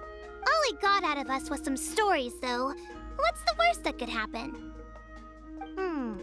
Traveler, maybe we should go tell Kenichi about this. Ahau says he's investigating it, but he's a bit of a loose cannon. We probably shouldn't take him at his word. Huh? You know Kenich? Not very well, but we have met him before, and one time we had a meal together. Aw, man, I'm so jealous. I never even spoken to him. He's so cool. He's the Saurian hunter, and he has a really awesome ancient name. Me neither. I don't think my dad really likes him, though. He always tells me to stay away from him. Probably because of that little creep he always hangs out with. He's nasty, and he's so full of himself. Oh, the creep who calls himself Kahul Ahau? Yeah, we've had the pleasure of meeting him too. He sure loves pushing people's buttons. Exactly. I don't know why Kenich partnered up with him. Why didn't he pick me instead? Uh-oh. Hoonie, look how late it is. We've been out way too long. We better get home now or we'll get yelled at. Oh, yikes. You're right. Okay, well, this path here leads to our settlement. If you decide to visit, remember to come to my house. If there's anything you need, my dad can help get it for you. Hope to see you soon. We gotta run. Bye for now.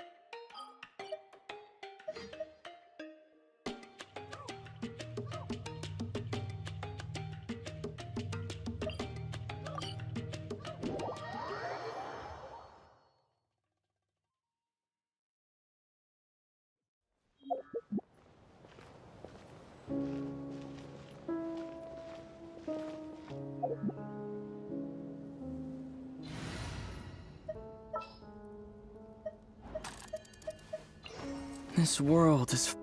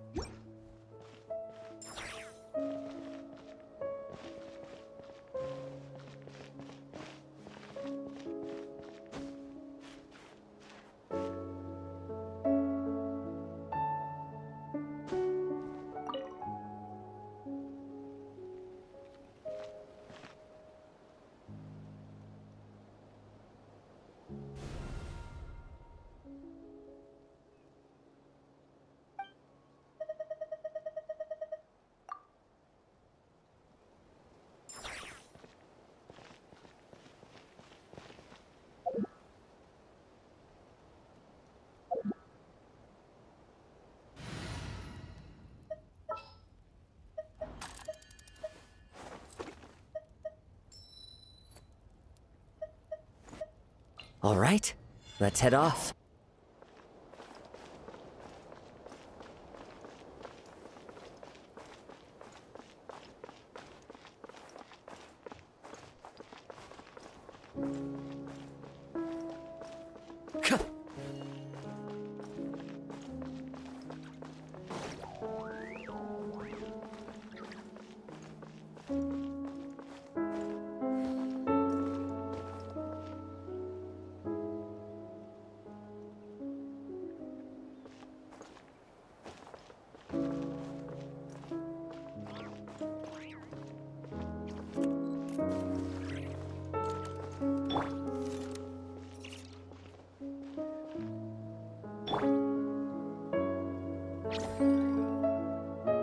Don't be scared.